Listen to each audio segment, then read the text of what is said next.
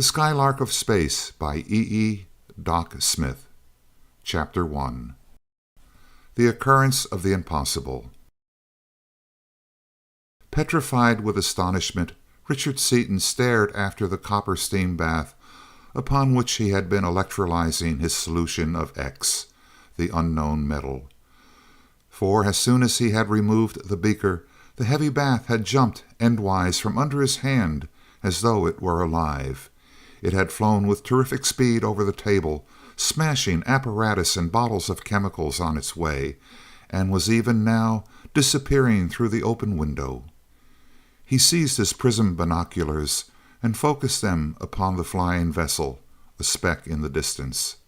Through the glass he saw that it did not fall to the ground, but continued on in a straight line, only its rapidly diminishing size showing the enormous velocity with which it was moving. It grew smaller and smaller, and in a few moments disappeared utterly. The chemist turned as though in a trance. How was this? The copper bath he had used for months was gone like a shot, with nothing to make it go. Nothing, that is, except an electric cell and a few drops of the unknown solution. He looked at the empty space where it had stood, at the broken glass covering his laboratory table, and again stared out the window. He was aroused from his stunned inaction by the entrance of his colored laboratory helper, and silently motioned him to clean up the wreckage. "What happened, Doctor?" asked the dusky assistant. "Search me, Dan. I wish I knew myself," responded Seaton, absently, lost in wonder at the incredible phenomenon of which he had just been a witness. Ferdinand Scott, a chemist employed in the next room, entered breezily. "Hello, Dickie. Thought I heard a racket in here," the newcomer remarked. Then he saw the helper busily mopping up the reeking mass of chemicals. "Great balls of fire!" he exclaimed. "What have you been celebrating? Had an explosion?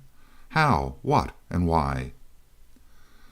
"I can tell you the what and part of the how," Seaton replied thoughtfully, "but as to the why, I am completely in the dark.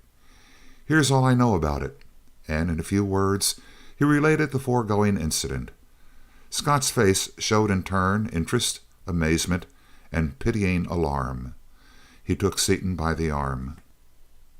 "Dick, old top, I never knew you to drink or dope, but this stuff sure came out of either a bottle or a needle. Did you see a pink serpent carrying it away? Take my advice, old son. If you want to stay in Uncle Sam's service, and lay off the stuff, whatever it is. It's bad enough to come down here so far gone that you wreck most of your apparatus and lose the rest of it, but to pull a yarn like that is going too far. The chief will have to ask for your resignation, sure. Why don't you take a couple of days of your leave and straighten up?" Seaton paid no attention to him, and Scott returned to his own laboratory, shaking his head sadly. Seaton, with his mind in a whirl, walked slowly to his desk, picked up his blackened and battered briar pipe, and sat down to study out what he had done, or what could possibly have happened, to result in such an unbelievable infraction of all the laws of mechanics and gravitation. He knew that he was sober and sane, that the thing had actually happened. But why and how? All his scientific training told him that it was impossible, it was unthinkable that an inert mass of metal should fly off into space without any applied force. Since it had actually happened, there must have been applied an enormous and hitherto unknown force. What was that force? The reason for this unbelievable manifestation of energy was certainly somewhere in the solution. The electrolytic cell, or the steam bath. Concentrating all the power of his highly trained analytical mind upon the problem, deaf and blind to everything else, as was his wont when deeply interested, he sat motionless, with his forgotten pipe clenched between his teeth. Hour after hour he sat there, while most of his fellow chemists finished the day's work and left the building, and the room slowly darkened with the coming of night. Finally he jumped up. Crashing his hand down upon the desk, he exclaimed, I have liberated the intra-atomic energy of copper, copper X, and electric current. I'm sure a fool for luck," he continued, as a new thought struck him. Suppose it had been liberated all at once, probably blown the whole world off its hinges. But it wasn't. It was given off slowly and in a straight line. Wonder why? Talk about power. Infinite. Believe me, I'll show this whole Bureau of Chemistry something to make their eyes stick out tomorrow. If they won't let me go ahead and develop it, I'll resign, hunt up some more X, and do it myself. That bath is on its way to the moon right now, and there's no reason why I can't follow it. Martin's such a fanatic on exploration, he'll fall all over himself to build us any kind of craft we'll need. We'll explore the whole solar system. Great cat, what a chance! A fool for luck is right. He came to himself with a start. He switched on the lights and saw that it was 10 o'clock. Simultaneously, he recalled that he was to have dinner with his fiancée at her home, their first dinner since their engagement. Cursing himself for an idiot, he hastily left the building, and soon his motorcycle was tearing up Connecticut Avenue toward his sweetheart's home. End of Chapter 1. Chapter 2 of the Skylark of Space. Steele becomes interested. Dr. Mark Duquesne was in his laboratory, engaged in research upon certain of the rare metals, particularly in regard to their electrochemical properties. He was a striking figure, well over 6 feet tall, unusually broad-shouldered even for his height. He was plainly a man of enormous physical strength. His thick, slightly wavy hair was black. His eyes, only a trifle lighter in shade, were surmounted by heavy black eyebrows which grew together above his aquiline nose. Scott strolled into the room, finding Duquesne leaning over a delicate electrical instrument, his forbidding but handsome face strangely illuminated by the ghastly glare of his mercury vapor arcs. "Hello, Blackie," Scott began. "I thought it was Seaton in here at first. A fellow has to see your faces to tell you two apart. Speaking of Seaton, do you think that he's quite right?" "I should say offhand that he was a little out of control last night and this morning," replied Duquesne, manipulating connections with his long, muscular fingers. "I don't think that he's insane, and I don't believe that he dopes. Probably overwork and nervous strain. He'll be all right in a day or two." "I think he's a plain nut, myself. That sure was a wild yarn he sprung on us, wasn't it? His imagination was hitting on all 12, that's sure. He seems to believe it himself, though, in spite of making a flat failure of his demonstration to us this morning. He saved that waste solution he was working on, what was left of that carboy of platinum residues after he had recovered all the values, you know, and got them to put it up at auction this noon. He resigned from the Bureau, and he and M. Reynolds Crane, that millionaire friend of his, bid it in for 10 cents. M. Reynolds Crane? Duquesne concealed a start of surprise. Where does he come in on this? Oh, they're always together and everything. They've been thicker than Damon and Pythias for a long time. They play tennis together, and they're doubles champions of the district, you know, and all kinds of things. Whenever you find one of them, you'll usually find the other. Anyway, after they got the solution, Crane took Seaton in his car, and somebody said they went out to Crane's house, probably trying to humor him. Well, ta-ta, I've got a week's work to do today." As Scott left, Duquesne dropped his work and went to his desk with a new expression, half of chagrin, half of admiration on his face. Picking up his telephone, he called a number. "Brookings?" he asked cautiously. "This is Duquesne. I must see you immediately. There's something big started that may as well belong to us. No, can't say anything over the telephone. Yes, I'll be right out." He left the laboratory and soon was in the private office of the head of the Washington, or diplomatic branch, as it was known in certain circles, of the great World Steel Corporation. Offices and laboratories were maintained in the city, ostensibly for research work, but in reality to be near the center of political activity. "How do you do, Dr. Duquesne?" Brookings said as he seated his visitor. "You seem excited." "Not excited, but in a hurry," Duquesne replied. "The biggest thing in history is just broken, and we've got to work fast if we get in on it. Have you any doubts that I always know what I'm talking about?" "No," answered the other in surprise. "Not the slightest.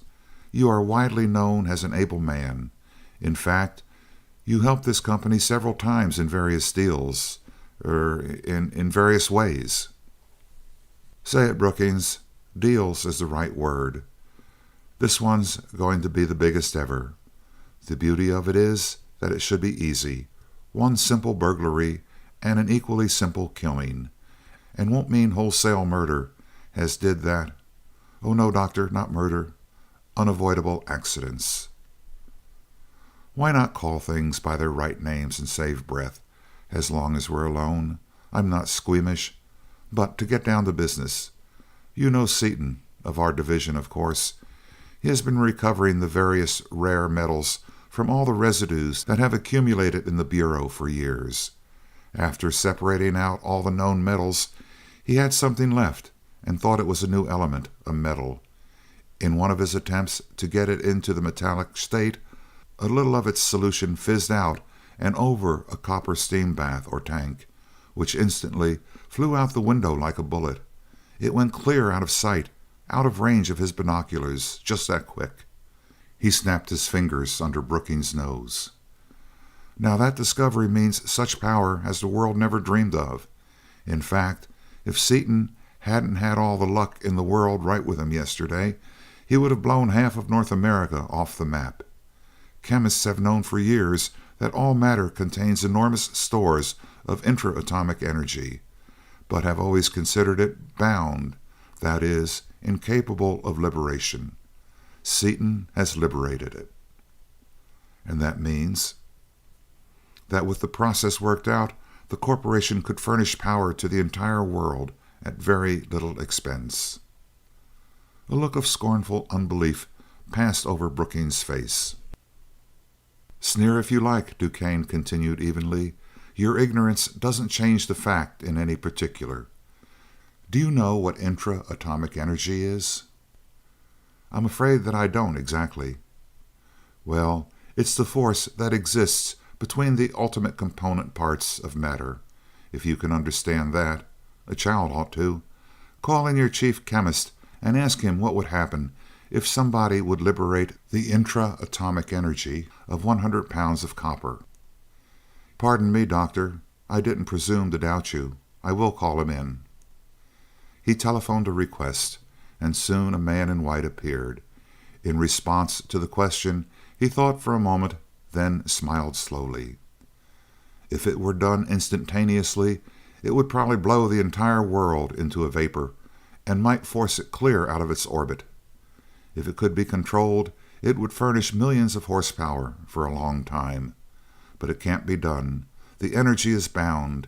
Its liberation is an impossibility, in the same class with perpetual motion. Is that all, Mr. Brookings?" As the chemist left, Brookings turned again to his visitor with an apologetic air. "I don't know anything about these things myself, but Chambers, also an able man, says that it's impossible." "As far as he knows, he is right. I should have said the same thing this morning. But I do know about these things. They're my business. And I tell you that Seaton has done it." "This is getting interesting. Did you see it done?" "No. It was rumored around the Bureau last night that Seaton was going insane, that he had wrecked a lot of his apparatus and couldn't explain what had happened. This morning he called a lot of us into his laboratory, told us what I have just told you, and poured some of his solution on a copper wire.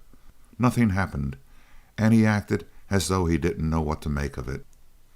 The foolish way he acted and the apparent impossibility of the whole thing made everybody think him crazy. I thought so until I learned this afternoon that M. Reynolds Crane is backing him. Then I knew that he had told us just enough of the truth to let him get away clean with the solution." "But suppose the man is crazy?" asked Brookings. "He probably is a monomaniac, really insane on that one thing from studying it so much." "Seaton?" "Yes, he's crazy like a fox. You never heard of any insanity in Crane's family, though, did you? You know that he never invests a cent in anything more risky than government bonds. You can bet your last dollar that Seaton showed him the real goods." Then, as a look of conviction appeared on the other's face, he continued, "Don't you understand that the solution was government property, and he had to do something to make everybody think it's worthless, so that he could get title to it? That faked demonstration that failed was certainly a bold stroke, so bold that it was foolhardy, but it worked. It fooled even me, and I am not usually asleep. The only reason he got away with it is that he has always been such an open-faced talker, always telling everything he knew." "He certainly played the fox," he continued with undisguised admiration. "Heretofore he has never kept any of his discoveries secret or tried to make any money out of them, though some of them were worth millions. He published them as soon as he found them, and somebody else got the money. Having that reputation, he worked it to make us think him a nut. He certainly is clever. I take off my hat to him. He's a wonder." "And what is your idea? Where do we come in?" "You come in by getting that solution away from Seaton and Crane, and furnishing the money to develop the stuff and build, under my direction, such a power plant as the world never saw before." "Why get that particular solution? Couldn't we buy up some platinum wastes and refine them?" "Not a chance," replied the scientist. "We have refined platinum residues for years, and never found anything like that before. It is my idea that the stuff, whatever it is, was present in some particular lot of platinum in considerable quantities as an impurity. Seaton hasn't all of it there is in the world, of course, but the chance of finding any more of it without knowing exactly what it is or how it reacts is extremely slight. Besides, we must have exclusive control. How could we make any money out of it if Crane operates a rival company and is satisfied with 10% profit? No, we must get all of that solution. Seaton and Crane, or Seaton at least, must be killed. For if he is left alive, he can find more of this stuff and break our monopoly. I want to borrow your strong-arm squad tonight to go and attend to it." After a few moments' thought, his face set and expressionless, Brookings said, "No, Doctor, I do not think that the corporation would care to go into a matter of this kind. It is too flagrant a violation of law, and we can afford to buy it from Seaton after he proves its worth." "Bah!" snorted Duquesne. "Don't try that on me, Brookings. You think you can steal it yourself and develop it without letting me in on it? You can't do it. Do you think I'm fool enough to tell you all about it, with facts, figures, and names? If you could get away with it without me? Hardly. You can steal the solution, but that's all you can do. Your chemist, or the expert you hire, will begin experimenting without Seaton's lucky start, which I have already mentioned, but about which I haven't gone into any detail. He will have no information whatsoever, and the first attempt to do anything with the stuff will blow him and all the country around him for miles into an impalpable powder. You will lose your chemist, your solution, and all hope of getting the process. There are only 2 men in the United States, or in the world for that matter, with brains enough and information enough to work it out. One is Richard B. Seaton, and the other is Mark C. Duquesne. Seaton certainly won't handle it for you. Money can't buy him, and Crane, and you know it. You must come to me. If you don't believe that now, you will very shortly, after you try it alone." Brookings, caught in his duplicity and half convinced of the truth of Duquesne's statements, still temporized. "You're modest, aren't you, Doctor?" he asked, smiling. "Modest? No," said the other calmly. "Modesty never got anybody anything but praise, and I prefer something more substantial. However, I never exaggerate or make overstatements, as you should know. What I have said is merely a statement of fact. Also, let me remind you that I am in a hurry. The difficulty of getting hold of that solution is growing greater every minute, and my price is getting higher every second. What is your price at the present second? $10,000 per month during the experimental work. $5 million in cash upon the successful operation of the first power unit, which shall be of not less than 10,000 horsepower, and 10% of the profits. Oh, come, Doctor, let's be reasonable. You can't mean any such figures as those. I never say anything I don't mean. I have done a lot of dirty work with you people before, and never got much of anything out of it.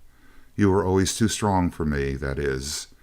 I couldn't force you without exposing my own crookedness, but now I've got you right where I want you. That's my price. Take it or leave it. If you don't take it now, the first of those two figures will be doubled when you do come to me. I won't go to anybody else, though others would be glad to get it on my terms, because I have a reputation to maintain, and you are the only ones who know that I am crooked. I know that my reputation is safe as long as I work with you, because I know enough about you to send all you big fellas clear down to Perkins away for life. I also know that that knowledge will not shorten my days, as I am too valuable of a man for you to kill, as you did. Please, Doctor, don't use such language.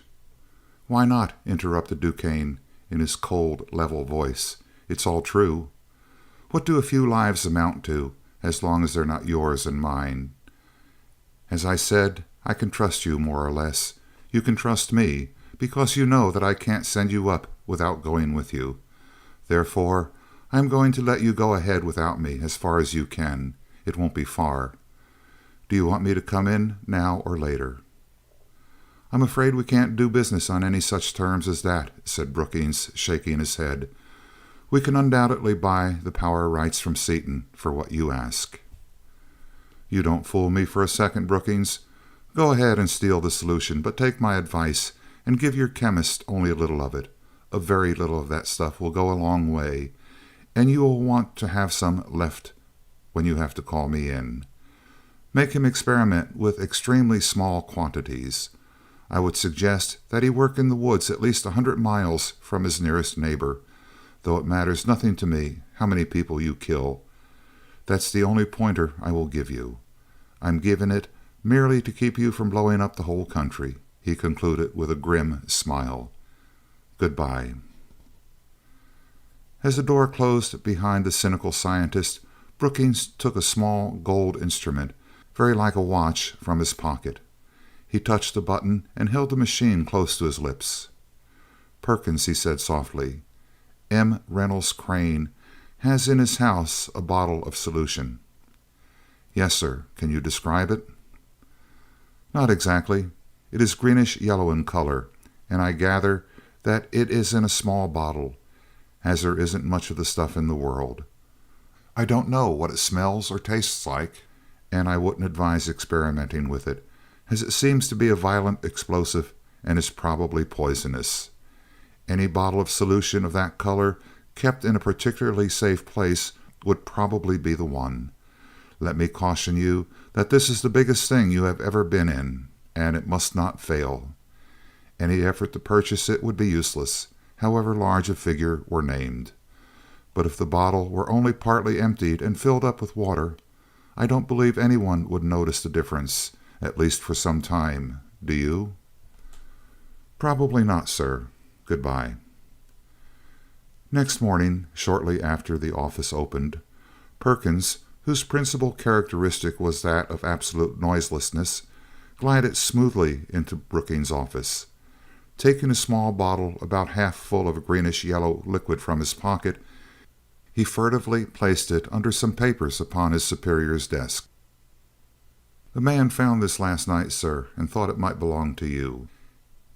He said this was a little less than half of it, but that you could have the rest of it any time you want it." "Thank you, Perkins. He was right. It is ours. Here's the letter which just came," handing him an envelope which rustled as Perkins folded it into a small compass and thrust it into his vest pocket. "Good morning." As Perkins slid out, Brookings spoke into his telephone, and soon Chambers, his chief chemist, appeared. "Dr. Chambers," Brookings began, showing him the bottle, "I have here a solution which in some way is capable of liberating the intra-atomic energy of matter, about which I asked you yesterday. It works on copper. I would like to have you work out the process for us, if you will." "What about the man who discovered the process?" asked Chambers, as he touched the bottle gingerly. "He is not available. Surely what one chemist can do, others can. You will not have to work alone. You can hire the biggest men in the line to help you. Expense is no object." "No, it wouldn't be, if such a process could be worked out. Let me see, who can we get? Dr. Seaton is probably the best man in the country for such a research, but I don't think we can get him. I tried to get him to work on that iridium osmium problem, but he refused." "We might make an offer big enough to get him." "No, don't mention it to him," with a significant look. "He's to know nothing about it." "Well then, how about Duquesne, who was in here yesterday? He's probably next to Seaton." "I took it up with him yesterday. We can't get him. His figures are entirely out of reason. Aren't there any other men in the country who know anything? You're a good man. Why don't you tackle it yourself?" "Because I don't know anything about that particular line of research, and I want to keep on living a while longer," the chemist replied bluntly. "There are other good men whom I can get, however. Van Schravendick of our own laboratory is nearly as good as either Seaton or Duquesne. He has done a lot of work on radioactivity and that sort of thing, and I think he would like to work on it." "All right. Please get it started without delay. Give him about a quarter of the solution and have the rest put in the vault.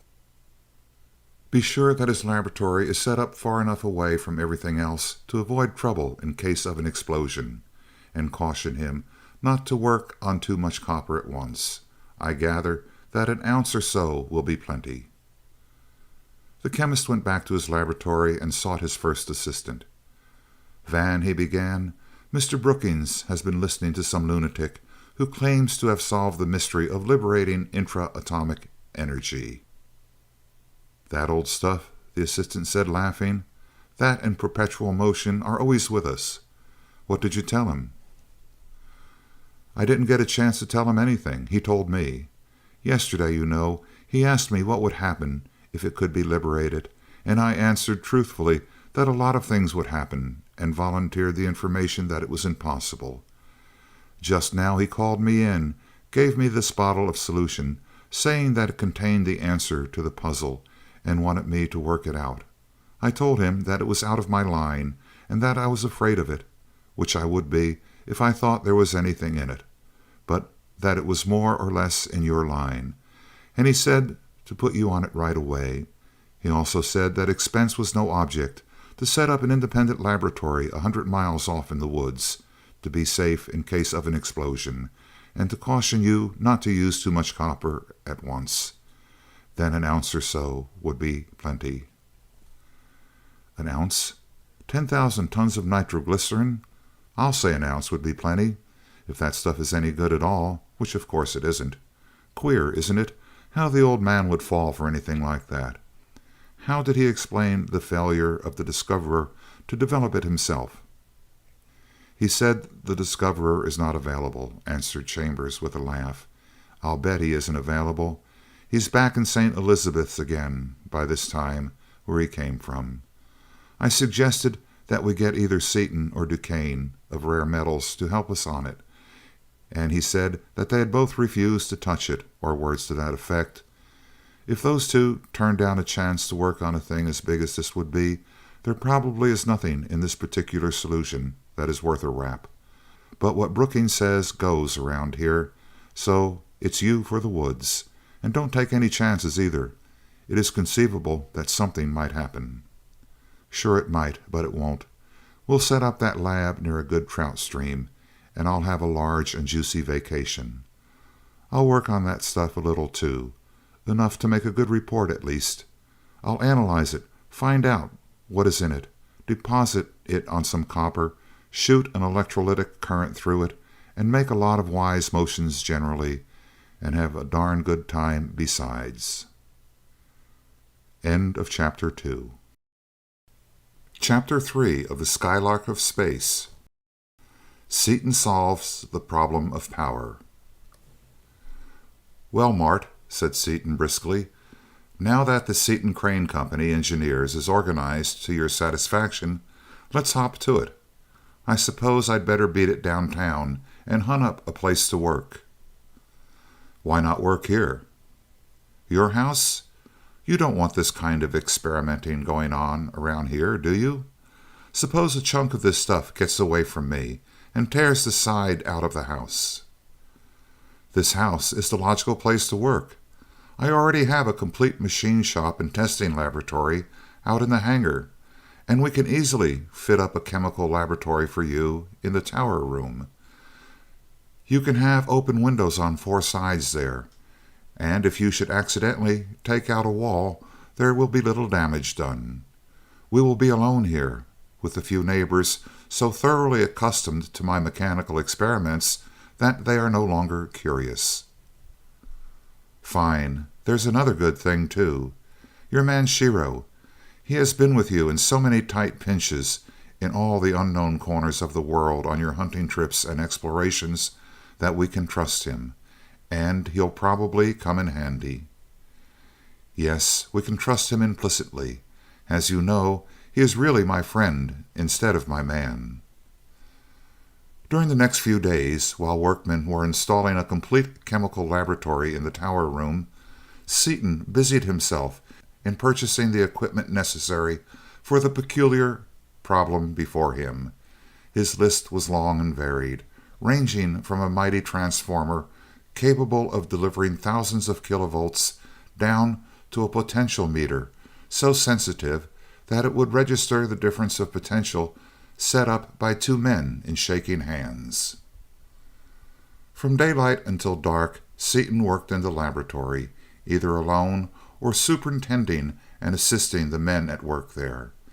Every night, when Crane went to bed, he saw Seaton in his room in a haze of smoke, poring over blueprints or surrounded by abstruse works upon the calculus and subatomic phenomena, making interminable calculations. Less than 2 miles away lived Dorothy Vaneman, who had promised to be his wife.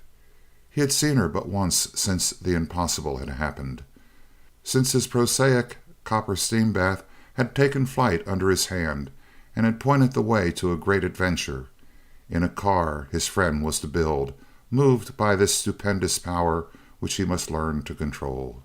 They would traverse interstellar space, visit strange planets, and survey strange solar systems. While he did not forget his sweetheart, the thought of her was often in his mind, and the fact that her future was so intimately connected with his own gave to every action a new meaning.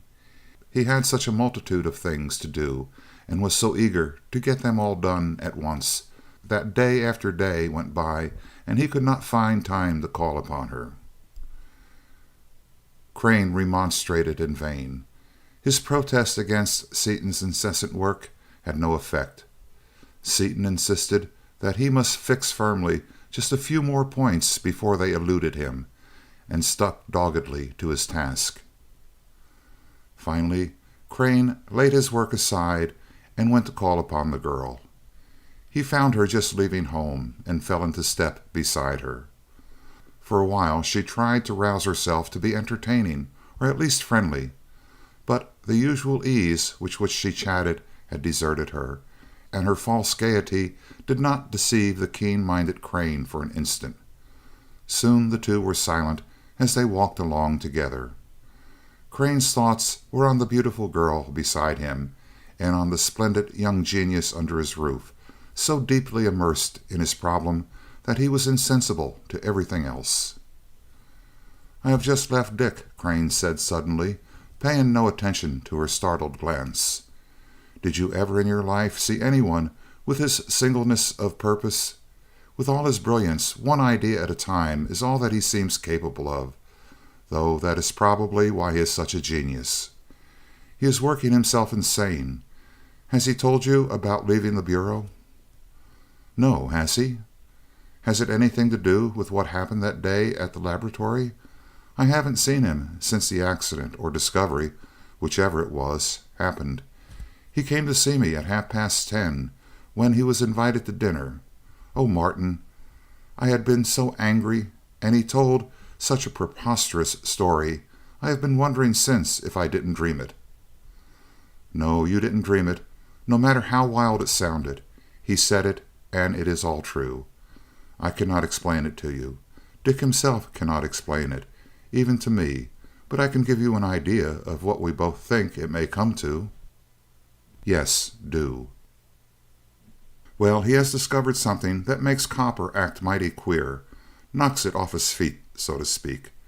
That day a piece went up and never did come down." "Yes, that is what is so preposterous."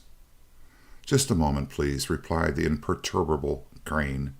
"You should know that nothing ordinary can account for Dick's behavior, and after what I have seen this week, I shall never again think anything preposterous. As I said, this piece of copper departed via the window for scenes unknown.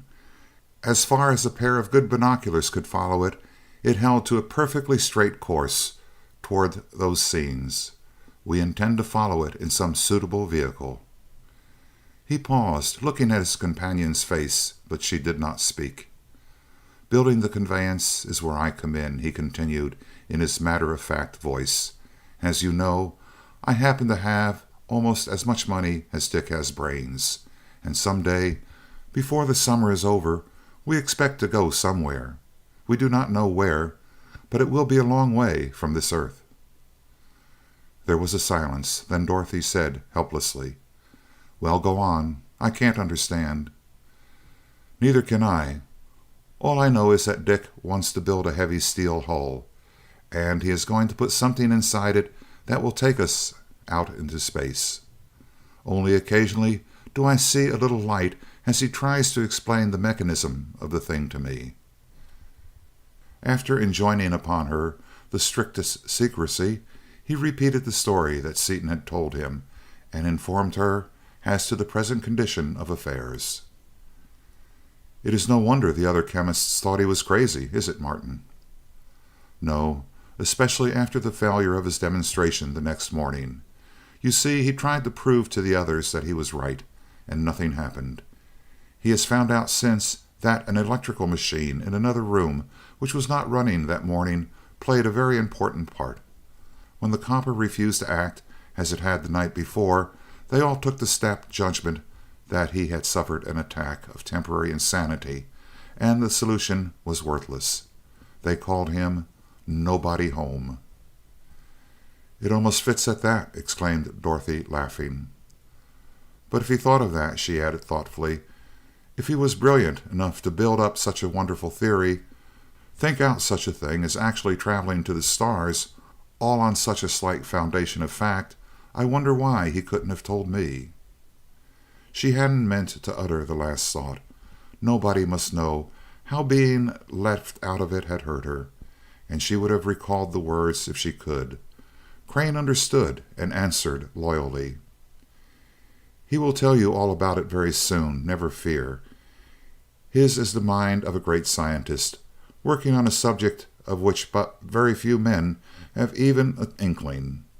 I am certain that the only reason he thought of me is that he could not finance the investigation alone. Never think for an instant that his absorption implies a lack of fondness for you. You are his anchor, his only hold on known things. In fact, it was about this that I came to see you. Dick is working himself at a rate that not even a machine can stand. He eats hardly anything, and if he sleeps at all, I have never caught him at it. That idea is driving him day and night, and if he goes on the way he is going, it means a breakdown. I do not know whether you can make him listen to reason or not. Certainly no one else can. If you think you can do it, that is to be your job, and it will be the biggest one of the three." "How well you understand him," Dorothy said after a pause. "You make me feel ashamed, Martin. I should have known without being told. Then I wouldn't have had these nasty little doubts about him." "I should call them perfectly natural, considering the circumstances," he answered. "Men with minds like Dick are rare. They work on only one track. Your part will be hard. He will come to you, bursting with news, and aching to tell you all about his theories and facts and calculations, and you must try to take his mind off the whole thing and make him think of something else. It looks impossible to me." The smile had come back to Dorothy's face. Her head, graced by its wealth of gleaming auburn hair, was borne proudly, and glancing mischief lit her violet eyes. "Didn't you just tell me nothing is impossible? You know, Martin, that I can make Dickie forget everything, even interstellar. Did I get that word right? Space itself, with my violin. Trying to beguile a scientist from his hobby is comparable only to luring a drug addict away from his vice. But I would not be surprised if you could do it," he slowly replied. For he had heard her play. She and Seaton had been caught near his house by a sudden shower while on horseback, and had dashed in for shelter. While the rain beat outside, and while Shiro was preparing one of his famous suppers, Crane had suggested that she pass the time by playing his fiddle. Dorothy realized with the first sweep of the bow that she was playing a Stradivarius, the like of which she had played before only in her dreams. She forgot her listeners, forgot the time and the place, and poured out in her music all the beauty and tenderness of her nature. Soft and full tones filled the room, and in Crane's vision there rose a home filled with happy work, with laughter, with companionship, with playing children who turned their faces to their mother as do flowers to the light. Sensing the girl's dreams as the music filled his ears, he realized as never before in his busy, purposeful life how beautiful a home with the right woman could be. No thought of love for Dorothy entered his mind, for he knew that the love existing between her and his friend was of the kind that nothing could alter. But he felt that she had unwittingly given him a great gift. Often thereafter, in his lonely hours, he had imagined that dream home, and nothing less than its perfection would ever satisfy him. For a time they walked on in silence. On Dorothy's face was a tender look, the reflection of her happy thoughts, and in Crane's mind floated again the vision of his ideal home, the home whose central figure he was unable to visualize. At last she turned and placed her hand on his arm. "You have done a great deal for me, for us," she said simply. "I wish there was something I could do for you in return." "You have already done much more than that for me, Dorothy," he answered, more slowly even than usual. "It is hard for me to express just what it is, but I want you to know that you and Dick mean much to me. You are the first real woman I have ever known, and some day, if life is good to me, I hope to have some girl as lovely care for me." Dorothy's sensitive face flushed warmly. So unexpected and sincere was his praise that it made her feel both proud and humble. She had never realized that this quiet, apparently unimaginative man had seen all the ideas she expressed in her music. A woman expects to appear lovely to her lover, and to the men who would be her lovers if they could, but here was a man who neither sought nor expected any favors, saying that he wanted some girl as lovely for his own. Truly it was a compliment to be cherished. After they had returned to the house and Crane had taken his departure, Dorothy heard the purr of a rapidly approaching motorcycle, and her heart leaped as she went to the door to welcome her lover. "It seems like a month since I saw you last, sweetheart," he exclaimed, as he lifted her clear from the floor in a passionate embrace, and kissed in turn her lips, her eyes, the tip of her nose, the elusive dimple in her cheek, and the adorable curve of her neck. "It seems longer than that to me, Dickie. I was perfectly miserable until Martin called this afternoon and explained what you have been doing." "Yes, I met him on the way over. But honestly, Dottie, I simply couldn't get away. I wanted to the worst way, but everything went so slow." "Slow? When you have a whole laboratory installed in a week? What would you call speed?" "About 2 days. And then there were a lot of little ideas that had to be nailed down before they got away from me. This is a horribly big job, Dottie, and when a fellow gets into it he can't quit. But you know that I love you just the same, even though I do appear to neglect you," he continued with fierce intensity. "I love you with everything there is in me. I love you, mind, body, and spirit, love you as a man should love the one and only woman. For you are the only woman. There never was and never will be another. I love you morally, physically, intellectually, and every other way there is, for the perfect little darling that you are." She moved in his embrace, and her arms tightened about his neck. "You are the nearest thing to absolute perfection that ever came into this imperfect world," he continued. "Just to think of a girl of your sheer beauty, your ability, your charm, your all-around perfection, being engaged to a thing like me makes me dizzy. But I sure do love you, little girl of mine. I will love you as long as we live, and afterward. My soul will love your soul throughout eternity. You know that, sweetheart girl." "Oh, Dick," she whispered, her soul shaken with response to his love. "I never dreamed it possible for a woman to love as I love you. Whither thou goest—" Her voice failed in the tempest of her emotion, and they clung together in silence. They were finally interrupted by Dorothy's stately and gracious mother, who came in to greet Seaton and invite him to have dinner with them. "I knew that Dot would forget such an unimportant matter," she said, with a glint of Dorothy's own mischief in her eyes. As they went into the dining room, Dorothy was amazed to see the changes that 6 days had wrought in Seaton. His face looked thin, almost haggard. Fine lines had made their appearance at the corner of his eyes and around his mouth, and faint but unmistakable blue rings encircled his eyes. "You have been working too hard, boy," she reproved him gravely. "Oh, no," he rejoined lightly. "I'm all right. I never felt better. Why, I could whip a rattlesnake right now and give him the first bite." She laughed at his reply, but the look of concern did not leave her face. As soon as they were seated at the table, she turned to her father, a clean-cut, gray-haired man of 50, known as one of the shrewdest attorneys in the city. "Daddy," she demanded, "what do you mean by being elected director in the Seaton Crane Company and not telling me anything about it?" "Daughter," he replied in the same tone, "what do you mean by asking such a question as that? Don't you know that it is a lawyer's business to get information and to give it out only to paying clients? However, I can tell you all I know about the Seaton Crane Company without adding to your store of knowledge at all. I was present at one meeting, gravely voted aye once, and that is all."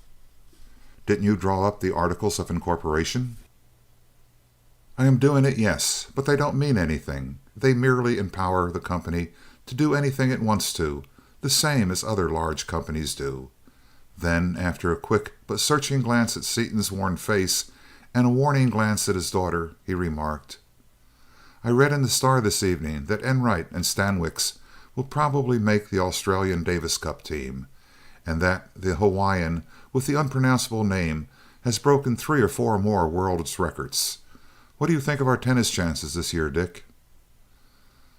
Dorothy flushed, and the conversation, steered by the lawyer into safer channels, turned to tennis, swimming, and other sports.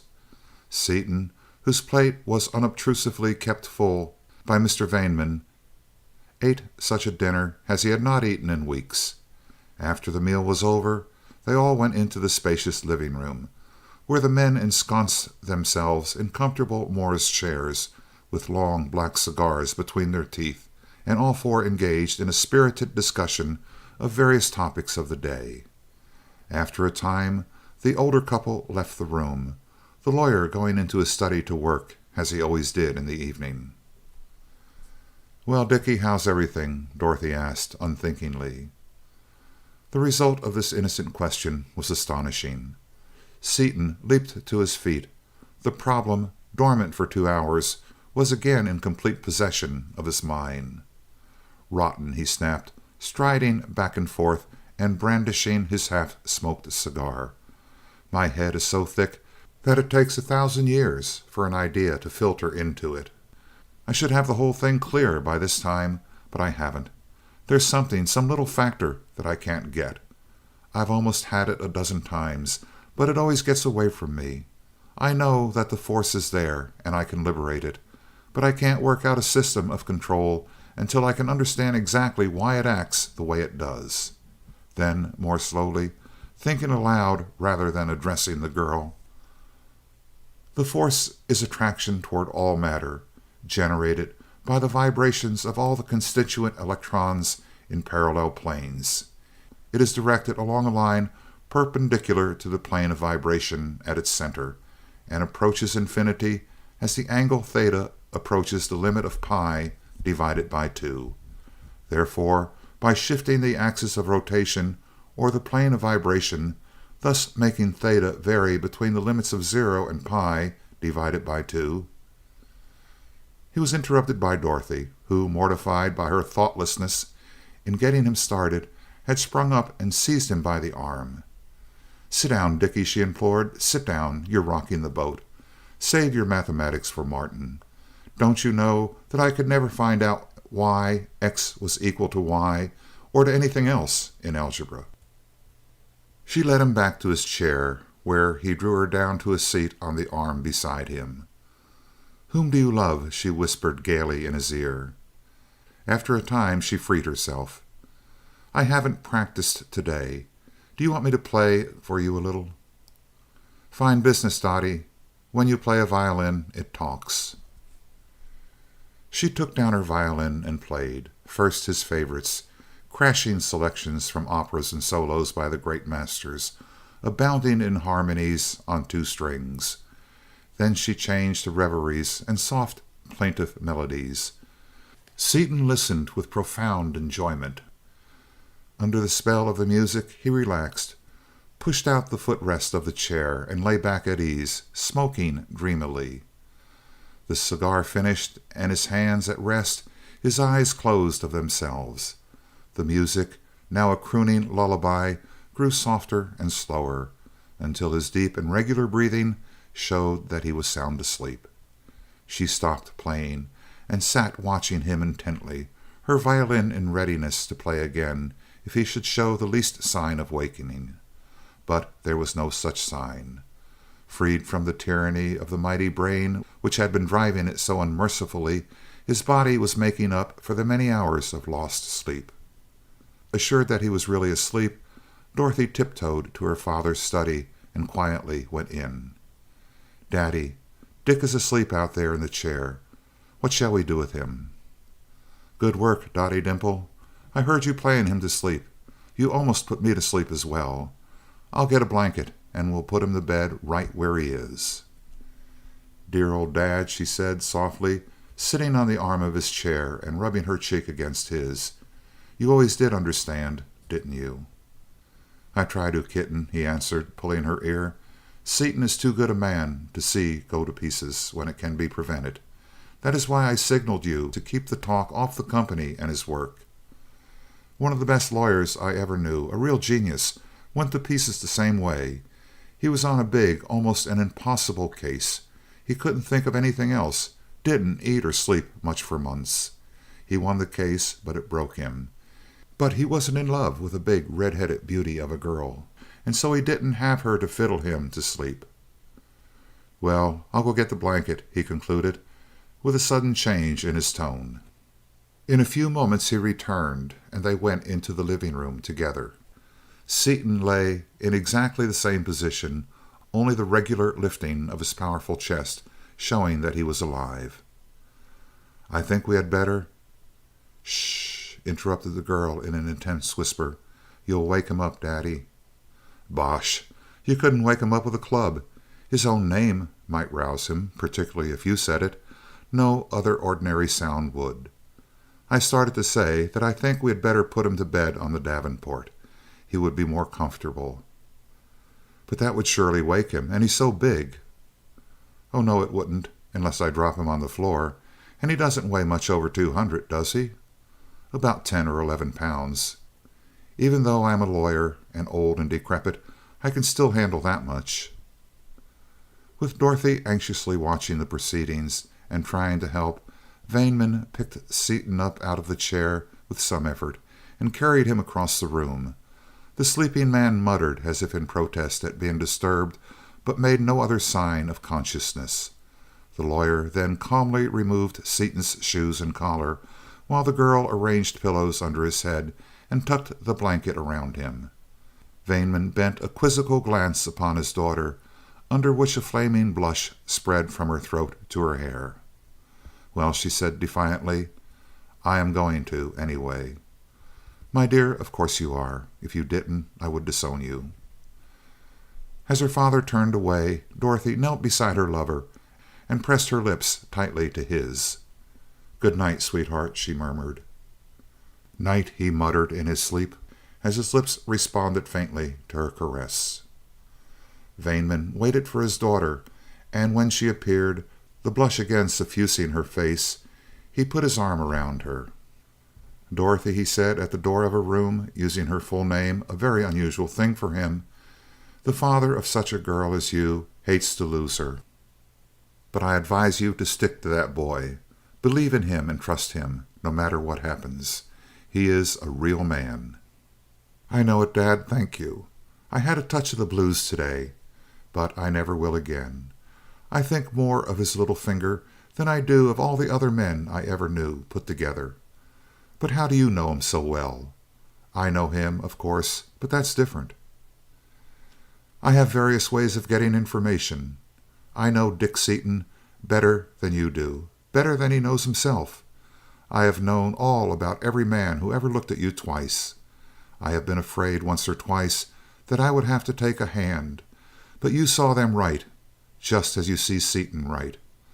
For some time I have been afraid of the thought of you marrying. The young men in your social set are such a hopeless lot. But I am not any more. When I hand my little girl over to her husband next October, I can be really happy with you instead of anxious for you. That's how well I know Richard Seaton. Well, good night, daughter mine." "Good night, Daddy dear," she replied, throwing her arms around his neck.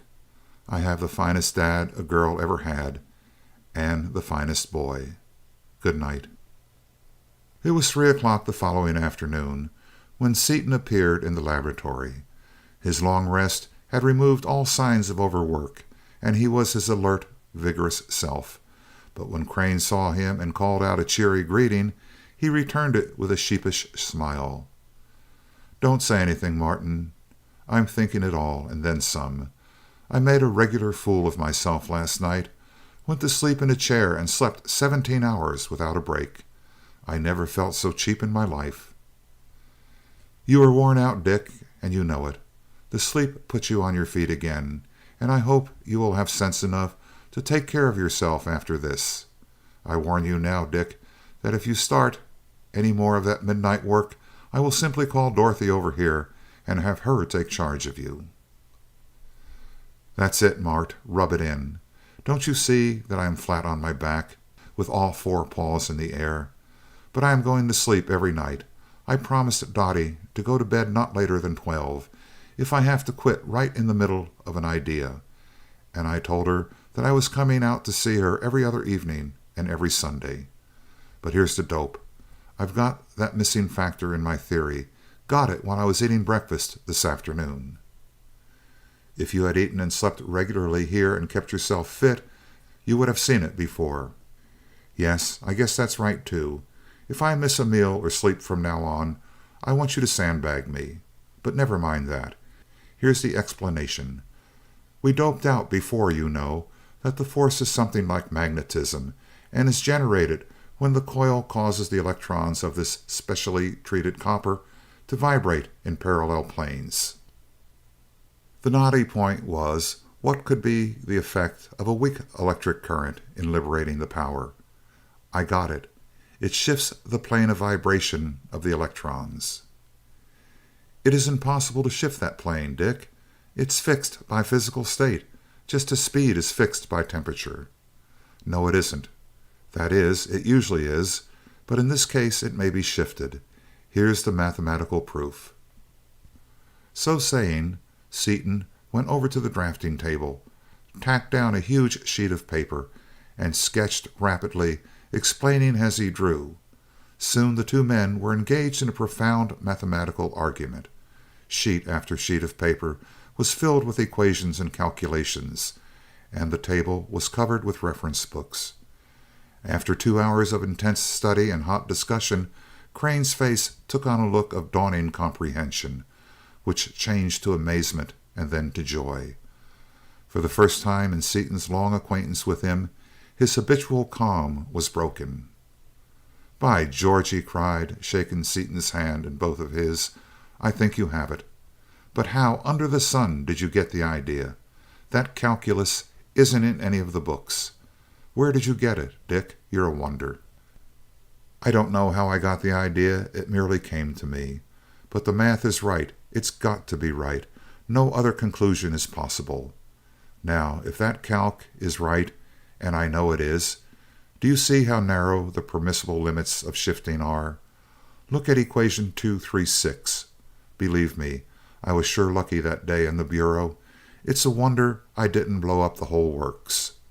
Suppose I hadn't been working with a storage cell that gave only 4 amperes at 2 volts. That's unusually low, you know, for that kind of work." Crane carefully studied the equation referred to and figured for a moment. "In that case, the limit would be exactly 8 watts. Anything above that means instant decomposition." "Yes." Crane whistled a long, low whistle. "And that bath weighed 40 pounds, enough to vaporize the whole planet. Dick, it cannot be possible." "It doesn't seem that way, but it is. It certainly makes me turn cold all over, though, to think of what might have happened. You know now why I wouldn't touch the solution again until I had this stuff worked out." "I certainly do. You should be even more afraid of it now. I don't mind nitroglycerin or TNT, but anything like that is merely a child's plaything compared to this. Perhaps we had better drop it." "Not in 7,000 years. The mere fact that I was so lucky at first proves that fate intended this thing to be my oyster. However, I will not tempt the old lady any farther. I am going to start with 1/1,000,000th of a volt, and will use a piece of copper visible only under a microscope. But there's absolutely no danger now that we know what it is. I can make it eat out of my hand. Look at this equation here, though. That being true, it looks as though you could get the same explosive effect by taking a piece of copper which had once been partially decomposed and subjecting it to some force, say an extremely heavy current. Again, under the influence of the coil, a small current would explode it, wouldn't it?" "It looks that way from those figures." "Say, wouldn't that make some bullet? Unstabilize a piece of copper in that way and put it inside a rifle bullet, arranged to make a short circuit on impact. By making the piece of copper barely visible, you could have the explosive effect of only a few sticks of dynamite. A piece the size of a pea would obliterate New York City. But that's a long way from our flying machine." "Perhaps not so far as you think. When we explore new worlds, it might be a good idea to have a liberal supply of such ammunition, of various weights, for emergencies." "It might at that. Here's another point in equation 249. Suppose the unstabilized copper were treated with a very weak current, not strong enough to explode it, a sort of borderline condition. The energy would be liberated, apparently, but in an entirely new way. Wonder what would happen. I can't see from the theory. Have to work it out. And here's another somewhat similar condition right here that will need investigating. I've sure got a lot of experimental work ahead of me before I know anything. How are things going with you?"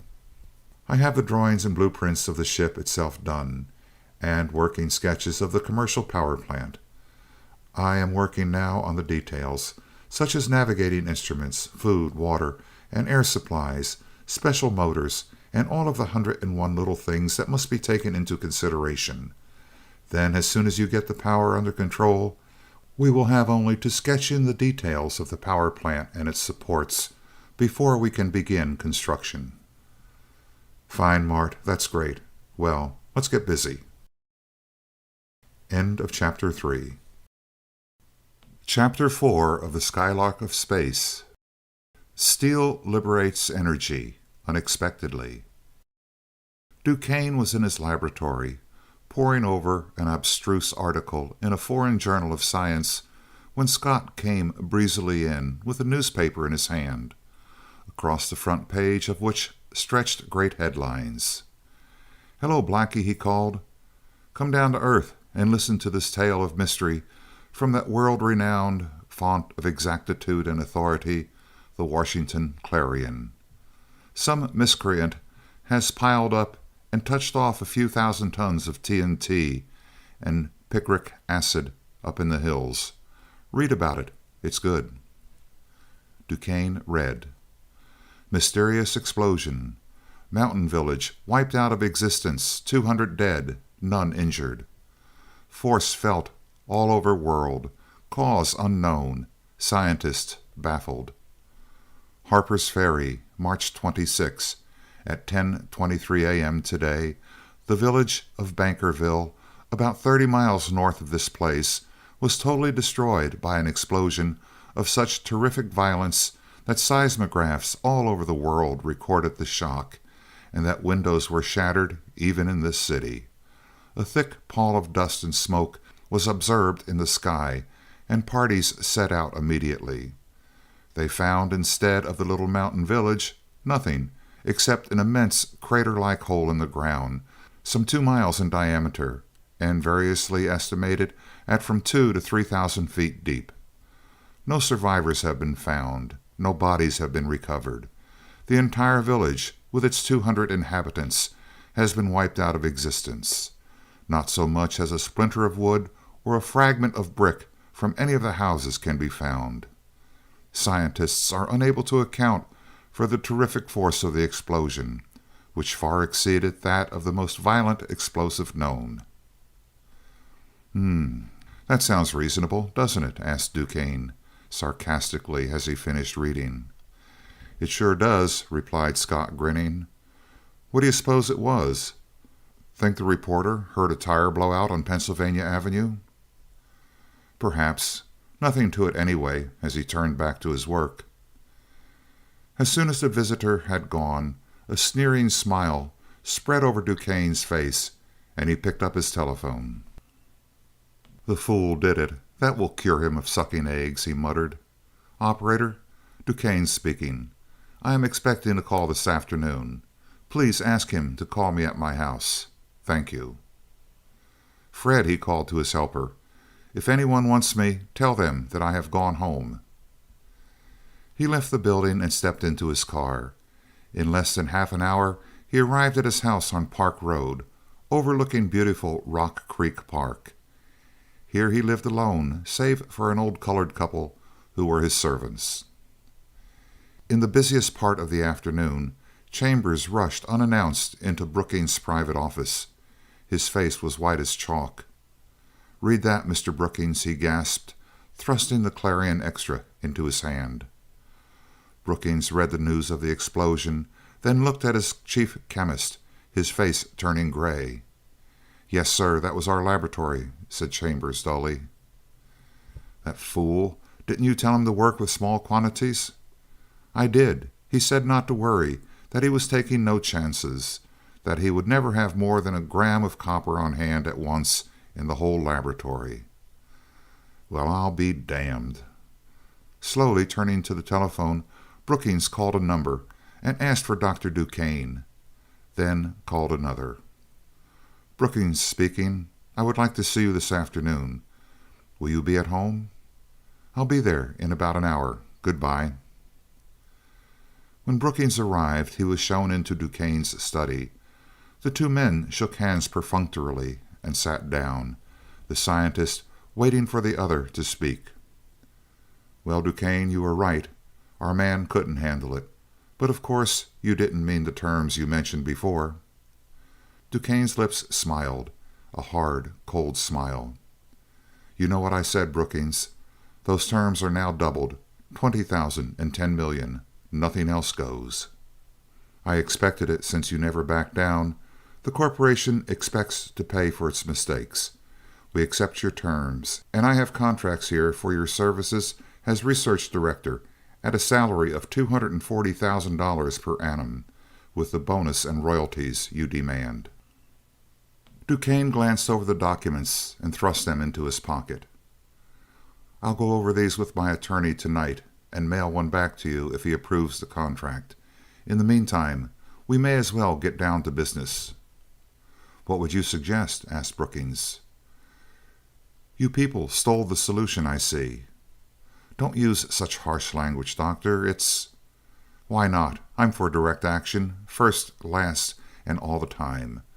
The thing is too important to permit mincing of words or actions. It's a waste of time. Have you the solution here?" "Yes, here it is," drawing the bottle from his pocket. "Where's the rest of it?" asked Duquesne, as he noted the size of the bottle. "All that we found is here, except about a teaspoon which the expert had to work on," replied Brookings. "We didn't get it all, only half of it. The rest of it was diluted with water so that it wouldn't be missed. After we get started, if you find it works out satisfactorily, we can procure the rest of it. That will certainly cause a disturbance, but it may be necessary." "Half of it?" interrupted Duquesne. "You haven't 1/20th of it here. When I saw it in the Bureau, Seaton had about 500 milliliters, over a pint of it. I wonder if you're double-crossing me again." "No, you're not," he continued, paying no attention to the other's protestations of innocence. "You're paying me too much to want to block me now. The crook you sent out to get the stuff turned in only this much. Do you suppose he is holding out on us?" "No, you know Perkins and his methods." "He missed the main bottle, then. That's where your methods make me tired. When I want anything done, I believe in doing it myself. Then I know it's done right. As to what I suggest, that's easy. I will take 3 or 4 of Perkins's gunmen tonight. We'll go out there and raid the place. We'll shoot Seaton and anyone else who gets in the way. We'll dynamite the safe and take their solution, plans, notes, money, and anything else we want." "No, no, Doctor. That's too crude altogether. If we have to do that, let it be only as a last resort." "I say do it first. Then we know we will get results. I tell you, I'm afraid of pussyfooting and gumshoeing around Seaton and Crane. I used to think that Seaton was easy, but he seems to have developed greatly in the last few weeks, and Crane never was anybody's fool. Together they make a combination hard to beat. Brute force applied without warning is our best bet, and there's no danger. You know that. We've got away clean with lots of worse stuff." "It's always dangerous, and we could wink at such tactics only after everything else has failed. Why not work it out from this solution we have, and then quietly get the rest of it? After we have it worked out, Seaton might get into an accident on his motorcycle, and we could prove by the state of development of our plans that we discovered it long ago." "Because developing that stuff is highly dangerous, as you have found out. Even Seaton wouldn't have been alive now if he hadn't had a lot of luck at the start. Then, too, it would take too much time. Seaton has already developed it, you see. I haven't been asleep, and I know what he has done just as well as you do. And why should we go through all the slow and dangerous experimental work when we can get their notes and plans as well as not? There's bound to be trouble anyway when we steal all their solution, even though they haven't missed this little bit of it yet, and it might as well come now as any other time. The corporation is amply protected, and I am still a government chemist. Nobody even suspects that I am in on this deal. I will never see you except after hours and in private, and will never come near your office. We will be so cautious that, even if anyone should get suspicious, They can't possibly link us together, and until they do link us together, we are all safe. No, Brookings, a raid in force is the only sure and safe way. What is more natural than a burglary of a rich man's house? It will be a simple affair. The police will stir around for a few days, then it will all be forgotten, and we can go ahead. Nobody will suspect anything except Crane, if he is alive, and he won't be able to do anything." So the argument raged. Brookings was convinced that Duquesne was right in wanting to get possession of all the solution, and also of the working notes and plans, but he would not agree to the means suggested, holding out for quieter and more devious but less actionable methods. Finally, he ended the argument with a flat refusal to countenance the raid, and the scientist was forced to yield, although he declared that they would have to use his methods in the end, and that it would save time, money, and perhaps lives if they were used first. Brookings then took from his pocket his wireless and called Perkins. He told him of the larger bottle of solution, instructing him to secure it and to bring back all plans, notes, and other material he could find which in any way pertained to the matter at hand.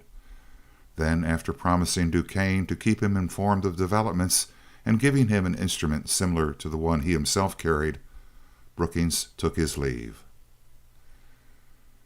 Seaton had worked from early morning until late at night, but had rigorously kept his promise to Dorothy.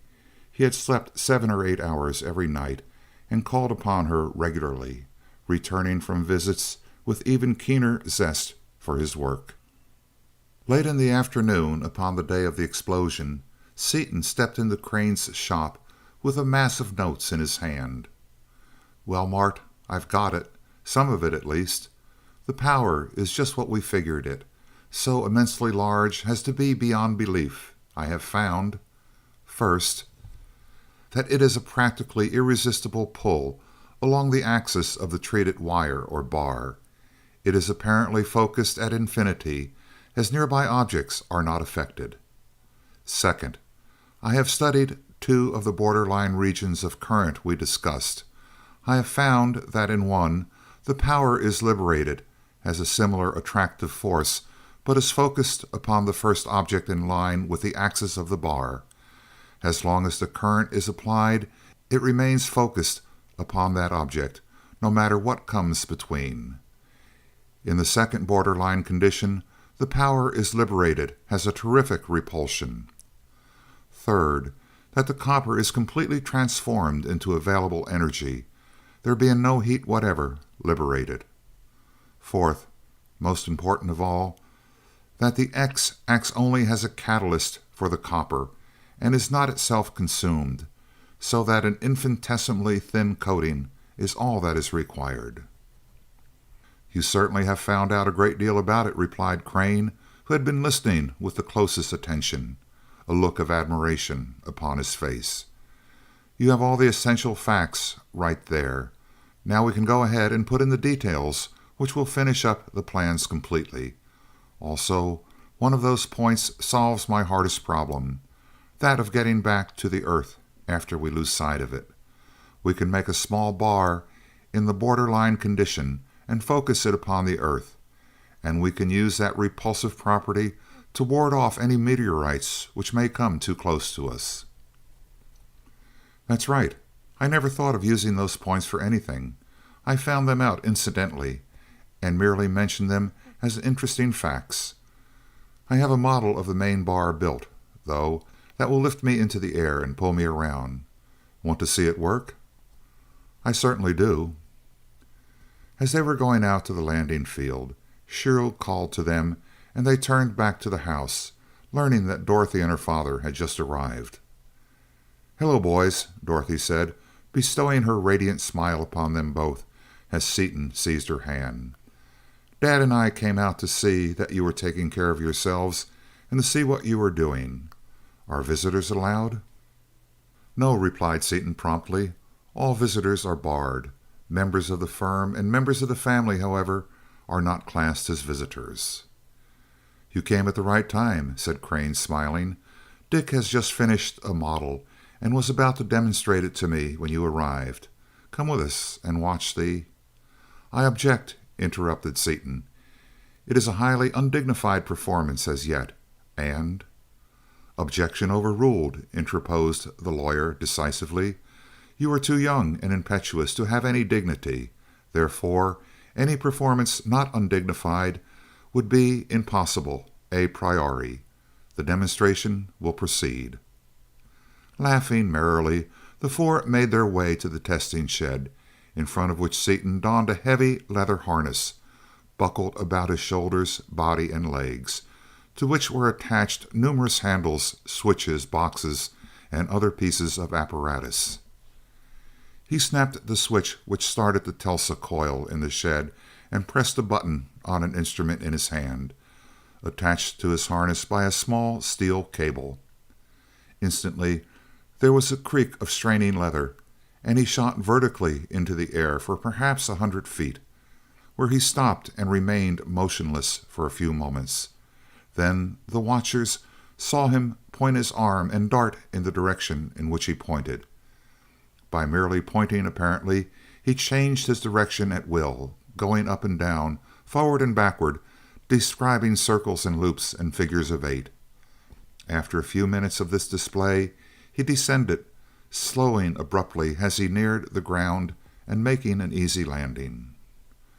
"There, O beauteous lady and esteemed sirs," he began, with a low bow and a sweeping flourish, when there was a snap, and he was jerked sideways off his feet. In bowing, his cumbersome harness had pressed the controlling switch, and the instrument he held in his hand, which contained the power plant or bar, had torn itself loose from its buckle. Instead of being within easy reach of his hand, it was over 6 feet away, and was dragging him helplessly after it, straight toward the high stone wall. But only momentarily was he helpless, his keen mind discovering a way out of the predicament even as he managed to scramble to his feet in spite of the rapid pace. Throwing his body sideways and reaching out his long arm as far as possible toward the bar, he succeeded in swinging it around, so that he was running back toward the party and the spacious landing field. Dorothy and her father were standing motionless, staring at Seaton, the former with terror in her eyes, the latter in blank amazement. Crane had darted to the switch controlling the coil, and was reaching for it when Seaton passed them. "Don't touch that switch," he yelled. "I'll catch that thing yet." At this evidence that Seaton still thought himself master of the situation, Crane began to laugh, though he still kept his hand near the controlling switch. Dorothy, relieved of her fear for her lover's safety, could not help but join him, so ludicrous were Seaton's antics. The bar was straight out in front of him, about 5 feet above the ground, going somewhat faster than a man could run. It turned now to the right, now to the left, as his weight was thrown to one side or the other. Seaton, dragged along like a small boy trying to hold a runaway calf by the tail, was covering the ground in prodigious leaps and bounds, at the same time pulling himself up hand over hand to the bar in front of him. He soon reached it, seized it in both hands, again darted into the air, and descended lightly near the others, who were rocking with laughter. "I said it would be undignified," chuckled Seaton, rather short of breath, "but I didn't know just how much so it was going to be." Dorothy tucked her fingers into his hand. "Are you hurt anywhere, Dick?" "Not a bit. He led me a great chase, though." "I was scared to death until you told Martin to let the switch alone, but it was funny then. I hadn't noticed your resemblance to a jumping jack before. Won't you do it again sometime and let us take a movie of it?" "That was as good as any show in town, Dick," said the lawyer, wiping his eyes. "But you must be more careful. Next time it might not be funny at all." "There will be no next time for this rig," replied Seaton. "This is merely to show us that our ideas are all right. The next trip will be in a full-scale, completely equipped boat." "It was perfectly wonderful," declared Dorothy. "I know this first flight of yours will be a turning point or something in history. I don't pretend to understand how you did it. The sight of you standing still up there in the air made me wonder if I were really awake, even though I knew what to expect. But we wouldn't have missed it for worlds, would we, Dad? No, I am very glad that we saw the first demonstration. The world has never before seen anything like it, and you two men will rank as two of the greatest discoverers." "Seaton will, you mean," replied Crane uncomfortably. "You know I didn't have anything to do with it." "It's nearly all yours," denied Seaton. "Without your ideas, I would have lost myself in space in my first attempt." "You are both wrong," said Vanneman. "You, Martin, haven't enough imagination, and you, Dick, have altogether too much for either of you to have done this alone. The honor will be divided equally between you." He turned to Crane as Dorothy and Seaton set out toward the house. "What are you going to do with it commercially? Dick, of course, hasn't thought of anything except his space car. Equally, of course, you have." "Yes, knowing the general nature of the power, and confident that Dick would control it, I have already drawn up sketches for a power plant installation of 500,000 electrical horsepower, which will enable us to sell power for less than 1/10 of a cent per kilowatt hour and still return 20% annual dividends. However, the power plant comes after the flyer." "Why? Why not build the power plant first and take the pleasure trip afterwards?" "There are several reasons. The principal one is that Dick and I would rather be off exploring new worlds while the other members of the Seaton Crane Company, engineers, build the power plant." During the talk, the men had reached the house, into which the others had disappeared some time before. Upon Crane's invitation, Vanneman and his daughter stayed to dinner, and Dorothy played for a while upon Crane's wonderful violin. The rest of the evening was spent in animated discussion of the realization of Seaton's dreams of flying without wings and beyond the supporting atmosphere. Seaton and Crane did their best to explain to the non-technical visitors how such flight was possible. "Well, I'm beginning to understand it a little," said Dorothy finally. "In plain language, it's like a big magnet or something, but different. Is that it?" "That's it exactly," Seaton assured her. "What are you going to call it? It isn't like anything else that ever was. Already this evening you have called it a bus, a boat, a kite, a starhound, a wagon, an aerial flivver, a sky chariot, a space-eating wampus, and I don't know what else. Even Martin has called it a vehicle, a ship, a bird, and a shell. What is its real name?" "I don't know. It hasn't got any that I know of. What would you suggest, Dottie?" "I don't know what general name should be applied to them, but for this one there is only one possible name: the Skylark." "Exactly right, Dorothy," said Crane. "Fine," cried Seaton, "and you shall christen it, Dottie, with a big Florence flask full of absolute vacuum. I christen you the Skylark. Bang!" As the guests were leaving at a late hour, Vanneman said, "Oh yes, I bought an extra clarion as we came out. It tells a wild tale of an explosion so violent that science cannot explain it. I don't suppose it is true, but it may make interesting reading for you two scientific sharps. Good night." Seaton accompanied Dorothy to the car, bidding her a more intimate farewell on the way. When he returned, Crane, with an unusual expression of concern on his face, handed him the paper without a word. "What's up, old man? Something in it?" he asked as he took the paper. He fell silent as he read the first words, and after he had read the entire article he said slowly, "True, beyond a doubt. Even a Clarion reporter couldn't imagine that. It's all intra-atomic energy, all right. Some poor devil trying our stunt without my horseshoe in his pocket." "Think, Dick. Something is wrong somewhere. You know that two people did not discover X at the same time. The answer is that somebody stole your idea. But the idea is worthless without the X. You say that the stuff is extremely rare. Where did they get it?"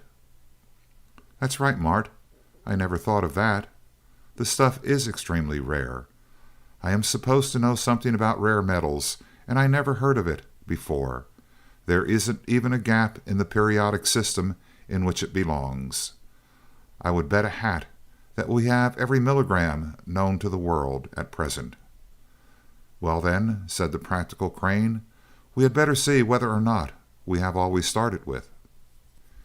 Asking Shiro to bring the large bottle from the vault, he opened the living room safe and brought forth the small vial.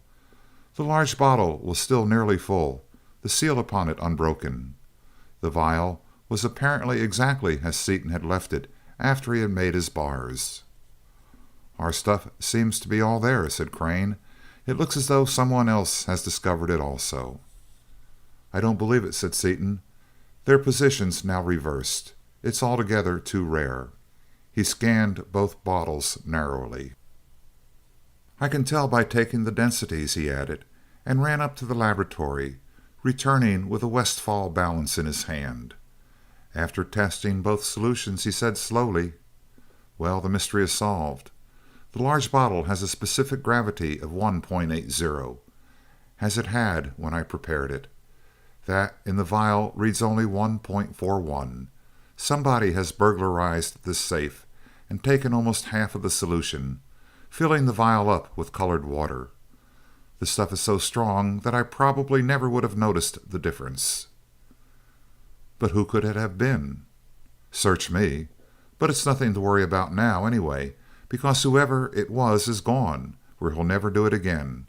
He's taken the solution with him, too, so that nobody else can get it." "I wish I were sure of that, Dick. The man who tried to do the research work is undoubtedly gone. But who is back of him?" "Nobody, probably. Who'd want to be?" "To borrow your own phrase, Dick, Scott chirped it when he called you Nobody Home.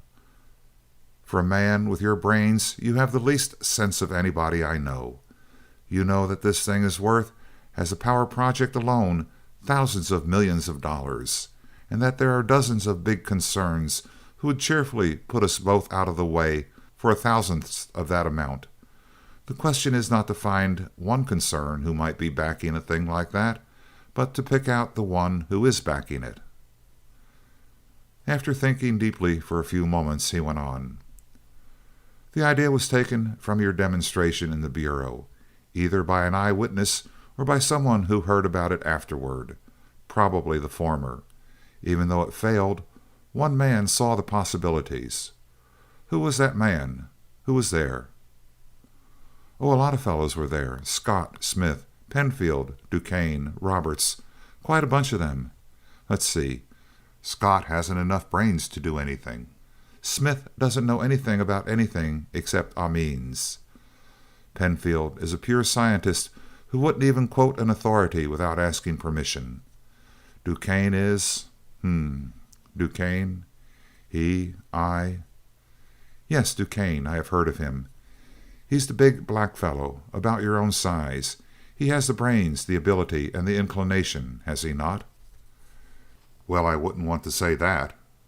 "I don't know him very well, and personal dislike is no ground at all for suspicion, you know." "Enough to warrant investigation. Is there anyone else who might have reasoned it out as you did, and as Duquesne possibly could?" "Not that I remember.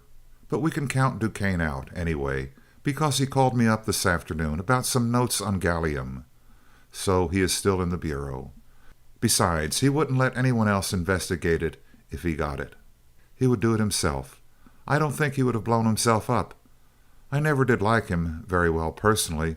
He's such a cold, inhumane son of a fish. But you've got to hand it to him for ability. He's probably the best man in the world today on that kind of thing." "No, I do not think that we will count him out yet. He may have had nothing to do with it, but we will have him investigate it nevertheless, and will guard against future visitors here." Turning to the telephone, he called the private number of a well-known detective. "Prescott, Crane speaking. Sorry to get you out of bed, but I should like to have a complete report upon Dr. Mark C. Duquesne of the Rare Metals Laboratory as soon as possible. Every detail for the last 2 weeks, every move, and every thought if possible. Please keep a good man on him until further notice. I wish you would send 2 or 3 guards out here right away, tonight. Men you can trust, who will stay awake. Thanks. Good night. End of Chapter 4. Chapter 5 of the Skylark of Space. Direct Action. Seaton and Crane spent some time developing the object compass. Crane made a number of these instruments, mounted in gimbals, so that the delicate needles were free to turn in any direction whatever. They were mounted upon jeweled bearings, but bearings made of such great strength that Seaton protested. "What's the use, Mart? You don't expect the watch to be treated like a stone crusher. The needle weighs less than half a gram. Why mount it as though it weighed 20 pounds? "To be safe. Remember, the acceleration the Lark will be capable of, and also that on some other worlds we hope to visit, this needle will weigh more than it does here." "That's right, Mart. I never thought of that. Anyway, we can't be too safe to suit me."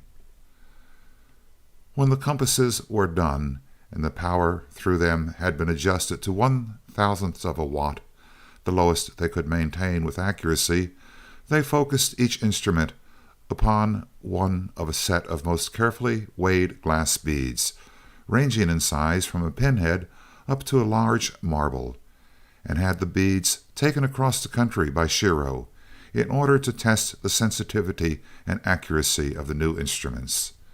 The first test was made at a distance of 100 miles, the last at nearly 3,000. They found, as they had expected, that from the weight of the object and the time it took the needle to come to rest after being displaced from its line, by a gentle tap of the finger, they could easily calculate the distance from the compass to the object.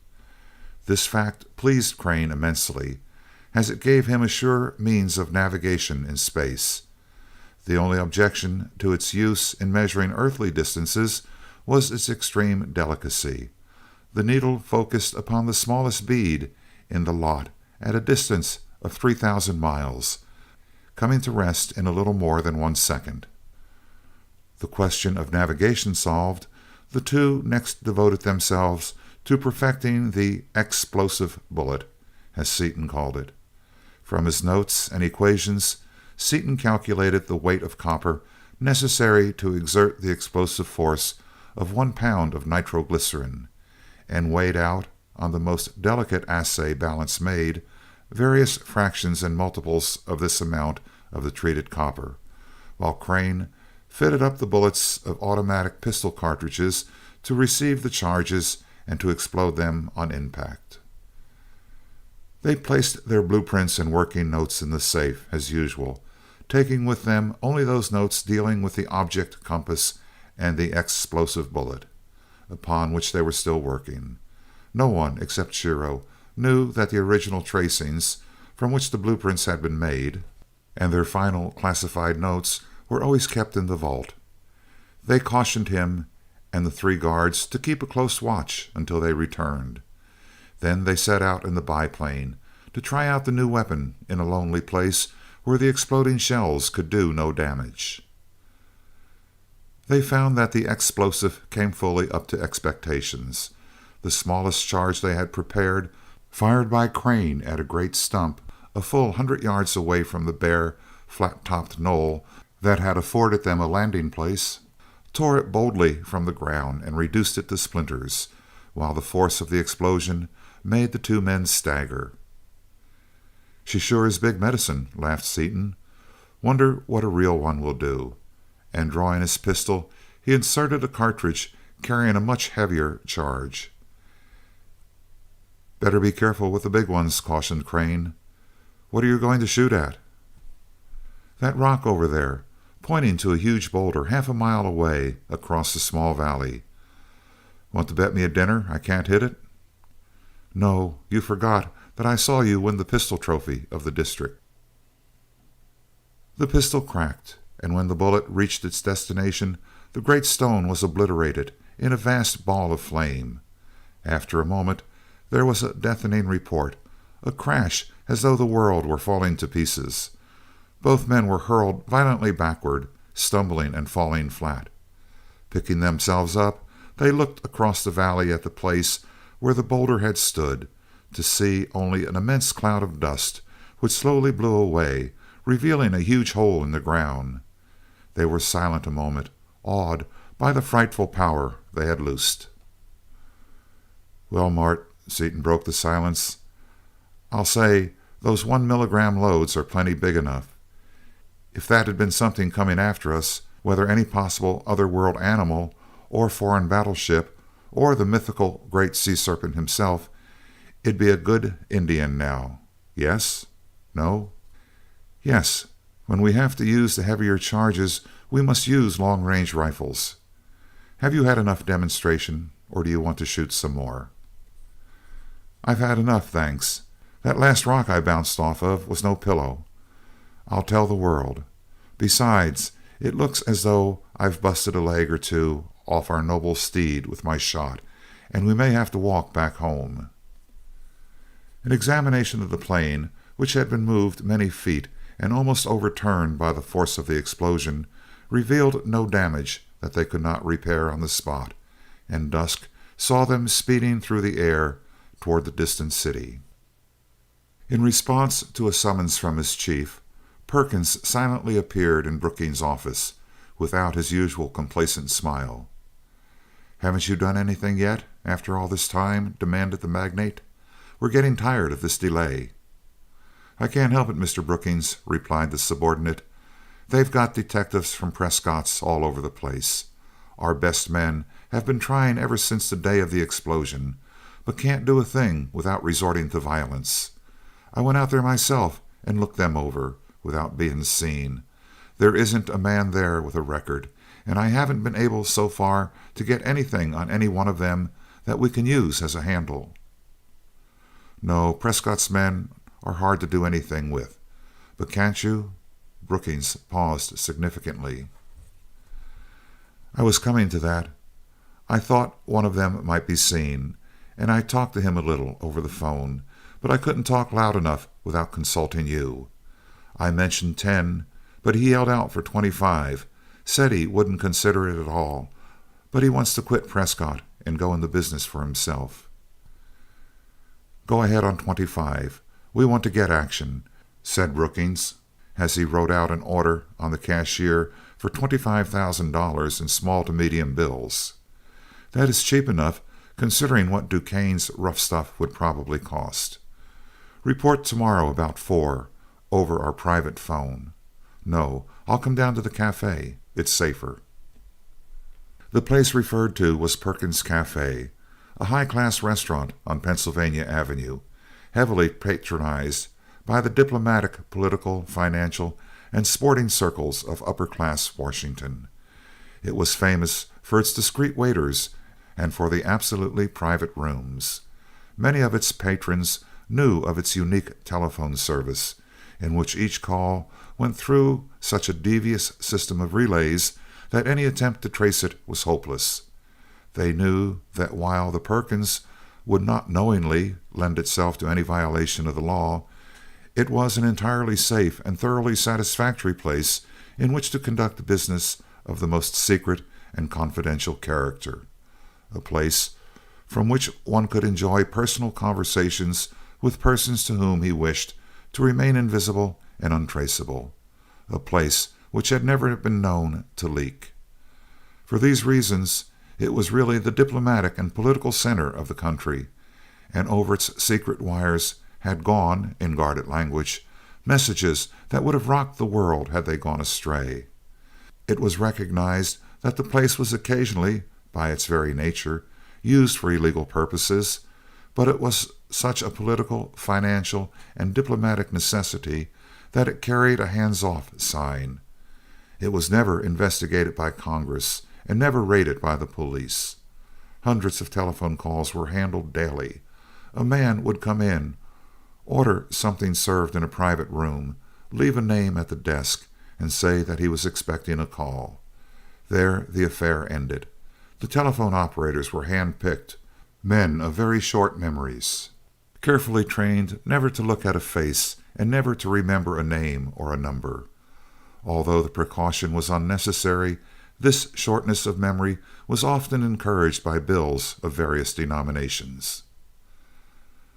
No one except Perkins and the heads of the Great World Steel Corporation knew that the urbane and polished proprietor of the cafe was a criminal of the blackest kind, whose liberty and life itself were dependent upon the will of the corporation, or that the restaurant was especially planned and maintained as a blind for its underground activities, or that Perkins was holding a position which suited him exactly, and which he would not have given up for wealth or glory, that of being the guiding genius who planned nefarious things for the men higher up, and saw to it that they were carried out by the men lower down. He was in constant personal touch with his superiors, but in order to avoid any chance of betrayal, he never saw his subordinates personally. Not only were they entirely ignorant of his identity, but all possible means of their tracing him had been foreseen and guarded against. He called them on the telephone, but they never called him.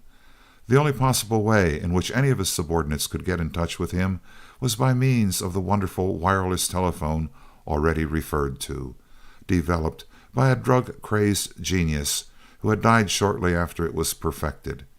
It was a tiny instrument, no larger than a watch, but of practically unlimited range, the controlling central station of the few instruments in existence from which any instrument could be cut out, changed in tune, or totally destroyed at will, was in Perkins's office safe. A man entrusted with an unusually important job would receive from an unknown source an instrument with directions sufficient for its use. As soon as the job was done, he would find, upon attempting to use the telephone, that its interior was so hopelessly wrecked that not even the most skilled artisan could reproduce what it had once been. At 4 o'clock, Brookings was ushered into the private office of the master criminal, who was plainly ill at ease. "I've got to report another failure, Mr. Brookings. It's nobody's fault, just one of those things that couldn't be helped. I handled this myself." Our man left the door unlocked and kept the others busy in another room. I had just started to work when Crane's Japanese servant, who was supposed to be asleep, appeared upon the scene. If I hadn't known something about jiu-jitsu myself, he'd have broken my neck. As it was, I barely got away, with the Jap and all 3 guards close behind me. "I'm not interested in excuses," broke in the magnate angrily. "We'll have to turn it over to Duquesne after all, unless you get something done, and get it done quick. Can't you get to that Jap some way?" "Certainly I can. I never yet saw the man who couldn't be reached, one way or another. I've had Silk Humphreys, the best fixer in the business, working on him all day, and he'll be neutral before night.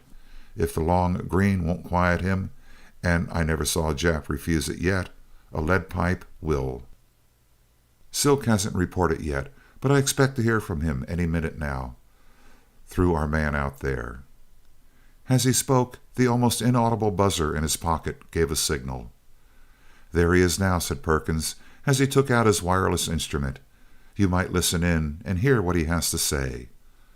Brookings took out his own telephone and held it to his ear. "Hello?" Perkins spoke roughly into the tiny transmitter. "What have you got on your chest?" "Your foot's slipped on the Jap," the stranger replied. "He crabbed the game right. Slats and the big fellow put all the stuff into the box, told us to watch it until they get back tonight. They may be late. Then went off in Slat's ship to test something. Couldn't find out what. Silk tackled the yellow boy and went up to 50 grand, but the Jap couldn't see him at all. Silk started to argue, and the Jap didn't do a thing but lay him out cold. This afternoon, while the Jap was out in the grounds, 3 stick-up men jumped him. He bumped one of them off with his hands, and the others with his gat, one of those big automatics that throw a slug like a cannon. None of us knew he had it. That's all, except that I am quitting Prescott right now. Anything else I can do for you, whoever you are?" "No, your job's done." The conversation closed. Perkins pressed a switch which reduced the interior of the spy's wireless instrument to a fused mass of metal, and Brookings called Duquesne on the telephone. "I would like to talk to you," he said. "Shall I come there, or would you rather come to my office?" "I'll come there. They're watching this house. They have one man in front and one man in back, a couple of detectaphones in my rooms here, and have coupled onto this phone." "Don't worry," he continued calmly, as the other made an exclamation of dismay. "Talk ahead as loud as you please. They can't hear you. Do you think that those poor, ignorant Flatfeet can show me anything about electricity? I'd shoot a jolt along their wires that would burn their ears off if it weren't my cue to act the innocent and absorbed scientist. As it is, their instruments are all registering dense silence. I am in deep study right now and can't be disturbed." "Can you get out?" "Certainly. I have the same private entrance down beside the house wall and the same tunnel I used before. I'll see you in about 15 minutes." In Brookings' office, Duquesne told of the constant surveillance over him. "They suspect me on general principles, I think," he continued. "They are apparently trying to connect me with somebody. I don't think they suspect you at all, and they won't unless they get some better methods. I have devices fitted up to turn the lights off and on, raise and lower the windows, and even cast shadows at certain times. The housekeeper knows that when I go into my library after dinner, I have retired to study, and that it is as much as anyone's life is worth to disturb me. Also, I am well known to be firmly fixed in my habits, so it's easy to fool those detectives. Last night I went out and watched them. They hung around for a couple hours after my lights went out, then walked off together. I can dodge them any time and have all my nights free without their ever suspecting anything." "Are you free tonight?" "Yes, the time switches are all set, and as long as I get back before daylight so they can see me get up and go to work, it will be all right." Brookings told him briefly of the failure to secure the solution and the plans, and the death of the three men sent to silence Shiro, and of all the other developments. Duquesne listened, his face impassive. "Well," he said as Brookings ceased, "I thought you would bullet, but not quite so badly. But there's no use whining now. I can't use my original plan of attack in force, as they are prepared and might be able to stand us off until the police could arrive." He thought deeply for a time, then said intensely, "If I go into this thing, Brookings, I am in absolute command. Everything goes as I say. Understand?" "Yes, it's up to you now." "All right, I think I've got it. Can you get me a Curtiss biplane in an hour? And a man about 6 feet tall who weighs about 160 pounds. I want to drive the plane myself, and have the man dressed in full leathers and hood, in the passenger seat, shot so full of chloroform or dope that he will be completely unconscious for at least 2 hours." "Easy. We can get you any kind of plane you want in an hour, and Perkins can find a man of that description who would be glad to have a dream at that price. But what's the idea? Pardon me, I shouldn't have asked that," he added, as a saturnine chemist shot him a black look from beneath his heavy brows. Well within the hour, Duquesne drove up to a private aviation field and found awaiting him a Curtiss biplane, whose attendant jumped into an automobile and sped away as he approached. He quickly donned a heavy leather suit, similar to the one Seaton always wore in the air, and drew the hood over his face. Then, after a searching look at the lean form of the unconscious man in the other seat, he was off, the plane climbing swiftly under his expert hand. He took a wide circle to the west and north. Soon Shiro and the two guards, hearing the roar of an approaching airplane, looked out and saw what they supposed to be Crane's biplane coming down with terrific speed in an almost vertical nosedive, as though the driver were in an extremity of haste. Flattening out just in time to avert destruction, it taxied up the field almost to the house. The watchers saw a man recognizable as Seaton by his suit and his unmistakable physique, stand up and wave both arms frantically, heard him shout hoarsely, "All of you, out here!" Saw him point to Crane's apparently lifeless form and slump down in his seat. All three ran out to help the unconscious aviators, but as they reached the machine, there were three silenced reports, and the three men fell to the ground. Duquesne leaped lightly out of the machine and looked narrowly at the bodies at his feet. He saw that the two detectives were dead, but found with some chagrin that the Japanese still showed faint signs of life.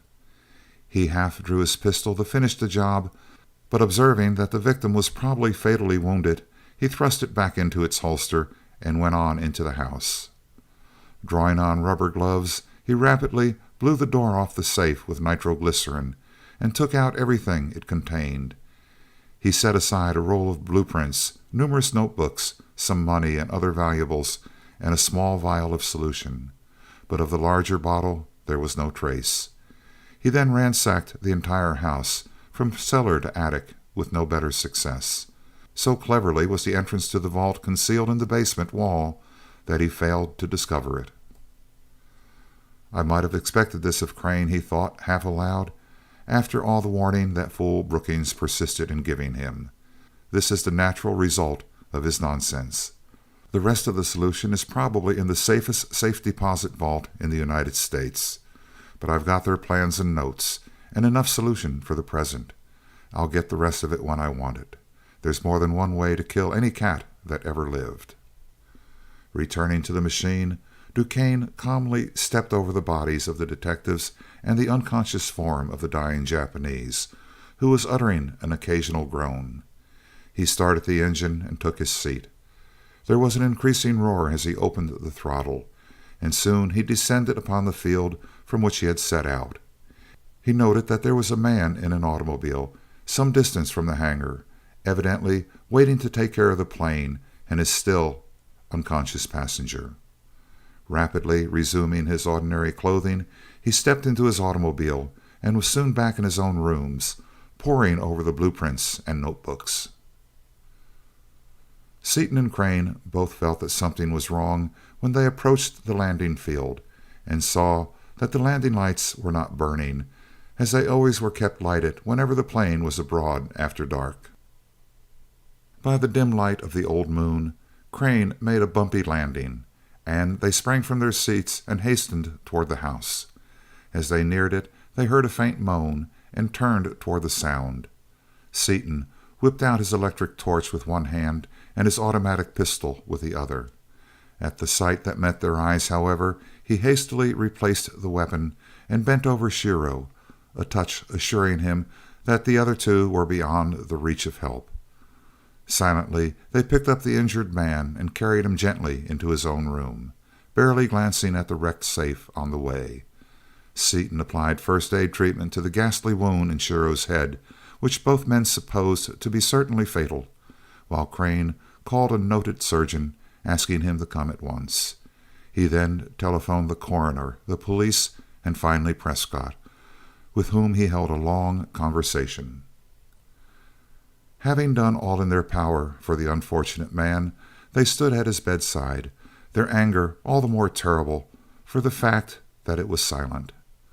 Seaton stood with every muscle tense. He was seething with rage, his face purple and his eyes almost emitting sparks, his teeth clenched until the muscles of his jaw stood out in bands and lumps. His right hand, white-knuckled, gripped the butt of his pistol, while under his left the brass rail of the bed slowly bent under the intensity of his unconscious muscular effort. Crane stood still, apparently impassive, but with his face perfectly white and with every feature stern and cold as though cut from marble. Seaton was the first to speak. "Mart," he gritted, his voice husky with fury, "a man who would leave another man to die after giving him that ain't a man. He's a thing. If Shiro dies, and we can ever find out who did it, I'll shoot him with the biggest explosive charge I've got. No, I won't either. That'd be too sudden. I'll take him apart with my bare hands." "We will find him, Dick," Crane replied, in a level, deadly voice entirely unlike his usual tone. "That is one thing money can do. We will get him, if money, influence, and detectives can do it." The tension was relieved by the arrival of the surgeon and his two nurses, who set to work with the machine-like rapidity and precision of their highly specialized craft. After a few minutes, the work completed, the surgeon turned to the two men who had been watching him so intently, with a smile upon his clean-shaven face. "Merely a scalp wound, Mr. Crane," he stated. "He should recover consciousness in an hour or so."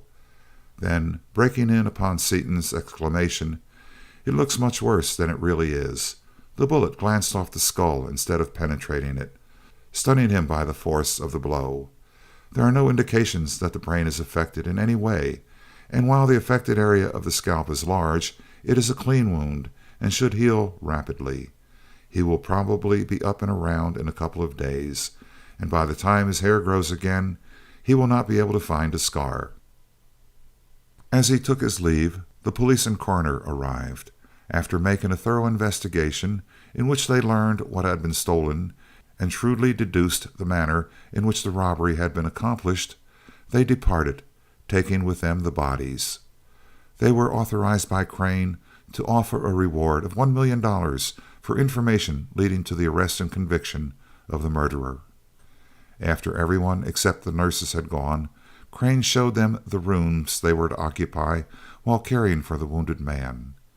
As the surgeon had foretold, Shiro soon recovered consciousness.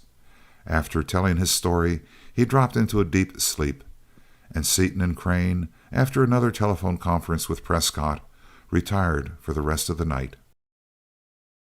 End of Chapter 5.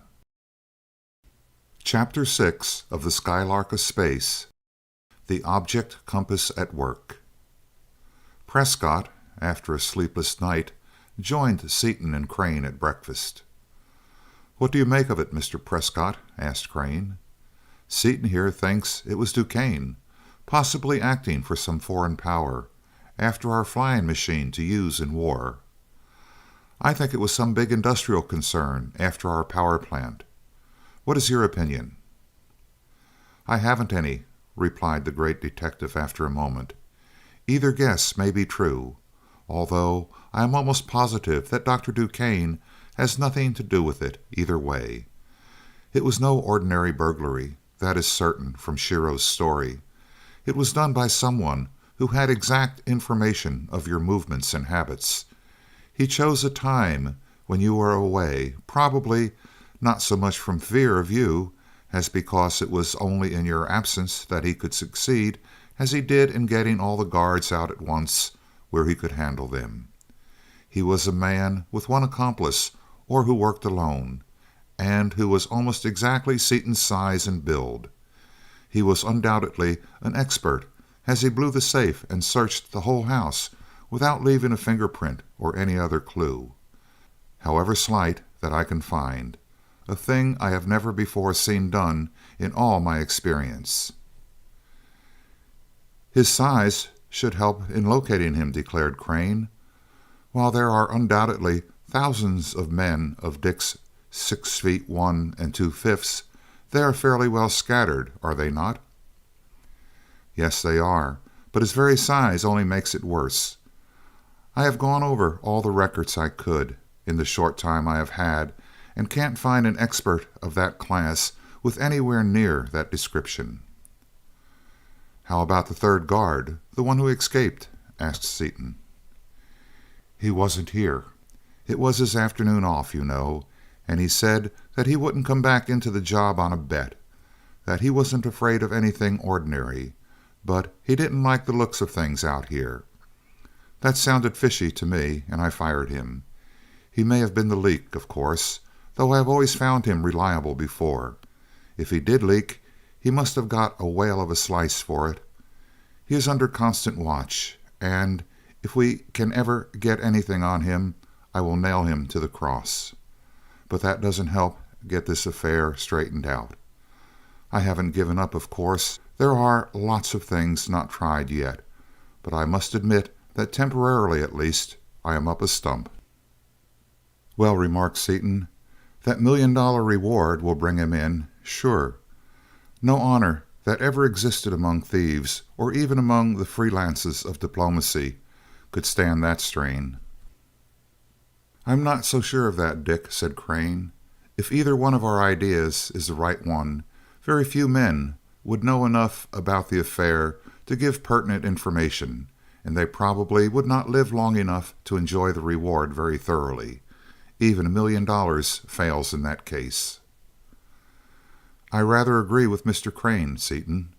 If it were an ordinary affair, and I am as sure it is not as the police are that it is, a reward of that size would get us our man within 2 days. As it is, I doubt very much that the reward will do us any good. I'm afraid that it will never be claimed." "Wonder if the Secret Service could help us out. They'd be interested if it should turn out to be some foreign power." "I took it up with the chief himself just after it happened last night. He doesn't think that it can be a foreign country. He has their agents pretty well spotted, and the only one that could fill the bill—you know a man with that description and with the cold nerve to do the job would be apt to be known—was in San Francisco the time this job was pulled off." "The more you talk, the more I am convinced that it was Duquesne himself," declared Seaton positively. "He is almost exactly my size and build, is the only man I know of who could do anything with the solution after he got it, and he has nerve enough to do anything." "I would like to think it was Duquesne," replied the detective thoughtfully, "but I'm afraid we'll have to count him out of it entirely. He has been under the constant surveillance of my best men ever since you mentioned him. We have detectaphones in his rooms, wires on his telephone, and are watching him night and day.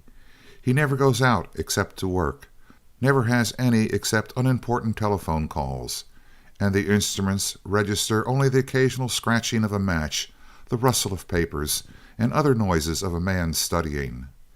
He is innocent." "That may be true," assented Seaton doubtfully, "but you want to remember that he knows more about electricity than the guy that invented it, and I'm not sure that he can't talk to a detectaphone and make it say anything he wants it to. Anyway, we can soon settle it. Yesterday I made a special trip down to the Bureau, with some notes as an excuse, to set this object compass on him," taking one of the small instruments from his pocket as he spoke. "I watched him a while last night, then fixed an alarm to wake me if the needle moved much, but it pointed steady all night. See, it's moving now. That means he is going to work early, as usual. Now, I'm morally certain that he's mixed up in this thing somewhere, and I'm not convinced that he isn't slipping one over on your men some way. He's a clever devil. I wonder if you wouldn't take this compass and watch him yourself tonight, just on general principles, or let me do it. I'd be glad to. I say tonight because if he did get the stuff here, he didn't deliver it anywhere last night. It's just a chance, of course, but he may do it tonight."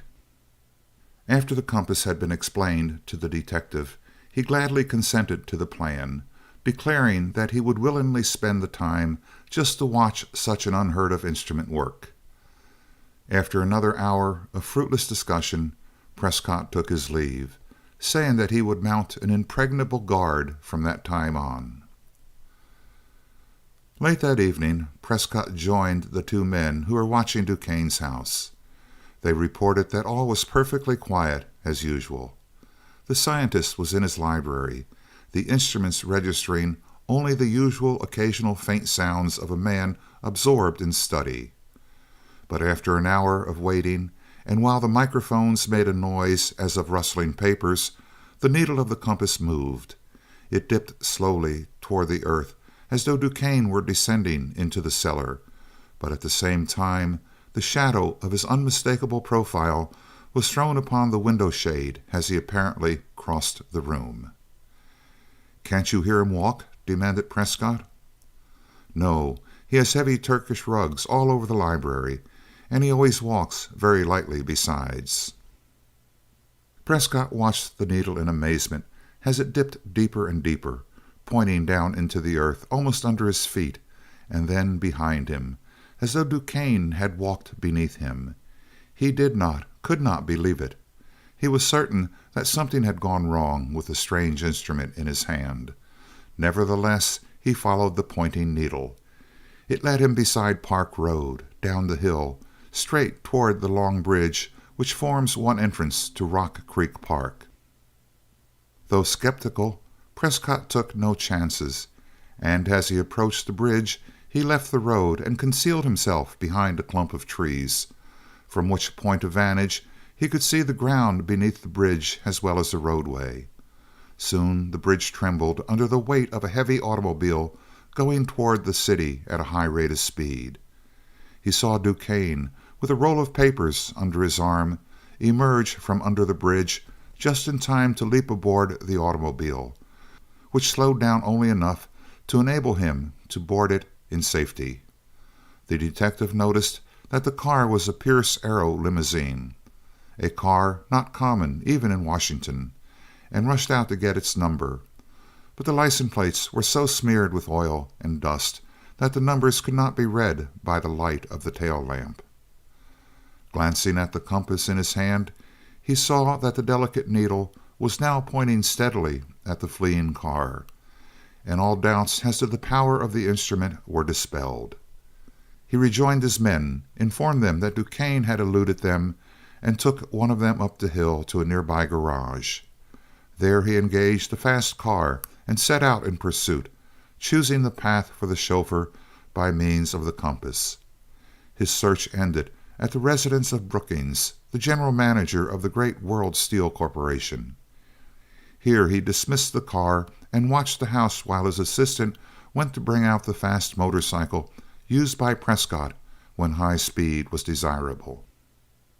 After 4 hours, a small car bearing the license number of a distant state, which was found by subsequent telegraphing to be unknown to the authorities of that state, drove under the porte-cochere, and the hidden watcher saw Duquesne, without the papers, step into it.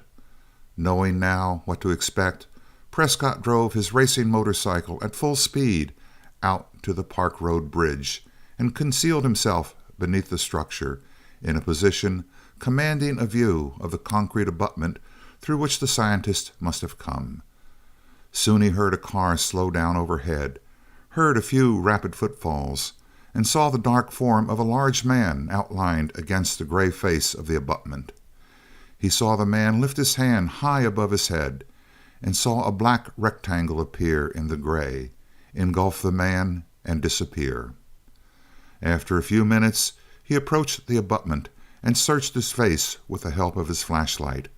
He finally succeeded in tracing the almost imperceptible crack which outlined the door, and the concealed button which Duquesne had pressed to open it. He did not press the button, as it might be connected to an alarm. Deep in thought, he mounted his motorcycle and made his way home to get a few hours of sleep before reporting to Crane, who he was scheduled to see at breakfast next morning. Both men were waiting for him when he appeared, and he noticed with pleasure that Shiro, with a heavily bandaged head, was insisting that he was perfectly able to wait on the table instead of breakfasting in bed. He calmly proceeded to serve breakfast in spite of Crane's remonstrances, having ceremoniously ordered out of the kitchen the colored man who had been secured to take his place.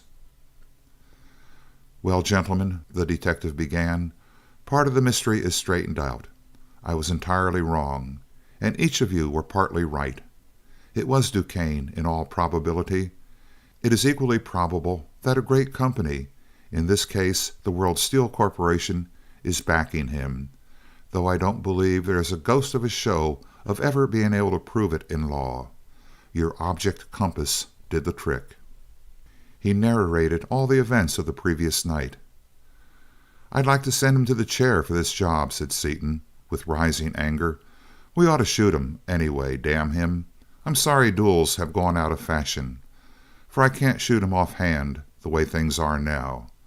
I sure wish I could." "No, you cannot shoot him," said Crane thoughtfully, "and neither can I, worse luck. We are not in his class there. And you must not fight with him either," noting that Seaton's powerful hands had doubled into fists, the knuckles showing white through the tanned skin. "Though that would be a fight worth watching, and I would like to see you give him the beating of his life. A little thing like a beating is not a fraction of what he deserves, and it would show him that we have found him out. No, we must do it legally or let him entirely alone." "You think there is no hope of proving it, Prescott?" "Frankly, I see very little chance of it. There is always hope, of course, and if that bunch of pirates ever makes a slip, we'll be right there waiting to catch 'em. While I don't believe in holding out false encouragement, they've never slipped yet. I'll take my men off Duquesne, now that we've linked him up with Steele. It doesn't make any difference, does it, whether he goes to them every night or only once a week?" "No." "Then about all I can do is get everything I can on that Steele crowd, and that is very much like trying to get blood out of a turnip. I intend to keep after them, of course, for I owe them something for killing 2 of my men here, as well as for other favors they have done me in the past. But don't expect too much. I have tackled them before, and so have police headquarters and even the Secret Service itself, under cover, and all that any of us has ever been able to get is an occasional small fish. We could never land the big fellows. In fact, we have never found the slightest material proof of what we are morally certain is the truth, that World Steel is back of a lot of deviltry all over the country. The little fellows who do the work either don't know anything or are afraid to tell. I'll see if I can find out what they are doing with the stuff they stole, but I'm not even sure of doing that. You can't plant instruments on that bunch. It would be like trying to stick a pin into a sleeping cat without waking him up. They undoubtedly have one of the best corps of detectives in the world. You haven't perfected an instrument which enables you to see into a closed room and hear what is going on there, have you?" And upon being assured that they had not, he took his leave. "Optimistic cuss, ain't he?" remarked Seaton. "He has cause to be, Dick. World Steel is a soulless corporation if there ever was one. They have the shrewdest lawyers in the country, and they get away legally with things that are flagrantly illegal, such as freezing out competitors, stealing patents, and the like. Report has it that they do not stop at arson, treason, or murder to attain their ends, but as Prescott said, they never leave any legal proof behind them." "Well, we should fret anyway. Of course, a monopoly is what they're after, but they can't form one because they can't possibly get the rest of our solution. Even if they should get it, we can get more. It won't be as easy as this last batch was, since the X was undoubtedly present in some particular lot of platinum in extraordinary quantities. But now that I know exactly what to look for, I can find more. So they can't get their monopoly unless they kill us off." "Exactly. Go on. I see you are getting the idea. If we should both conveniently die, they could get the solution from the company and have the monopoly, since no one else can handle it." "But they couldn't get away with it, Mart. Never in 1,000 years, even if they wanted to. Of course, I am a small fry, but you are too big a man for even Steele to do away with. It can't be done." "I'm not so sure of that. Airplane accidents are numerous, and I am an aviator. Also, has it ever occurred to you that the heavy forging for the Skylark, ordered a while ago, are of steel?" Seaton paused, dumbfounded, in the act of lighting his pipe. "But thanks to your object compass, we are warned," Crane continued evenly. "Those forgings are going through the most complete set of tests known to the industry, and if they go into the Skylark at all, it will be after I am thoroughly convinced that they will not give way on our first trip into space. But we can do nothing until the Steel arrives, and with the guard Prescott has here now, we are safe enough. Luckily, the enemy knows nothing of the object compass or the explosive, and we must keep them in ignorance. Hereinafter, not even the guards get a look at anything we do." They sure don't. Let's get busy." Duquesne and Brookings met in conference in a private room of the Perkins Cafe. "What's the good word, Doctor?" "So-so," replied the scientist. "The stuff is all they said it was, but we haven't enough of it to build much of a power plant. We can't go ahead with it, anyway, as long as Seaton and Crane have nearly all of their original solution." "No, we can't. We must find a way of getting it. I see now that we should have done as you suggested and taken it before they had warning and put it out of our reach. There is no use holding postmortems. We have got to get it some way, and everybody that knows anything about that new metal, how to get it or how to handle it, must die. At first it would have been enough to kill Seaton. Now, however, there is no doubt that Crane knows all about it, and he probably has left complete instructions in case he gets killed in an accident. He is the kind that would. We have to keep our eyes open and wipe out those instructions and anyone who has seen them. You see that, don't you?" "Yes, I'm afraid that is the only way out. We must have the monopoly, and anyone who might be able to interfere with it must be removed. How has your search for more X prospered?" "About as well as I expected. We bought up all the platinum wastes we could get, and reworked all the metallic platinum and allied metals we could buy in the open market, and got less than a gram of X out of the whole lot. It's scarcer than radium. Seaton's finding so much of it at once was an accident, pure and simple. It couldn't happen once in a million years." "Well, have you any suggestions as to how we can get that solution?" "No, I haven't thought of anything but that very thing ever since I found that they had hidden it, and I can't yet see any good way of getting it. My forte is direct action, and that fails in this case, since no amount of force or torture could make Crane reveal the hiding place of the solution. It's probably in the safest safe deposit vault in the country. He wouldn't carry the key on him, probably wouldn't have it in the house. Killing Seaton or Crane or both of them is easy enough, but it probably wouldn't get us the solution, as I have no doubt that Crane has provided for everything." "Probably he has, but if he should disappear, the stuff would have to come to light, or the Seaton Crane Company might start their power plant. In that case, we probably could get it." "Possibly, you mean. That method is too slow to suit me, though.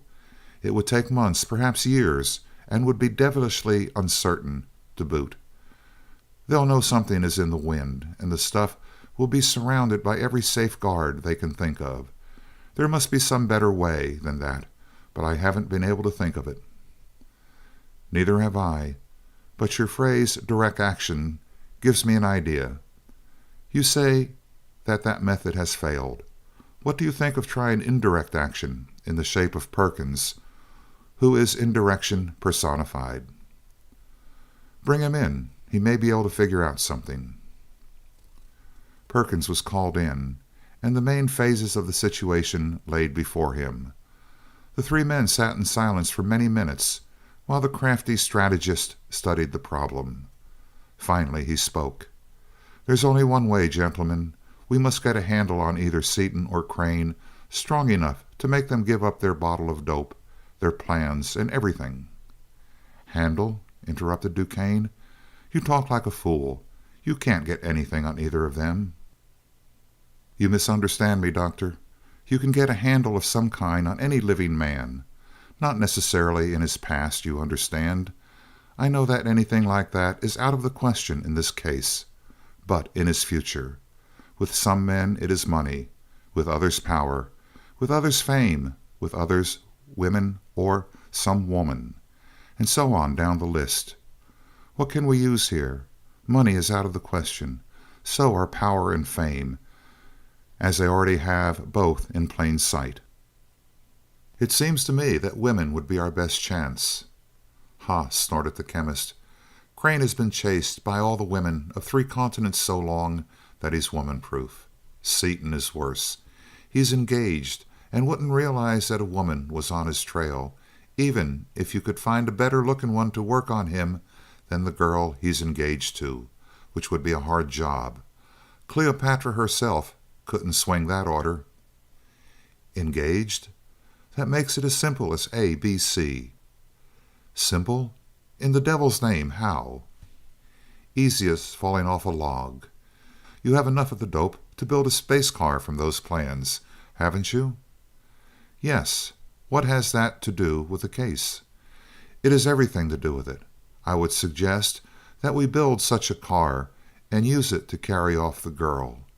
After we have her safe, we could tell Seaton that she is marooned on some distant planet, and that she will be returned to Earth only after all the solution, all notes, plans, and everything pertaining to the new metal are surrendered.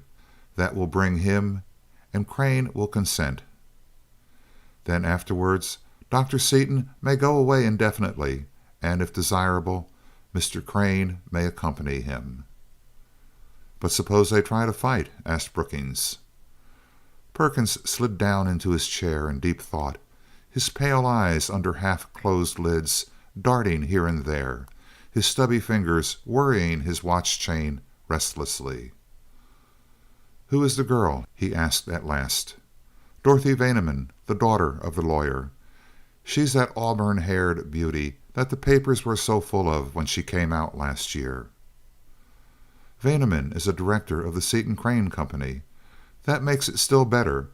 If they show fight and follow us, that beautiful car we are making for them will collapse, and they will be out of the way. Vaneman, as Seaton's prospective father-in-law and member of his company, probably knows something about the secret, maybe all of it. With his daughter in a space car supposedly out in space, and Seaton and Crane out of the way, Vaneman would listen to reason and let go of the solution, particularly as nobody knows much about it except Seaton and Crane." "That strikes me as a perfectly feasible plan," said Brookings. "But you wouldn't really take her to another planet, would you? Why not use an automobile or an airplane, and tell Seaton that it was a space car?" "I wouldn't advise that. He might not believe it, and they might make a lot of trouble. It must be a real space car, even if we don't take her out of the city.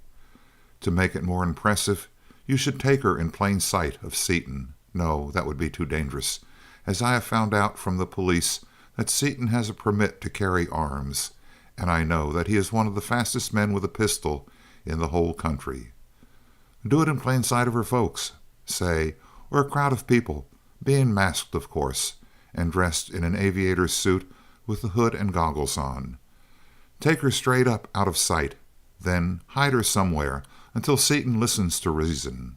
I know that he will listen, but if he doesn't, you might let him see you start out to visit her. He'll be sure to follow you in their rotten car.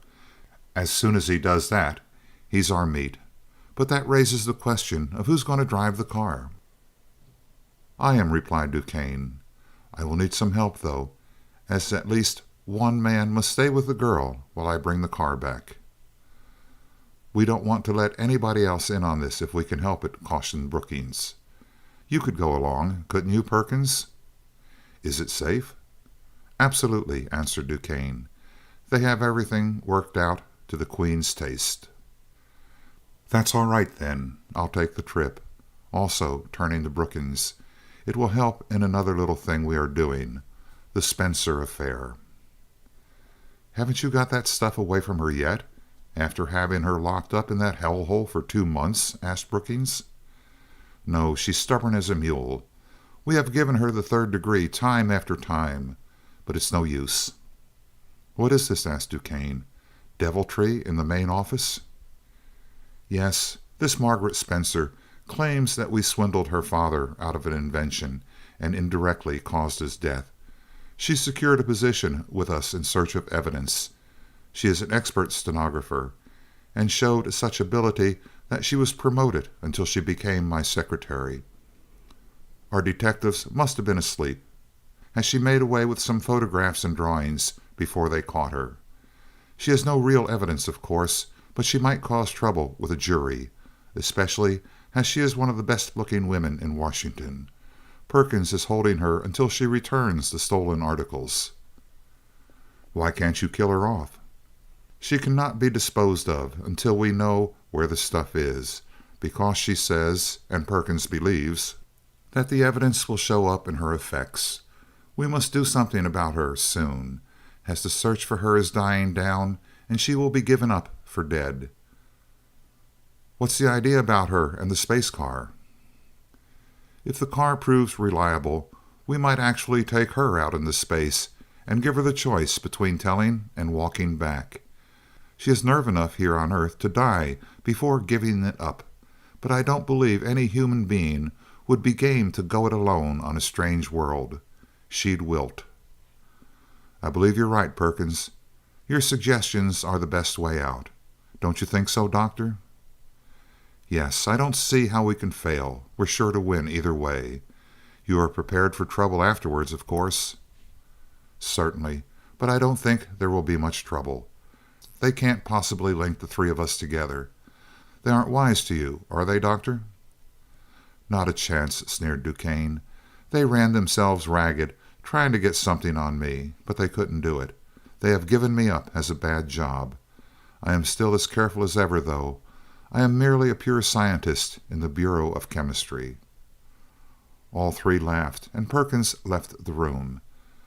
The talk then turned to the construction of the space car.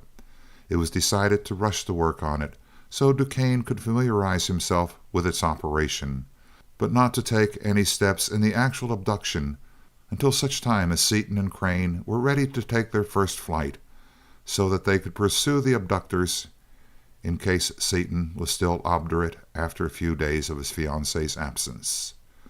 DuQuesne insisted that the car should mount a couple of heavy guns to destroy the pursuing car if the faulty members should happen to hold together long enough to carry it out into space. After a long discussion, in which every detail of the plan was carefully considered, the two men left the restaurant by different exits. End of Chapter 6. Chapter 7 of the Skylark of Space. The Trial Voyage. The great steel forgings which were to form the framework of the Skylark finally arrived and were hauled into the testing shed. There, behind closed doors, Crane inspected every square inch of the massive members with a lens, but could find nothing wrong. Still unsatisfied, he fitted up an electrical testing apparatus in order to search out flaws which might be hidden beneath the surface. This device revealed flaws in every piece, and after thoroughly testing each one and mapping out the imperfections, he turned to Seaton with a grave face. "Worse than useless, every one of them. They are barely strong enough to stand shipment. They figured that we would go slowly until we were well out of the atmosphere, then put on power, then something would give way and we would never come back." "That's about the right dope, I guess. But now, what will we do? We can't cancel without letting them know we're on to them, and we certainly can't use this stuff." "No, but we will go ahead and build this ship anyway, so that they will think that we are going ahead with it. At the same time, we will build another one, about 4 times this size, in absolute secrecy, and—" "What do you mean, absolute secrecy? How can you keep steel castings and forgings of that size secret from steel?"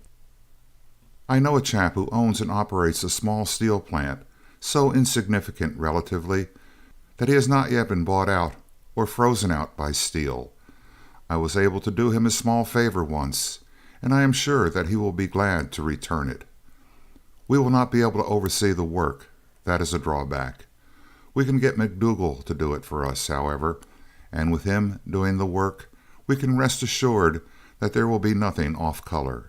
Even steel couldn't buy him." "McDougal? The man who installed the intercontinental plant? He wouldn't touch a little job like this with a pole." "I think he would. He and I are rather friendly, and after I tell him about it, he will be glad to take it. It means building the first interplanetary vessel, you know." "Wouldn't steel follow him up? if he should go to work on a mysterious project? He's too big to hide. No, he will go camping. He often does. I have gone with him several times when we were completely out of touch with civilization for 2 months at a time. Now, about the ship we want. Have you any ideas? It will cost more than our entire capital. That is easily arranged. We do not care how much it costs. Seaton began to object to drawing so heavily upon the resources of his friend, but was promptly silenced. I told you when we started, Crane said flatly, that your solution and your ideas are worth far more than $500,000. In fact, they are worth more than everything I have. No more talk of the money end of it, Dick. All right, we'll build a regular go-getter, 4 times the size. She'll be a bearcat, Mart. I'm glad this one is on the fritz. She'll carry a 200-pound bar. Zowie, watch our smoke. And say, why wouldn't it be a good idea to build an attractor, a thing like an object compass, but mounting a 10-pound bar instead of a needle, so that if they chase us in space, we can reach out and grab them. We might mount a machine gun in each quadrant, shooting explosive bullets through pressure gaskets in the walls. We should have something for defense. I don't like the possibility of having that gang of pirates after us and nothing to fight back with except thought waves. Right, we will do both those things, but we should make the power plant big enough to avert any possible contingency. Say, 400 pounds, and we should have everything in duplicate, from power plant to push buttons. I don't think that's necessary, Mart. Don't you think that's carrying caution to the extremes? Possibly, but I would rather be a live coward than a dead hero, wouldn't you? You chirped it, old scout. I sure would. I never did like the looks of that old guy with the sigh, and I would hate to let Duquesne feel that he had slipped something over on me at my own game. Besides, I've developed a lot of caution myself lately. Double she is, with a skin of 4-foot Norwegian armor. Let's get busy. They made the necessary alteration in the plans, and in a few days work was begun upon the huge steel shell in the little mountain steel plant. The work was done under the constant supervision of the great McDougal, by men who had been in his employ for years and who were all above suspicion. While it was being built, Seaton and Crane employed a force of men and went ahead with the construction of the space car in the testing shed. While they did not openly slight the work, nearly all of their time was spent in the house, perfecting the many essential things which were to go into the real Skylark. There was the attractor, for which they had to perfect a special sighting apparatus so that it could act in any direction, and yet would not focus upon the ship itself nor anything it contained. There were many other things. It was in this work that the strikingly different temperaments and abilities of the two men were most clearly revealed. Seaton strode up and down the room, puffing great volumes of smoke from his hot and reeking briar, suggesting methods and ideas, his keen mind finding the way over, around, or through the apparently insuperable obstacles which beset their path. Crane, seated calmly at the drafting table, occasionally inhaling a mouthful of smoke from one of his specially made cigarettes, mercilessly tore Seaton's suggestions to shreds, pointing out their weaknesses, proving his points with his cold, incisive reasoning and his slide rule calculations of factors, stresses, and strains. Seaton, in turn, would find a remedy for every defect, and finally, the idea complete and perfect, Crane would impale it upon the point of his drafting pencil and spread it in every detail upon the paper before him, while Seaton's active mind leaped to the next problem. Not being vitally interested in the thing being built in the shed, they did not know that to the flawed members were being attached faulty plates by imperfect welding. Even if they had been interested, they could not have found the poor workmanship by any ordinary inspection, for it was being done by a picked crew of experts picked by Perkins. But to make things even, Perkins' crew did not know that the peculiar instruments installed by Seaton and Crane, of which their foreman took many photographs, were not real instruments, and were made only near enough like them to pass inspection. They were utterly useless in design and function, far different from the real instruments intended for the Skylark. Finally, the last dummy instrument was installed in the worthless space car, which the friends referred to between themselves as the Cripple, a name which Seaton soon changed to Old Crip. The construction crew was dismissed after Crane had let the foreman overhear a talk between Seaton and himself, in which they decided not to start for a few days, as they had some final experiments to make. Prescott reported that Steele had relaxed its vigilance and was apparently waiting for the first flight. About the same time, word was received from McDougal that the real Skylark was ready for the finishing touches. A huge triplane descended upon Crane Field and was loaded to its capacity with strange-looking equipment. When it left, Seaton and Crane went with it to make the final tests before the first flight, leaving a heavy guard over the house and the testing shed. A few nights later, in inky blackness, a huge shape descended rapidly in front of the shed, whose ponderous doors opened to receive it and closed quickly after it. The Skylark moved lightly and easily as a waft feather, betraying its thousands of tons of weight only by the hole it made in the hard beaten earth of the floor as it settled to rest. Opening one of the heavy doors, Seaton and Crane sprang out into the darkness. Dorothy and her father, who had been informed that the Skylark was to be brought home that night, were waiting. Seaton caught up his sweetheart in one mighty arm and extended his hand past her to Vaneman, who seized it in both of his own.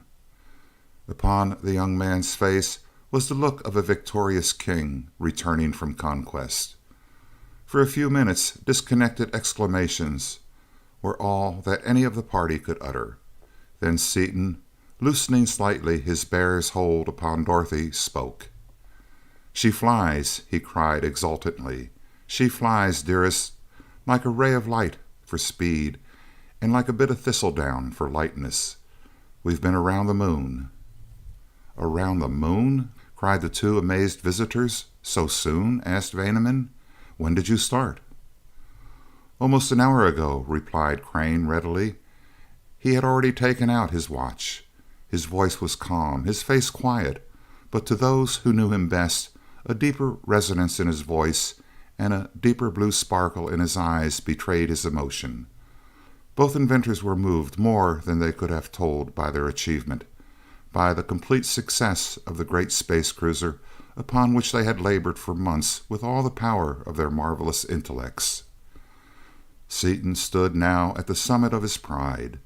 No recognition by the masses, no applause by the multitudes, no praise even from the upper ten of his own profession could equal for him the silent adulation of the two before him. Dorothy's exquisite face was glorified as she looked at her lover, her eyes wonderful as they told him how high he stood above all others in her world, how much she loved him. Seeing that look, that sweet face, more beautiful than ever in this, his hour of triumph, that perfect, adorable body, Seaton forgot the others, and a more profound exaltation than that brought on by his flight filled his being. Humble thankfulness that he was the man to receive the untold treasure of her great giving. "Every bit of mechanism we had occasion to use worked perfectly," Crane stated proudly. "We did not find it necessary to change any of our apparatus, and we hope to make a longer flight soon. The hour we took on this trip might easily have been only a few minutes, for the Lark did not even begin to pick up speed." Shiro looked at Crane with an air of utter devotion and bowed until his head approached the floor. "Sir," he said in his stilted English, "Honorable Skylark shall be marvelous wonder. If permitting, I shall luxuriate in preparing suitable refreshment." The permission granted, he trotted away into the house, and the travelers invited their visitors to inspect the new craft. Crane and the older man climbed through the circular doorway, which was at an elevation of several feet above the ground. Seaton and Dorothy exchanged a brief but enthusiastic caress before he lifted her lightly up to the opening and followed her up a short flight of stairs. Although she knew what to expect from her lover's descriptions and from her own knowledge of old Crip, which she had seen many times, she caught her breath in amazement as she stood up and looked about the brilliantly lighted interior of the great sky rover. It was such a sight as had never before been seen upon Earth. She saw a spherical shell of hardened steel armor plate, fully 40 feet in diameter, though its true shape was not readily apparent from the inside, as it was divided into several compartments by horizontal floors or decks. In the exact center of the huge shell was a spherical network of enormous steel beams. Inside this structure could be seen a similar network, which, mounted upon universal bearings, was free to revolve in any direction. This inner network was filled with machinery surrounding a shining copper cylinder. From the outer network radiated 6 mighty supporting columns. These, branching as they neared the hull of the vessel, supported the power plant and steering apparatus in the center, and so strengthened the shell that the whole structure was nearly as strong as a solid steel ball. She noticed that the floor, perhaps 8 feet below the center, was heavily upholstered in leather and did not seem solid, and that the same was true of the dozen or more seats, she could not call them chairs, which were built in various places. She gazed with interest at the 2 instrument boards, upon which flashed tiny lights, and the highly polished plate glass, condensite, and metal of many instruments, the use of which she could not guess. After a few minutes of silence, both visitors began to ask questions, and Seaton showed them the principal features of the novel craft. Crane accompanied them in silence, enjoying their pleasure, glorying in the mighty vessel. Seaton called attention to the great size and strength of the lateral supporting columns, one of which was immediately above their heads, and then led them over to the vertical column, which pierced the middle of the floor. Enormous as the laterals had seemed, it appeared puny in comparison with this monster of fabricated steel.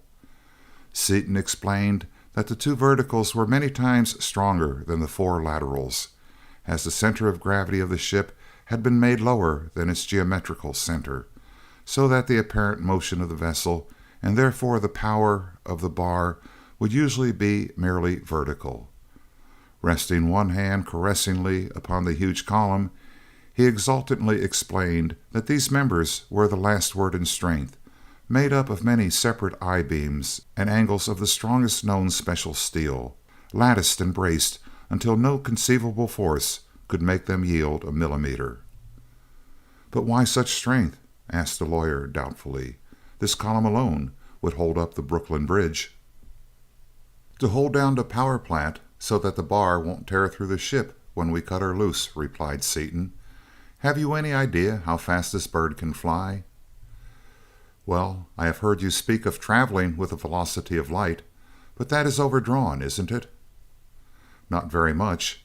Our figures show that with this 400-pound bar," pointing to the copper cylinder in the exact center of the inner sphere, "we could develop not only the velocity of light, but an acceleration equal to that velocity, were it not for the increase in mass at high velocities, as shown by Einstein and others. We can't go very fast near the Earth, of course, as the friction of the air would melt the whole works in a few minutes. Until we get out of the atmosphere, our speed will be limited by the ability of steel to withstand melting by the friction of the air to somewhere in the neighborhood of 4,000 or 5,000 miles per hour. But out in space, we can develop any speed we wish, up to that of light as a limit. I studied physics a little in my youth. Wouldn't the mere force of such an acceleration as you mention flatten you on the floor and hold you there, and any sudden jar would certainly kill you. There can't be any sudden jar. This is a special floor, you notice. It is mounted on long, extremely heavy springs to take up any possible jar. Also, whenever we are putting on power, we won't try to stand up. Our legs would crimple up like strings.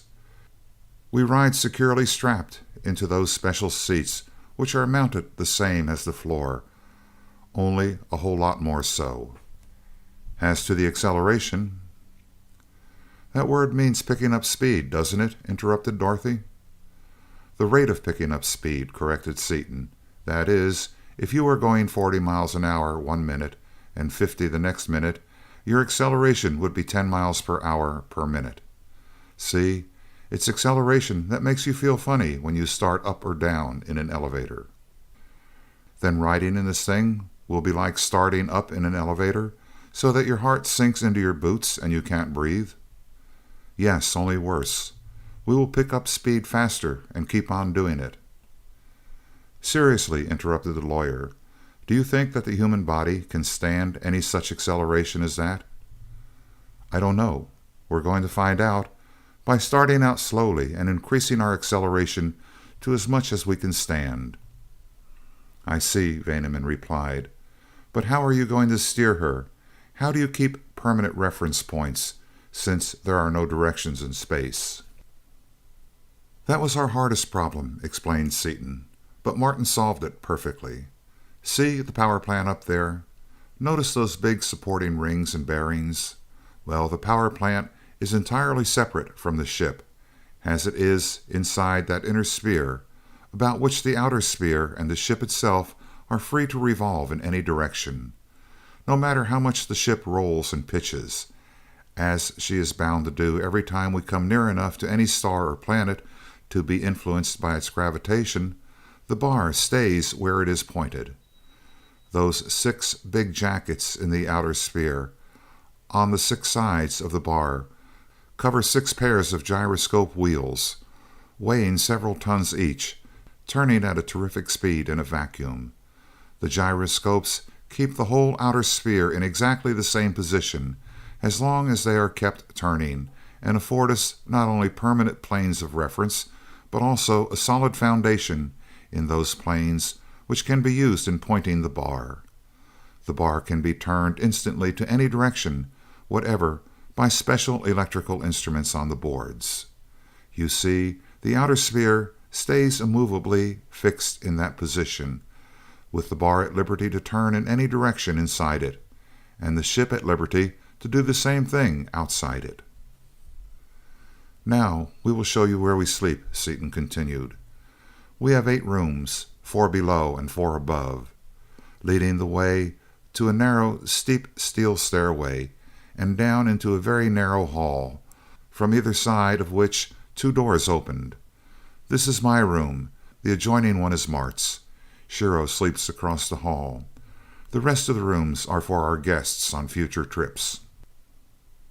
Sliding back the door, he switched on the light and revealed a small but fully appointed bedroom, completely furnished with everything necessary, yet everything condensed into the least possible space. The floor, like the one above, was of cushioned leather supported by springs. The bed was a modification of the special seats already referred to. Opening another sliding door, he showed them an equally complete and equally compact bathroom. You see, we have all the comforts of home. This bathroom, however, is practical only when we have some force downward, either gravitation or our own acceleration. The same reasoning accounts for the handrails you see everywhere on board. Drifting in space, you know, there is no weight, and you can't walk. You must pull yourself around. If you tried to take a step, you would bounce up and hit the ceiling and stay there. That is why the ceilings are so well padded. And if you tried to wash your face, you would throw water all over the place, and it would float around in the air instead of falling to the floor. As long as we can walk, we can use the bathroom. If I should want to wash my face while we were drifting, I just press this button here, and the pilot will put on enough acceleration to make the correct use of water possible. There are a lot of surprising things about a trip into space." "I don't doubt it a bit, and I'm simply wild to go for a ride with you. When will you take me, Dickie?" asked Dorothy eagerly. "Very soon, Dottie, as soon as we get her in perfect running condition.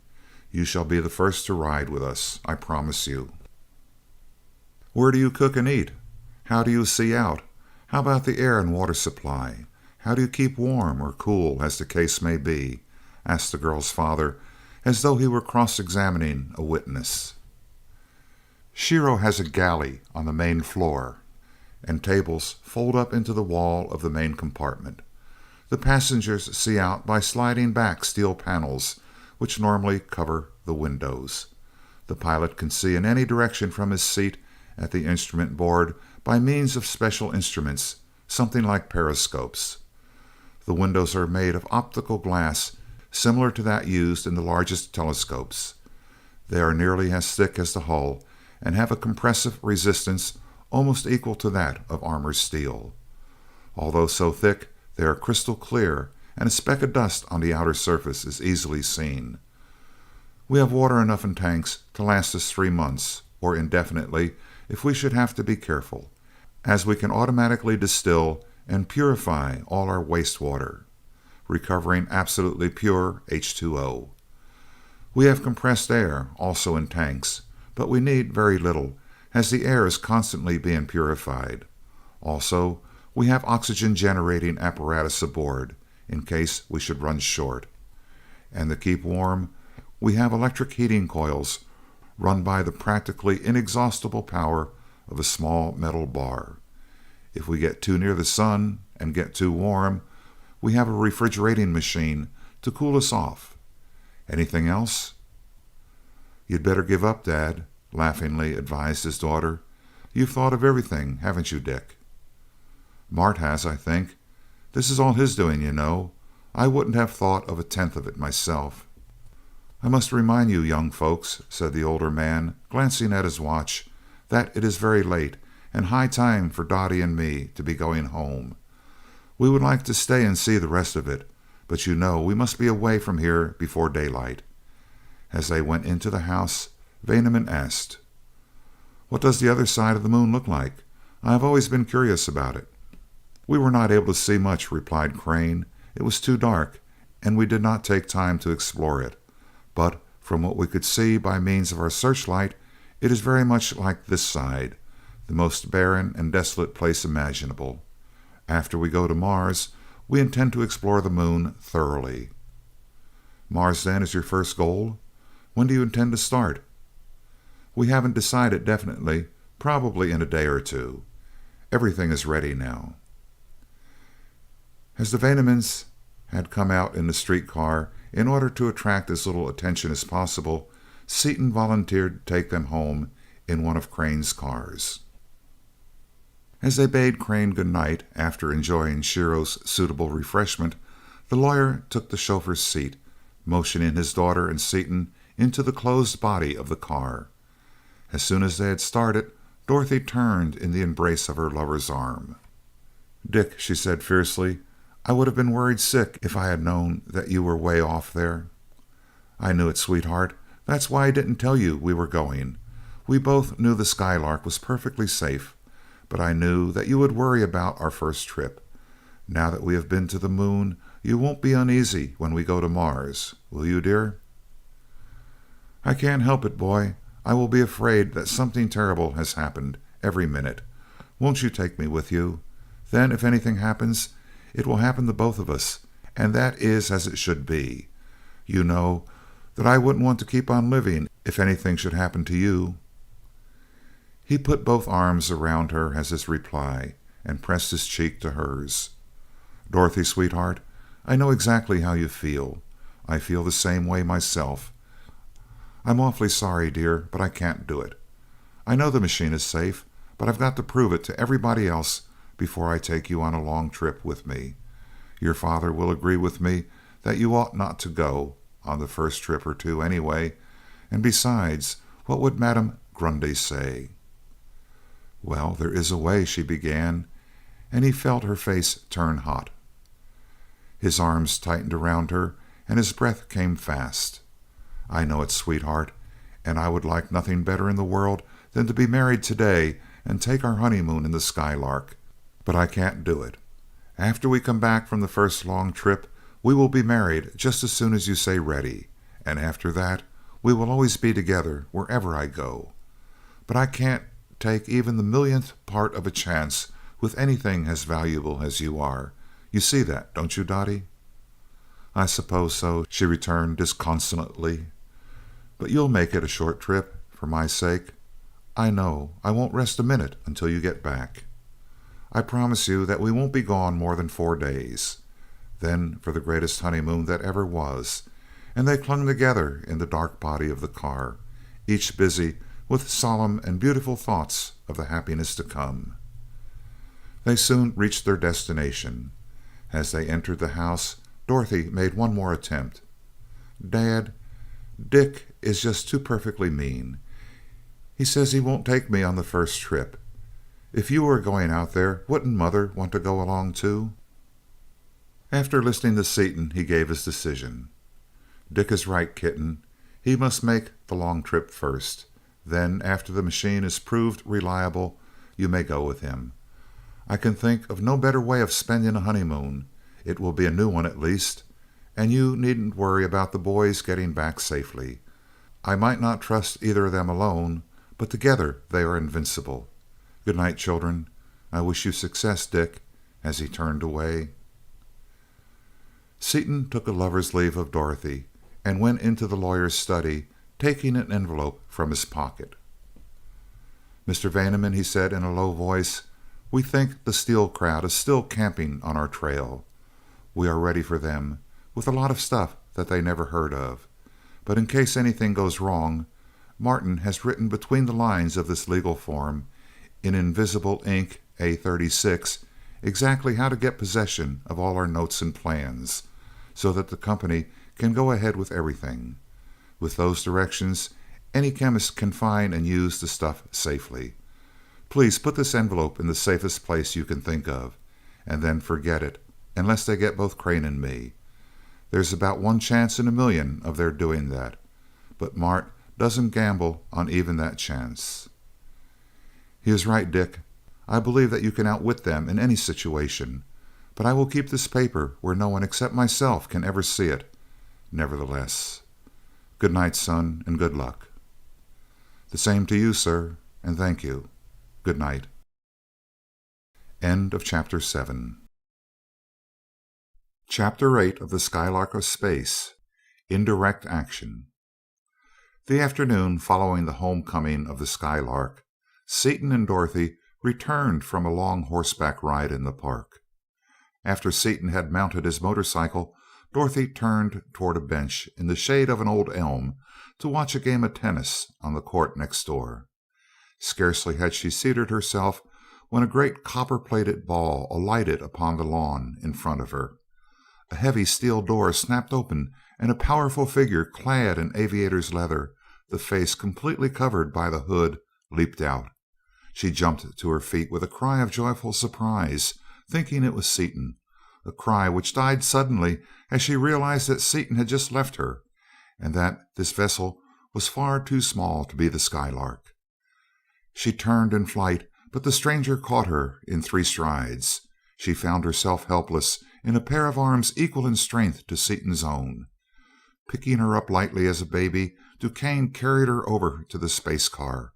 Shriek after shriek rang out as she found that her utmost struggles were of no avail against the giant strength of her captor, that her fiercely driven nails glanced harmlessly off the heavy glass and leather of his hood, and that her teeth were equally ineffective against his suit. With the girl in his arms, DuQuesne stepped into the vessel, and as the door clanged shut behind them, Dorothy caught glimpse of another woman, tied hand and foot in one of the side seats of the car. "Tie her feet, Perkins," DuQuesne ordered brusquely, holding her around the body so that her feet extended straight out in front of him. "She's a wildcat." As Perkins threw one end of a small rope around her ankles, Dorothy doubled up her knees, drawing her feet as far away from him as possible. As he incautiously approached, she kicked out viciously with all the force of her muscular young body behind her heavy riding boots. The sharp heel of one of the boots struck Perkins squarely in the pit of his stomach, a true solar plexus blow, and completely knocked out, he staggered back against the instrument board. His outflung arm pushed the speed lever clear out to its last notch, throwing the entire current of the batteries through the bar, which was pointed straight up, as it had been when they made their landing, and closing the switch which threw on the power of the repelling outer coating. There was a creak of the mighty steel fabric, stressed almost to its limits, as the vessel darted upward with its stupendous velocity, and only the carefully planned spring and cushion floor saved their lives as they were thrown flat and held there by the awful force of their acceleration as the space car tore through the thin layer of the Earth's atmosphere. So terrific was their speed that the friction of the air did not have time to set them afire. They were through it and into the perfect vacuum of interstellar space before the thick steel hull was even warmed through. Dorothy lay flat upon her back, just as she had fallen, unable even to move her arms, gaining each breath only by a terrible effort. Perkins was a huddled heap under the instrument board. The other captive, Brookings' ex-secretary, was in somewhat better case, as her bonds had snapped like strings, and she was lying at full length in one of the side seats, forced into that position and held there, as the design of the seats was adopted for the most comfortable position possible under such conditions. She, like Dorothy, was gasping for breath, her straining muscles barely able to force air into her lungs because of the paralyzing weight of her chest. Duquesne alone was able to move, and it required all of his Herculean strength to creep and crawl, snake-like, toward the instrument board. Finally attaining his goal, he summoned all his strength to grasp, not the controlling lever, which he knew was beyond his reach, but a cutout switch only a couple of feet above his head. With a series of convulsive movements, he fought his way up, first until he was crouching on his elbows and knees, and then into a squatting position. Placing his left hand under his right, he made a last supreme effort. Perspiration streamed from him. His mighty muscles stood out in ridges visible even under the heavy leather of his coat. His lips parted in a snarl over his locked teeth as he threw every ounce of his wonderful body into an effort to force his right hand up to the switch. His hand approached it slowly, closed over it, and pulled it out. The result was startling. With the mighty power instantly cut off, and with not even the ordinary force of gravitation to counteract the force Duquesne was exerting, his own muscular effort hurled him up toward the center of the car and against the instrument board. The switch, still in his grasp, was again closed. His shoulders crashed against the levers which controlled the direction of the bar, swinging it through a wide arc. As the ship darted off in the new direction with its old acceleration, he was hurled against the instrument board, tearing one end loose from its supports and falling unconscious to the floor on the other side. After a time which seemed like an eternity, Dorothy and the other girl felt their senses slowly leave them. With 4 unconscious passengers, the space car hurtled through empty space, its already inconceivable velocity being augmented every second by a quantity bringing its velocity near to that of light, driven onward by the incredible power of the disintegrating copper bar. Seaton had only gone a short distance from his sweetheart's home when, over the purring of his engine, he thought he heard Dorothy's voice raised in a scream. He did not wait to make sure, but whirled his machine about, and the purring changed instantly to a staccato roar as he threw open the throttle and advanced the spark. Gravel flew from beneath his skidding wheels as he negotiated the turn in the Vaneman's grounds at suicidal speed. But with all his haste, he arrived upon the scene just in time to see the door of the space car close. Before he could reach it, the vessel disappeared, with nothing to mark its departure save a violent whirl of grass and sod, uprooted and carried far into the air by the vacuum of its weight. To the excited tennis players and the screaming mother of the abducted girl, it seemed as though the great metal ball had vanished utterly. Only Seaton, knowing what to expect, saw the line it made in the air, and saw for an instant a minute dot in the sky before it disappeared. Interrupting the clamor of the young people, each of whom was trying to tell him what had happened, he spoke to Mrs. Vaneman. "Mother, Dottie's all right," he said rapidly but gently. "Steele's got her, but they won't keep her long. Don't worry, we'll get her back. It may take a week or it may take a year, but we'll bring her back," and, leaping upon his motorcycle, he shattered all the speed laws on his way to Crane's house. "Mart," he yelled, rushing into the shop, "they've got Dottie in a bus made from our plans. Let's go." He started on a run for the testing shed. "Wait a minute," crisply shouted Crane. "Don't go off half-cocked. What is your plan?" "Plan, hell!" barked the enraged chemist. "Chase 'em." "Which way did they go and when?" "Straight up, full power, 20 minutes ago." "Too long ago. Straight up has changed its direction several degrees since then. They may have covered 1,000,000 miles, or they may have come back and landed next door. Sit down and think. We need all your brains now."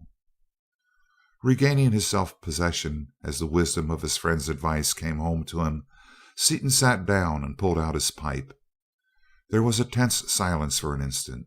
Then he leaped to his feet and darted into his room, returning with an object compass whose needle pointed upward. "Duquesne did it," he cried exultantly.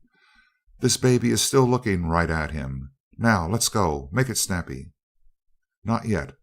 We should find out how far away they are. That may give us an idea." Suiting action to word, he took up his stopwatch and set the needle swinging. They watched it with strained faces as second after second went by and it still continued to swing. When it had come to rest, Crane read his watch and made a rapid calculation. "About 350 million miles," he stated, "clear out of our solar system already. And from the distance covered, he must have had a constant acceleration so as to approximate the velocity of light. And he is still going with full—" "But nothing can possibly go that fast, Mart. It's impossible. How about Einstein's theory?" "That is a theory. This measurement of distance is a fact, as you know from our tests." "That's right. Another good theory gone to pot. But how do you account for his distance? Do you suppose he's lost control?" "He must have. I do not believe that he would willingly stand that acceleration, nor would he have gone that far of his own accord. Do you?" "I sure don't. We don't know how big a bar they are carrying, so we can't estimate how long it's going to take us to catch them. But let's not waste any more time, Mart. For cat's sakes, let's get busy." "We have only those 4 bars, Dick. 2 for each unit. Do you think that will be enough? Think of how far we may have to go, and what we may possibly get into, and what it will mean to Dottie if we fail for lack of power." Seaton, though furiously eager to be off, paused at this idea, and half regretfully he replied: "We are so far behind them already that I guess a few hours more won't make much difference. It sure would be disastrous to get out near one of the fixed stars and have our power quit. I guess you're right. We'd better get a couple more. Make it 4. Then we'll have enough to chase them half our lives. We'd better load up on grub and explosive ammunition, too." While Crane and Shiro carried additional provisions and boxes of cartridges into the Skylark, Seaton once more mounted his motorcycle and sped across the city to the brass foundry. The manager of the plant took his order, but blandly informed him that there was not that much copper in the city, that it would be a week or 10 days before the order could be filled. Seaton suggested that they melt up some copper cable and other goods already manufactured, offering 10 times their value, but the manager was obdurate, saying that he could not violate the rule of priority of orders. Seaton then went to other places, endeavoring to buy scrap copper, trolley wire, electric cable, anything made of the ruddy metal, but he found none for sale in quantities large enough to be of any use. After several hours of fruitless search, he returned home in a towering rage and explained to Crane in lurid language his failure to secure the copper. The latter was unmoved. "After you left, it occurred to me that you might not get any. You see, Steele is still watching us." Fire shot from Seaton's eyes. "I'm going to clean up that bunch," he gritted his teeth as he started straight for the door. "Not yet, Dick," Crane remonstrated. "We can go down to Wilson's in a few minutes, and I know we can get it there if he has it. The Skylark is all ready to travel." No more words were needed. They hurried into the space car and soon were standing in the office of the plant in which the vessel had been built. When they had made their wants known, the ironmaster shook his head. "I'm sorry, Crane, but I have only a few pounds of copper in the shop, and we have no suitable furnace." Seaton broke out violently at this, but Crane interrupted him, explaining their inability to get the metal anywhere else and the urgency of their need. When he had finished, Wilson brought his fist down upon his desk. "I'll get it if I have to melt up our dynamos," he roared. "We'll have to rig a crucible, but we'll have your bars out just as soon as the whole force of this damned scrap heap can make 'em." Calling in his foreman, he bellowed orders, and while automobiles scoured the nearby towns for scrap copper, the crucible and molds were made ready. Nearly 2 days passed before the gleaming copper cylinders were finished. During this time, Crane added to their already complete equipment every article he could conceive of their having any use for, while Seaton raged up and down the plant in a black fury of impatience. Just before the bars were ready, they made another reading on the object compass. Their faces grew tense and drawn, and their hearts turned sick as second followed second, and minute followed minute, and the needle still oscillated. Finally, however, it came to rest, and Seaton's voice almost failed him as he read his figures. 235 light years, Mart. They're lost, and still going. Goodbye, old scout," holding out his hand. "Tell Vaneman that I'll bring her back or else stay out there myself." "You must be crazy, Dick. You know I'm going." "Why? No use in both of us taking such a chance. If Dottie's gone, of course I want to go too, but you don't." "Nonsense, Dick. Of course this is somewhat farther than we had planned on going for our maiden voyage, but where is the difference? It is just as safe to go 1,000 light years as only one, and we have the power and food for any contingency. There is no more danger in this trip than there is in one to Mars. At all events, I am going whether you want me to or not, so save your breath." "You lie like a thief, Mart. You know what we are up against as well as I do, but if you insist on coming along, I'm sure glad to have you." As their hands met in a crushing grip, the bars were brought up and loaded into the carriers. Waving goodbye to Wilson, they closed the massive door and took their positions. Seaton adjusted the bar parallel with the needle of the object compass, turned on the coil, and advanced the speed lever until Crane, reading the pyrometers, warned him to slow down, as the shell was heating. Free of the Earth's atmosphere, he slowly advanced the lever, one notch at a time, until he could no longer support the increasing weight of his hand, but had to draw out the rolling support designed for that emergency. He pushed the lever a few notches farther, and felt himself forced down violently into the seat. He was now lying at full length, the seat having automatically moved upward so that his hand still controlled the lever. Still he kept putting on more power, until the indicator showed that more than 3/4 of the power was in operation, and he felt that he could stand but little more. "How are you making it, Mart?" he asked, talking with difficulty because of the great weight of his tongue and jaws. "All right so far," came the response in a hesitating, almost stammering voice, "but I do not know how much more I can take. If you can stand it, go ahead." "This is enough for a while until we get used to it, Any time you want to rest, tell me and I'll cut her down. Keep her at this for 4 or 5 hours, then cut down until we can walk, so that we can eat and take another reading on distance. Remember that it will take as long to stop as it does to get up speed, and that we must be careful not to ram them. There would be nothing left of either car. All right. Talking's too darn much work. I'll talk to you again when we ease down. I'm sure glad we're on our way at last. End of Chapter 8. Chapter 9 of the Skylark of Space. Lost in Space.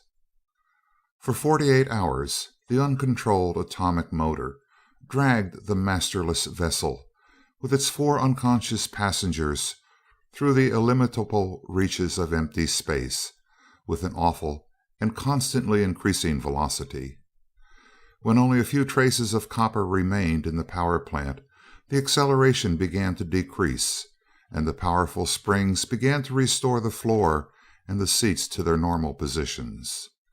The last particle of copper having been transformed into energy, the speed of the vessel became constant.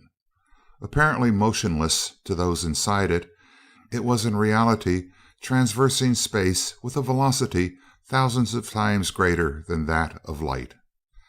As the force which had been holding them down was relaxed, the lungs, which had been able to secure only enough air to maintain faint sparks of life, began to function more normally, and soon all 4 recovered consciousness, drinking in the life-giving oxygen in a rapid succession of breaths, so deep that it seemed as though their lungs must burst with each inhalation. Duquesne was the first to gain control of himself. His first effort to rise to his feet lifted him from the floor, and he floated lightly to the ceiling, striking it with a gentle bump, and remaining suspended in the air. The others, who had not yet attempted to move, stared at him in wide-eyed amazement. Reaching out and clutching one of the supporting columns, he drew himself back to the floor and cautiously removed his leather suit, transferring 2 heavy automatic pistols as he did so. By gingerly feeling of his injured body, he discovered that no bones were broken, although he was terribly bruised. He then glanced around to learn how his companions were faring. He saw that they were all sitting up, the girls resting, Perkins removing his aviator's costume. "Good morning, Dr. Duquesne. What happened when I kicked your friend?" Duquesne smiled. "Good morning, Miss Vaneman. Several things happened. He fell into the controls, turning on all the juice. We left shortly afterward. I tried to shut the power off, and in doing so, I balled things up worse than ever. Then I went to sleep and just woke up." "Have you any idea where we are?" "No, but I can make a fair estimate, I think." And glancing at the empty chamber in which the bar had been, he took out his notebook and pen and figured for a few minutes. After he finished, he drew himself along by a handrail to one of the windows, then to another. He returned with a puzzled expression on his face and made a long calculation. "I don't exactly know what to make of this," he said thoughtfully. "We are so far away from the earth that even the fixed stars are unrecognizable. The power was on exactly 48 hours, since that is the life of that particular bar under full current. We should still be close to our own solar system, since it is theoretically impossible to develop any velocity greater than that of light. But in fact we have. I know enough about astronomy to recognize the fixed stars from any point within a light year or so of the sun, and I can't see a single familiar star. I never could see how mass could be a function of velocity, and now I am convinced that it is not. We have been accelerating for 48 hours. He turned to Dorothy. "While we were unconscious, Miss Vaneman, we had probably attained a velocity of something like 7,413,000,000 miles per second, and that is the approximate speed at which we are now traveling. We must be nearly 6 quadrillion miles, and that is a space of several hundred light years away from our solar system, or more plainly, about 6 times as far from our Earth as the North Star is. We couldn't see our sun with a telescope, even if we knew which way to look for it." At this paralyzing news, Dorothy's face turned white, and Margaret Spencer quietly fainted in her seat. "Then we can never get back?" asked Dorothy slowly. At this question, Perkins's self-control gave way, and his thin veneer of decency disappeared completely. "You got us into this whole thing," he screamed as he leaped at Dorothy with murderous fury gleaming in his pale eyes, and his fingers curved into talons. Instead of reaching her, however, he merely sprawled grotesquely in midair, and Duquesne knocked him clear across the vessel with one powerful blow of his fist. "Get back there, you cowardly cur," he said evenly. "Even though we are a long way from home, try to remember you're a man at least. One more break like that and I'll throw you out of the boat. It isn't her fault that we are out here, but our own. The blame for it is a very small matter anyway. The thing of importance is to get back as soon as possible." "But how can we get back?" asked Perkins sullenly from the corner where he was crouching, fear in every feature. "The power is gone, the controls are wrecked, and we are hopelessly lost in space." "Oh, I wouldn't say hopelessly," returned the other. "I have never been in any situation yet that I couldn't get out of. I won't be convinced until I am dead that I can't get out of this one. We have 2 extra power bars. We can fix the board. And if I can't navigate us back close enough to our solar system to find it, I am more of a dub than I think I am.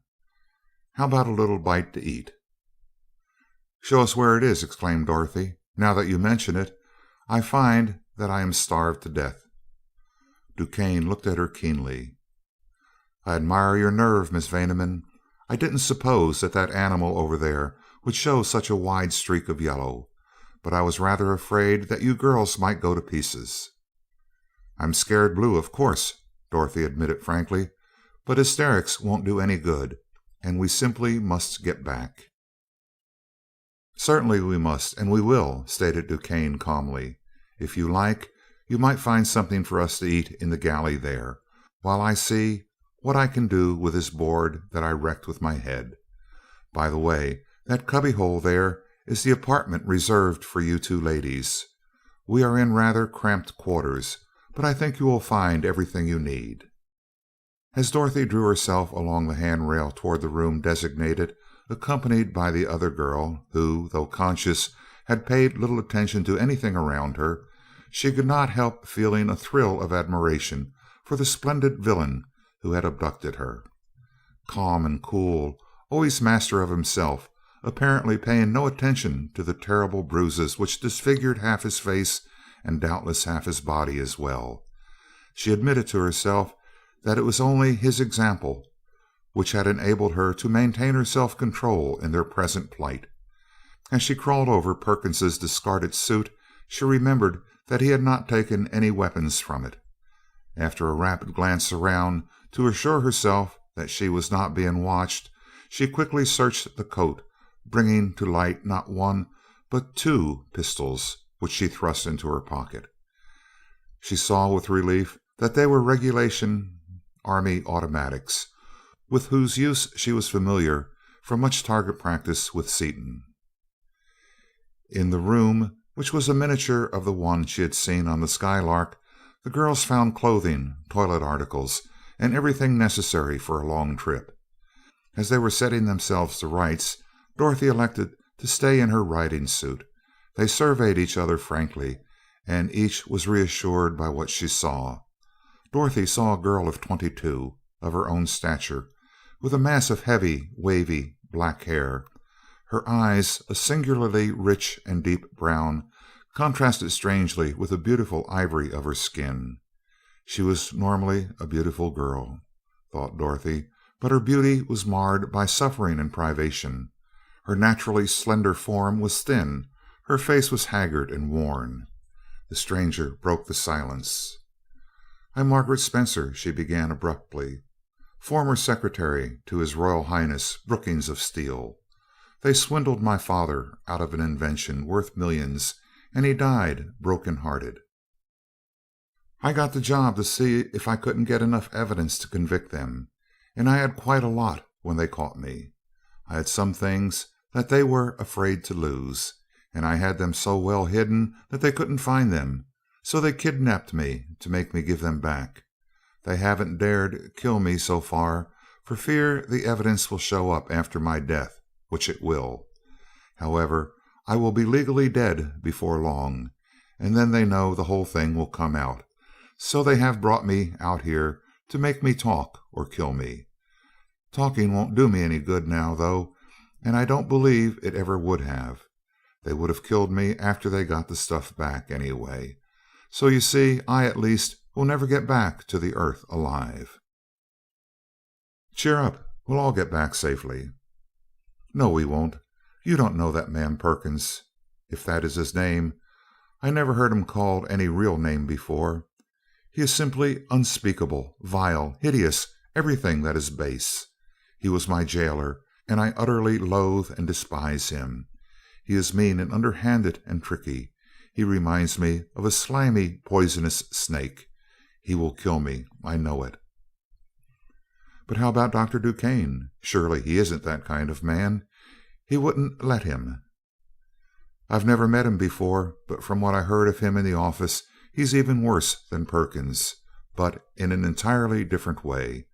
There's nothing small or mean about him, and I don't believe he would go out of his way to hurt anyone as Perkins would. But he is absolutely cold and hard, a perfect fiend. Where his interests are concerned, there's nothing under the sun, good or bad, that he won't do. But I'm glad that Perkins had me instead of the doctor, as they call him.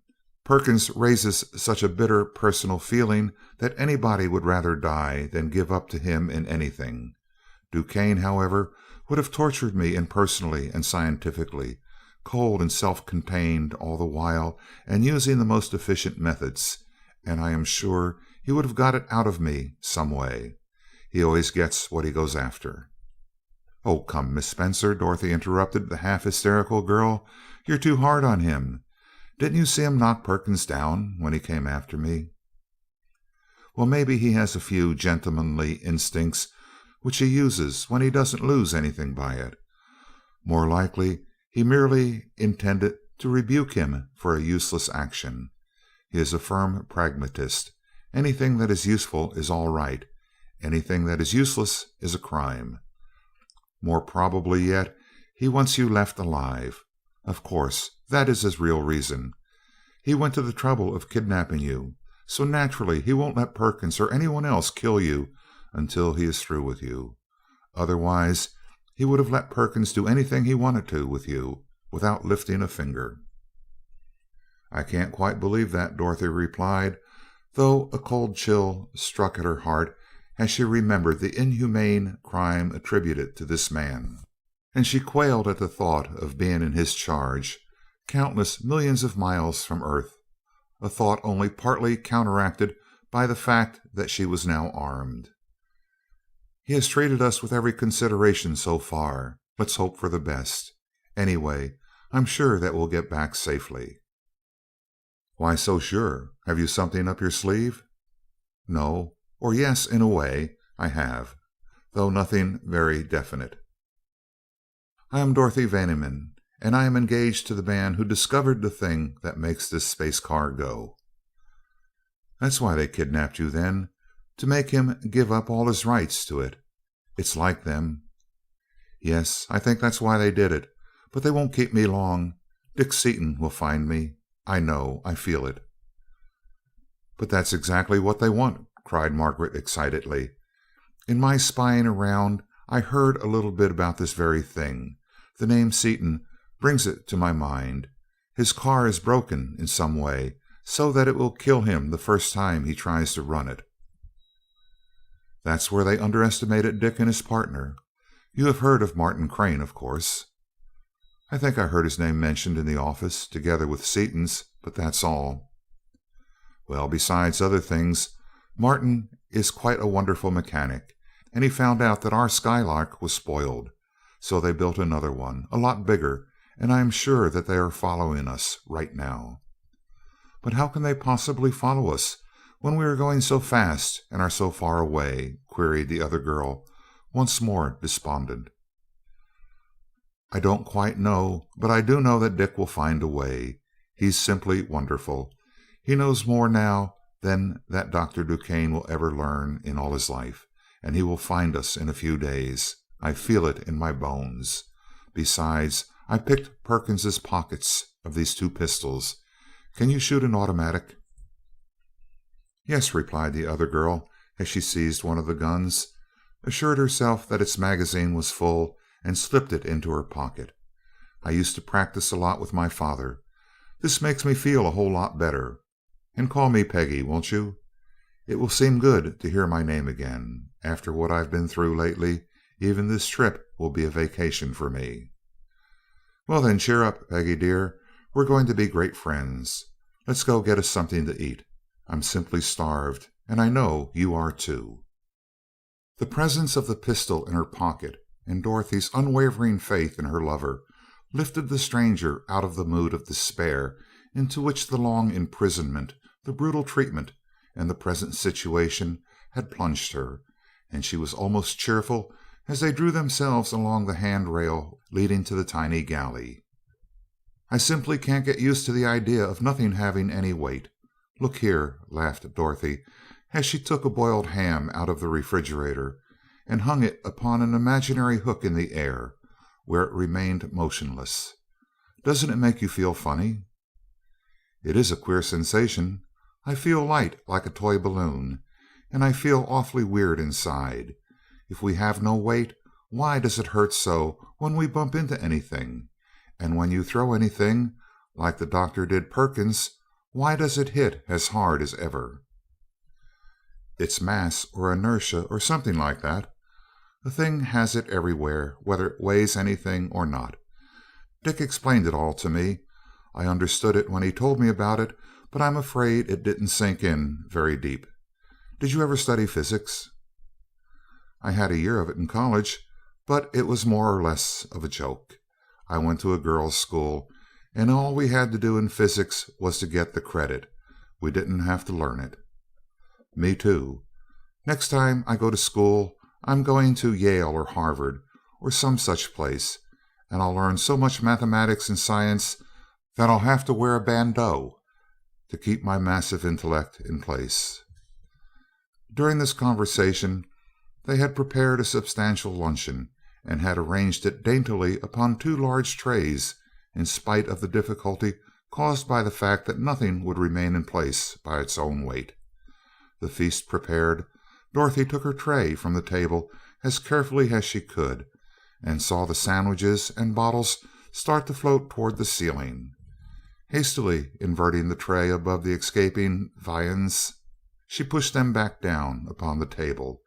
In doing so, she lifted herself clear from the floor, as she had forgotten to hold herself down.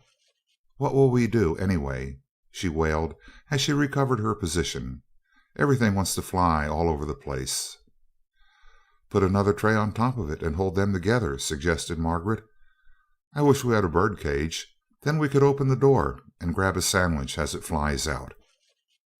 By covering the trays, the girls finally carried the luncheon out into the main compartment, where they gave Duquesne and Perkins one of the trays, and all fell to eating hungrily. Duquesne paused with a glint of amusement in his one sound eye as he saw Dorothy trying to pour ginger ale out of a bottle. "It can't be done, Miss Vaneman. You'll have to drink it through a straw. That will work, since our air pressure is normal. Be careful not to choke on it, though. Your swallowing will have to be all muscular out here. Gravity won't help you. Oh, wait a bit. I have the control board fixed, and it will be a matter of only a few minutes to put in another bar and get enough acceleration to take the place of gravity." He placed one of the extra power bars in the chamber and pushed the speed lever into the first notch, and there was a lurch of the whole vessel as it swung around the bar so that the floor was once more perpendicular to it. He took a couple of steps, returned, and advanced the lever another notch. "There, that's about the same as gravity. Now we can act like human beings and eat in comfort." "That's a wonderful relief, Doctor," cried Dorothy. "Are we going back toward the Earth?" "Not yet. I reversed the bar, but we will have to use up all this one before we can even start back. Until this bar is gone, we will merely be slowing down." As the meal progressed, Dorothy noticed that Duquesne's left arm seemed almost helpless, and that he ate with great difficulty because of his terribly bruised face. As soon as they had removed the trays, she went into her room, where she had seen a small medicine chest, and brought out a couple of bottles. "Lie down here, Dr. Duquesne," she commanded. "I'm going to apply a little first aid to the injured. Arnica and iodine are all I can find, but they'll help a little." "I'm all right," began the scientist, but at her imperious gesture he submitted, and she bathed his battered features with the healing lotion and painted the worst bruises with iodine. "I see your arm is lame. Where does it hurt?" "Shoulder's the worst. I rammed it through the board when we started out." He opened his shirt at the throat and bared his shoulder, and Dorothy gasped, as much at the size and power of the muscles displayed as at the extent and severity of the man's injuries. Stepping into the galley, she brought out hot water and towels and gently bathed away the clotted blood that had been forced through the skin. "Massage it a little with the arnica as I move the arm," he directed coolly, and she did so, pityingly. He did not wince and made no sign of pain, but she saw beads of perspiration appear upon his face, and wondered at his fortitude. "That's fine," he said gratefully as she finished, and a peculiar expression came over his face. "It feels 100% better already. But why do you do it? I should think you would feel like crowning me with that basin instead of playing nurse." "Efficiency," she replied with a smile. "I'm taking a leaf out of your own book. You are our chief engineer, you know, and it won't do to have you laid up." "That's a logical explanation, but it doesn't go far enough," he rejoined, still studying her intently. She did not reply, but turned to Perkins. "How are you, Mr. Perkins? Do you require medical attention?" "No," growled Perkins from the seat in which he had crouched immediately after eating. "Keep away from me, or I'll cut your heart out." "Shut up," snapped Duquesne. "Remember what I said." "I haven't done anything," snarled the other. "I said I would throw you out if you made another break," Duquesne informed him evenly, "and I meant it. If you can't talk decently, keep still. Understand that you are to keep off Miss Vaneman, words and actions. I am in charge of her, and I will put up with no interference whatever. This is your last warning." "How about Spencer, then?" "I have nothing to say about her. She's not mine," responded Duquesne with a shrug. An evil light appeared in Perkins's eyes, and he took out a wicked-looking knife and began to strop it carefully upon the leather of the seat, glaring at his victim the while. "Well, I have something to say," blazed Dorothy, but she was silenced by a gesture from Margaret, who calmly took the pistol from her pocket, jerked the slide back, throwing a cartridge into the chamber, and held the weapon up on one finger, admiring it from all sides. "Don't worry about his knife. He has been sharpening it for my benefit for the last month. He doesn't mean anything by it." At this unexpected show of resistance, Perkins stared at her for an instant, then glanced at his coat. "Yes, this was once yours. You needn't bother about picking up your coat. They're both gone. You might be tempted to throw that knife, so drop it on the floor and kick it over to me before I count 3. 1." The heavy pistol steadied into line with his chest, and her finger tightened on the trigger. 2. He obeyed, and she picked up the knife. He turned to Duquesne, who had watched the scene unmoved, a faint smile upon his saturnine face. "Doctor," he cried, shaking with fear, "why don't you shoot her, or take that gun away from her? Surely you don't want to see me murdered?" "Why not?" replied Duquesne calmly. "It is nothing to me whether she kills you or you kill her. You brought it on yourself by your own carelessness. Any man with brains doesn't leave guns lying around within reach of prisoners, and a blind man could have seen Miss Vaneman getting your hardware." "You saw her take them and didn't warn me?" croaked Perkins. "Why should I warn you? If you can't take care of your own prisoner, she earns her liberty, as far as I'm concerned.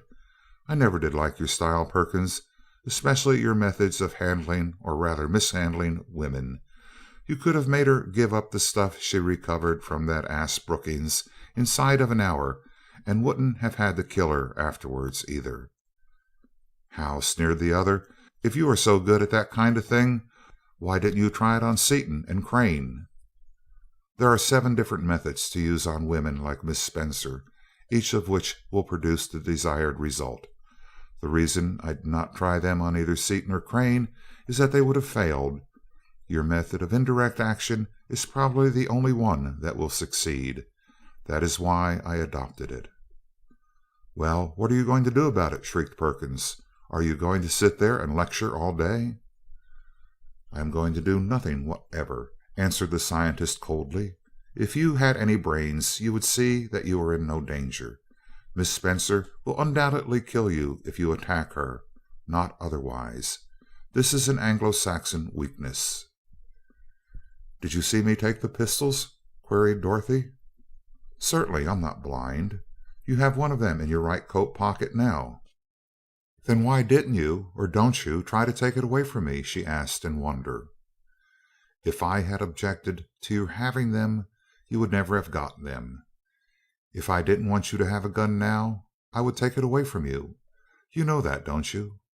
And his black eyes stared into her violet ones with such calm certainty of his ability that she felt her heart sink. "Yes," she admitted finally, "I believe you could.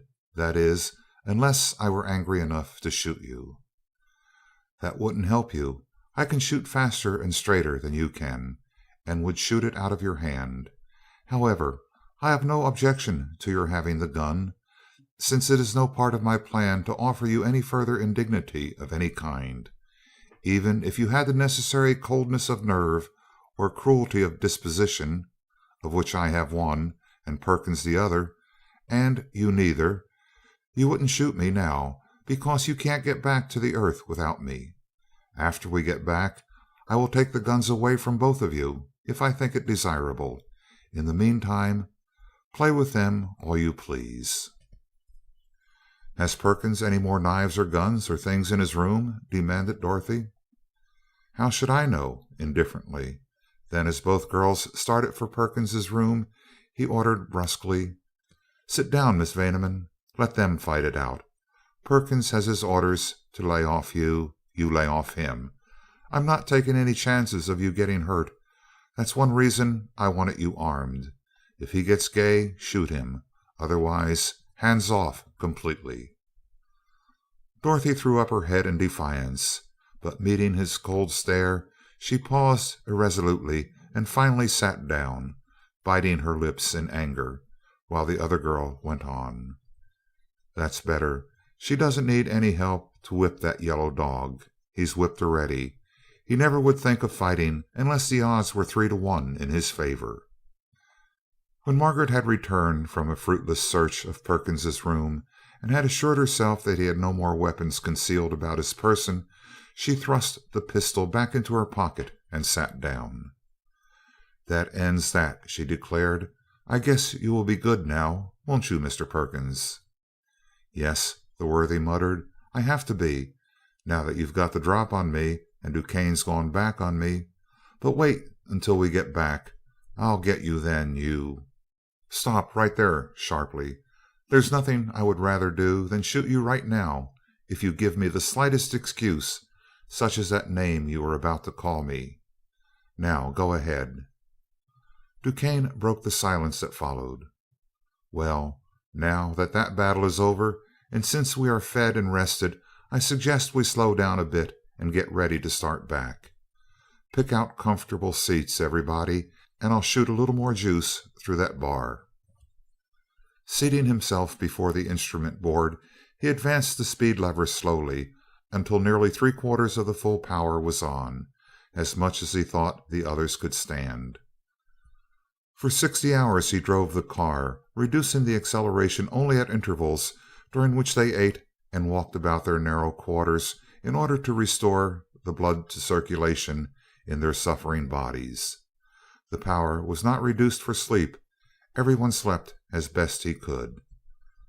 Dorothy and Margaret talked together at every opportunity, and a real intimacy grew up between them. Perkins was for the most part sullenly quiet, knowing himself despised by all the others and having no outlet here for his particular brand of cleverness. Duquesne was always occupied with his work, and only occasionally addressed a remark to one or another of the party, except during meals. At those periods of general recuperation he talked easily and well upon many topics. There was no animosity in his bearing, nor did he seem to perceive any directed toward himself. But when any of the others ventured to infringe upon his ideas of how discipline should be maintained, Duquesne's reproof was merciless. Dorothy almost liked him, but Margaret insisted that she considered him worse than ever. When the bar was exhausted, Duquesne lifted the sole remaining cylinder into place. "We should be nearly stationary with respect to the earth," he remarked. "Now we will start back." "Why, it felt as though we were picking up speed for the last 3 days," exclaimed Margaret. "Yes, it feels that way because we have nothing to judge by. Slowing down in one direction feels exactly like starting up in the opposite one. There is no means of knowing whether we are standing still, going away from the earth, or going toward it, since we have nothing stationary upon which to make observations. However, since the 2 bars were of exactly the same size and were exerted in opposite directions except for a few minutes after we left earth, we are nearly stationary now. I will put on power until this bar is something less than half gone, then coast for 3 or 4 days. By the end of that time we should be able to recognize our solar system from the appearance of the fixed stars." He again advanced the lever, and for many hours silence filled the car as it hurtled through space. Duquesne, waking up from a long nap, saw that the bar no longer pointed directly toward the top of the ship, perpendicular to the floor, but was inclined at a sharp angle. He reduced the current and felt the lurch of the car as it swung around the bar, increasing the angle many degrees. He measured the angle carefully and peered out of all the windows on one side of the car. Returning to the bar after a time, he again measured the angle and found that it had increased greatly. "What's the matter, Dr. Duquesne?" asked Dorothy, who had also been asleep. "We are being deflected from our course. You see the bar doesn't point straight up any more. Of course, the direction of the bar hasn't changed. The car has swung around it." "What does that mean?" "We have come close enough to some star so that its attraction swings the bottom of the car around. Normally, you know, the bottom of the car follows directly behind the bar. It doesn't mean much yet, except that we are being drawn away from our straight line. But if the attraction gets much stronger, it may make us miss our solar system completely. I have been looking for the star in question, but can't see it yet. We'll probably pull away from it very shortly." He threw on the power and for some time watched the bar anxiously, expecting to see it swing back into the vertical, but the angle continually increased. He reduced the current and searched the heavens for the troublesome body. "Do you see it yet?" asked Dorothy with concern. "No, there's apparently nothing near enough to account for all this deflection." He took out a pair of large night glasses and peered through them for several minutes. "Good God, it's a dead sun, and we're nearly onto it. It looks as large as our moon." Springing to the board, he whirled the bar into the vertical. He took down a strange instrument, went to the bottom window, and measured the apparent size of the dark star. Then, after cautioning the rest of the party to sit tight, he advanced the lever farther than it had been before. After half an hour, he again slackened the pace and made another observation, finding to his astonishment that the dark mass had almost doubled its apparent size. Dorothy, noting his expression, was about to speak, but he forestalled her. "We lost ground instead of gaining that spurt," he remarked as he hastened to his post. "It must be inconceivably large to exert such an enormous attractive force at this distance. We'll have to put on full power. Hang on to yourselves as best you can." He then pushed the lever out to its last notch and left it there until the bar was nearly gone, only to find that the faint disk of the monster globe was even larger than before, being now visible to the unaided eye.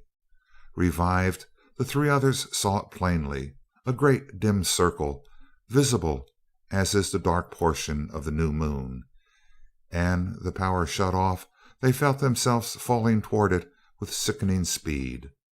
Perkins screamed with mad fear and flung himself groveling upon the floor. Margaret, her nerves still unstrung, clutched at her heart with both hands. Dorothy, though her eyes looked like great black holes in her white face, looked DuQuesne in the eye steadily. "This is the end, then?" "Not yet," he replied in a calm, level voice. "The end will not come for a good many hours, as I have calculated that it will take at least 2 days, probably more, to fall the distance we have to go.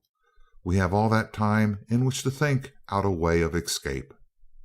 "Won't the outer repulsive shell keep us from striking it, or at least break the force of our fall?" "No, it was designed only as a protection from meteorites and other small bodies. It is heavy enough to swing us away from a small planet, but it will be used up long before we strike." He lighted a cigarette and stared at the case, as though in his own study, his brow wrinkled in thought as he made calculations in his notebook. Finally he rose to his feet. "There is only one chance that I can see.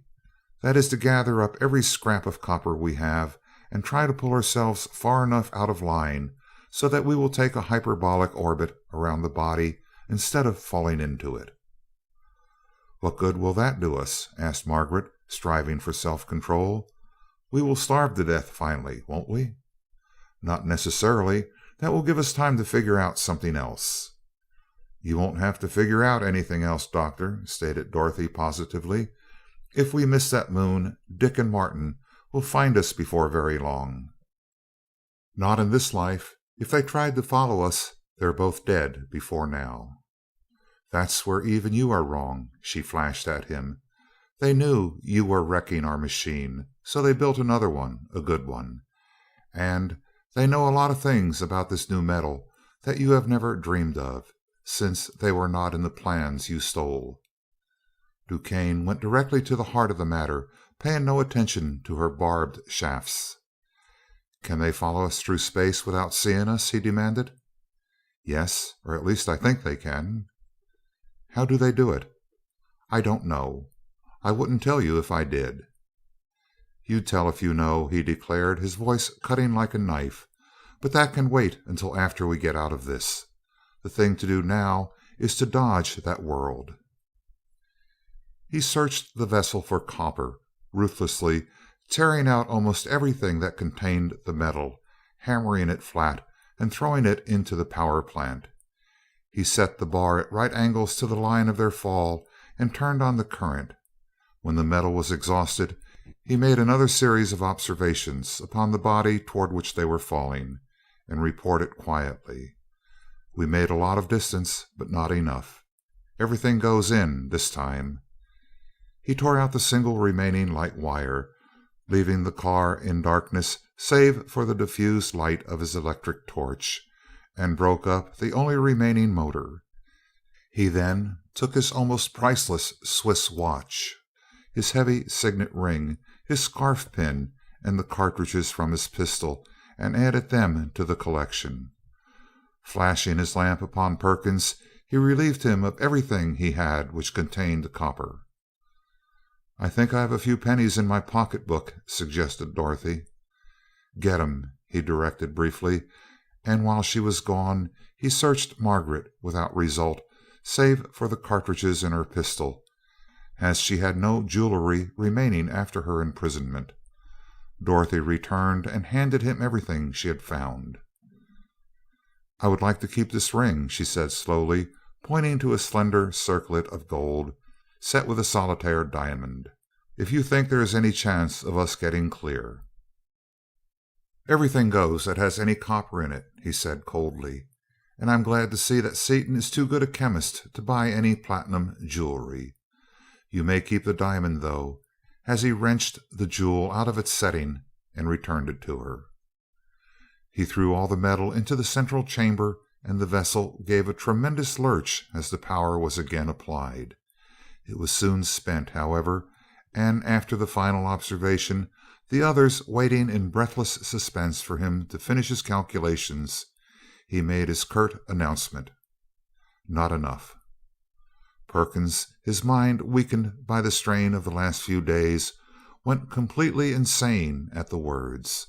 With a wild howl, he threw himself at the unmoved scientist, who struck him with the butt of his pistol as he leaped, the mighty force of Duquesne's blow crushing his skull like an eggshell and throwing him backward to the opposite side of the vessel. Margaret lay in her seat in a dead faint. Dorothy and Duquesne looked at each other in the feeble light of the torch. To the girl's amazement, the man was as calm as though he were safe in his own house, and she made a determined effort to hold herself together. "What next, Dr. Duquesne?" "I don't know. We have a couple days yet, at least. I'll have to study a while." "In that time Dick will find us, I know." "Even if they do find us in time, which I doubt, what good will it do? It simply means they will go with us instead of saving us, for of course they can't pull away, since we couldn't. I hope they don't find us, but locate this star in time to keep away from it." "Why?" she gasped.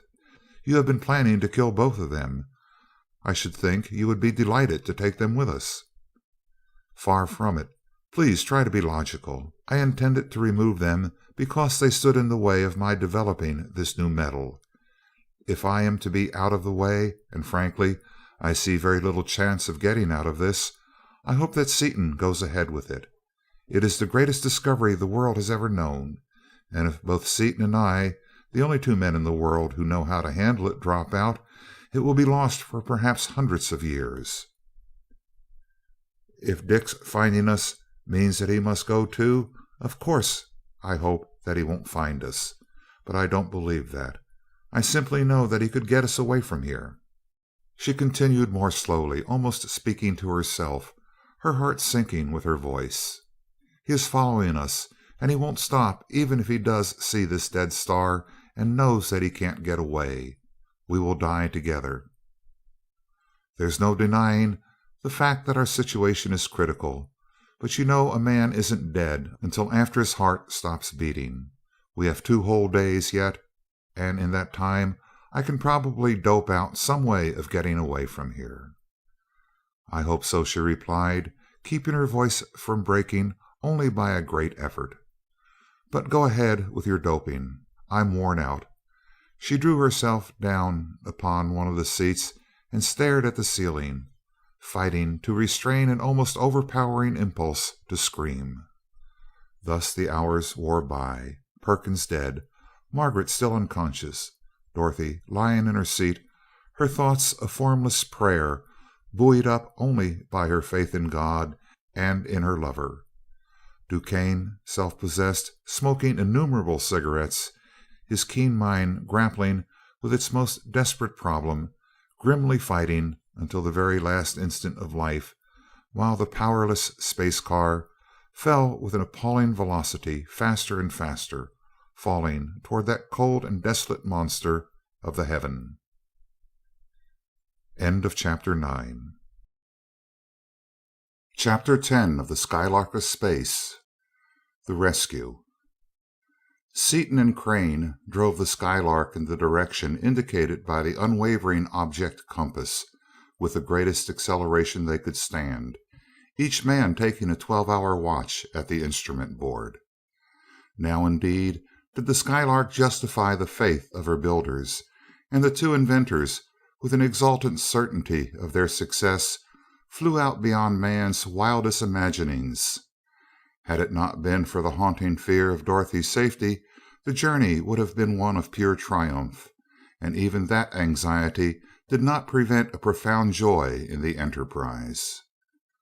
"If that misguided mutt thinks he could pull off a stunt like that and get away with it, he's got another think coming," asserted Seaton, after making a reading on the other car after several days of flight. "He went off half cocked this time for sure, and we've got him foul. We'd better put on some negative pretty soon, hadn't we, Mart? Only a little over 100 light years now." Crane nodded agreement, and Seaton continued: "It'll take as long to stop, of course, as it has taken to get out here, and if we ram them, good night. Let's figure it out as nearly as we can." They calculated their own speed and that of the other vessel, as shown by the various readings taken, and applied just enough negative acceleration to slow the Skylark down to the speed of the other space car when they should come up with it. They smiled at each other in recognition of the perfect working of the mechanism when the huge vessel had spun with a sickening lurch through a complete half circle the instant the power was reversed. Each knew that they were actually traveling in a direction that to them seemed down, but with a constantly diminishing velocity, even though they seemed to be still going up with an increasing speed. Until nearly the end of the calculated time, the two took turns as before, but as the time of the meeting drew near, both men were on the alert, taking readings on the object compass every few minutes. Finally Crane announced: "We're almost on them, Dick. They are so close that it is almost impossible to time the needle. Less than 10,000 miles." Seaton gradually increased the retarding force until the needle showed that they were very close to the other vessel and maintaining a constant distance from it. He then shut off the power, and both men hurried to the bottom window to search for the fleeing ship with their powerful night glasses. They looked at each other in amazement as they felt themselves falling almost directly downward with an astounding acceleration. "What do you make of it, Dick?" asked Crane calmly, as he brought his glasses to his eyes and stared out into the black heavens, studded with multitudes of brilliant and unfamiliar stars. "I don't make it at all, Mart. By the feel, I should say we were falling toward something that would make our Earth look like a pinhead. I remember now that I noticed that the bus was getting a little out of plumb with the bar all this last watch. I didn't pay much attention to it, as I couldn't see anything out of the way. Nothing but a sun could be big enough to raise all this disturbance, and I can't see any close enough to be afraid of. Can you?" "No, and I cannot see the steel space car either. Look sharp." Of course, Seaton continued to argue as he peered out into the night, it is theoretically possible that a heavenly body can exist large enough so that it could exert even this much force and still appear no larger than an ordinary star, but I don't believe it is probable. Give me 3 or 4 minutes of visual angle and I'll believe anything, but none of these stars are big enough to have any visual angle at all. Furthermore—" "There is at least half a degree of visual angle," broke in his friend intensely, "just to the left of that constellation that looks so much like a question mark. It's not bright, but dark, like a very dark moon, barely perceptible." Seaton pointed his glass eagerly in the direction indicated. "Great cat!" he ejaculated. "I'll say that's some moon. Wouldn't that rattle your slats? And there's Duquesne's bus, too, on the right edge. Get it?" As they stood up, Seaton's mood turned to one of deadly earnestness, and a grave look came over Crane's face as the seriousness of their situation dawned upon them. Trained mathematicians both, they knew instantly that the unknown world was of inconceivable mass, and that their chance of escape was none too good, even should they abandon the other craft to its fate. Seaton stared at Crane, his fists clenched and drops of perspiration standing on his forehead. Suddenly, with agony in his eyes and in his voice, he spoke. Mighty slim chance of getting away if we go through with it, old man. Hate like the devil. Have no right to ask you to throw yourself away, too. Enough of that, Dick. You had nothing to do with my coming. You could not have kept me away. We will see it through." Their hands met in a fierce clasp, broken by Seaton as he jumped to the levers with an intense, "Well, let's get busy." In a few minutes they had reduced the distance until they could plainly see the other vessel, a small black circle against the faintly luminous disk. As it leaped into clear relief in the beam of his powerful searchlight, Seaton focused the great attractor upon the fugitive car and threw in the lever which released the full force of that mighty magnet, while Crane attracted the attention of the vessel's occupants by means of a momentary burst of solid machine gun bullets, which he knew would glance harmlessly off the steel hull. After an interminable silence, Duquesne drew himself out of his seat. He took a long inhalation, deposited the butt of his cigarette carefully in his ashtray, and made his way to his room. He returned with 3 heavy fur suits provided with air helmets, 2 of which he handed to the girls, who were huddled in a seat with their arms around each other. These suits were the armor designed by Crane for use in exploring the vacuum and the intense cold of dead worlds. Airtight, braced with fine steel netting, and supplied with air at normal pressure from small tanks by automatic valves, they made their wearers independent of surrounding conditions of pressure and temperature. "The next thing to do," Duquesne stated calmly, "is to get the copper off the outside of the ship. That is the last resort, as it robs us of our only safeguard against meteorites. But this is the time for last resort measures. I'm going after that copper. Put these suits on, as our air will leave as soon as I open the door, and practically an absolute vacuum and equally absolute zero will come in." As he spoke, the ship was enveloped in a blinding glare, and they were thrown flat as the vessel slowed down in its terrific fall. The thought flashed across Duquesne's mind that they had already entered the atmosphere of the monster globe and were being slowed down and set afire by its friction, but he dismissed it as quickly as it had come. The light in that case would be the green of copper, not this bluish white. His next thought was that there had been a collision of meteors in the neighborhood, and that their retardation was due to the outer coating. While these thoughts were flickering through his mind, they heard an insistent metallic tapping, which Duquesne recognized instantly. "A machine gun," he blurted in amazement. "How in—" "It's Dick!" screamed Dorothy with flashing eyes. "He's found us, just as I knew he would. You couldn't beat Dick and Martin in 1,000 years." The tension under which they had been laboring so long suddenly released. The 2 girls locked their arms around each other in a half hysterical outburst of relief. Margaret's meaningless words and Dorothy's incoherent praise of her lover and Crane mingled with their racking sobs as each fought to recover self-possession. Duquesne had instantly mounted to the upper window. Throwing back the cover, he flashed his torch rapidly. The glare of the searchlight was snuffed out, and he saw a flashlight spell out in dots and dashes. "Can you read Morse?" "Yes," he signaled back. "Power gone. Drifting into." "We know it. Will you resist?" "No." "Have you fur pressure suits?" "Yes." "Put them on. Shut off your outer coating. We'll touch so your upper door against our lower. Open. Transfer. Quick." "Okay."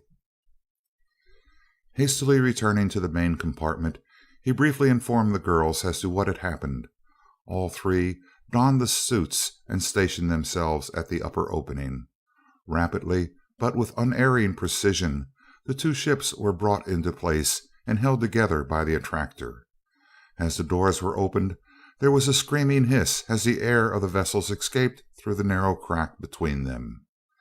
The passengers saw the moisture in the air turn into snow, and saw the air itself first liquefy and then freeze into a solid coating upon the metal around the orifice at the touch of the frightful cold outside. the absolute zero of interstellar space, about 460 degrees below zero in the everyday scale of temperature. The moisture of their breath condensed upon the inside of the double glasses of their helmets, rendering sight useless. Dorothy pushed the other girl ahead of her. Duquesne seized her and tossed her lightly through the doorway in such a manner that she would not touch the metal, which would have frozen instantly anything coming into contact with it. Seaton was waiting. Feeling a woman's slender form in his arms, he crushed her to him in a mighty embrace, and was astonished to feel a movement of resistance and to hear a strange, girlish voice cry out, "Don't! It's me. Dorothy's next." Releasing her abruptly, he passed her on the Martin and turned just in time to catch his sweetheart, who, knowing that he would be there and recognizing his powerful arms at the first touch, returned his embrace with a fierce intensity which even he had never suspected that she could exert. They stood motionless, locked in each other's arms, while Duquesne dove through the opening and snapped the door shut behind him. The air pressure and temperature back to normal, the cumbersome suits were hastily removed, and Seaton's lips met Dorothy's in a long, clinging caress. Duquesne's cold, incisive voice broke the silence. "Every second counts. I would suggest that we go somewhere." "Just a minute," snapped Crane. "Dick, what shall we do with this murderer?" Seaton had forgotten Duquesne utterly in the joy of holding his sweetheart in his arms, but at his friend's words he faced about and his face grew stern. "By rights, we ought to chuck him back into his own tub and let him go to the devil," he said savagely, doubling his fists and turning swiftly. "No, no, Dick," remonstrated Dorothy, seizing his arm. "He treated us very well and saved my life once. Anyway, you mustn't kill him." "No, I suppose not," grudgingly assented her lover, "and I won't either, unless he gives me at least half an excuse." "We might iron him to a post," suggested Crane doubtfully. "I think there's a better way," replied Seaton. "He may be able to work his way. His brain hits on all 12 and he's strong as a bull. Our chance of getting back isn't a certainty, as you know." He turned to Duquesne. "I've heard that your word is good." "It has never been broken." "Will you give your word to act as one of the party for the good of us all if we don't iron you?" "Yes, until we get back to Earth, provided, of course, that I reserve the right to escape at any time between now and then, if I wish to, and can do so without injuring the vessel or any member of the party in any way." "Agreed. Let's get busy. We're altogether too close to that dud there to suit me. Sit tight, everybody. We're on our way," he cried as he turned to the board, applied one notch of power, and shut off the attractor. The Skylark slowed down a trifle in its mad fall. The other vessel continued on its way, a helpless hulk manned by a corpse falling to destruction upon the bleak wastes of a desert world. "Hold on," said Duquesne sharply. "Your power is the same as mine was, in proportion to your mass, isn't it?" "Yes." "Then our goose is cooked. I couldn't pull away from it with everything I had. Couldn't even swing out enough to make an orbit, either hyperbolic or elliptical, around it. With the reserve bar, you will be able to make an orbit, but you can't get away from it." "Thanks for the dope. That saves our wasting some effort. Our power plant can be doubled up in emergencies, thanks to Martin's cautious old bean. We'll simply double her up and go away from here." "There is one thing we didn't consider quite enough," said Crane thoughtfully.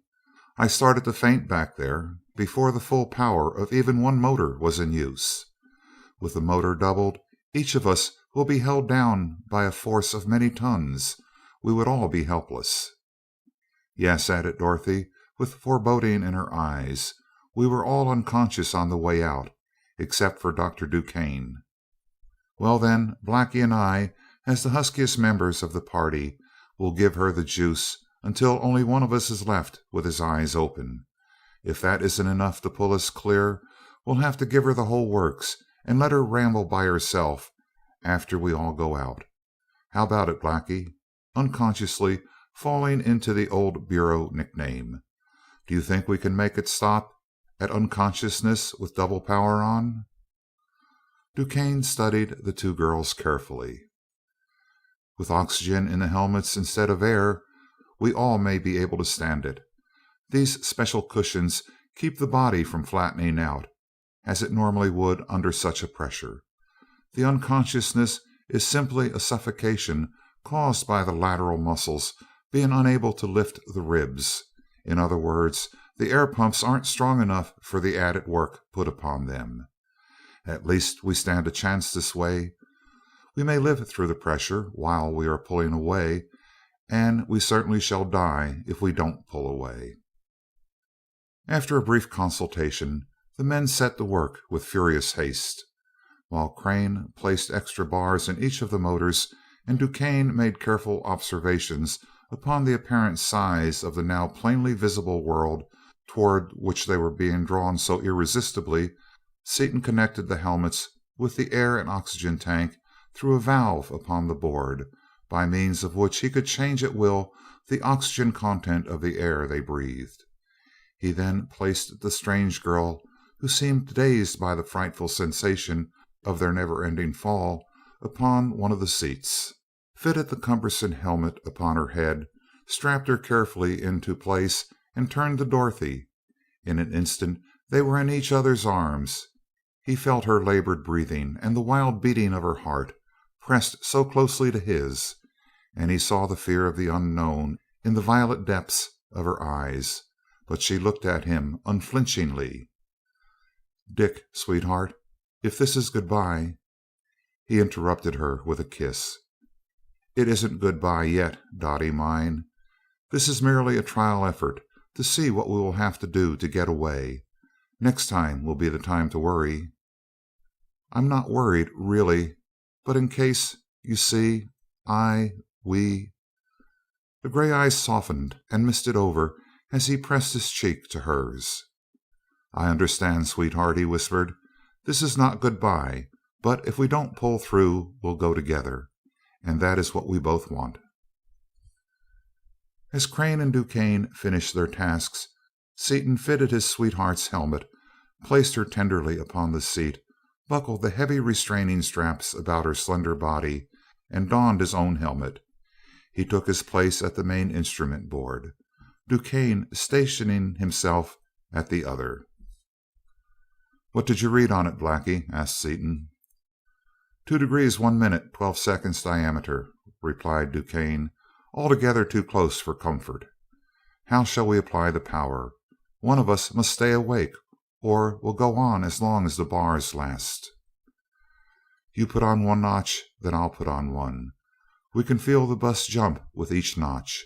We'll keep it up until one of us is so far gone that he can't raise the bar. The one that raises last will have to let the ship run for 30 minutes or an hour, then cut down his power. Then the other fellow will revive and cut his off for an observation. How's that?" "All right." They took their places, and Seaton felt the vessel slow down in its horrible fall as DuQuesne threw his lever into the first notch.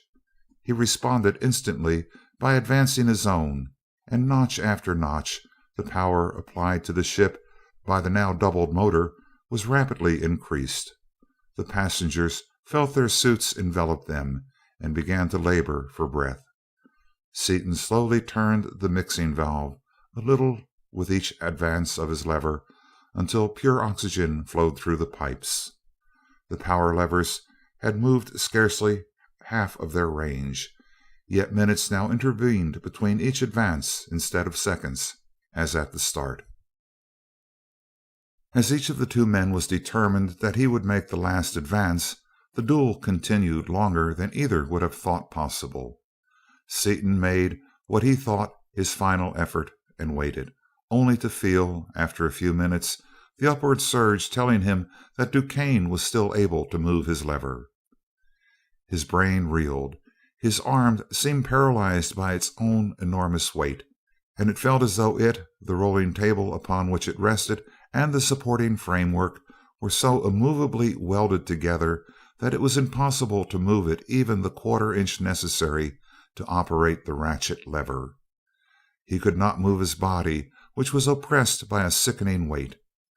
His utmost efforts to breathe forced only a little of the life-giving oxygen into his lungs, which smarted painfully at the touch of the undiluted gas, and he felt that he could not long retain consciousness under such conditions.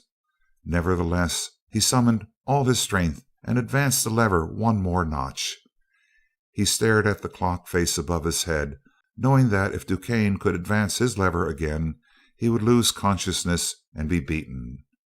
Minute after minute went by, however, and the acceleration of the ship remained constant.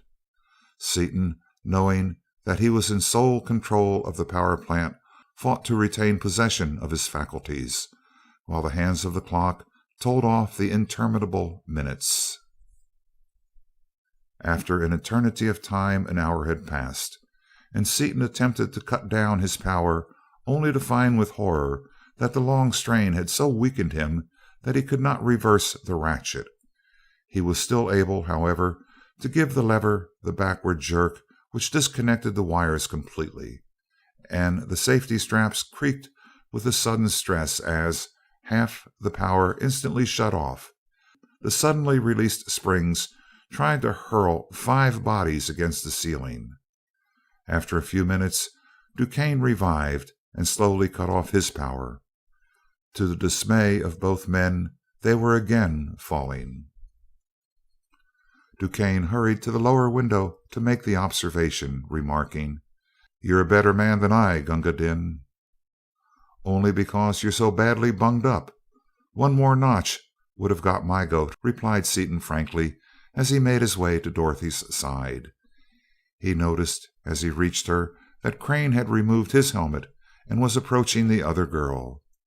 By the time DuQuesne had finished the observation, the other passengers had completely recovered, apparently none the worse for their experience. "Did we gain anything?" asked Seaton eagerly. "I make it 2-4-13. We lost about 2 minutes of arc. How much power did we have on?" "A little over half. 32 points out of 60 possible." "We're still falling pretty fast. We'll have to put on everything we've got. Since neither of us can put it on, we'll have to rig up an automatic feed. It'll take time, but it's the only way." "The automatic control is already there," put in Crane, forestalling Seaton's explanation. "The only question is whether we will live through it, and that is not really a question, since certain death is the only alternative. We must do it." "We sure must," answered Seaton soberly. Dorothy gravely nodded assent. "What do you fellows think of a little plus pressure on the oxygen?" asked Seaton. "I think it would help a lot." "I think it's a good idea," said DuQuesne, and Crane added, 4 or 5 inches of water will be about all the pressure we can stand. Any more might burn our lungs too badly." The pressure apparatus was quickly arranged, and the motors filled to capacity with reserve bars, enough to last 72 hours. The scientists having decided that they must risk everything on one trial, and put in enough, if possible, to pull them clear out of the influence of this center of attraction, as the time lost in slowing up to change bars might well mean the difference between success and failure. Where they might lie at the end of the wild dash for safety, how they were to retrace their way with their depleted supply of copper, what other dangers of dead star, planet, or sun lay in their path, all these were terrifying questions that had to be ignored. DuQuesne was the only member of the party who actually felt any calmness, the quiet of the others expressing their courage in facing fear. Life seemed very sweet and desirable to them, the distant earth a very paradise. Through Dorothy's mind flashed the visions she had built up during long, sweet hours, visions of a long life with Seaton. As she breathed an inaudible prayer, she glanced up and saw Seaton standing beside her, gazing down upon her with his very soul in his eyes. Never would she forget the expression upon his face. Even in that crucial hour His great love for her overshadowed every other feeling, and no thought of self was in his mind. His care was all for her. There was a long farewell caress. Both knew that it might be goodbye, but both were silent as the violet eyes and the gray looked into each other's depths and conveyed messages far beyond the power of words. Once more he adjusted her helmet and strapped her into place. As Crane had in the meantime cared for the other girl, the men again took their places, and Seaton started the motor, which would automatically advance the speed levers one notch every 5 seconds, until the full power of both motors was exerted. As the power was increased, he turned the valve as before, until the helmets were filled with pure oxygen under a pressure of 5 inches of water. Margaret Spencer, weakened by her imprisonment, was the first to lose consciousness, and soon afterwards Dorothy felt her senses leave her. A half a minute, in the course of which 6 mighty surges were felt, as more of the power of the doubled motor was released, and Crane had gone, calmly analyzing his sensations to the last. After a time, Duquesne also lapsed into unconsciousness, making no particular effort to avoid it, as he knew that the involuntary muscles would function quite as well without the direction of the will. Seaton, although he knew it was useless, fought to keep his senses as long as possible, counting the impulses he felt as the levers were advanced. 32. He felt exactly as he had before, when he had advanced the lever for the last time. 33. A giant hand shut off his breath completely, though he was fighting to his utmost for air. An intolerable weight rested upon his eyeballs, forcing them backward into his head. The universe whirled about him in dizzy circles. Orange and black and green stars flashed before his bursting eyes. 34.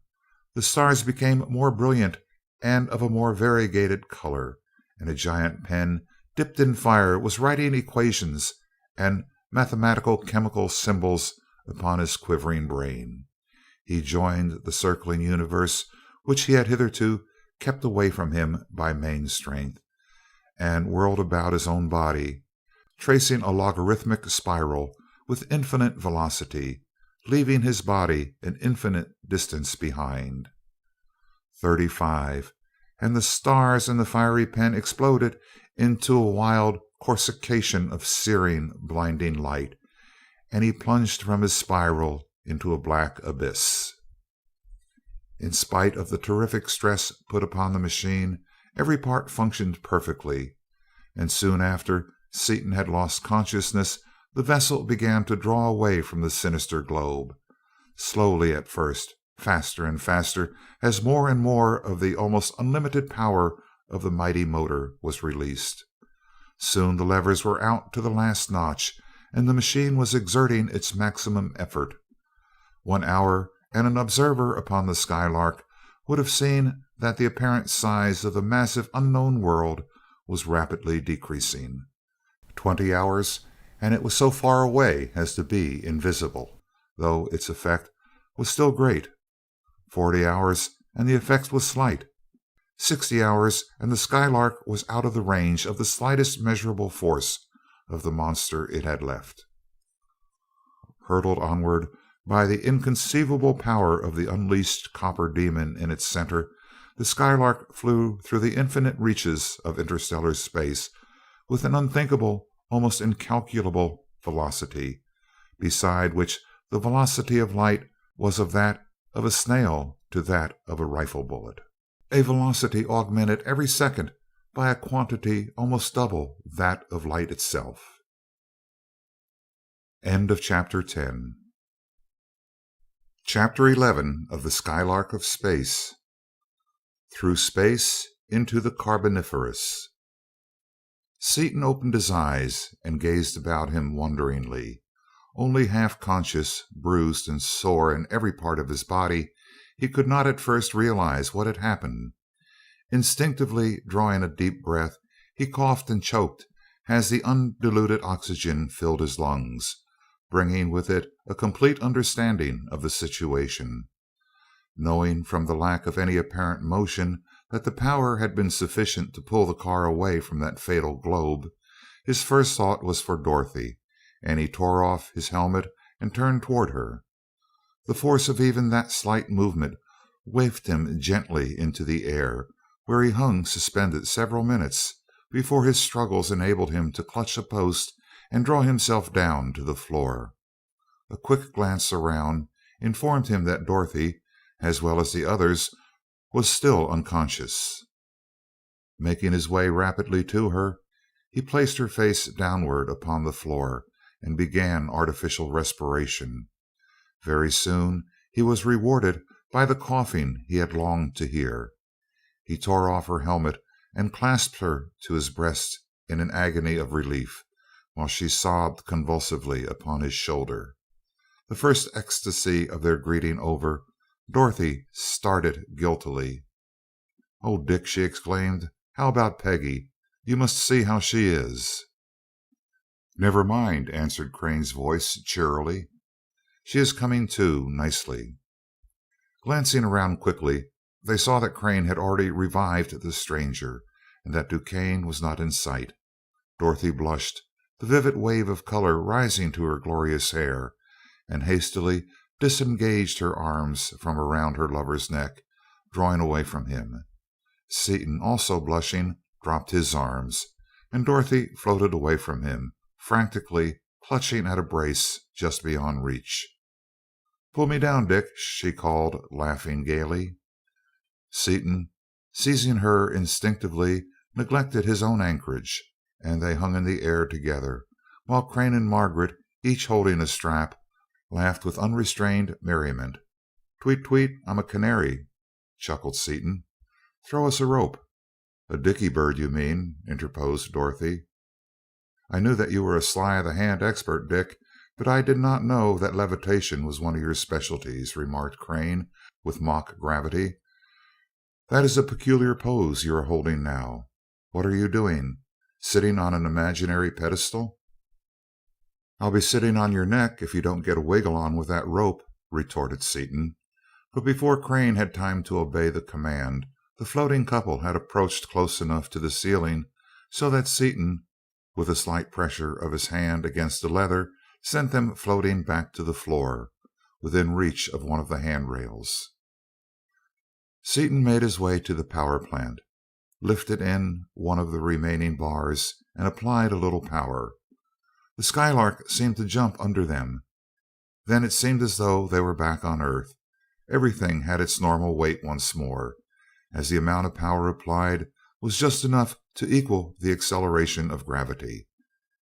After this fact had been explained, Dorothy turned to Margaret. "Now that we are able to act intelligently, the party should be introduced to each other. Peggy, this is Dr. Dick Seaton, and this is Mr. Martin Crane. Boys, this is Miss Margaret Spencer, a dear friend of mine. These are the boys I have told you so much about, Peggy. Dickie knows all about atoms and things. He found out how to make the Skylark go. Martin, who is quite a wonderful inventor, made the engines and things for it." "I may have heard of Mr. Crane," replied Margaret eagerly. "My father was an inventor, and I have heard him speak of a man named Crane who invented a lot of instruments for airplanes. He used to say that the Crane instruments revolutionized flying. I wonder if you are that Mr. Crane?" "That is rather unjustifiably high praise, Miss Spencer," replied Crane, "but as I have been guilty of one or two things along that line, I may be the man he meant." "Pardon me if I seem to change the subject," put in Seaton, "but where's DuQuesne?" "We came to at the same time, and he went into the galley to fix up something to eat." "Good for him!" exclaimed Dorothy. "I'm simply starved to death. I would have been demanding food long ago, but I have so many aches and pains that I didn't realize how hungry I was until you mentioned it. Come on, Peggy. I know where our room is. Let's go powder our noses while these bewhiskered gentlemen reap their beards." Did you bring along any of my clothes, Dick, or did you forget them in the excitement?" "I didn't think anything about clothes, but Martin did. You'll find your whole wardrobe in your room. I'm with you, Dot, on that eating proposition. I'm hungry enough to eat the jam off the door." After the girls had gone, Seaton and Crane went into their rooms, where they exercised vigorously to restore the circulation to their numbed bodies, shaved, bathed, and returned to the salon feeling like new men. They found the girls already there, seated at one of the windows. "Hail and greetings!" cried Dorothy at the sight of them. "I hardly recognized you without your whiskers. Do hurry over here and look out this perfectly wonderful window. Did you ever in your born days see anything like this sight?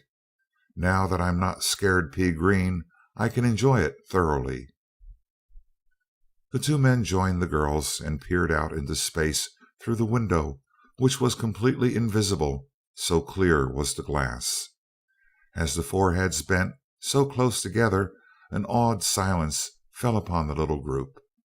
For the blackness of the interstellar void was not the dark of an earthly night, but the absolute black of the absence of all light, beside which the black of platinum dust is pale and gray, and laid upon this velvet were the jewel stars. They were not the twinkling, scintillating beauties of the earthy sky, but minute points, so small as to seem dimensionless, yet of dazzling brilliance. Without the interference of the air, their rays met the eyes steadily, and much of the effect of comparative distance was lost. All seemed nearer, and there was no hint of familiarity in their arrangement. Like gems thrown upon darkness, they shone in multicolored beauty upon the daring wanderers, who stood in their car as easily as though they were upon their planet Earth, and gazed upon a sight never before seen by eye of man, nor pictured in his imaginings. Through the days of their wonder, a thought smote Seaton like a blow from a fist.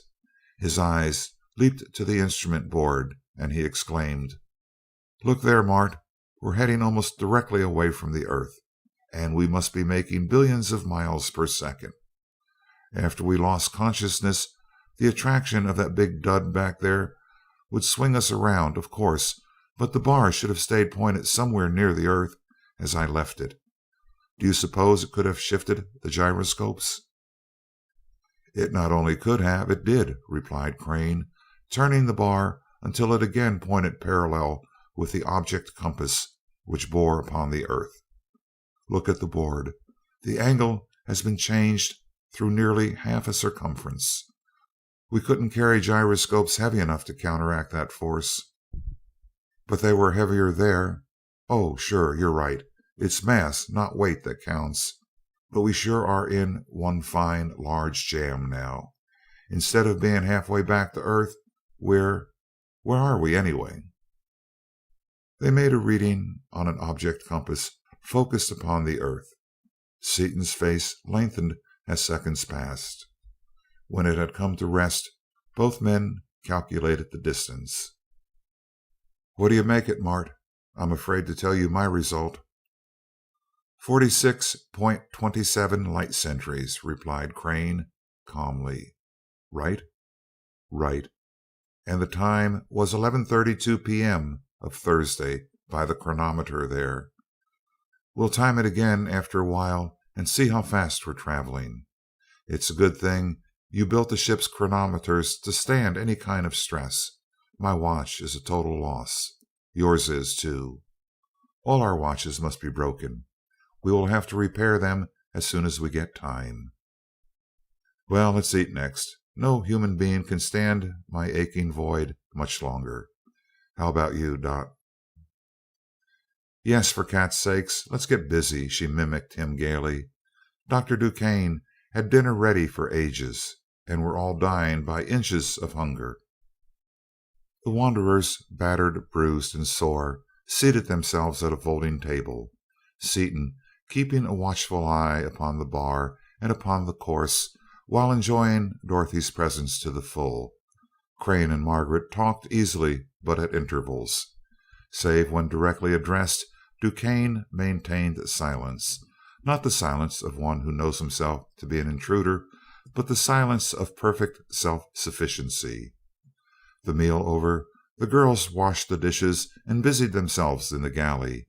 Seaton and Crane made another observation upon the earth, requesting Duquesne to stay out of the engine room, as they called the partially enclosed space surrounding the main instrument board, where located the object compass and the mechanism controlling the attractor, about which Duquesne knew nothing. As they rejoined Duquesne in the main compartment, Seaton said: "Duquesne, we're nearly 5,000 light years away from the earth, and getting farther at the rate of about 1 light year per minute. I suppose that it would be poor technique to ask how you know." "It would, very poor. Our figures are right.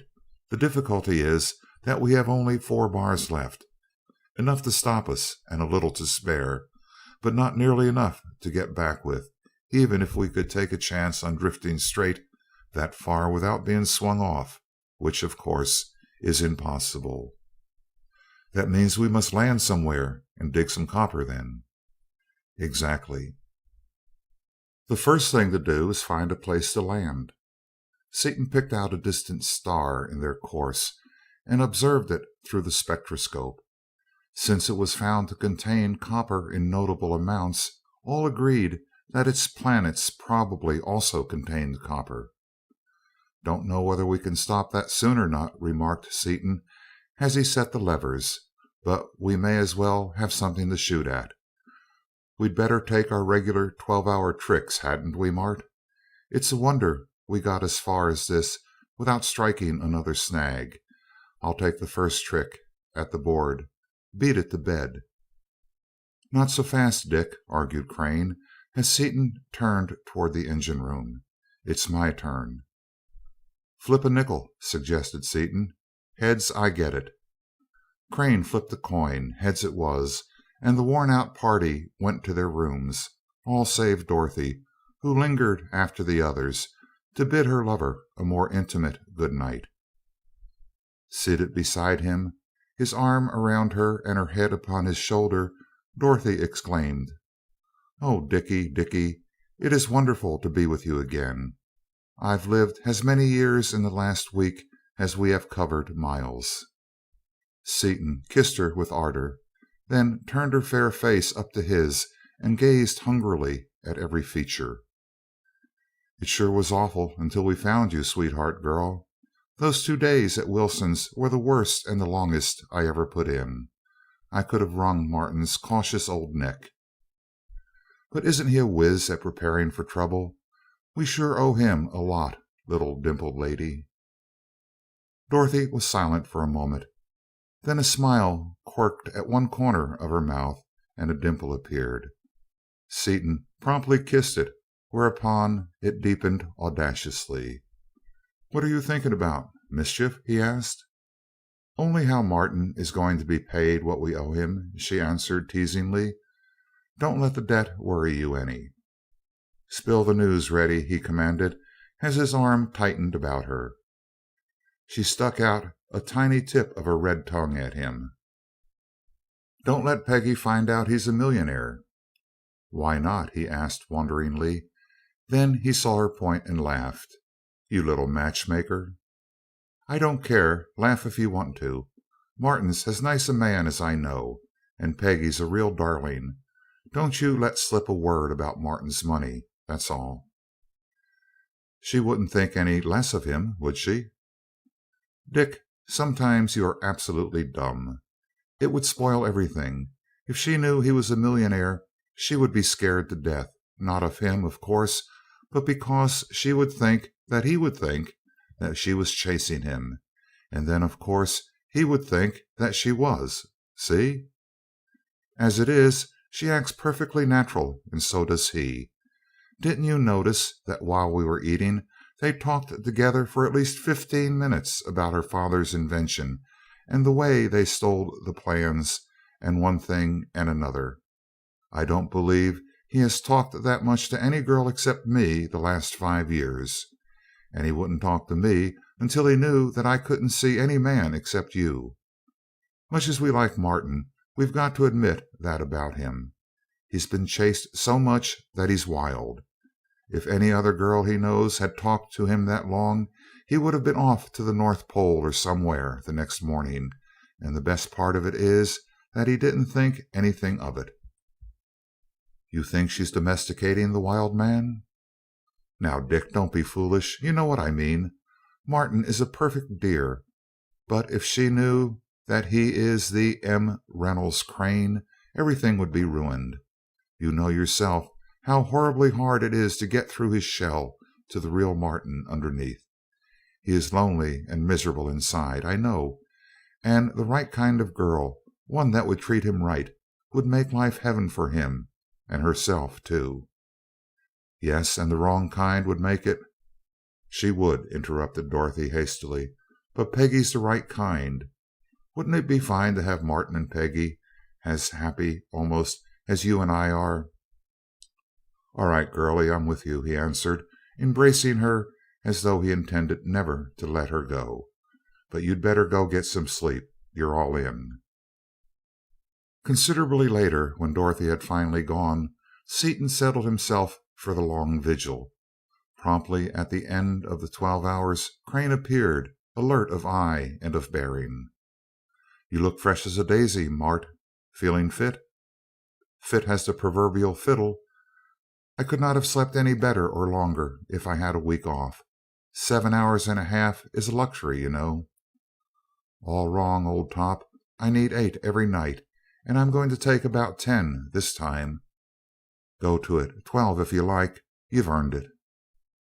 Seaton stumbled to his room and slept as though in a trance for 10 hours. Rising, he took his regular morning exercise and went into the salon. All save Martin were there, but he had eyes only for his sweetheart, who was radiantly beautiful in a dress of deep bronze brown. Good morning, Dick, she hailed him joyously.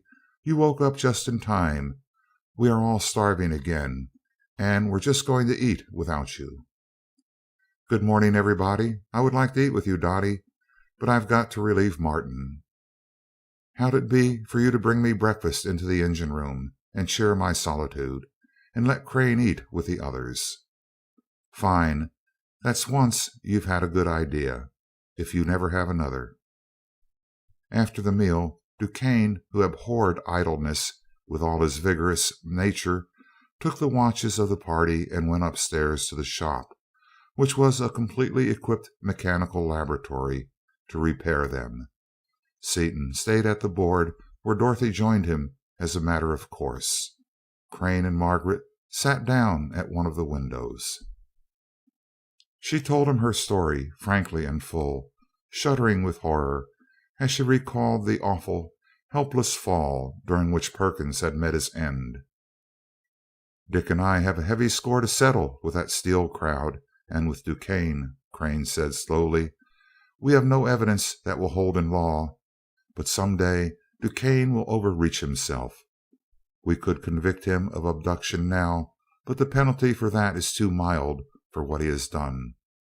Perkins's death was not murder, then? Oh, no, it was purely self-defense.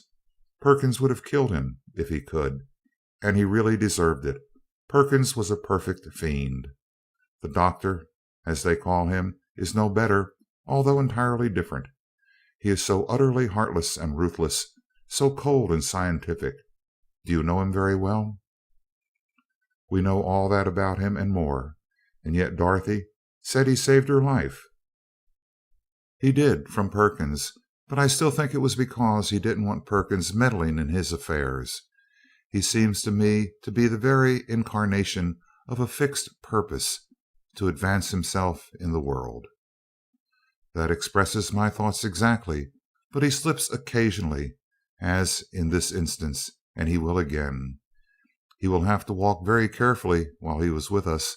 Nothing would please Dick better than an excuse for killing him, and I must admit that I feel very much the same way. Yes, all of us do, and the way he acts proves what a machine he is. He knows just exactly how far to go, and never goes beyond it." They felt the Skylark lurch slightly. "Oh, Mart," called Seaton. "Going to pass that star we were headed for. Too fast to stop. I'm giving it a wide berth and picking out another one. There's a big planet a few million miles off in line with the main door, and another one almost dead ahead. That is, straight down. We sure are traveling. Look at that sun flit by." They saw the two planets, one like a small moon, the other like a large star, and saw the strange sun increase rapidly in size as the Skylark flew on at such a pace that any earthly distance would have been covered as soon as it was begun. So appalling was their velocity that their ship was bathed in the light of the sun for only a short time, then was again surrounded by the indescribable darkness. Their 72-hour flight without a pilot had seemed a miracle. Now it seemed entirely possible that they might fly in a straight line for weeks without encountering any obstacle, so vast was the emptiness in comparison with the points of light that punctuated it. Now and then they passed so close to a star that it apparently moved rapidly, but for the most part the silent sentinels stood, like distant mountain peaks to the travelers in an express train, in the same position for many minutes.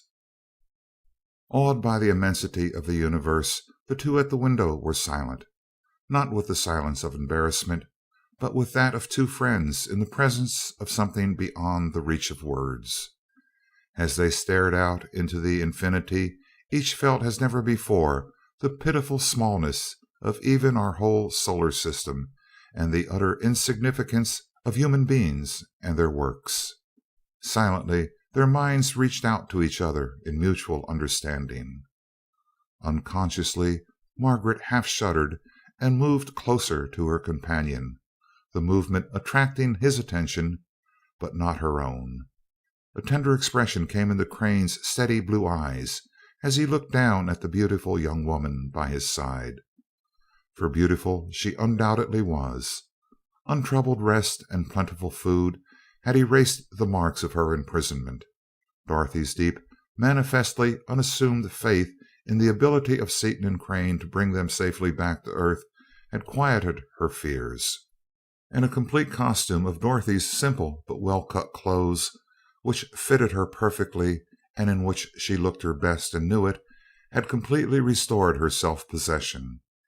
He quickly glanced away and again gazed at the stars, but now, in addition to the wonders of space, he saw masses of wavy black hair, high piled upon a queenly head, deep down brown eyes, half veiled by long black lashes, sweet, sensitive lips, a firmly rounded but dimpled chin, and a perfectly formed young body. After a time she drew a deep, tremulous breath. As he turned, her eyes met his. In their shadowy depth, still troubled by the mysteries of the unknowable, he read her very soul, the soul of a real woman. "I had hoped," said Margaret slowly, "to take a long flight above the clouds, but anything like this never entered my mind. How unbelievably great it is! So much vaster than any perception we could get upon Earth. It seems strange that we were ever awed by the sea or the mountains. And yet—" She paused with her lip caught under two white teeth, then went on hesitantly. "Doesn't it seem to you, Mr. Crane, that there is something in man as great as all this? Otherwise Dorothy and I could not be sailing here in a wonder like the Lark, which you and Dick Seaton have made." Since from the first Dorothy had timed her waking hours with those of Seaton, waiting upon him, preparing his meals, and lightening the long hours of his vigils at the board, Margaret took it upon herself to do the same thing for Crane. But often they assembled in the engine room, and there was much fun and laughter, as well as serious talk among the four. Margaret was quickly accepted as a friend, and proved a delightful companion. her wavy jet black hair, the only color in the world that could hold its own with Dorothy's auburn glory, framed features, self-reliant and strong, yet of womanly softness, and in this genial atmosphere her quick tongue had a delicate wit and a facility of expression that delighted all three. Dorothy, after the manner of Southern women, became the hostess of this odd party, as she styled it, and unconsciously adopted the attitude of a lady in her own home. Early in the flight, Crane suggested that they should take notes upon the systems of stars through which they were passing. "I know very little of astronomy," he said to Seaton, "but with our telescope, spectroscope, and other instruments we should be able to take some data that will be of interest to astronomers. Possibly Miss Spencer would be willing to help us." "Sure," Seaton returned readily. "We'd be idiots to let a chance like this slide. Go to it." Margaret was delighted at the opportunity to help.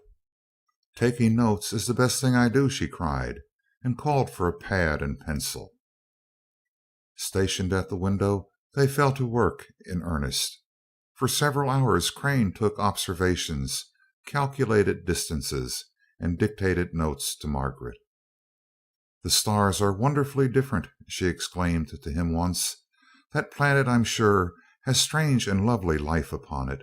See how its colors differ from most of the others we have seen so near. It is rosy and soft, like a home fire. I'm sure its people are happy." They fell into a long discussion, laughing a little at their fancies. Were these multitudes of worlds peopled as the earth? Could it be that only upon earth had occurred the right combination for the generation of life, so that the rest of the universe was unpeopled? "It is unthinkable that they are all uninhabited," mused Crane. "There must be life. The beings may not exist in any form with which we are familiar. They may well be filling some purpose in ways so different from ours that we should be unable to understand them at all." Margaret's eyes widened in startled apprehension, but in a moment she shook herself and laughed. "But there's no reason to suppose they would be awful," she remarked, and turned with renewed interest to the window. The days went by, and the Skylark passed one solar system after another, with a velocity so great that it was impossible to land upon any planet. Margaret's association with Crane, begun as a duty, soon became an intense pleasure for them both. Taking notes, or seated at the board in companionable conversation or sympathetic silence, they compressed into a few days more real companionship than is ordinarily enjoyed in months. Oftener and oftener, as time went on, Crane found the vision of his dream home floating in his mind as he steered the Skylark in her meteoric flight or as he strapped himself into his narrow bed. Now, however, the central figure of the vision, instead of being an indistinct blur, was clear and sharply defined.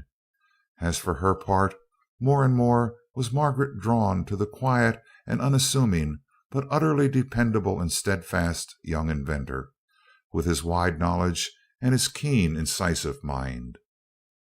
Sometimes, when far from any star, the pilot would desert his post and join the others at meals. Upon one such occasion, Seaton asked, "How's the book on astronomy, O learned ones?" "It will be as interesting as Egyptian hieroglyphics," Margaret replied, as she opened her notebook and showed him pages of figures and symbols. "May I see it, Miss Spencer?" asked Duquesne from across the small table, extending his hand. She looked at him, hot hostility in her brown eyes, and he dropped his hand. "I beg your pardon," he said with amused irony. After the meal, Seaton and Crane held a short consultation, and the former called the girls, asking them to join them in the council of war. There was a moment's silence before Crane said diffidently: "We have been talking about Duquesne, Miss Spencer, trying to decide a very important problem." Seaton smiled in spite of himself as the color again deepened in Margaret's face, and Dorothy laughed outright. "Talk about a red-headed temper. Your hair must be dyed, Peggy." "I know I acted like a naughty child," Margaret said ruefully, "but he makes me perfectly furious and scares me at the same time. A few more remarks like that I'd beg your pardon of his, and I wouldn't have a thought left in my head." Seaton, who had opened his mouth, shut it ludicrously without saying a word, and Margaret gave him a startled glance. "Now I have it!" she exclaimed. "I'm not afraid of him, boys, really. What do you want me to do?" Seaton plunged in. "What we've been trying to get up enough nerve to say is that he'd be a good man on the astronomy job."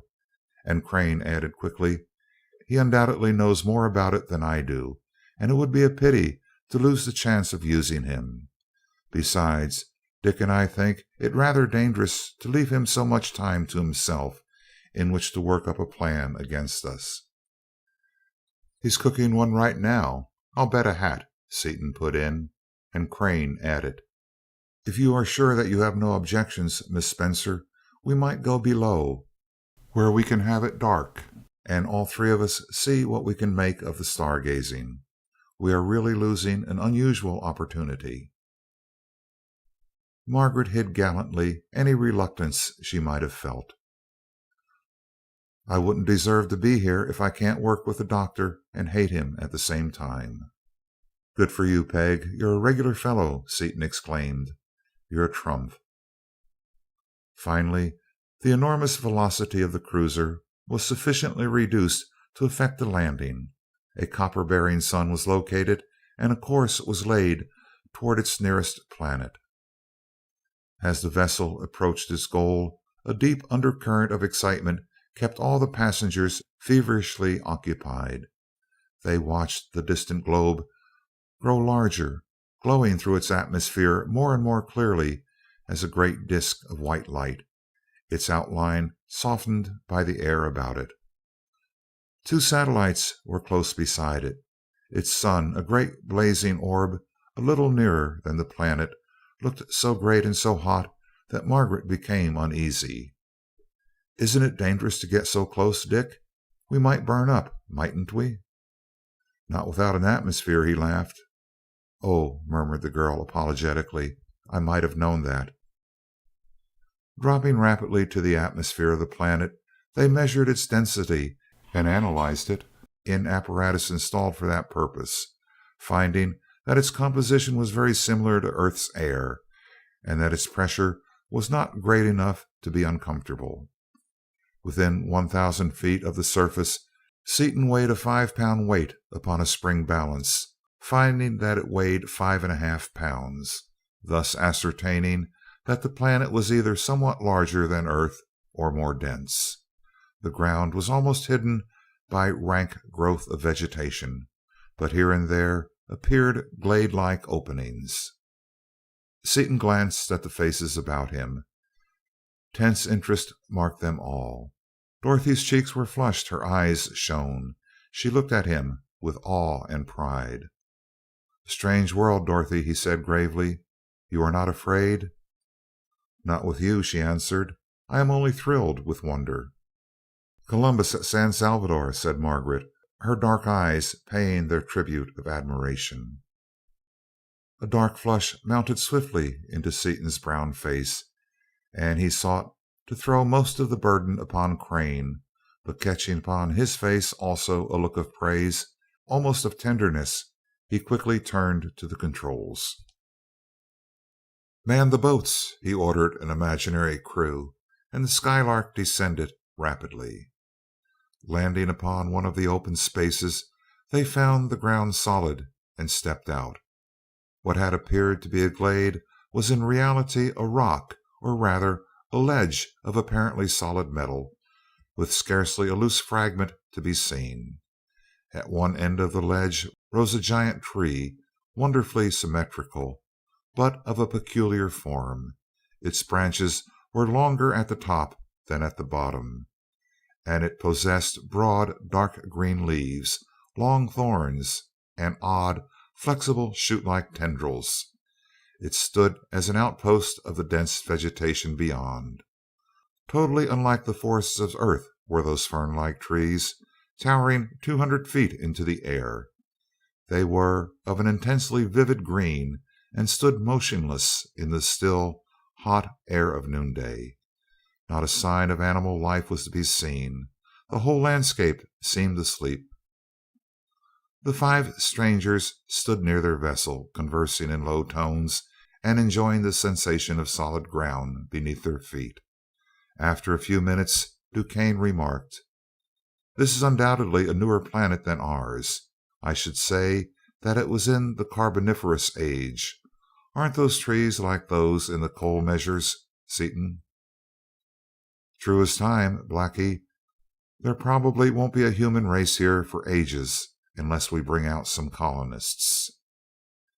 Seaton kicked at one of the loose lumps of metal questioningly with his heavy shoe, finding that it was as immovable as though it were part of the ledge.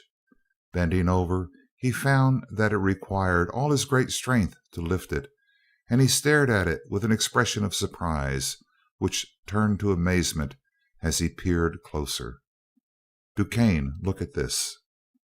DuQuesne studied the metal and was shaken out of his habitual taciturnity. "Platinum, by all the gods." "We'll grab some of this while the grabbing's good," announced Seaton, and the few visible lumps were rolled into the car. "If we had a pickaxe we could chop some more off one of those sharp ledges down there." "There's an axe in the shop," replied DuQuesne. "I'll go get it. Go ahead. I'll soon be with you." "Keep close together," warned Crane as the four moved slowly down the slope. "This is none too safe, Dick." "No, it isn't, Mart. But we've got to see whether we can't find some copper, and I would like to get some more of this stuff, too. I don't think it's platinum. I believe that it's X." As they reached the broken projections, Margaret glanced back over her shoulder and screamed. The others saw her face was white and her eyes wide with horror, and Seaton instinctively drew his pistol as he whirled about, only to check his finger on the trigger and lower his hand. "Nothing but explosive bullets," he growled in disgust, and in helpless silence the four watched an unspeakably hideous monster slowly appear from behind the Skylark. Its four huge, squat legs supported a body at least 100 feet long, pursy and ungainly, at the extremity of a long and sinuous neck. A comparatively small head seemed composed entirely of a cavernous mouth armed with row upon row of carnivorous teeth. Dorothy gasped with terror, and both girls shrank closer to the men, who maintained a baffled silence as the huge beast passed his revolting head along the hull of the vessel. "I dare not shoot, Martin," Seaton whispered. "It would wreck the bus. Have you got any solid bullets?" "No, we must hide behind these small ledges until it goes away," answered Crane, his eyes upon Margaret's colorless face. "You two hide behind that one. We'll take this one." "Well, it's nothing to worry about anyway. We can kill him as soon as he gets far enough away from the boat," said Seaton, as, with Dorothy clinging to him, he dropped behind one of the ledges. Margaret, her staring eyes fixed upon the monster, remained standing until Crane touched her gently and drew her down beside him. "He will go away soon," his even voice assured her. "We are in no danger." In spite of their predicament, a feeling of happiness flowed through Crane's whole being as he crouched beside the wall of metal with one arm protectingly around Margaret, and he longed to protect her through life as he was protecting her then. Accustomed as he was to dangerous situations, he felt no fear. He felt only a great tenderness for the girl by his side, who had ceased trembling but was still staring wide-eyed at the monster through a crevice. "Scared, Peggy?" he whispered. "Not now, Martin, but if you weren't here I would die of fright." At this reply His arm tightened involuntarily, but he forced it to relax. "It will not be long," he promised himself silently, "until she is back at home among her friends, and then—" There came the crack of a rifle from the Skylark. There was an awful roar from the dinosaur, which was quickly silenced by a stream of machine gun bullets. "Blackie's on the job. Let's go!" cried Seaton as they raced up the slope. Making a detour to avoid the writhing and mutilated mass, they plunged through the opening door. DuQuesne shut it behind them, and in overwhelming relief the adventurers huddled together as from the wilderness without there arose an appalling tumult. The scene, so quiet a few minutes before, was instantly changed. The trees, the swamp, and the air seemed filled with monsters so hideous as to stagger the imagination. Winged lizards of prodigious size hurtled through the air, plunging to death against the armored hull. Indescribable flying monsters with feathers like birds, but with fangs of tigers, attacked viciously. Dorothy screamed and started back as a scorpion like thing with a body 10 feet in length leaped at the window in front of her, its terrible sting spraying the glass with venom. As it fell to the ground, a huge spider, if an 8-legged creature with spines instead of hair, many faceted eyes, and a bloated globular body weighing hundreds of pounds, may be called a spider, leaped upon it, and mighty mandibles against poisonous sting, the furious battle raged. Several 12-foot cockroaches climbed nimbly across the fallen timber of the morass and began feeding voraciously upon the body of the dead dinosaur, only to be driven away by another animal, which all three recognized instantly as the king of all prehistoric creatures, the saber-toothed tiger. This newcomer, a tawny beast towering 15 feet at the shoulder, had a mouth disproportionate even to his great size, a mouth armed with 4 great tiger teeth more than 3 feet in length. He had barely begun his meal, however, when he was challenged by another nightmare, a something apparently halfway between a dinosaur and a crocodile. At the first note the tiger charged, clawing, striking, rending each other with their terrible teeth. A veritable avalanche of bloodthirsty rage, the combatants stormed up and down the little island. But the fighters were rudely interrupted, and the earthly visitors discovered in this primitive world it was not only animal life that was dangerous. The great trees standing on the farther edge of the island suddenly bent over, lashing out like a snake, and grasping both. It transfixed them with the terrible thorns, which were now seemed to be armed with needle points and to possess barbs like fish hooks. It ripped at them with the long branches, which were veritable spears. The broad leaves, armed with revolting sucking discs, closed about the two animals, while the long, slender twigs, each of which was now seen to have an eye at its extremity, waved about, watching each movement of the captives from a safe distance. If the struggle between the two animals had been awful, this was titanic. The air was torn by the roars of the reptile, the screams of the great cat, and the shriek of the tree. The very ground rocked with the ferocity of the conflict. There could be but one result. Soon the tree, having absorbed the two gladiators, resumed its upright position in all its beauty. The members of the little group stared at each other, sick at heart. "This is no place to start a copper mine. I think we'd better beat it," remarked Seaton presently, wiping drops of perspiration from his forehead. "I think so," acquiesced Crane. "We found air and earth-like conditions here. We probably will elsewhere." "Are you all right, Dottie?" asked Seaton. "All right, Dickie," she replied, the color flowing back into her cheeks. "It scared me stiff, and I think I have a lot of white hairs right now, but I wouldn't have missed it for anything." She paused an instant and continued: "Dick, there must be a queer streak of brutality in me, but would you mind blowing up that frightful tree? I wouldn't mind its nature, if it were ugly, but look at it. It's so deceptively beautiful. You wouldn't think that it had the disposition of a fiend, would you?" A general laugh relieved the nervous tension, and Seaton stepped impulsively toward DuQuesne with his hand outstretched. "You squared your account, Blackie. Say the word, and the war's all off." DuQuesne ignored the hand and glanced coldly at the group of eager, friendly faces. "Don't be sentimental," he remarked evenly as he turned away to his room.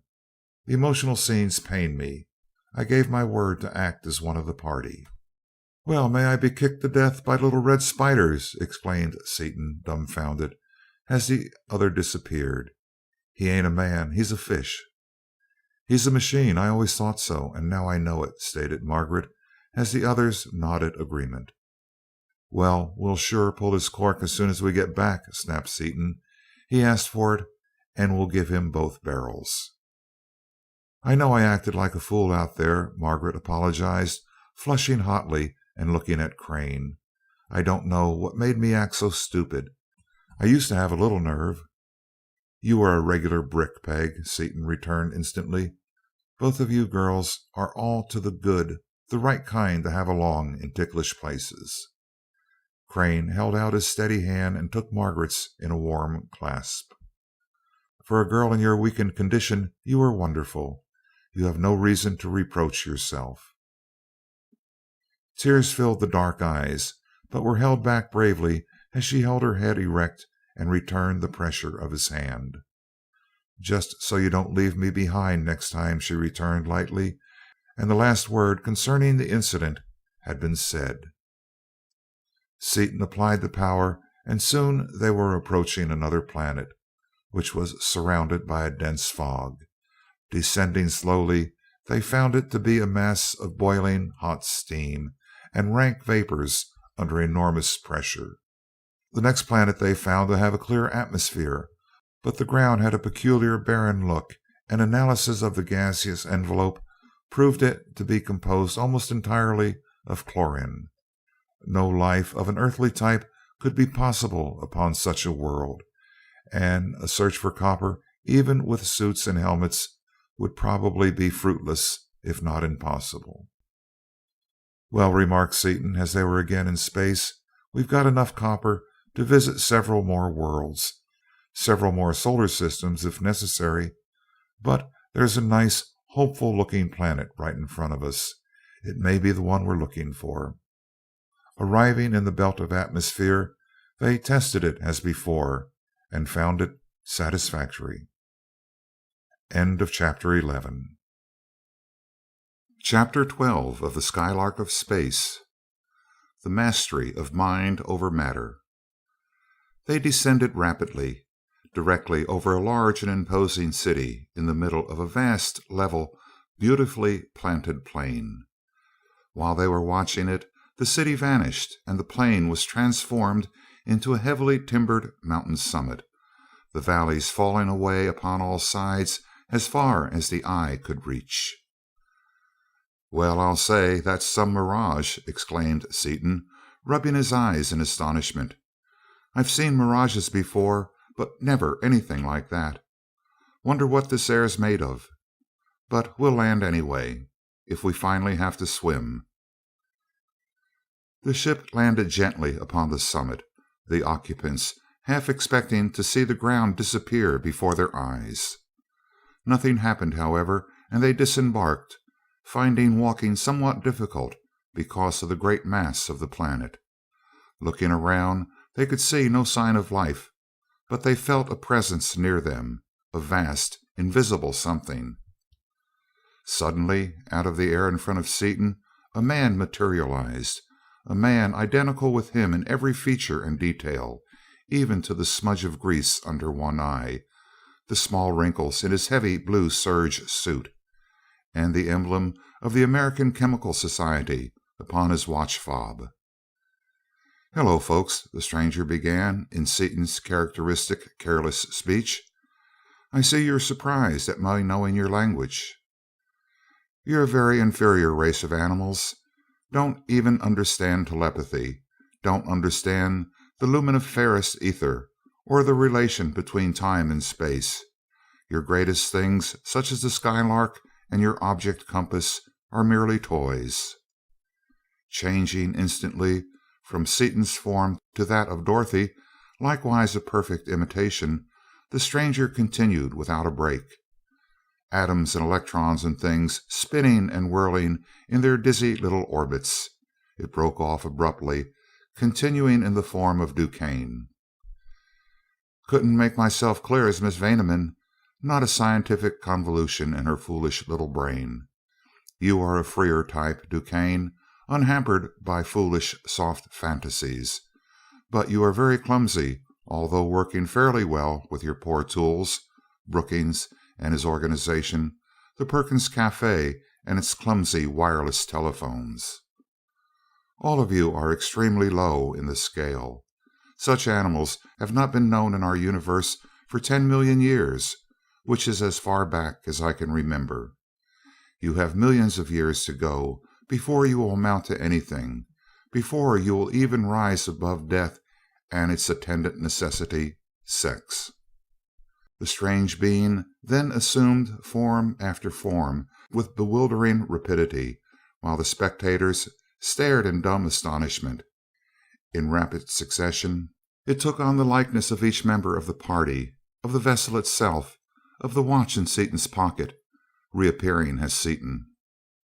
"Well, Bunch," it said in a matter-of-fact voice, "there's no mental exercise in you, and you're such a low form of life that you're of no use on this planet, so I'll dematerialize you."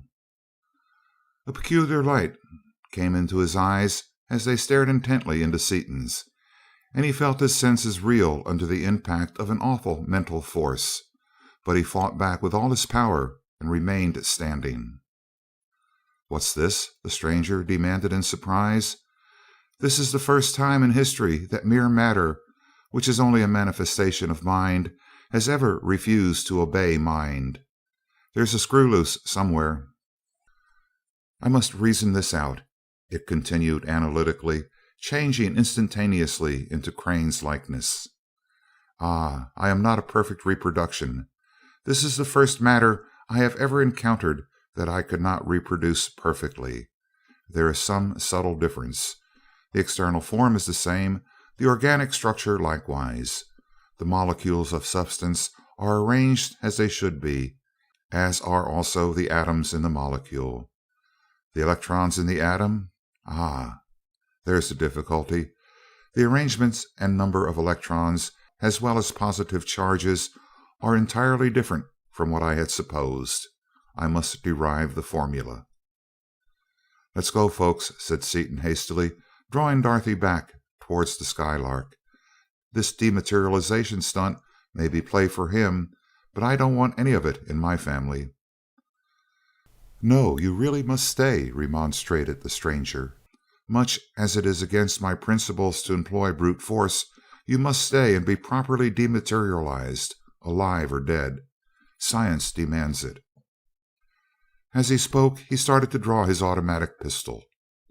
Being in Crane's form, he drew slowly, as Crane did, and Seaton, with the dexterity of much sleight-of-the-hand work and years of familiarity with his weapon, drew and fired in one incredibly rapid movement, before the other had withdrawn the pistol from his pocket.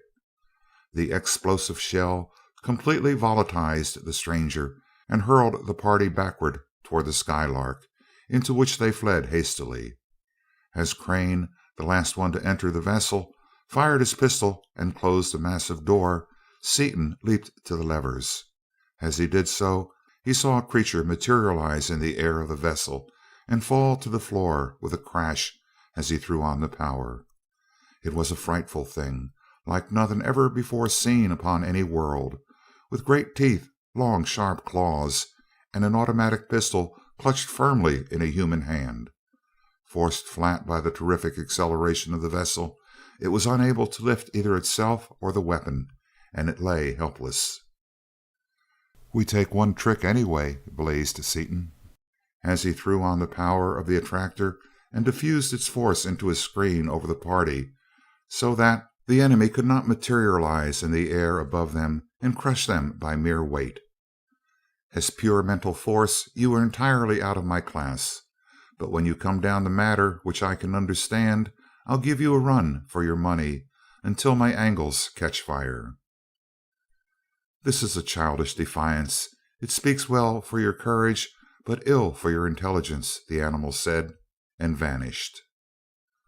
A moment later, Seaton's hair almost stood on end as he saw an automatic pistol appear upon the board directly in front of him, clamped to it by bands of steel. Paralyzed by this unlooked for demonstration of the mastery of mind over matter, unable to move a muscle, he lay helpless, staring at the engine of death in front of him. Although the whole proceeding occupied only a fraction of a second, it seemed to Seaton as though he watched the weapon for hours. As the sleeve drew back, cocking the pistol and throwing a cartridge into the chamber, the trigger moved, and the hammer descended to speed on its way the bullet which was to blot out his life. There was a sharp click as the hammer fell. Seaton was surprised to find himself still alive until a voice spoke, apparently from the muzzle of the pistol, with the harsh sound of a metallic diaphragm.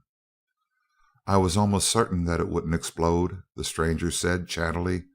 "You see, I haven't derived that formula yet, so I couldn't make a real explosive. I could, of course, materialize beside you under your protective screen and crush you in a vise. I could materialize as a man of metal able to stand up under this acceleration and do you to death. I could even, by a sufficient expenditure of mental energy, materialize a planet around your ship and crush it. However, these crude methods are distasteful in the extreme, especially since you have already given me some slight and unexpected mental exercise. In return, I shall give you one chance for your lives. I cannot dematerialize either you or your vessel until I work out the formula for your peculiar atomic structure. If I can derive the formula before you reach the boundaries of my home space, beyond which I cannot go, I shall let you go free. Deriving the formula will be a neat little problem. It should be fairly easy, as it involves only a simple integration in 97 dimensions." Silence ensued, and Seaton advanced his lever to the limit of his ability to retain consciousness. Almost overcome by the horror of their position, in an agony of suspense, expecting every instant to be hurled into nothingness, he battled on, with no thought of yielding, even in the face of those overwhelming mental odds. "You can't do it, old top," he thought savagely, concentrating all the power of his highly trained mind against the intellectual monster. "You can't dematerialize us, and you can't integrate above 95 dimensions to save your neck. You can't do it. You're slipping. You're all balled up right now." For more than an hour the silent battle raged, during which time the Skylark flew millions upon millions of miles toward Earth. Finally the stranger spoke again. "You three win," it said abruptly. In answer to the unspoken surprise of all three men, it went on. "Yes, all three of you got the same idea, and Crane even forced his body to retain consciousness to fight me. Your efforts were very feeble, of course, but were enough to interrupt my calculations at a delicate stage every time. You are a low form of life, undoubtedly, but with more mentality than I supposed at first.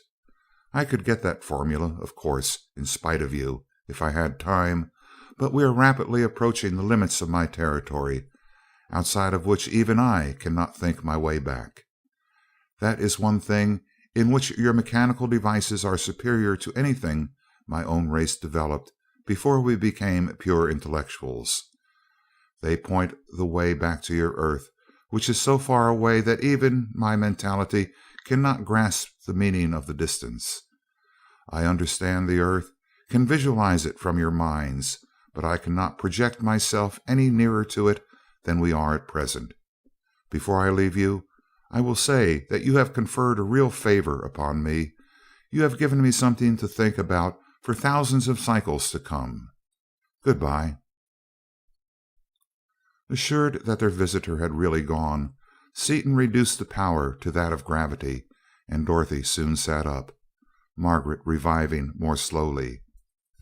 "Dick," said Dorothy solemnly, "did that just happen, or have I been unconscious and just had a nightmare?" "It happened all right," returned her lover, wiping his brow in relief. "See the pistol clamped upon the top of the board? That's a token in remembrance of him." Dorothy, though she had been only half conscious, had heard the words of the stranger. As she looked at the faces of the men, white and drawn with the mental struggle, she realized what they had gone through, and she drew Seaton down into one of the seats, stroking his hair tenderly. Margaret went to her room immediately, and as she did not return, Dorothy followed. She came back presently with a look of concern upon her face. "This life is a little hard on Peggy. I didn't realize how much harder for her it would be than it is for me until I went in there and found her crying. It is much harder for her, of course, since I am with you, Dick, and with you, Martin, whom I know so well. She must feel terribly alone." "Why should she?" demanded Seaton. "We think she's some game little guy. Why, she's one of the bunch. She must know that." "Well, it isn't the same," insisted Dorothy. "You be extra nice to her, Dick, but don't you dare let her know I told you about the tears, or she'd eat me alive." Crane said nothing, not an unusual occurrence, but his face grew thoughtful, and his manner, when Margaret appeared at mealtime, was more solicitous than usual and more than brotherly in its tenderness. "I shall be an interstellar diplomat," Dorothy whispered to Seaton as soon as they were alone. "Wasn't that a beautiful bee I put upon Martin?" Seaton stared at her a moment, then shook her gently before he took her into his arms. The information, however, did not prevent him from calling to Crane a few minutes later, even though he was still deep in conversation with Margaret. Dorothy gave him an exasperated glance and walked away. "I sure pulled a boner that time," Seaton muttered as he plucked at his hair ruefully. "It nearly did us. Let's test this stuff out and see if it is X, Mart, while Duquesne's out of the way. If it is X, it's some find." Seaton cut off a bit of the metal with his knife, hammered it into a small piece of copper, and threw the copper into the power chamber, out of contact with the plating. As the metal received the current, the vessel started slightly. "It is X, Mart. We've got enough of this stuff to supply 3 worlds." "Better put it away somewhere," suggested Crane, and after the metal had been removed to Seaton's cabin, the two men again sought a landing place. Almost in their line of flight, they saw a close cluster of stars, each emitting a peculiar greenish light, which, in the spectroscope, revealed a blaze of copper lines. "That's our meat, Martin. We ought to be able to grab some copper in that system, where there's so much of it that it colors their sunlight." "The copper is undoubtedly there, but it might be too dangerous to get so close to so many suns. We may have trouble getting away." "Well, our copper's getting horribly low.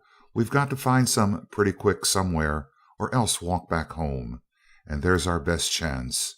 We'll feel our way along. If it gets too strong, we'll beat it." When they had approached so close that the suns were great stars widely spaced in the heavens, Crane relinquished the controls to Seaton. "If you will take the lever a while, Dick, Margaret and I will go downstairs and see if we can locate a planet." After a glance through the telescope, Crane knew that they were still too far from the group of suns to place any planet with certainty, and began taking notes. His mind was not upon his work, however, but was completely filled with thoughts of the girl at his side. The intervals between his comments became longer and longer, until they were standing in silence, both staring with unseeing eyes out into the trackless void. But it was in no sense their usual companionable silence. Crane was fighting back the words he longed to say. This lovely girl was not here of her own accord. She had been torn forcibly from her home and from her friends, and he would not, could not, make her already difficult position even more unpleasant by forcing his attentions upon her. Margaret sensed something unusual and significant in his attitude, and held herself tense, her heart beating wildly.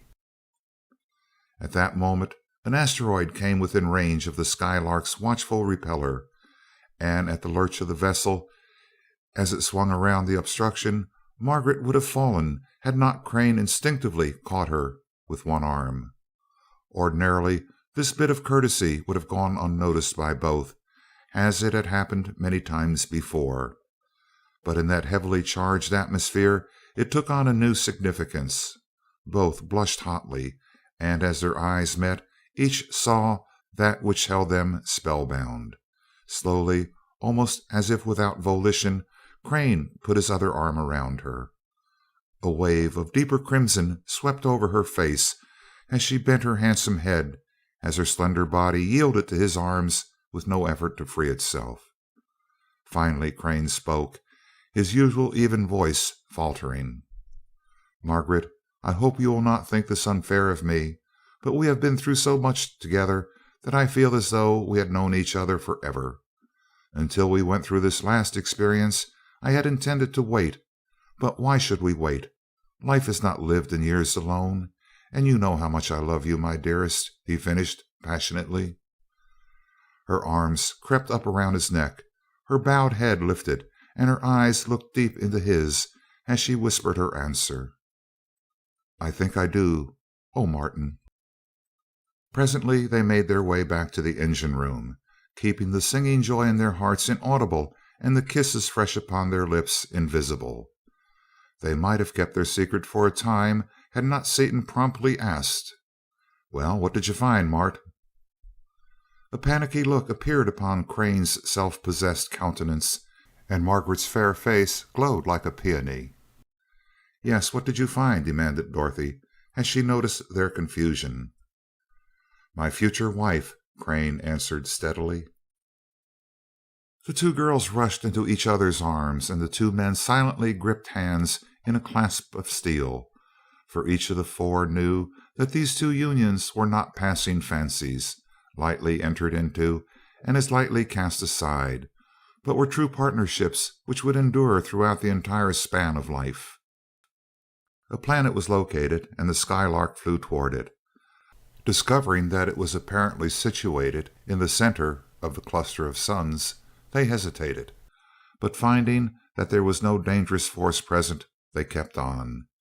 As they drew nearer, so that the planet appeared as a very small moon, they saw that the Skylark was in a blaze of green light, and looking out of the windows, Crane counted 17 great suns scattered in all directions in the sky.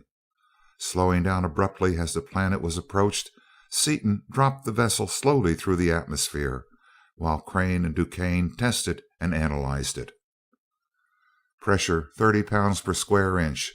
Surface gravity, as compared to that of Earth, 2/5. Air pressure about double that of Earth. While a 5-pound weight weighs only 2 pounds. A peculiar combination, reported Crane, and Duquesne added, "Analysis about the same as our air, except 2 3/10% of a gas that isn't poisonous and which has a peculiar fragrant odor. I can't analyze it and think it probably an element unknown upon Earth, or at least very rare." "It would have to be rare if you don't know what it is," acknowledged Seaton, locking the Skylark in place and going over to smell the strange gas. Deciding that the air was satisfactory, the pressure inside the vessel was slowly raised to the value of that outside, and 2 doors were opened to allow the new atmosphere free circulation. Seaton shut off the power actuating the repeller and let the vessel settle slowly toward the ocean which was directly beneath them, an ocean of a deep, intense, wonderfully beautiful blue, which the scientists studied with interest. Arrived at the surface, Seaton moistened a rod in a wave and tasted it cautiously, then uttered a yell of joy, a yell broken off abruptly as he heard the sound of his own voice. Both girls started as the vibrations set up in the dense air smote upon their eardrums. Seaton moderated his voice and continued, I forgot about the air pressure. But hurrah for this ocean. It's ammoniacal copper sulfate solution. We can sure get all the copper we want right here, but it would take weeks to evaporate the water and recover the metal. We can probably get it easier ashore. Let's go." They started off just above the surface of the ocean toward the nearest continent, which they had observed from the air. End of chapter 12. Chapter 13 of the Skylark of Space. Now Boone of Mardonale. As the Skylark approached the shore, its occupants heard a rapid succession of heavy detonations, apparently coming from the direction in which they were traveling. "Wonder what that racket is?" asked Seaton. "It sounds like big guns," said Crane, and Duquesne nodded agreement. "Big guns is right. They're shooting high explosive shells, too, or I never heard any. Even allowing for the density of the air, that kind of noise isn't made by pop guns." "Let's go see what's doing," said Seaton, and started to walk toward one of the windows with his free, swinging stride.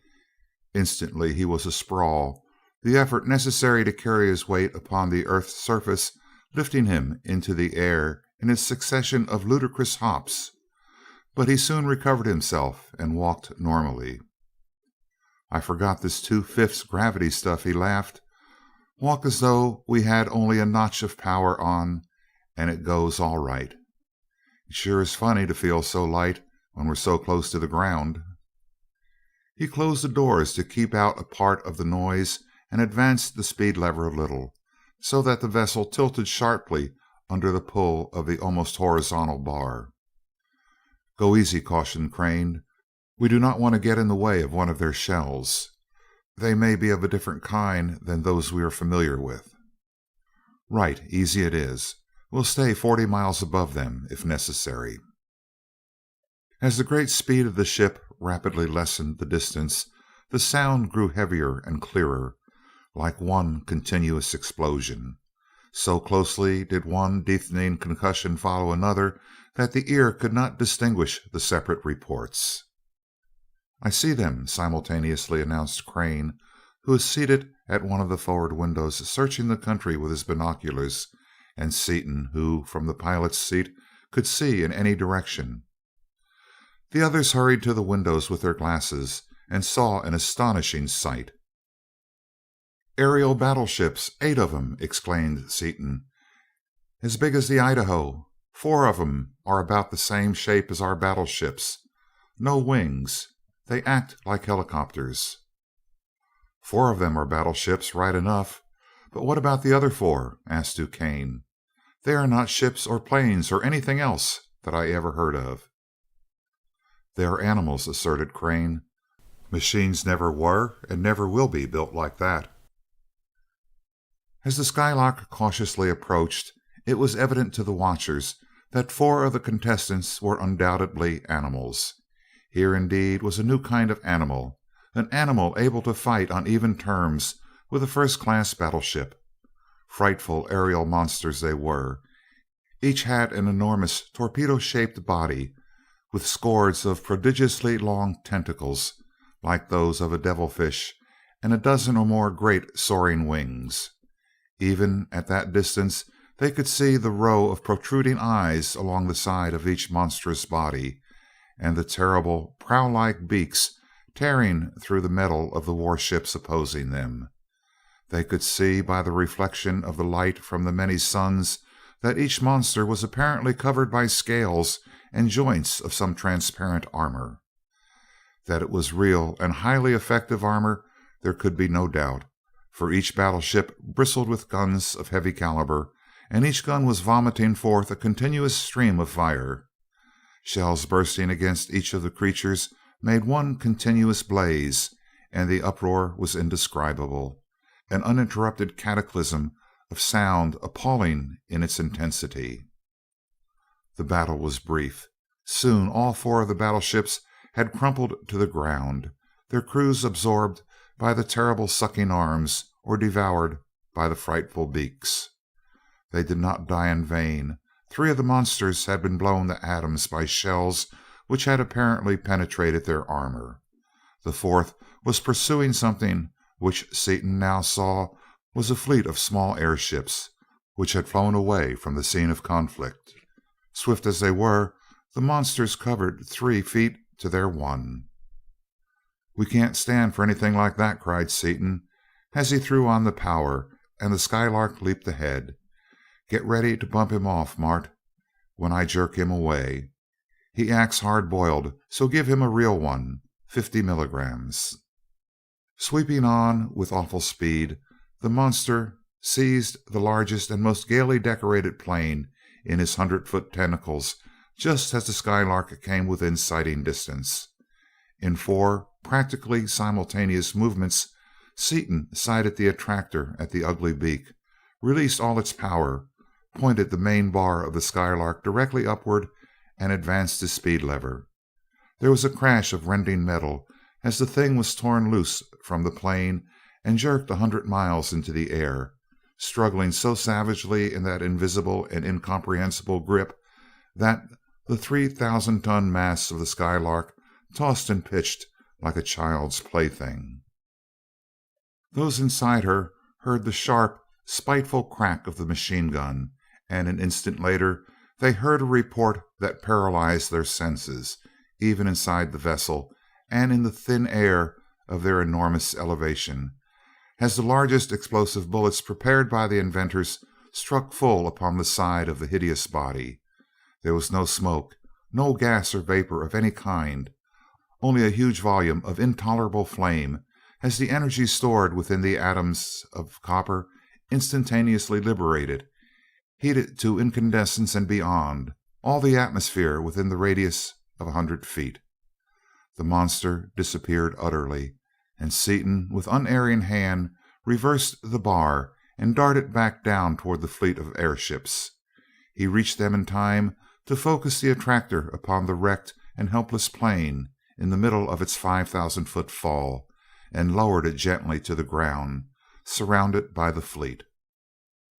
The Skylark landed easily beside the wrecked machine, and the wanderers saw that their vessel was completely surrounded by a crowd of people, men and women, identical in form and feature with themselves. They were a superbly molded race, the men fully as large as Seaton and Duquesne.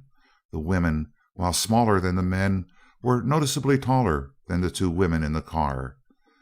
The men wore broad collars of metal, numerous metallic ornaments, and heavily jeweled leather belts and shoulder straps, which were hung with weapons of peculiar patterns. The women carried no weapons, but were even more highly decorated than were the men. Each slender, perfectly formed body scintillated with the brilliance of hundreds of strange gems, flashing points of fire. Jeweled bands of metal and leather restrained their carefully groomed hair. Jeweled collars encircled their throats. Jeweled belts, jeweled bracelets, jeweled anklets, each added its quota of brilliance to the glittering whole. The strangers wore no clothing, and their smooth skins shone a dark, livid, utterly indescribable color in the peculiar, unearthly yellowish blue-green glare of the light. Green their skins undoubtedly were, but not any shade of green visible in the earthly spectrum. The whites of their eyes were a light yellowish green. The heavy hair of the women and the close-cropped locks of the men were green as well, a green so dark as to be almost black, as were also their eyes. "Well, what do you know about that?" pondered Seaton dazedly. "They're human, right enough, but ye gods, what a color!" "It is hard to tell how much of that color is real and how much of it is due to this light," answered Crane. "Wait until you get outside, away from our daylight lamps, and you will probably look like a Chinese puzzle. As to the form, it is logical to suppose that whenever conditions are similar to those upon the earth, and the age is anywhere nearly the same, development would be along the same lines as with us." "That's right, too, Dottie. Your hair will sure look gorgeous in this light. Let's go out and give the natives a treat." "I wouldn't look like that for $1,000,000," retorted Dorothy, and if I'm going to look like that, I won't get out of the ship, so there." "Cheer up, Dottie. You won't look like that. Your hair will be black in this light." "Then what color will mine be?" asked Margaret. Seaton glanced at her black hair. "Probably a very dark and beautiful green," he grinned, his gray eyes sparkling. "But we'll have to wait and see. Friends and fellow countrymen, I've got a hunch that this is going to be some visit. How about it? Shall we go ahead with it?" Dorothy went up to him, her face bright with eagerness. "Oh, what a lark! Let's go." Even in DuQuesne's cold presence, Margaret's eyes sought those of her lover, and his sleeve barely touching her arm was enough to send a dancing thrill along it. "Onward, men of Earth!" she cried, and Seaton, stepping up to the window, rapped sharply upon the glass with the butt of his pistol and raised both hands high above his head in the universal sign of peace. In response, a man of Herculean mold, so splendidly decorated that his harness was one blazing mass of jewels, waved his arm and shouted a command. The crowd promptly fell back, leaving a clear space of several hundred yards. The man, evidently one in high command, unbuckled his harness, dropping every weapon, and advanced toward the Skylark, both arms upraised in Seaton's gesture. Seaton went to the door and started to open it. "Better talk to him from inside," cautioned Crane. "I don't think so, Mart. He's peaceable, and I've got my gun in my pocket. Since he doesn't know what clothes are, he'll think I'm unarmed, which is as it should be, and if he shows fight, it won't take more than a week for me to get into action." "All right, go on. DuQuesne and I will come along." "Absolutely not. He's alone, so I've got to be. I notice that some of his men are covering us, though. You might do the same for them, with a couple of the machine guns." Seaton stepped out of the car and went to meet the stranger. When they had approached to within a few feet of each other, the stranger stopped. He flexed his left arm smartly, so that the fingertips touched the left ear, and smiled broadly, exposing a row of splendid, shining green teeth. Then he spoke, a meaningless jumble of sounds. His voice, though light and thin, nevertheless seemed to be of powerful timbre. Seaton smiled in return and saluted. "Hello, Chief. I get your idea all right, and we're glad you're peaceable. But your language doesn't mean a thing in my young life." The Chief tapped himself upon the chest, saying distinctly and impressively, "Now, Boone." "Now, Boone," repeated Seaton, and added, pointing to himself, "Seaton." "Seaton," answered the stranger, and again indicating himself, "Domac Gok Mardonale." "That must be his title," thought Seaton rapidly. "Have to give myself one, I guess." "Boss of the road," he replied, drawing himself up with pride. The introduction made, now Boone pointed to the wrecked plane, inclined his head in thanks, and turned to his people with one arm upraised, shouting an order in which Seaton could distinguish something that sounded like "Seatin, bas uve rude."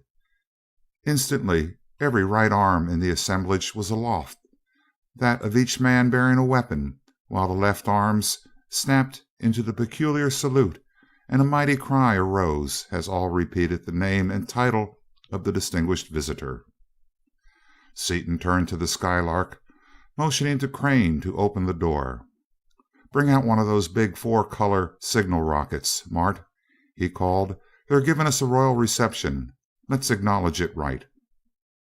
The party appeared, Crane carrying the huge rocket with an air of deference. As they approached, Seaton shrugged one shoulder, and his cigarette case appeared in his hand. Now Boone started, and in spite of his utmost efforts at self-control, he glanced at it in surprise. The case flew open, and Seaton, taking a cigarette, extended the case. "Smoke?" he asked affably. The other took one, but showed plainly that he had no idea of the use to which it was to be put. This astonishment of the stranger at his simple sleight of hand feat and his apparent ignorance of tobacco emboldened Seaton. Reaching into his mouth, he pulled out a flaming match, at which Nalboon started violently. While all the natives watched in amazement, Seaton lighted the cigarette, and after half consuming it in 2 long inhalations, he apparently swallowed the remainder, only to bring it to light again. Having smoked it, he apparently swallowed the butt with evident relish. "They don't know anything about matches or smoking," he said, turning to Crane. "This rocket will tie them up in a knot. Step back, everybody." He bowed deeply to Nalboon, pulling a lighted match from his ear as he did so, and lighted the fuse. There was a roar, a shower of sparks, a blaze of colored fire as the great rocket flew upward, but to Seaton's surprise, Nalboon took it quite as a matter of course, saluting as an acknowledgment of the courtesy. Seaton motioned his party to approach, and turned to Crane. "Better not, Dick. Let him think that you are the king of everything in sight." "Not on your life. If he is one king, we are 2." And he introduced Crane with great ceremony to the Domak as the boss of the Skylark, at which the salute by his people was repeated. Nalboon then shouted an order, and a company of soldiers led by an officer came toward them, surrounding a small group of people, apparently prisoners. These captives, 7 men and 7 women, were much lighter in color than the rest of the gathering, having skins of a ghastly pale shade, practically the same color as the whites of their eyes. In other bodily aspects they were the same as their captors in appearance, save that they were entirely naked except for the jeweled metal collars worn by all and a massive metal belt worn by one man. They walked with a proud and lofty carriage, scorn for their captors in every step. Nalboon barked an order to the prisoners. They stared in defiance, motionless, until the man wearing the belt, who had studied Seaton closely, spoke a few words in a low tone, when they all prostrated themselves.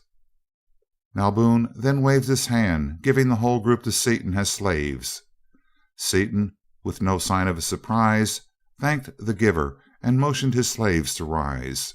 They obeyed and placed themselves behind the party, 2 men and 2 women behind Seaton, and the same number behind Crane, 1 man and 1 woman behind each of the others.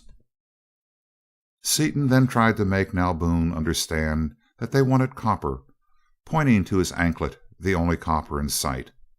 The chief instantly removed the trinket and handed it to Seaton, who, knowing by the gasp of surprise of the guard that it was some powerful symbol, returned it with profuse apologies.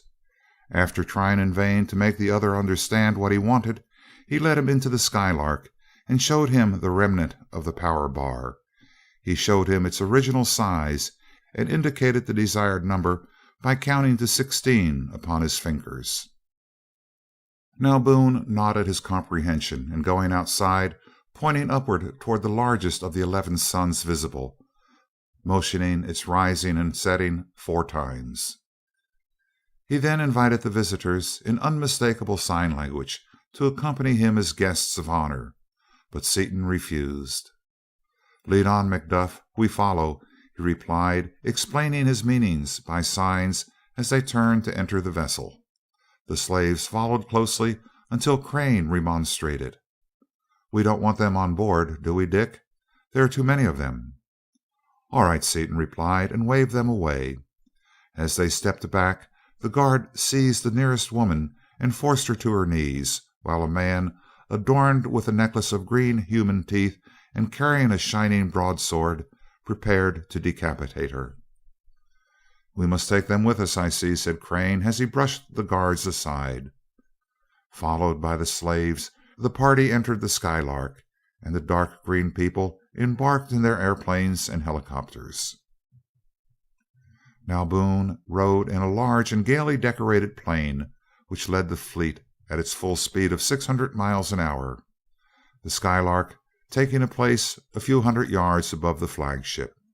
"I don't get these folks at all, Mart," said Seaton after a moment's silence. They have machines far ahead of anything we have on Earth, and big guns that shoot as fast as machine guns. And yet they are scared to death of a little simple sleight of hand. They don't seem to understand matches at all, and yet treat fireworks as an everyday occurrence." "We will have to wait until we know them better," replied Crane, and Duquesne added, "From what I have seen, their power seems to be all electrical. Perhaps they aren't up with us in chemistry, even though they are ahead of us in mechanics." Flying above a broad but rapid and turbulent stream, the fleet soon neared a large city, and the visitors from Earth gazed with interest at this metropolis of the unknown world. The buildings were all the same height, flat-roofed, and arranged in squares, very much as our cities are arranged. There were no streets, the spaces between the buildings being park-like areas, evidently laid out for recreation, amusement, and sport. There was no need for streets, all traffic was in the air. The air seemed full of flying vehicles, darting in all directions, but it was soon evident that there was exact order in the apparent confusion, each class of vessel and each direction of traffic having its own level. Eagerly the three men studied the craft, which ranged in size from one-man helicopters, little more than single chairs flying about in the air, up to tremendous multiplane freighters, capable of carrying thousands of tons. Flying high over the city to avoid its congested air lanes, the fleet descended toward an immense building just outside the city proper, and all landed upon its roof save the flagship, which led the Skylark to a landing dock nearby, a massive pile of metal and stone, upon which Nalboone and his retinue stood to welcome the guests. After Seaton had anchored the vessel immovable by means of the attractor, the party disembarked, Seaton remarking with a grin, "Don't be surprised at anything I do, folks. I'm a walking storehouse of junk of all kinds, so that if occasion arises I can put on a real exhibition." As they turned toward their host, a soldier, in his eagerness to see the stranger, jostled another. Without a word, two keen swords flew from their scabbards, and a duel to the death ensued. The visitors stared in amazement, but no one else paid any attention to the combat, which was soon over, the victor turning away from the body of his opponent and resuming his place without creating a ripple of interest. Nalboone led the way into an elevator which dropped rapidly to the ground floor level. Massive gates were thrown open, and through ranks of people prostrate upon their faces, the party went out into the palace grounds of the Domak, or emperor, of the great nation of Mardonale. Never before had earthly eyes rested upon such scenes of splendor. Every color and gradation of their peculiar spectrum was present, in solid, liquid, and gas. The carefully tended trees were all colors of the rainbow, as were the grasses and flowers along the walks. The fountains played streams of many and constantly changing hues, and even the air was tinted and perfumed, swirling through metal arches in billows of ever-varying colors and scents. Colors and combinations of colors impossible to describe were upon every hand, fantastically beautiful in that peculiar, vivid light. Diamonds and rubies, their colors so distorted by the green radiance as to be almost unrecognizable. Emeralds, glowing with an intense green impossible in earthly light, together with strange gems peculiar to this strange world, sparkled and flashed from railings, statues, and pedestals throughout the ground. "Isn't this gorgeous, Dick?" whispered Dorothy. "But what do I look like? I wish I had a mirror. You look simply awful. Do I look like you do?" "Not being able to see myself, I can't say, but I imagine you do. You look as you would under a county fair photographer's mercury vapor arc lamps, only worse. The colors can't be described. You might as well try to describe cerise to a man born blind as to try to express these colors in English. But as near as I can come to it, your eyes are a dark sort of purplish green, with the whites of your eyes and your teeth a kind of plush green. Your skin is a pale yellowish green, except for the pink of your cheeks, which is a kind of black with orange and green mixed up in it. Your lips are black, and your hair is a funny kind of color, halfway between black and old rose, with a little green and— "Heavens, Dick, stop! That's enough," choked Dorothy. "We all look like hobgoblins. We're even worse than the natives." "Sure we are. They were born here and are acclimated to it. We are strangers and aren't. I would like to see what one of these people would look like in Washington." Now Boone led them into the palace proper and into a great dining hall, where a table was already prepared for the entire party. This room was splendidly decorated with jewels, its many windows being simply masses of gems. The walls were hung with a cloth resembling silk, which fell to the floor in shimmering waves of color. Woodwork there was none. Doors, panels, tables, and chairs were cunningly wrought of various metals.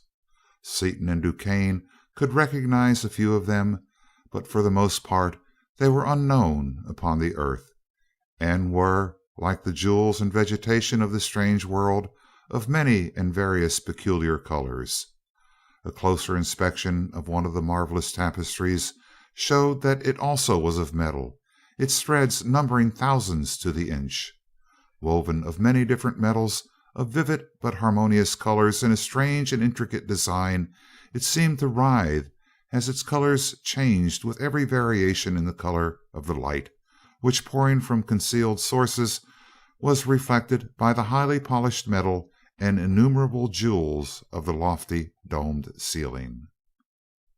"Oh, isn't this too perfectly gorgeous?" breathed Dorothy. "I'd give anything for a dress made out of that stuff, Dick. Cloth of gold is common by comparison." "Would you dare wear it, Dottie?" asked Margaret. "Would I? I'd wear it in a minute, if I could only get it. It would take Washington by storm." "I'll try to get a piece of it, then," smiled Seaton. "I'll see about it while we are getting the copper." "We'd better be careful in choosing what we eat here, Seaton," suggested Duquesne, as the Domac himself led them to the table. "We sure had. With a copper ocean and green teeth, I shouldn't be surprised if copper, arsenic, and other such trifles formed a regular part of their diet." "The girls and I will wait for you two chemists to approve every dish before we try it, then," said Crane. Now Boone placed his guests, the light-skinned slaves standing at attention behind them, and numerous servants carrying great trays appeared. The servants were intermediate in color between the light and the dark races, with dull, unintelligent faces, but quick and deft in their movements. The first course, a thin, light wine, served in metal goblets, was approved by the chemist, and the dinner was brought on. There were mighty joints of various kinds of meat, birds and fish, both raw and cooked in many ways, green, pink, purple, and white vegetables and fruits. The major domo held each dish up to Seaton for inspection, the latter waving away the fish and the darkest green foods, but approving the others.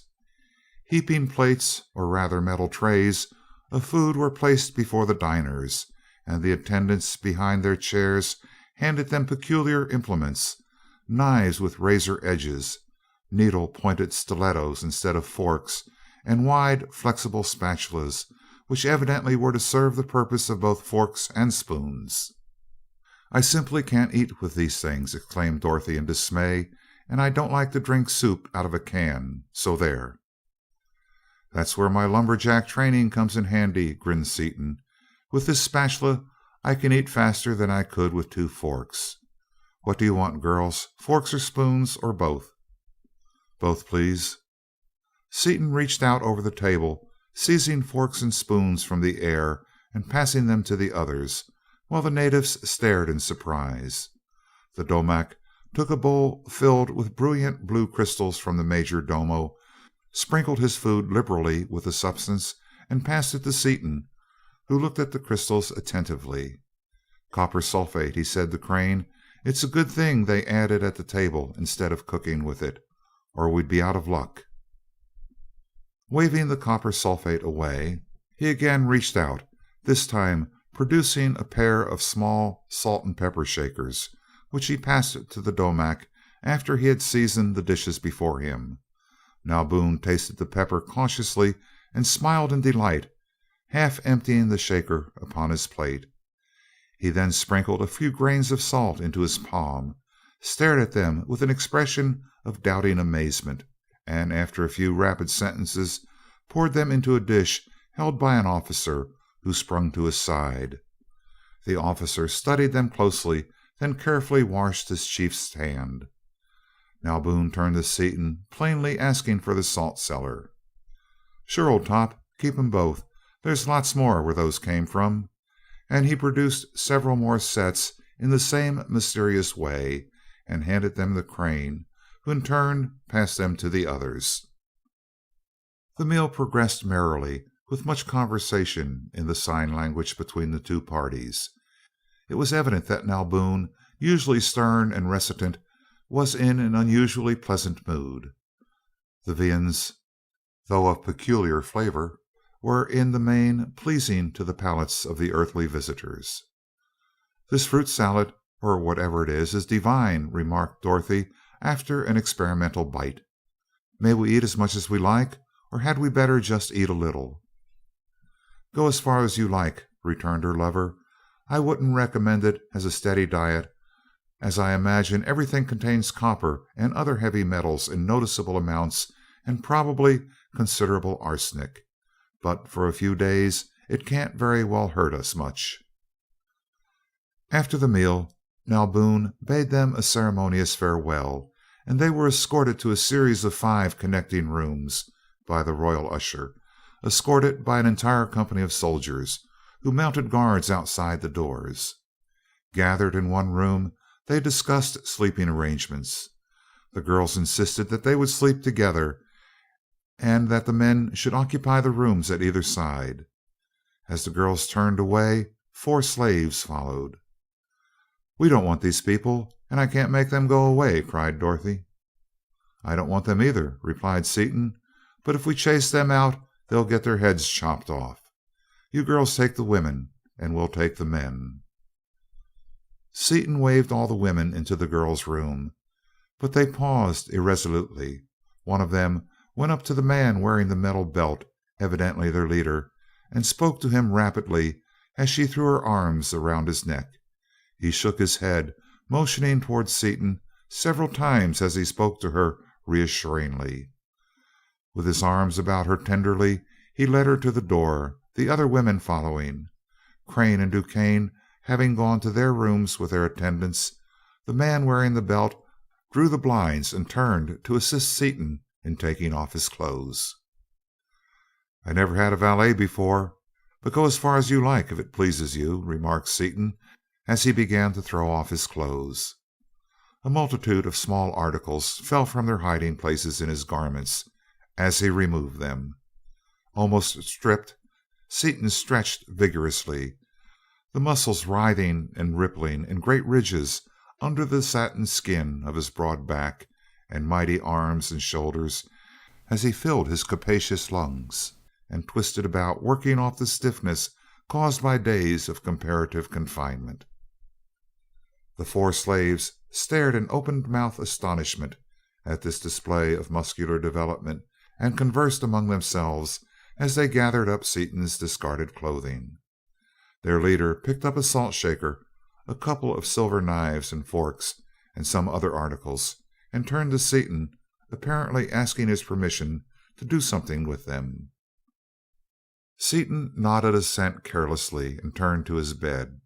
As he did so, he heard a slight clank of arms in the hall as the guard was changed, and lifting the blind a trifle, he saw that guards were stationed outside as well.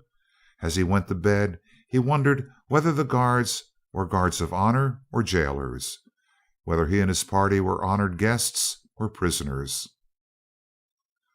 3 of the slaves, at a word from their chief, threw themselves upon the floor and slept, but he himself did not rest.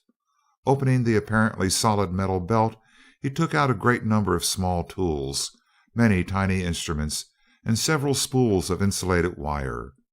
He then took the articles Seaton had given him, taking great pains not to spill a single grain of salt, and set to work. Hour after hour he labored, a strange, exceedingly complex instrument taking form under his clever fingers. End of chapter 13. Chapter 14 of The Skylark of Space by E. Doc Smith. Now Boone unmasked. After a long sound sleep, Seaton awoke and sprang out of bed. No sooner had he started to shave, however, than one of the slaves touched his arm, motioning him into a reclining chair, and showing him a keen blade, long and slightly curved. Seaton lay down, and the slave shaved him with a rapidity and smoothness he had never before experienced, so wonderfully sharp was the peculiar razor. After Seaton had dressed, the barber started to shave the chief slave without any preliminary treatment, save rubbing his face with a perfumed oil. "Hold on a minute," interjected Seaton, who was watching the process with interest. "Here's something that helps a lot." He lathered the face with his brush, and the man looked up in surprised pleasure as his stiff beard was swept away without a sound. Seaton called to the others, and soon the party was assembled in his room, all dressed very lightly because of the unrelieved and unvarying heat, which was constant at 100 degrees. A gong sounded, and one of the slaves opened the door, ushering in a party of servants bearing a table ready set. During the meal, Seaton was greatly surprised at hearing Dorothy carrying on a halting conversation with one of the women standing behind her. "I knew that you were a language shark, Dottie, with 5 or 6 different ones to your credit, but I didn't suppose you could learn to talk this stuff in one day." "I can't," she replied, "but I've picked up a few words of it. I can understand very little of what they are trying to tell me." The woman spoke rapidly to the man standing behind Seaton, and as soon as the table had been carried away, he asked permission to speak to Dorothy. Fairly running across to her, he made a slight obeisance, and in eager tones poured forth such a stream of language that she held up her hand to silence him. "Go slower, please," she said, and added a couple of words in his own tongue.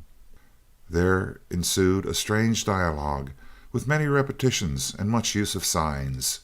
She turned to Seaton with a puzzled look. "I can't make out all he says, Dick, but he wants you to take him into another room of the palace here, to get back something or other that they took from him when they captured him. He can't go alone. I think he says he will be killed if he goes anywhere without you. And he says that when you get there you must be sure not to let the guards come inside."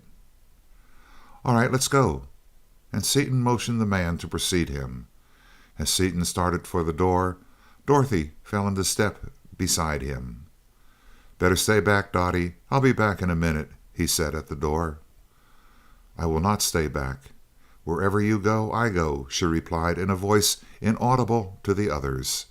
"I simply will not stay away from you a single minute that I don't have to." "All right, little girl," he replied in the same tone. "I don't want to be away from you either, and I don't think that we are in any danger here."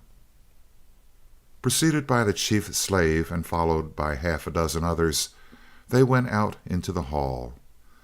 No opposition was made to their progress, but a full half company of armed guards fell in around them as an escort, regarding Seaton with looks composed of equal parts of reverence and fear. The slave led the way rapidly to a room in a distant wing of the palace and opened the door. As Seaton stepped in, he saw that it was evidently an audience chamber or courtroom, and that it was now entirely empty. As the guard approached the door, Seaton waved them back. All retreated across the hall except the officer in charge, who refused to move.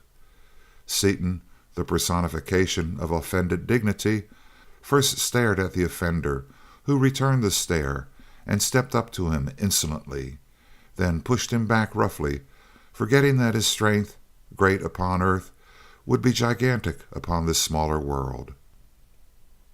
The officer spun across the corridor, knocking down 3 of his men in his flight. Picking himself up, he drew his sword and rushed, while his men fled in panic to the extreme end of the corridor.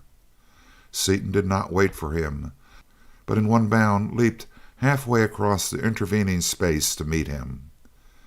With the vastly superior agility of his earthly muscles, he dodged the falling broadsword and drove his left fist full against the fellow's chin, with all the force of his mighty arm and all the momentum of his rapidly moving body behind the blow.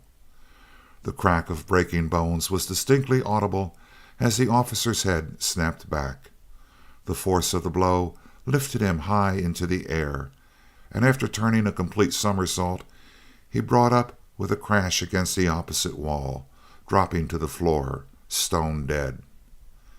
As several of his men, braver than the others, lifted their peculiar rifles, Seaton drew and fired in one incredibly swift motion, the explosive bullet obliterating the entire group of men and demolishing that end of the palace. In the meantime, the slave had taken several pieces of apparatus from a cabinet in the room and had placed them in his belt, stopping only to observe for a few moments a small instrument which he clamped upon the head of the dead man. He rapidly led the way back to the room they had left and set to work upon the instrument he had constructed while the others had been asleep. He connected it in an intricate system of wiring with the pieces of apparatus he had just recovered. "That's a complex job of wiring," said Duquesne admiringly. "I've seen several intricate pieces of apparatus myself, but he has so many circuits there that I'm lost. It would take an hour to figure out the lines and connections alone." Straightening abruptly, the slave clamped several electrodes upon his temples and motioned to Seaton and the others, speaking to Dorothy as he did so. "He wants us to let him put those things on our heads," she translated. "Shall we let him, Dick?" "Yes," he replied without hesitation. "I've got a real hunch that he's our friend, and I'm not sure of now Boone. He doesn't act right." "I think so too," agreed the girl, and Crane added, "I can't say that I relish the idea, but since I know that you are a good poker player, Dick, I'm willing to follow your hunch. How about you, Duquesne?" "Not I," declared that worthy emphatically. "Nobody wires me up to anything I can't understand, and that machine is too deep for me." Margaret elected to follow Crane's example, and impressed by the need for haste evident in the slave's bearing, the 4 walked up to the machine without further talk. The electrodes were clamped into place quickly, and the slave pressed a lever. Instantly the 4 visitors felt that they had a complete understanding of the language and customs of both Mardonale, the nation in which they now were, and of Kondal, to which nation the slaves belonged, the only 2 civilized nations upon Osnome. While the look of amazement at this method of receiving instruction was still upon their faces, the slave, or rather, as they now knew him, Dunark, the Colfidix or crown prince of the great nation of Kondal, began to disconnect the wires. He cut out the wires leading to the 2 girls and to Crane, and was reaching for Seaton's when there was a blinding flash, a crackling sound, the heavy smoke of burning metal and insulation, and both Dunark and Seaton fell to the floor. Before Crane could reach them, however, they were upon their feet, and the stranger said in his own tongue, now understood by everyone but Duquesne, "This machine is a mechanical educator, a thing entirely new, in our world at least. Although I have been working on it for a long time, it is still in a very crude form. I did not like to use it in its present state of development, but it was necessary in order to warn you of what now Boom is going to do to you, and to convince you that the best way of saving your lives would save our lives as well. The machine worked perfectly until something, I don't know what, went wrong. Instead of stopping, as it should have done, at teaching your party to speak our languages, it short-circuited us two completely, so that every convolution in each of our brains has been imprinted upon the brain of the other. It was the sudden formation of all the new convolutions that rendered us unconscious. I can only apologize for the breakdown, and assure you that my intentions were of the best." "You needn't apologize," returned Seaton. "That was a wonderful performance, and we're both gainers, anyway, aren't we? It has taken us all our lives to learn what little we know, and now we each have the benefit of 2 lifetimes spent upon different worlds. I must admit, though, that I have a whole lot of knowledge that I don't know how to use." "I'm glad you take it that way," returned the other warmly, "for I am infinitely the better off for the exchange. The knowledge I imparted was nothing compared to that which I received. But time presses. I must tell you our situation.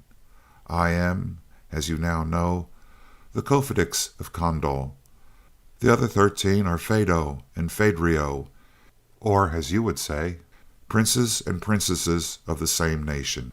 We were captured by one of Nalboon's raiding parties while upon a hunting trip, being overcome by some new stupefying gas, so that we could not kill ourselves. As you know, Kondal and Mardonale have been at war for over 10,000 Carcamo, something more than 6,000 years of your time.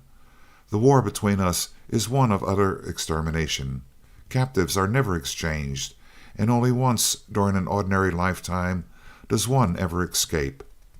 Our attendants were killed immediately.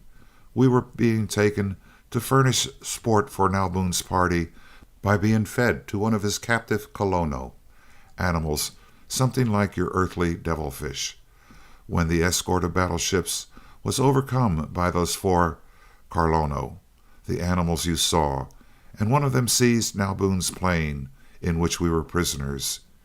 You killed the Carlon, saving our lives as well as those of Nalboon and his party. Having saved his life, you and your party should be honored guests of the most honored kind, and I venture to say that you would be so regarded in any other nation of the universe. But Nalboon, the Damak, a title equivalent to your word emperor, and our word, Carfedix of Mardonale, is utterly without honor or conscience, as are all Mardonalians. At first he was afraid of you, as we all were. We thought you visitors from a planet of our 15th sun, which is now at its nearest possible approach to us. After your display of superhuman power and ability, we expected instant annihilation. However, after seeing the Skylark as a machine, discovering that you were short of power, and finding that you are gentle instead of bloodthirsty by nature, Nalboon lost his fear of you, and resolved to rob you of your vessel and its wonderful secrets of power. Though we are so ignorant of chemistry that I cannot understand the thousandth part of what I just learned from you, we are a race of mechanics, and have developed machines of many kinds to a high state of efficiency, including electrical machines of all kinds. In fact, electricity generated by our great waterfalls is our only power. No scientist upon Osnome has ever had an inkling that intra-atomic energy exists. Nalboon cannot understand the power, but he solved the means of liberating it at a glance, and that glance sealed your death warrants. With the Skylark he could conquer Kondal, and to assure the downfall of my nation he would do anything. Also, he or any other Osmonian scientist would go to any lengths whatever, would challenge the great First Clause itself to secure even one of those little bottles of the chemical you call salt. It is far and away the scarcest and most precious substance in the world. It is so rare that those bottles you produced at the table held more than the total amount previously known to exist upon Osnome. We have great abundance of all the heavy metals, but the lighter metals are rare. Sodium and chlorine are the rarest of all known elements. Its immense value is due, not to its rarity, but to the fact that it is an indispensable component of the controlling instruments of our wireless power stations, and that it is used as a catalyst in the manufacture of our hardest metals. For these reasons, you understand why Boone does not intend to let you escape, and why he intends that this kokum, our equivalent of a day, shall be your last. About the second or third hour of the sleeping period, he intends to break into the Skylark, learn its control, and secure the salt you undoubtedly have in the vessel. Then my party and myself will be thrown to the Colon. You and your party will be killed and your bodies smelted to recover the salt that is in them. This is the warning I had to give you. Its urgency explains the use of my untried mechanical educator. The hope that my party could escape with yours in your vessel explains why you saw me, the Cofidix of Condal, prostrate myself before that arch-fiend, Boone. "How do you, a captive prince of another nation, know these things?" asked Crane doubtfully. "I read Boone's ideas from the brain of that officer whom the Carfidix Seaton killed. He was a Ladex of the Guards, an officer of about the same rank as one of your colonels. He was high in Boone's favor, and he was to have been in charge of the work of breaking into the Skylark and killing us all. Let me caution you now. Do not let any Mardonalian touch our hands with a wire, for if you do, your thoughts will be recorded, and the secrets of the Skylark and your many other mysterious things, such as smoking, matches, and magical feats, will be secrets no longer." "Thanks for the information," responded Seaton, "but I want to correct your title for me. I am no Carfidix, merely a plain citizen." "In one way I can see that is true," replied the Cofidix with a puzzled look. "I cannot understand your government at all, but the inventor of the Skylark must certainly rank as Carfidix." As he spoke, a smile of understanding passed over his face, and he continued, "I see. Your title is Doctor of Philosophy, which must mean that you are the Carfidix of knowledge of the earth." No, you're way off. I'm—" "Certainly, Seaton is Carfidix of knowledge," broke in Duquesne. "Let it go at that, anyway, whatever it means. The thing to do now is to figure a way out of this." "You chirped it then, Blackie. Dunark, you know this country better than we do. What do you suggest?" "I suggest that you take my party into the Skylark and escape from Mardonale as soon as possible. I can pilot you to Condalek, the capital city of our nation. There, I can assure you, you will be welcomed as you deserve. My father, the Carfidix, will treat you as a Carfidix should be treated. As far as I am concerned, nothing I can ever do will lighten the burden of my indebtedness to you. But I promise you all the copper you want, and anything else you may desire that is within the power of man to give you." Seaton thought deeply a moment, then shook Dunark's hand vigorously. "That suits me, Cofidix," he said warmly. "I thought from the first that you were our friend. Shall we make for the Skylark right now, or wait a while?" "We'd better wait until after the second meal," the Prince replied. "We have no armor, and no way of making any. We would be helpless against the bullets of any except a group small enough so that you could kill them all before they could fire. The calm after the second meal is devoted to strolling about the grounds, so that our visiting the Skylark would look perfectly natural. As the guard is very lax at that time, it is the best time for the attempt." "But how about my killing his company of guards and blowing up one wing of his palace?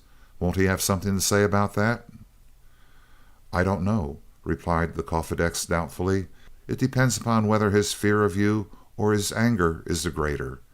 He should pay his call of state here in your apartment in a short time, as it is the inviolable rule of Osnome that any visitor shall receive a call of state from one of his own rank before leaving his apartment for the first time. His actions may give you some idea as to his feelings, though he is an accomplished diplomat and may conceal his real feelings entirely. But let me caution you, do not be modest or soft-spoken. He will mistake softness for fear." "All right," grinned Seaton. "In that case, I won't try to find out what he thinks. If he shows any sign of hostility at all, I'll open up on him." "Well," remarked Crane calmly, "if we have some time to spare, we may as well wait comfortably instead of standing in the middle of the room. I, for one, have a lot of questions to ask about this new world." Acting upon this suggestion, the party seated themselves upon comfortable divans, and Dunark rapidly dismantled the machine he had constructed. The captives remained standing, always behind the visitors, until Seaton remonstrated. "Please sit down, everybody. There's no need of keeping up this farce of you being slaves as long as we're alone. Is there, Dunark?" "No, but at the first sound of the gong announcing a visitor, we must be in our places. Now that we are all comfortable in waiting, I will introduce my party to you. Fellow Condalians, greet the Karfido Seaton and Crane," he began, his tongue fumbling over the strange names of a distant world, the Earth, "and two noble ladies, Miss Vaneman and Miss Spencer, soon to be their Kafadiro. Guests from Earth, allow me to present to you the Kofadir Sitar, the only one of my wives who accompanied me upon our ill-fated hunting expedition." Then, still ignoring Duquesne as a captive, he introduced the other Condalians in turn as his brothers, sisters, cousins, nieces, and nephews, all members of the great ruling house of Kondal. "Now," he concluded, "after I have a word with you in private, Dr. Seaton, I will be glad to give the others all the information in my power." He led Seaton out of earshot of the others and said in a low voice, "It is no part of Nalboon's plan to kill the two women.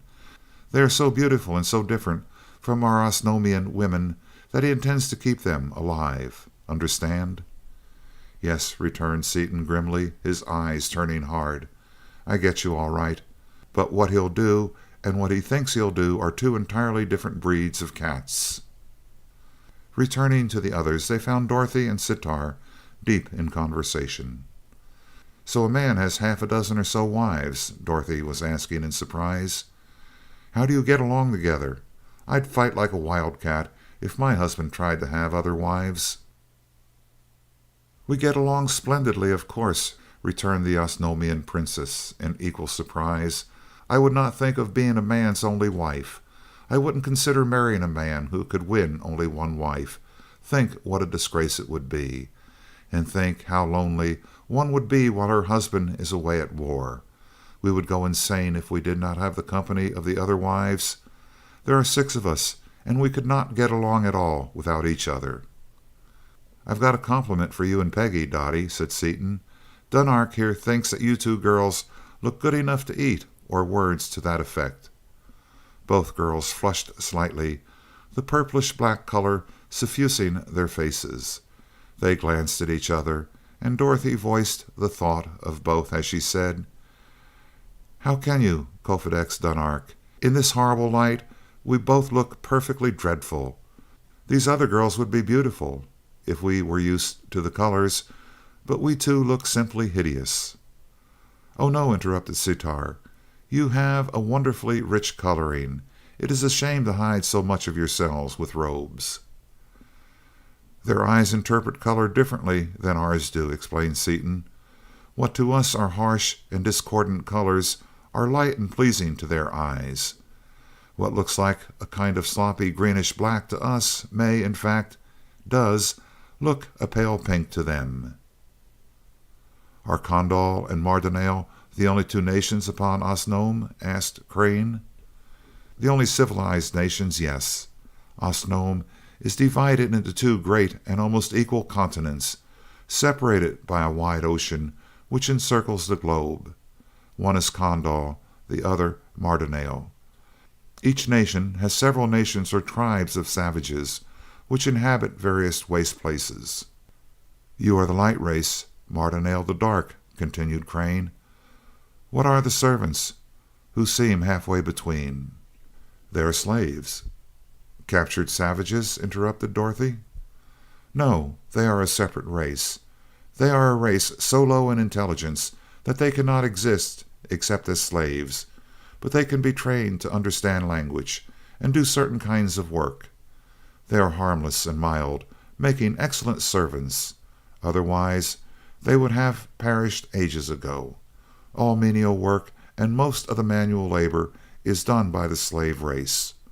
Formerly, criminals were sterilized and reduced to unwilling slavery, but there have been no unwilling slaves in Kondal for hundreds of Carcamo. Why, are there no criminals any more? No. With the invention of the thought recorder, an absolutely fair trial was assured, and the guilty were all convicted. They could not reproduce themselves, and, as a natural result, crime died out. That is, he added hastily, what we regard as crime. Dueling, for instance, is a crime upon Earth. Here it is a regular custom. In Kondal, duels are rather rare, and they are held only when honor is involved. But here, in Mardonale, they are an everyday affair, as you saw when you landed. What makes the difference? Asked Dorothy curiously. As you know, with us every man is a soldier. In Kondal, we train our youth in courage, valor, and high honor. In Mardonale, they train them in savage bloodthirstiness alone. Each nation fixed its policy in bygone ages to produce the type of soldier it thought most efficient. I notice that everyone here wears those heavy collars, said Margaret. What are they for? They are identification marks. When a child is nearly grown, a collar bearing his name and the device of his house is cast about his neck. This collar is made of arenak, a synthetic metal which, once formed, cannot be altered by any usual means. It cannot be scratched, cut, bent, broken, or worked in any way except at such a high temperature that death would result if such heat were applied to the collar. Once the arenak collar is cast about a person's neck, he is identified for life, and any adult Osnomian not wearing a collar is put to death. That must be interesting metal, remarked Crane. Is your belt a similar mark? The belt is an idea of my own, and Dunark smiled broadly. It looks like opaque arenak, but it isn't. It is merely a pouch in which I carry anything I am particularly interested in. Even Nao Boone thought it was arenak, so he didn't trouble to try to open it. If he had opened it and taken my tools and instruments, I couldn't have built the educator. Is that transparent armor arenak? Yes, the only difference being that nothing is added to the matrix to color or make opaque the finished metal. It is in the preparation of this metal that salt is indispensable. It acts only as a catalyst, being recovered afterward. But neither nation has ever had enough salt to make all the armor they want. Aren't those monsters, Carlono, I think you call them, covered by the same thing? And what are those animals anyway? Dorothy asked. Yes, they are armored with arenak, and it is thought that the beasts grow it, the same as fishes grow scales. The Carlono are the most frightful scourge of Osnome. Very little is known of them, though every scientist has theorized upon them since time immemorial. It is very seldom that one is ever killed, as they easily outfly our swiftest battleships and only fight when they can be victorious. To kill one requires a succession of the heaviest high-explosive shells in the same spot, a joint in the armor, and after the armor is once penetrated, the animal is blown into such small fragments that reconstruction is impossible. From such remains, it has been variously described as a bird, a beast, a fish, a vegetable, sexual, asexual, and hermaphroditic. Its habitat is unknown, it being variously supposed to live high in the air, deep in the ocean, buried in the swamps. Another theory is that they live upon one of our satellites, which encounters our belt of atmosphere every Carcam. Nothing is certainly known about the monsters except their terrible destructiveness and their insatiable appetites.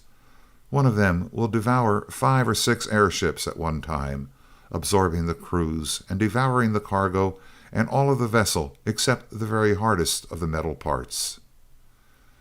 "Do they usually go in groups?" asked Crane. "If they do, I should think that a fleet of warships would be necessary for every party." "No, they are almost always found alone. Only very rarely are two found together. This is the first time in history that more than two have ever been seen together. 2 battleships can always defeat 1 Carlon, so they are never attacked. With 4 battleships, now Boone considered his expedition perfectly safe, especially as they are now rare. The navies hunted down and killed what was supposed to be the last of them upon Osnome more than a carcam ago, and none have been seen since, until we were attacked." The gong over the door sounded, and the Condaleyans leaped to their positions back of the earthly visitors. The Codefix went to the door. Nalbun brushed him aside and entered, escorted by a full company of heavily armed soldiery. A scowl of anger was upon his face, and he was plainly in an ugly mood. "Stop, Nalbun of Mardonale," thundered Seaton in the Mardalian tongue and with the full power of his mighty voice. "Dare you invade my privacy unannounced and without invitation?" The escort shrank back, but the Domak stood his ground, although he was plainly taken aback. With an apparent effort he smoothed his face into lines of cordiality. "I merely came to inquire why my guards are slain and my palace destroyed by my honored guest." "As for slaying your guards, they sought to invade my privacy. I warned them away, but one of them was foolish enough to try to kill me. Then the others attempted to raise their childish rifles against me, and I was obliged to destroy them. As for the wall, it happened to be in the way of the thought waves I hurled against your guards. Consequently, it was demolished. An honored guest? Bah! Are honored guests to be put to the indignity of being touched by the filthy hands of a mere ladex?" "You do not object to the touch of slaves?" with a wave of his hand toward the Condaleyans. "That is what slaves are for," coldly. "Is a Domak to wait upon himself in the court of Mardondale? But to return to the issue. Were I an honored guest, this would never have happened. Know, now, Boone, that when you attempt to treat a visiting Domak of my race as a low-born captive, you must be prepared to suffer the consequences of your rashness." "May I ask how you, so recently ignorant, know our language?" "You question me? That is bold." "Know that I, the boss of the road, show ignorance or knowledge when and where I please. You may go." End of Chapter 14. Chapter 15 of the Skylark of Space. The Escape from Mardonale. "That was a wonderful bluff, Dick," exclaimed the Kofedix in English, as soon as now Boone and his guards had disappeared. "That was exactly the tone to take with him, too. You've sure got him guessing." "It seemed to get him all right, but I'm wondering how long it'll hold him. I think we'd better make a dash for the Skylark right now, before he has time to think it over, don't you?" "That is undoubtedly the best way," Dunark replied, lapsing into his own tongue. "Now Boone is plainly in awe of you now, but if I understand him at all, he is more than ever determined to seize your vessel, and every Darkham's delay is dangerous." The Earth people quickly secured the few personal belongings they had brought with them. Stepping out into the hall and waving away the guards, Seaton motioned Dunark to lead the way. The other captives fell in behind as they had done before, and the party walked boldly toward the door of the palace. The guards offered no opposition, but stood at attention and saluted as they passed. As they approached the entrance, however, Seaton saw the major domo hurrying away and surmised that he was carrying the news to now Boone.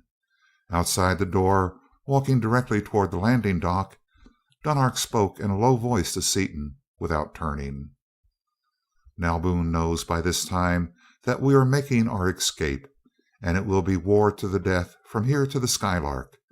I do not think there will be any pursuit from the palace, but he has warned the officers in charge of the dock, and they will try to kill us as soon as we step out of the elevator, perhaps sooner.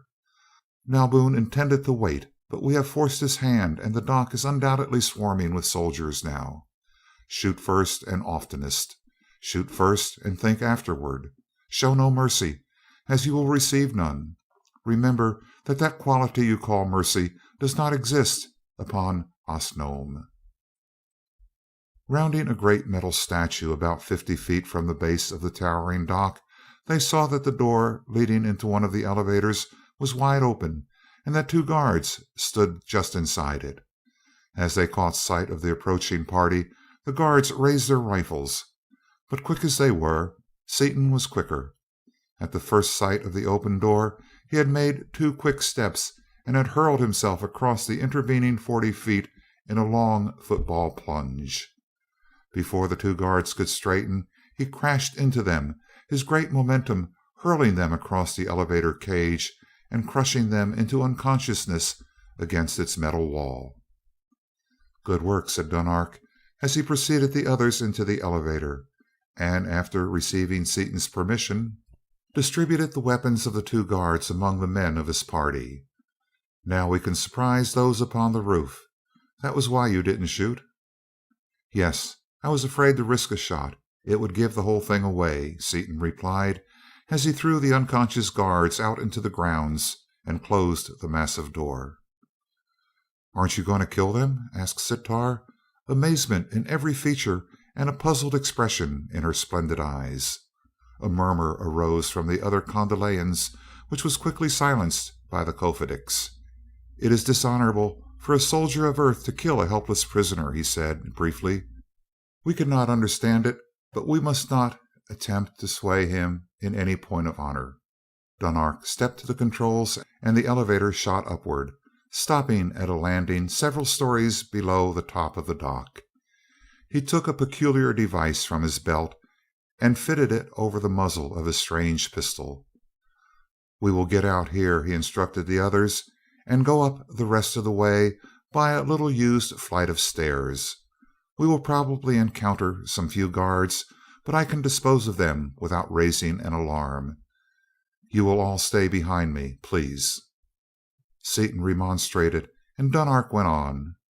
"No, Seaton, you have done your share and more. I am upon familiar ground now, and can do the work alone better than if you were to help me. I will call upon you, however, before we reach the dock." The Kofedix led the way, his pistol resting lightly against his hip, and at the first turn of the corridor they came full upon 4 guards. The pistol did not move from its place at the side of the leader, but there were 4 subdued clicks, and the 4 guards dropped dead, with bullets through their brains. "Seaton, that is some silencer," whispered Duquesne. "I didn't suppose a silencer could work that fast." "They don't use powder," Seaton replied absently, all his faculties directed toward the next corner. "The bullets are propelled by an electric charge." In the same manner, Dunark disposed of several more guards before the last stairway was reached. "Seaton," he whispered in English, "now is the time we need your rapid pistol work and your high explosive shells. There must be hundreds of soldiers on the other side of that door, armed with machine cannon, shooting high explosive shells at the rate of 1,000 per minute. Our chance is this: their guns are probably trained upon the elevators and main stairways, since this passage is unused and none of us would be expected to know of it. Most of them don't know of it themselves. It will take them a second or two to bring their guns to bear upon us. We must do all the damage we can, kill them all if possible, in that second or two. If Crane will lend me a pistol, we will make the rush together." "I've a better scheme than that," interrupted Duquesne. "Next to you, Seaton, I am the fastest man with a gun here. Also, like you, I can use both hands at once. Give me a couple clips of those special cartridges, and you and I will blow that bunch into the air before they know we are here." It was decided that the 2 pistol experts should take the lead, closely followed by Crane and Dunark. The weapons were loaded to capacity and put in readiness for instant use. "Let's go, Bunch," said Seaton. "The quicker we start, the quicker we'll get back. Get ready to run out there, all the rest of you, as soon as the battle's over. Ready? On your marks, get set, go!" He kicked the door open, and there was a stuttering crash as four automatic pistols simultaneously burst into practically continuous flame, a crash obliterated by an overwhelming concussion of sound as the explosive shells, sweeping the entire roof with a rapidly opening fan of death, struck their marks and exploded.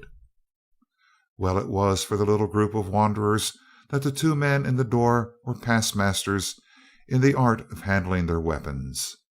Well it was that they had in their tiny pistol bullets the explosive force of hundreds of giant shells.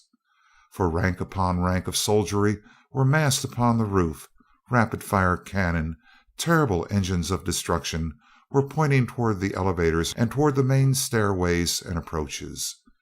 But so rapid and fierce was the attack that even those trained gunners had no time to point their guns. The battle lasted little more than a second, being over before either Crane or Dunark could fire a shot, and silence again reigned, even while broken and shattered remnants of the guns and fragments of the metal and stone of the dock were still falling to the ground through a fine mist of what had once been men.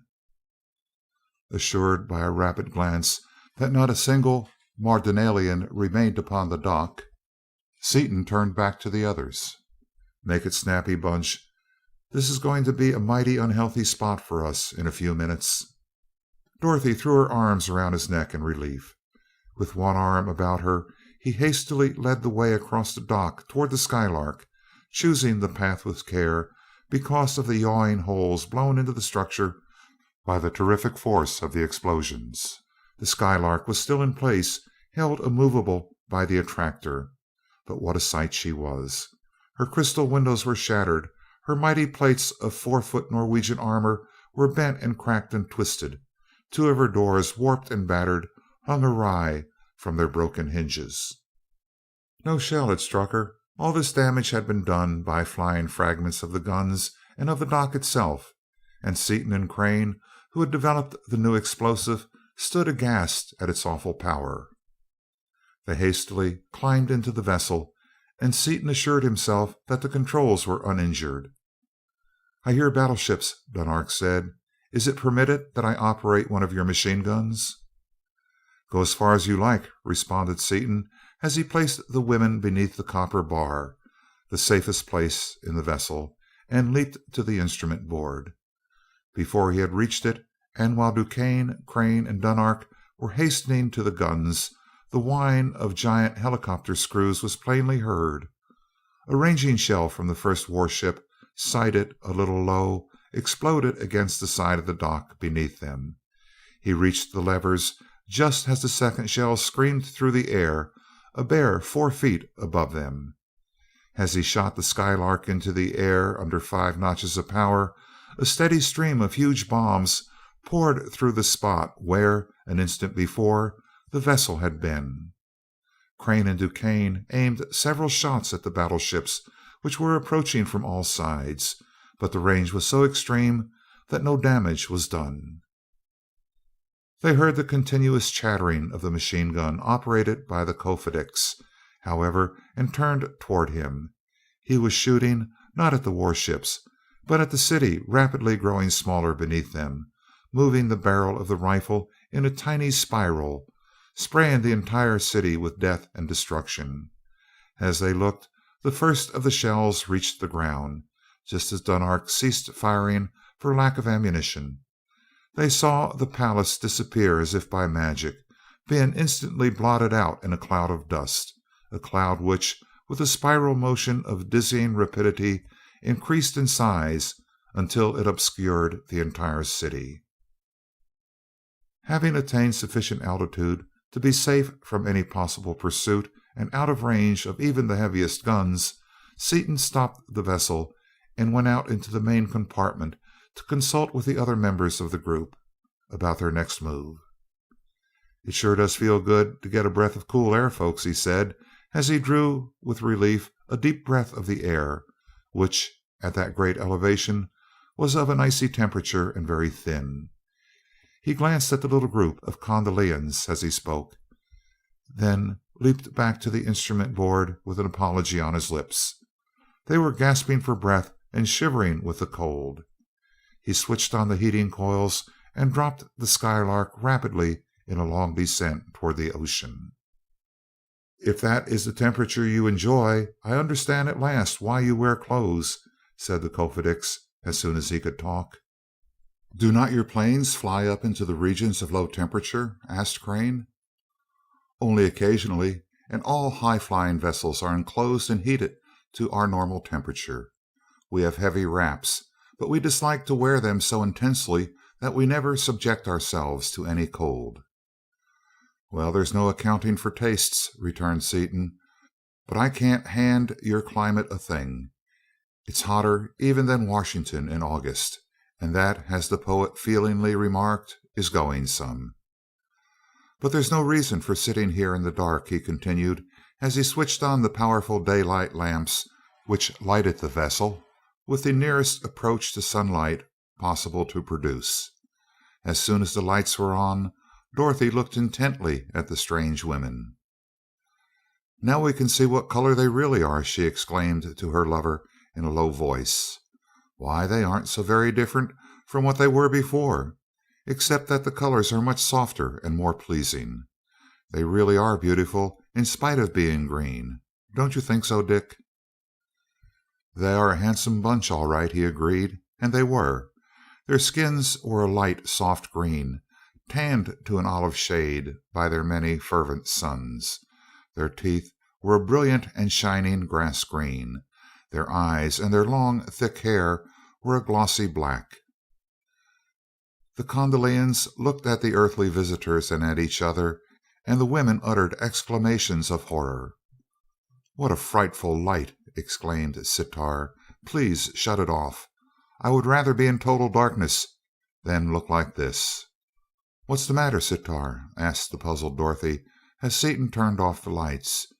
"You look perfectly stunning in this light." "They see things differently than we do," explained Seaton. "Their optic nerves react differently than ours do. While we look all right to them and they look all right to us in both kinds of light, they look just as different to themselves under our daylight lamps as we do to ourselves in their green light. Is that explanation clear?" "It's clear enough as far as it goes, but what do they look like to themselves?" "That's too deep for me. I can't explain it any better than you can. Take the Osnomian color emlap, for instance. Can you describe it?" "It's a kind of greenish orange, but it seems as though it ought not to look like that color either." "That's it exactly. From the knowledge you received from the educator, it should be a brilliant purple. That is due to the difference in the optic nerves, which explains why we see things so differently from the way the Osnomians do. Perhaps they can describe the way they look to each other in our white light." "Can you, Sitar?" asked Dorothy. "One word describes it: horrible," replied the Kondalian princess, and her husband added, "The colors are distorted and unrecognizable, just as your colors are to your eyes in our light." "Well, now that the color question is answered, let's get going. I pretty nearly asked you the way, Dunark. Forgot that I know it as well as you do." The Skylark set off at as high an altitude as the Osnomians could stand. As they neared the ocean, several great Mardalian battleships, warned of the escape, sought to intercept them, but the Skylark hopped over them easily, out of range of their heaviest guns, and flew onward at such speed that pursuit was not even attempted. The ocean was quickly crossed. Soon the space car came to rest over a great city, and Seaton pointed out the palace, which, with its landing dock nearby, was very similar to that of Nalboon in the capital city of Mardonale. Crane drew Seaton to one side. "Do you think it's safe to trust these Kondalians any more than it was the others? How would it be to stay in the Lark instead of going into the palace?" Yes, Mart, this bunch can be trusted. Dunark has a lot of queer ideas, but he's square as a die. He's our friend, and will get us the copper. We have no choice now, anyway. Look at the bar. We haven't an ounce of copper left. We're down to the plating in spots. Besides, we couldn't go anywhere if we had a ton of copper, because the old bus is a wreck. She won't hold air. You could throw a cat out through the shell in any direction. She'll have a lot of work done on her before we can think of leaving. As to staying in her, that wouldn't help us a bit. Steel is as soft as wood to these folks. Their shells would go through her as though she were made of mush. They are made of metal that is harder than diamond and tougher than rubber, and when they strike, they bore in like drill bits. If they are out to get us, they'll do it anyway, whether we're here or there, so we may as well be guests. But there's no danger, Mart. You know I swapped brains with him, and I know him as well as I know myself. He's a good, square man, one of our kind of folks.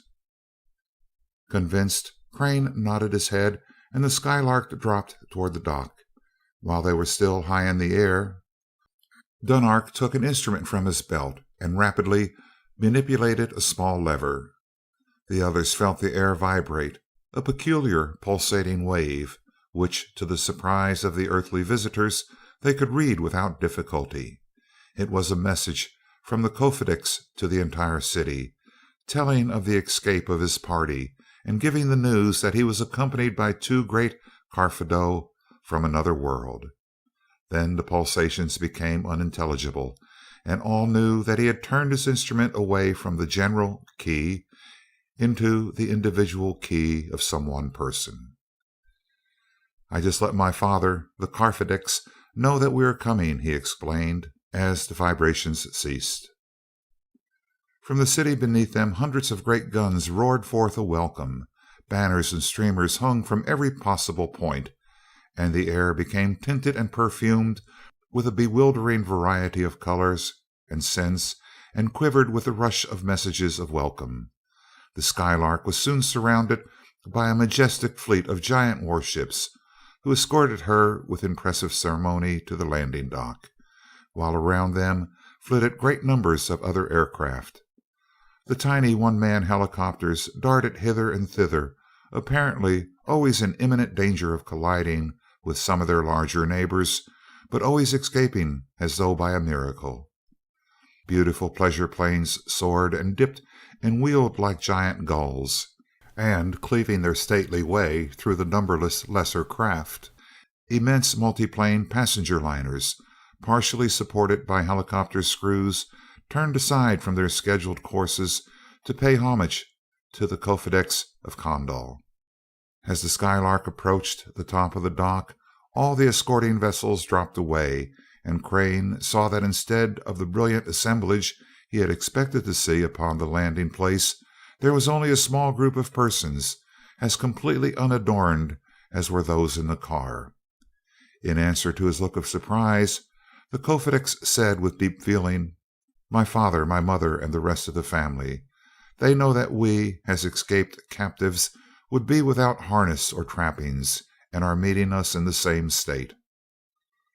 Seaton brought the vessel to dock near the little group, and the earthly visitors remained inside their vessel while the rulers of Kondal welcomed the sons and daughters they had given up for dead.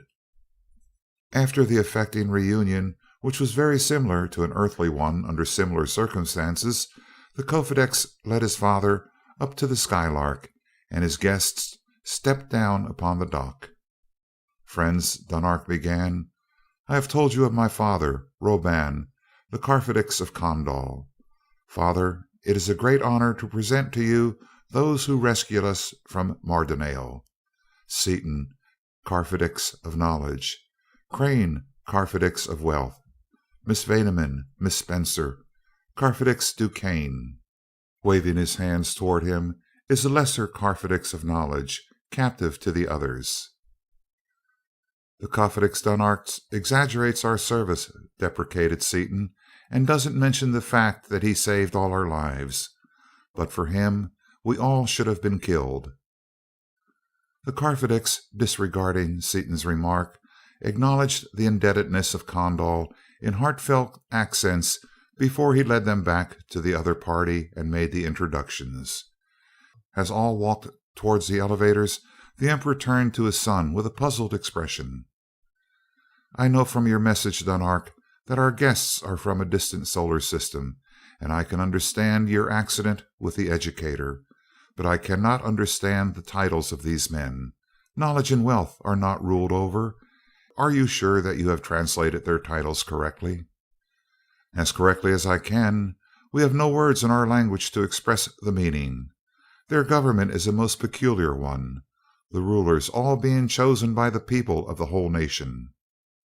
"Extraordinary," interjected the old man. "How then can anything be accomplished?" "I do not understand the thing myself, it is so utterly unheard of, but they have no royalty, as we understand the term. In America, their country, every man is equal." "That is," he hastened to correct himself, "they are not all equal either, as they have two classes which would rank with royalty: those who have attained great heights of knowledge, and those who have amassed great wealth. This explanation is entirely inadequate and does not give the right idea of their positions, but it is as close as I can come to the truth in our language." "I am surprised that you should be carrying a prisoner with you, Karfedo," said Roban, addressing Seaton and Crane.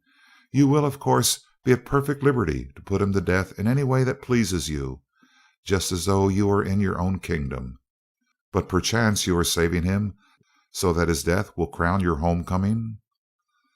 The Kofedix spoke in answer while Seaton, usually so quick to speak, was groping for words. "No, father, he is not to be put to death. That is another peculiar custom of the Earthmen. They consider it dishonorable to harm a captive or even an unarmed enemy.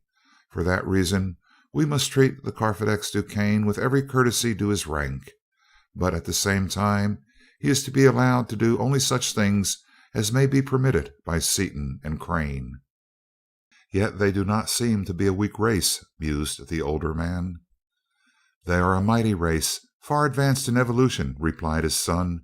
"It is not weakness, but a peculiar moral code. We have many things to learn from them, but few to give them in return. Their visit will mean much to Kondal." During this conversation they had descended to the ground and had reached the palace, after traversing grounds even more sumptuous and splendid than those surrounding the palace of Nalboon. Inside the palace walls the Kofedix himself led the guests to their rooms, accompanied by the major domo and an escort of guards. He explained to them that the rooms were all intercommunicating, each having a completely equipped bathroom. "Complete except for cold water, you mean," said Seaton with a smile. "There is cold water," rejoined the other, leading him into the bathroom and releasing a 10-inch stream of lukewarm water into the small swimming pool, built of polished metal, which forms part of every Kondalian bathroom. "But I am forgetting that you like extreme cold. We will install refrigerating machines at once." "Don't do it, thanks just the same. We won't be here long enough to make it worthwhile." Dunark, smiling, replied that he would make his guests as comfortable as he could, and after informing them that in one calm he would return and escort them into Koprat, took his leave. Scarcely had the guests freshened themselves when he was back, but he was no longer the Dunark they had known. He now wore a metal and leather harness which was one blaze of precious gems, and a leather belt hung with jeweled weapons replaced the familiar hollow girdle of metal. His right arm, between the wrist and the elbow, was almost covered by 6 bracelets of a transparent metal, deep cobalt blue in color, each set with an incredibly brilliant stone of the same shade. On his left wrist he wore an Osnomian chronometer. This was an instrument resembling the odometer of an automobile, whose numerous revolving segments revealed a large and constantly increasing number, the date and time of the Osnomian day, expressed in a decimal number of the Carcamo of Condelayan history. Greetings, O guests from Earth. I feel more like myself now that I am again in my trappings and have my weapons at my side. Will you accompany me to Coprat, or are you not hungry?" As he attached the peculiar timepieces to the wrists of the guests, with bracelets of the deep blue metal. "We accept with thanks," replied Dorothy promptly. "We are starving to death, as usual." As they walked toward the dining hall, Dunark noticed that Dorothy's eyes strayed towards his bracelets, and he answered her unasked question. "These are our wedding rings. Man and wife exchange bracelets as part of the ceremony." "Then you can tell whether a man is married or not, and how many wives he has, simply by looking at his arm? We should have something like that on Earth, Dick. Then married men wouldn't find it so easy to pose as bachelors." Roban met them at the door of the great dining hall. He was also in full panoply, and Dorothy counted 10 of the heavy bracelets upon his right arm as he led them to places near his own. The room was a replica of the other Osnomian dining hall they had seen, and the women were decorated with the same barbaric splendor of scintillating gems. After the meal, which was a happy one, taking the nature of a celebration in honor of the return of the captives, DuQuesne went directly to his room, while the others spent the time until the 0 hour in strolling about the splendid grounds, always escorted by many guards. Returning to the room occupied by the two girls, the couples separated, each girl accompanying her lover to the door of his room. Margaret was ill at ease, as though trying hard to appear completely self-possessed. "What is the matter, sweetheart, Peggy?" asked Crane, solicitously. "I didn't know that you—" She broke off and continued with a rush. "What did the Kofedix mean just now when he called you Carfedix of wealth?" "Well, you see, I happen to have some money," he began. "Then you are the great M. Reynolds Crane?" she interrupted in consternation. "Leave off the great," he said. Then, noting her expression, he took her in his arms and laughed slightly.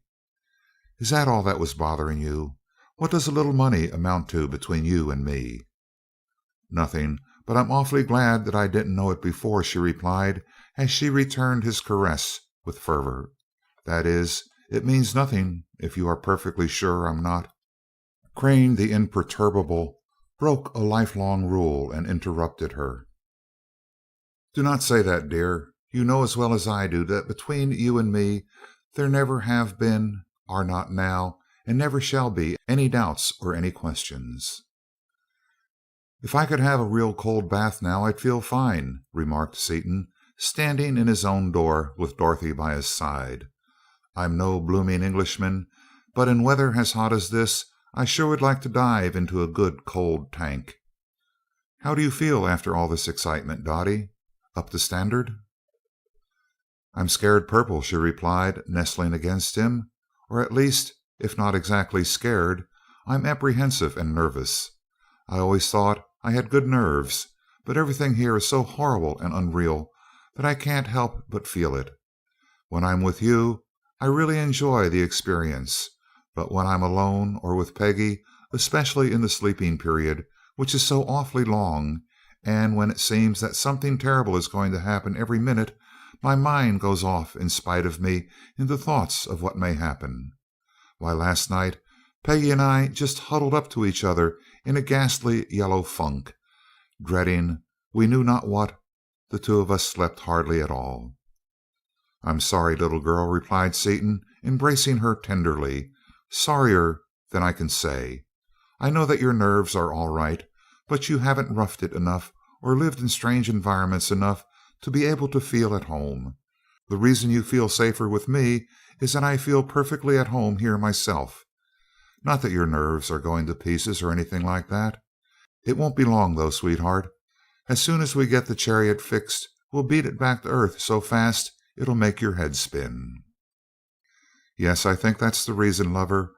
I hope you won't think I'm a clinging vine, but I can't help being afraid of something here every time I'm away from you. You're so self reliant So perfectly at ease here that it makes me feel the same way." "I am perfectly at ease. There's nothing to be afraid of. I've been in hundreds of worse places, right on Earth. I sure wish I could be with you all the time, sweetheart girl. Only you can understand just how much I wish it. But as I said before, it won't be long until we can be together all the time." Dorothy pushed him into his room, followed him within it, closed the door, and put both hands on his arms. "Dick, sweetheart," she whispered, while a hot blush suffused her face, "you're not as dumb as I thought you were. You're dumber. But if you simply won't say it, I will. Don't you know that a marriage that is legal where it is performed is legal anywhere, and that no law says that the marriage must be performed upon the earth?" He pressed her to his heart in a mighty embrace, and his low voice showed in every vibration the depth of the feeling he held for the beautiful woman in his arms as he replied: "I never thought of that, sweetheart. I wouldn't have dared mention it if I had.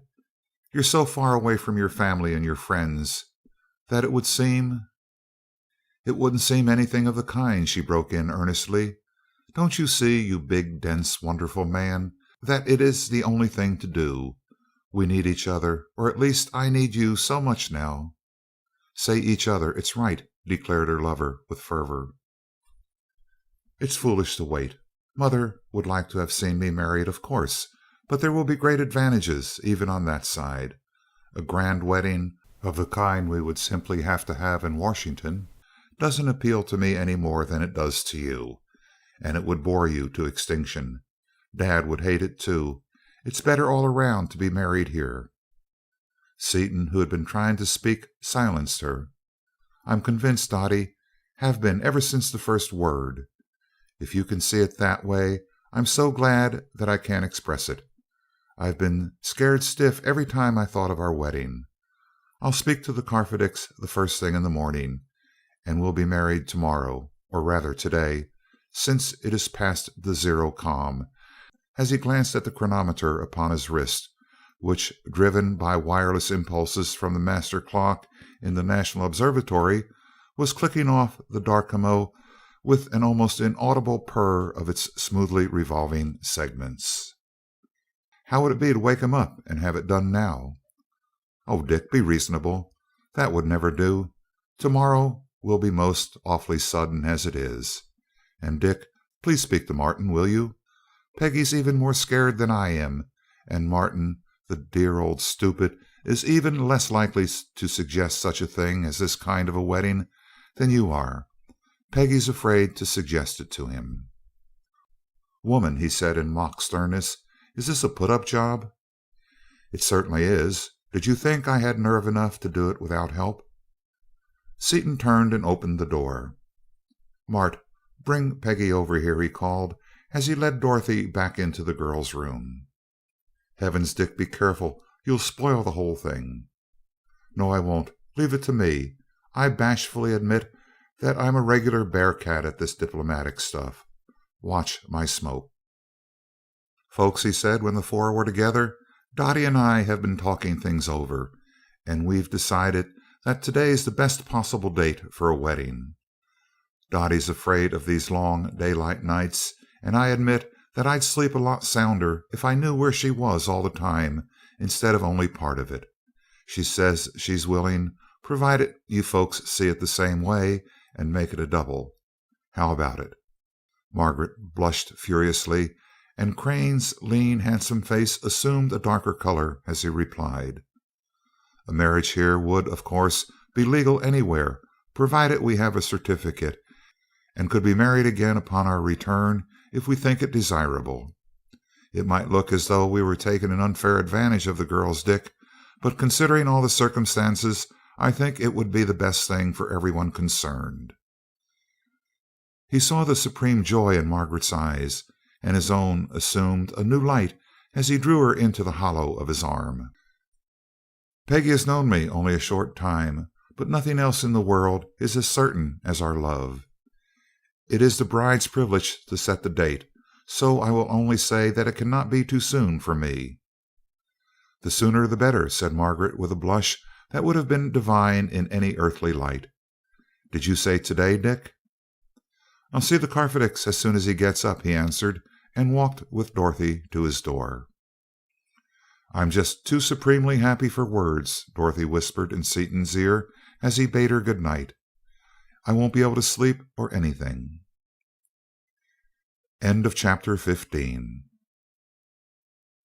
Chapter 16 of the Skylark of Space. An Osnomian Marriage. Seaton awoke hot and uncomfortable, but with a great surge of joy in his heart. This was his wedding day. Springing from the bed, he released the full stream of the cold water, filling the tank in a few moments. Poising lightly upon the edge, he made a clean, sharp dive, and yelled in surprise as he came snorting to the surface. For Dunark had made good his promise.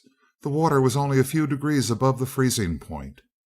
After a few minutes of vigorous splashing in the icy water, he rubbed himself down with a coarse towel, shaved, threw on his clothes, and lifted his powerful but musical bass voice in the wedding chorus from The Rose Maiden. "Rise, sweet maid, arise, arise. Rise, sweet maid, arise, arise. 'Tis the last fair morning for thy maiden eyes."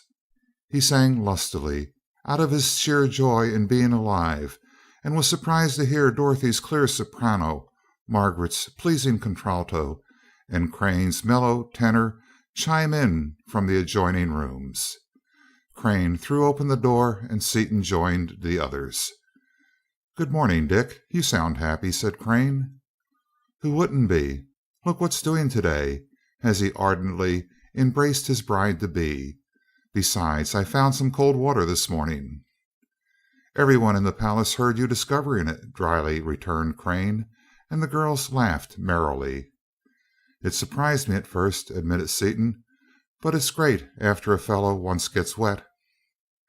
"We warmed ours a trifle," said Dorothy. "I like a cold bath myself, but not in ice water." All four became silent, thinking of the coming event of the day, until Crane said: "They have ministers here, I know, and I know something of their religion, but my knowledge is rather vague. You know more about it than we do, Dick. Suppose you tell us about it while we wait." Seaton paused a moment with an odd look on his face, as one turning the pages of an unfamiliar book of reference. He was seeking the answer to Crane's question in the vast store of Osnomian information received from Dunark. His usually ready speech came a little slowly. "Well, as nearly as I can explain it, it's a funny kind of mixture, partly theology, partly Darwinianism, or at least making a fetish of evolution, and partly pure economic determinism. They believe in a supreme being, whom they call the First Cause. That is the nearest English equivalent, and they recognize the existence of an immortal and unknowable life principle, or soul. They believe that the First Cause has decreed the survival of the fittest as the fundamental law, which belief accounts for their perfect physiques." "Perfect physiques? Why, they are as weak as children," interrupted Dorothy. "Yes, but that is because of the smallness of the planet," returned Seaton. "You see, a man of my size weighs only 86 pounds here, on a spring balance, so he would need only the muscular development of a boy of 12 or so. In a contest of strength, either of you girls could easily handle two of the strongest men upon Osnome.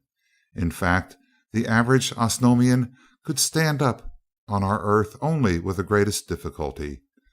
But that isn't the fault of the people. They are magnificently developed for their surroundings. They have attained this condition by centuries of weeding out the unfit. They have no hospitals for the feeble-minded or feeble-bodied. Abnormal persons are not allowed to live. The same reasoning accounts for their perfect cleanliness, moral and physical. Vice is practically unknown. They believe that clean living and clean thinking are rewarded by the production of a better physical and mental type.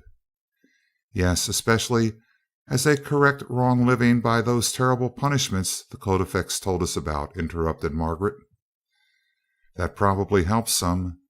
They also believe that the higher the type is, the faster will evolution proceed, and the sooner will mankind reach what they call the ultimate goal, and know all things. Believing as they do that the fittest must survive, and thinking themselves of course the superior type, it is ordained that Mardonale must be destroyed utterly, root and branch. They believe that the slaves are so low in the scale, millions of years behind in evolution, that they do not count.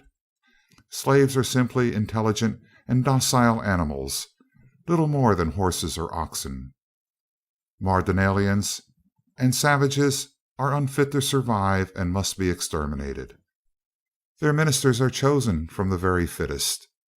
They are the strongest, cleanest living, and most vigorous men of this clean and vigorous nation, and are usually high army officers as well as ministers." An attendant announced the coming of the Carfidix and his son to pay the call of state. After the ceremonious greetings had been exchanged, all went into the dining hall for Darprat. As soon as the meal was over, Seaton brought up the question of the double wedding that Kokam, and the Carfidix was overjoyed. "Carfidix Seaton," he said earnestly, "nothing could please us more than to have such a ceremony performed in our palace. Marriage between such highly evolved persons as are you four is wished by the First Cause, whose servants we are. Aside from that, it is an unheard of honor for any ruler to have even one Carfidix married beneath his roof, and you are granting me the privilege of two. I thank you, and assure you that we will do our poor best to make the occasion memorable." "Don't do anything fancy," said Seaton hastily. "A simple, plain wedding will do." Unheeding Seaton's remark, the Carfidix took his wireless from its hook at his belt and sent a brief message. "I have summoned the Karbix Tarnan to perform the ceremony. Our usual time for ceremonies is just before Koprat. Is that time satisfactory to you?" Assured that it was, he turned to his son. "Dunark, you are more familiar than I with the customs of our illustrious visitors. May I ask you to take charge of the details?" While Dunark sent a rapid succession of messages, Dorothy whispered to Seaton: "They must be going to make a real function of our double wedding, Dick. The Karbix is the highest dignitary of the church, isn't he?" "Yes, in addition to being the commander in chief of all Kondalian armies. Next to the Carfidix, he is the most powerful man in the Empire. Something tells me, Dottie, that this is going to be some ceremony." As Dunark finished telegraphing, Seaton turned to him. "Dorothy said a while ago that she would like to have enough of that tapestry fabric for a dress.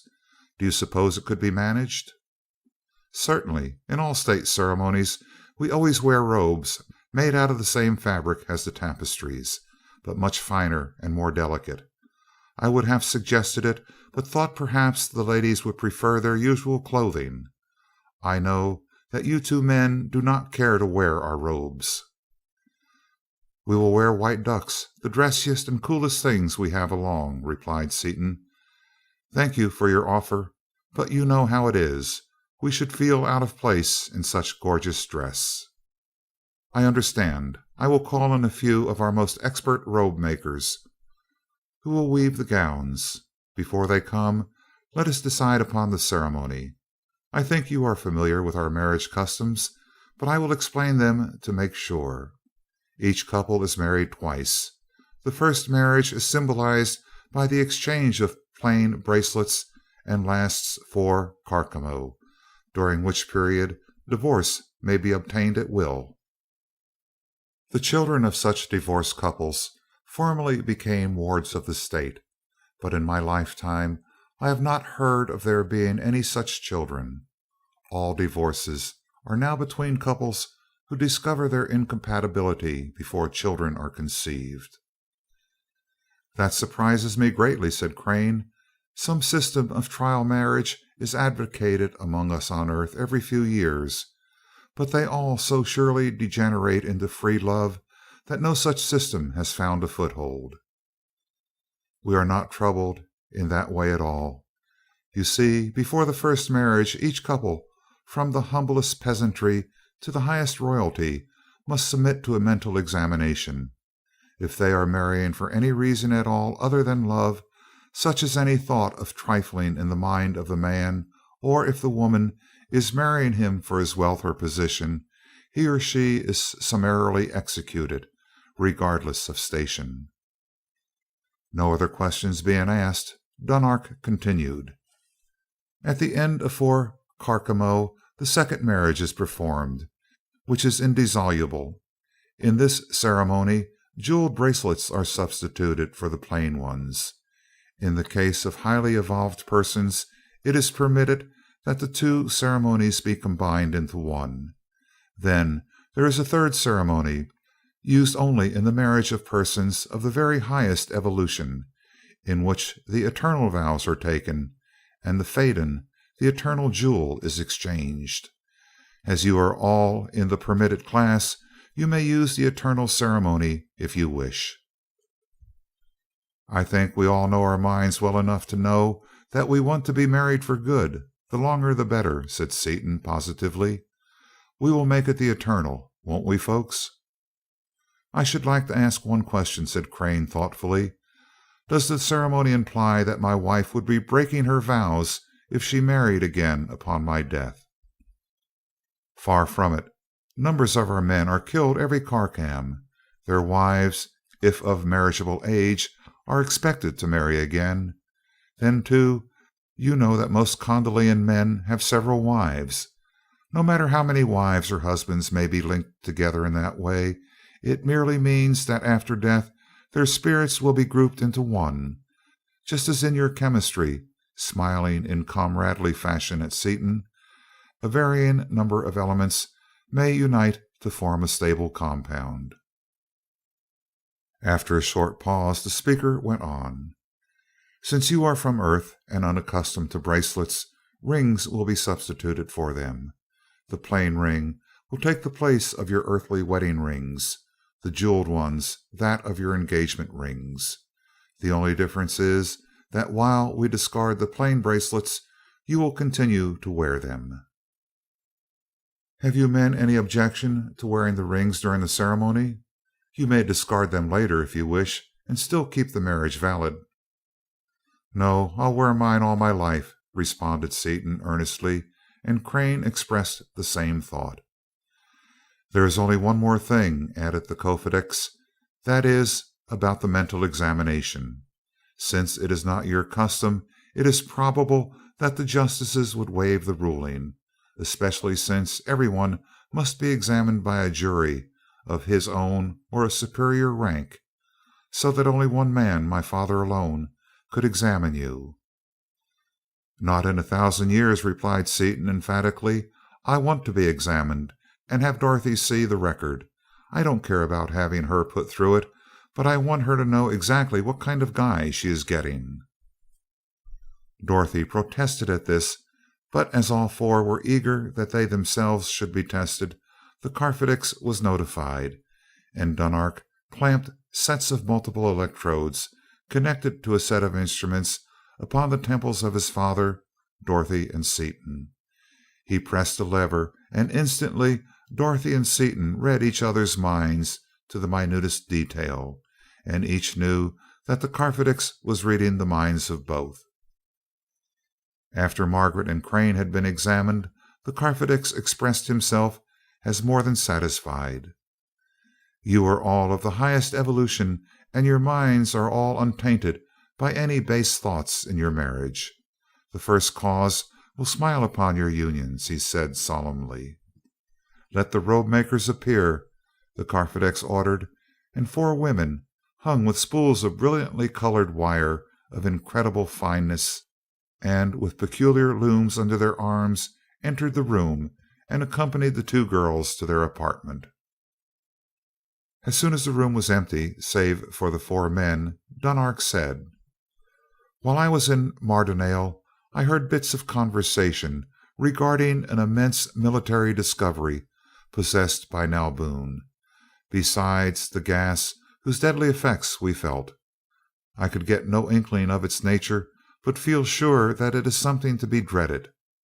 I also heard that both of these secrets had been stolen from Kondal, and that we were to be destroyed by our own superior inventions." The Carfidix nodded his head gloomily. "That is true, my son, partly true at least. We shall not be destroyed, however. Kondal shall triumph. The discoveries were made by a Kondalian, but I am as ignorant as you are concerning their nature. An obscure inventor, living close to the bordering ocean, was the discoverer. He was rash enough to wireless me concerning them. He would not reveal their nature, but requested a guard. The Mardonalian patrol intercepted the message and captured both him and his discoveries before our guard could arrive." "That's easily fixed," suggested Seaton. "Let's get the Skylark fixed up, and we'll jerk Nalboon out of his palace. If he's still alive, bring him over here and read his mind." "That might prove feasible," answered the Kofedix, "and in any event we must repair the Skylark and replenish her supply of copper immediately. This must be our first consideration, so that you, our guests, will have our protection in any emergency." The Carfidix went to his duties, and the other three made their way to the wrecked space car. They found that besides the damage done to the hull, many of the instruments were broken, including one of the object compasses focused upon the Earth. "It's a good thing you had three of them, Mart.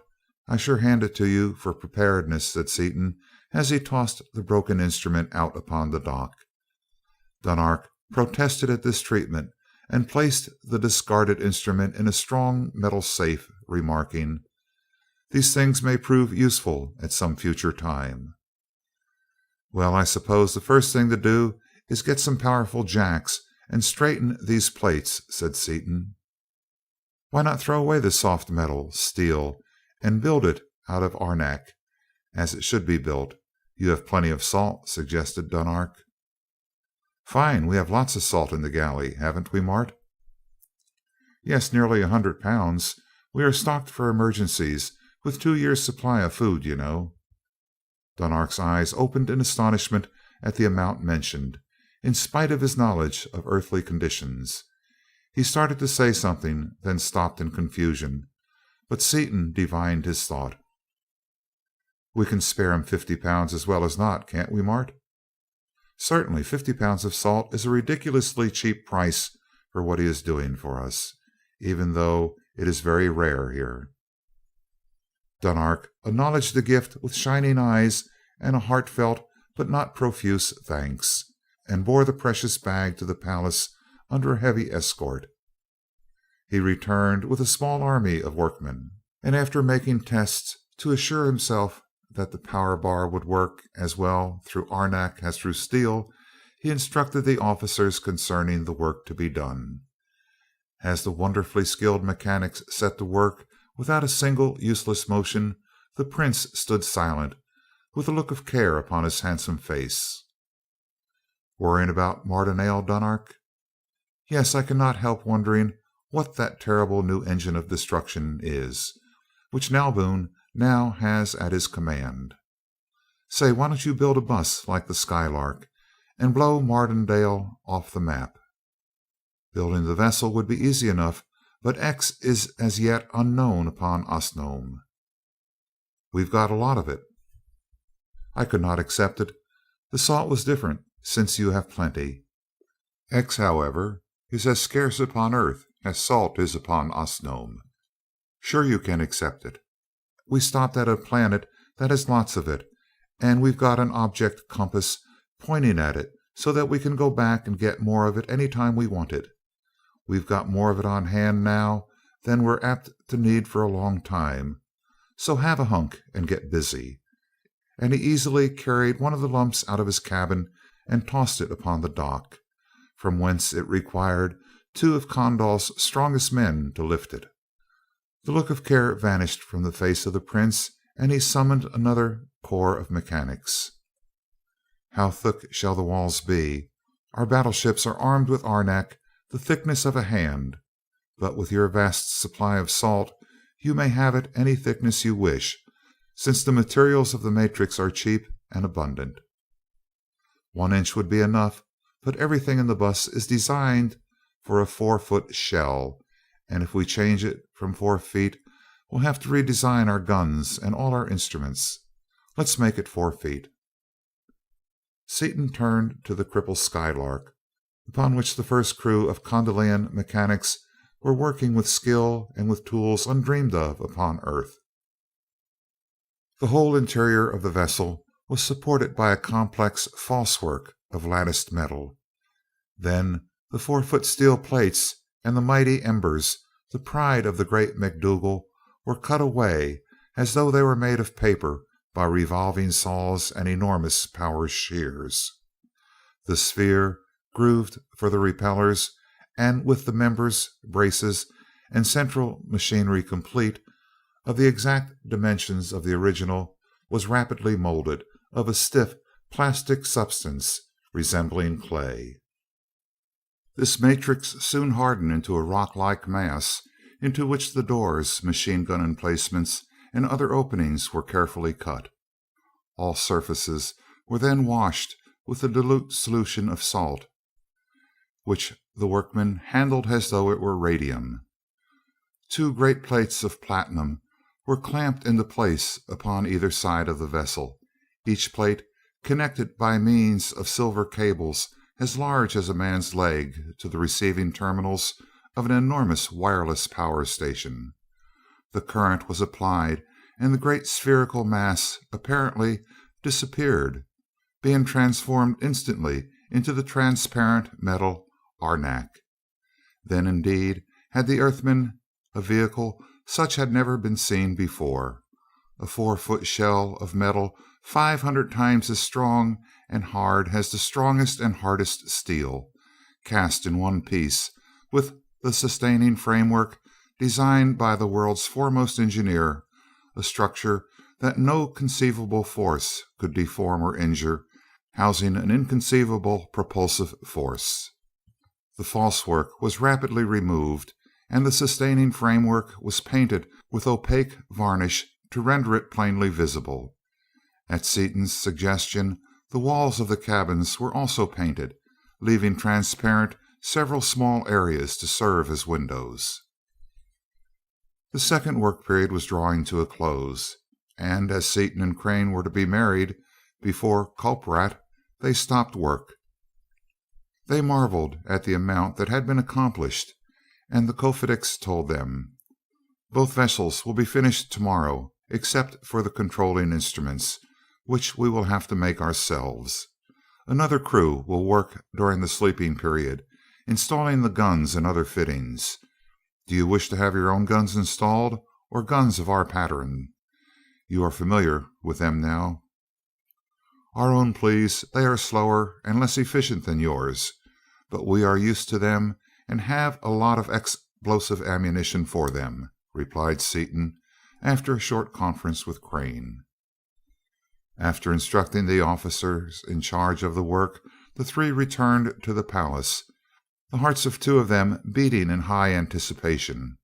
Seaton went into Crane's room, accompanied by 2 attendants bearing his suitcase and other luggage. "We should have brought along dress clothes, Mart. Why didn't you think of that too?" "Nothing like this ever entered my mind. It's a good thing we brought along ducks and white soft shirts. I must say that this is extremely informal garb for a state wedding, but since the natives are ignorant of our customs, it will not make any difference." "That's right, too. We'll make 'em think it's the most formal kind of dress. Dunark knows what's what, but he knows that full dress would be unbearable here. We'd melt down in a minute." "It's plenty hot enough as it is, with only duck trousers and sport shirts on." "They'll look green instead of white, but that's a small matter." Dunark, as best man, entered the room some time later. "Give us a look, Dunark," begged Seaton, and see if we'll pass inspection. I was never so rattled in my life." They were clad in spotless white, from their duck oxfords to the white ties encircling the open collars of their tennis shirts.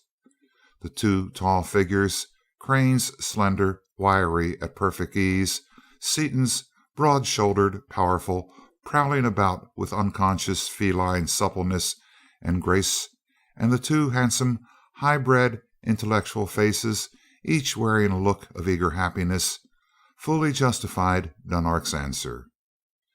"You sure will do," he pronounced enthusiastically, and with Seaton's own impulsive goodwill, he shook hands and wished them an eternity of happiness. "When you have spoken with your brides," he continued, "I shall be waiting to escort you into the chapel. Sitar told me to say that the ladies are ready."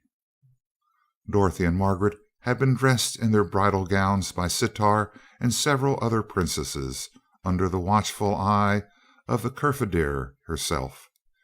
Sitar placed the two girls side by side and drew off to survey her work. "You are the loveliest creatures in the whole world," she cried. They looked at each other's glittering gowns. Then Margaret glanced at Dorothy's face, and a look of dismay overspread her own. "Oh, Dottie," she gasped, "your lovely complexion!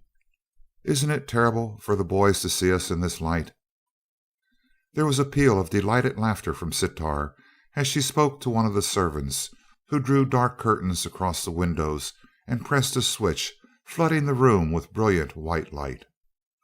"Dunark installed lamps like those of your ship for you," she explained with intense satisfaction. "I knew in advance just how you would feel about your color." Before the girls had time to thank their thoughtful hostess, she disappeared, and their bridegrooms stood before them. For a moment no word was spoken. Seaton stared at Dorothy hungrily, almost doubting the evidence of his senses. For white was white, pink was pink, and her hair shone in all its natural splendor of burnished bronze. In their wondrous Osnomian bridal robes, the beautiful Earth maidens stood before their lovers. Upon their feet were jeweled slippers. Their lovely bodies were clothed in softly shimmering garments that left their rounded arms and throats bare, garments infinitely more supple than the finest silk, thick woven of metallic threads of such fineness that the individual wires were visible only under a lens, garments that floated and clung about their perfect forms in lines of exquisite grace.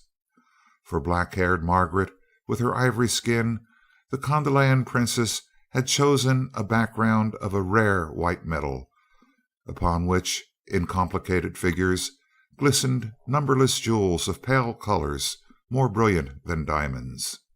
Dorothy's dress was of a peculiar dark green shade, half hidden by an intricate design of blazing green gems, the strange, luminous jewels of this strange world. Both girls wore their long, heavy hair unbound, after the Kondalian bridal fashion, brushed until it fell like mist about them, and confined at the temples by metallic bands entirely covered with jewels. Seaton looked from Dorothy to Margaret and back again, looked down into her violet eyes, deep with wonder and with love, more beautiful than any jewel in all her gorgeous costume. Unheeding the presence of the others, she put her dainty hands upon his mighty shoulders and stood on tiptoe. "I love you, Dick, now and always, here or at home, or anywhere in the universe. We'll never be parted again," she whispered, and her own beloved violin had no sweeter tones than had her voice. A few minutes later, her eyes wet and shining, she drew herself away from him and glanced at Margaret. "Isn't she the most beautiful thing you ever laid eyes on?" "No," Seaton answered promptly, "she is not, but poor old Mart thinks she is." Accompanied by the Carfedix and his son, Seaton and Crane went into the chapel, which, already brilliant, had been decorated anew with even greater splendor. Glancing through the wide arches, they saw for the first time Osnomians closed. The great room was filled with the highest nobility of Condal, wearing their heavily jeweled, resplendent robes of state. Every color of the rainbow and numberless fantastic patterns were there, embodied in the soft, lustrous, metallic fabric. As the men entered one door, Dorothy and Margaret, with the Karfadar and Sitar, entered the other, and the entire assemblage rose to its feet and snapped into the grand salute. Moving to the accompaniment of strange martial music from concealed instruments, the two parties approached each other, meeting at the raised platform or pulpit where Karbix Tarnan, a handsome, stately, middle-aged man who carried easily his 150 carcarmo of age, awaited them. As he raised his arms, the music ceased. It was a solemn and wonderfully impressive spectacle. The room, of burnished metal, with its bizarre decorations wrought in scintillating gems, the constantly changing harmony of colors as the invisible lamps were shifted from one shade to another, the group of mighty nobles standing rigidly at attention in a silence so profound that it was an utter absence of everything audible, as the Karbix lifted both arms in a silent invocation of the great First Cause. All these things deepened the solemnity of that solemn moment. When Tarnan spoke, his voice, deep with some great feeling, inexplicable even to those who knew him best, carried clearly to every part of the great chamber. Friends, it is our privilege to assist today in a most notable event, the marriage of four personages from another world. For the first time in the history of Osnome, one Karfadix has the privilege of entertaining the bridal party of another. It is not for this fact alone, however, that this occasion is to be memorable. A far deeper reason is that we are witnessing, possibly for the first time in the history of the universe, the meeting upon terms of mutual fellowship and understanding of the inhabitants of two worlds separated by unthinkable distances of trackless space and by equally great differences in evolution, condition of life, and environment.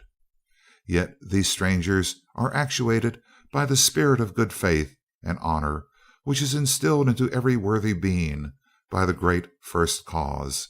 In the working out of vast projects, all things are humble instruments. In the honor of the friendship of the two worlds, we will proceed with the ceremony. Richard Seaton and Martin Crane exchanged the plain rings with Dorothy Vaneman and Margaret Spencer.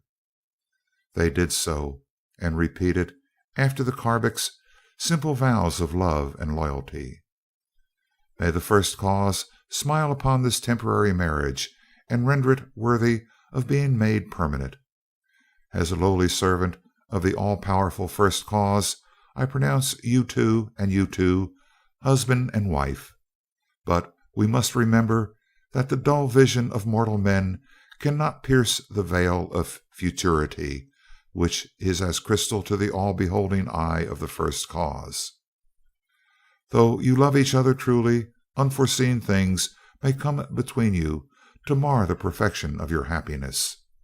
Therefore, a time is granted you during which you may discover whether or not your unions are perfect. A pause ensued. Then Tarnan went on. Martin Crane, Margaret Spencer, Richard Seaton, and Dorothy Vaneman, you are before us to take the final vows which shall bind your bodies together for life and your spirits together for eternity. Have you considered the gravity of this step sufficiently to enter into this marriage without reservation? I have, solemnly replied the four in unison. Exchange the jeweled rings. Do you, Richard Seaton and Dorothy Vaneman, and you, Martin Crane and Margaret Spencer, individually swear, here in the presence of the First Cause and that of the Supreme Justices of Condal, that you will be true and loyal, each helping his chosen one in all things, great and small, that never throughout eternity, in thought or in action, will either your body or your mind or your conscious spirit stray from the path of fairness and truth and honor? I do. I pronounce you married with the eternal marriage, just as the faden which you each now wear, the eternal jewel which no force of man, however applied, has yet been able to change or deform in any particular, and which continues to give off its inward light without change throughout eternity, shall endure through endless cycles of time after the metal of the ring which holds it shall have crumbled in decay. Even so shall your spirits, formerly two, now one and indissoluble, progress in ever ascending evolution throughout eternity after the base material, which is your bodies, shall have returned to the senseless dust from whence it arose. The Karbix lowered his arms, and the bridal party walked to the door through a double rank of uplifted weapons. From the chapel they were led to another room, where the contracting parties signed their names in a register. The Kofedics then brought forward two marriage certificates, heavy square plates of brilliant purple metal, beautifully engraved in parallel columns of English and Kondalian script, and heavily bordered with precious stones. The principals and witnesses signed below each column, the signatures being deeply engraved by the royal engraver. Leaving the registry, they were escorted to the dining hall, where a truly royal repast was served. Between courses, the highest nobles of the nation welcomed the visitors and wished them happiness in short but earnest addresses.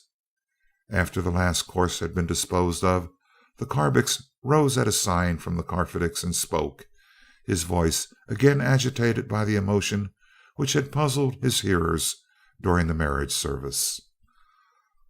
All Kondal is here with us in spirit, trying to aid us in our poor attempts to convey our welcome to these our guests, of whose friendship no greater warrant could be given than their willingness to grant us the privilege of their marriage.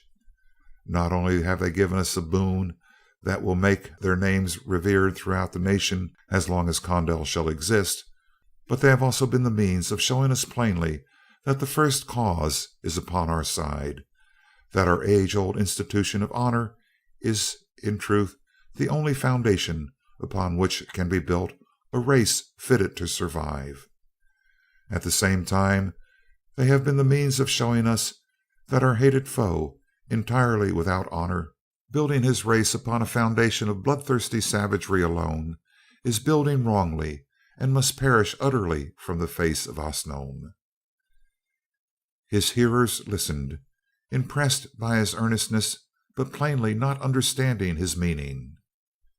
"You do not understand?" he went on, with a deep light shining in his eyes.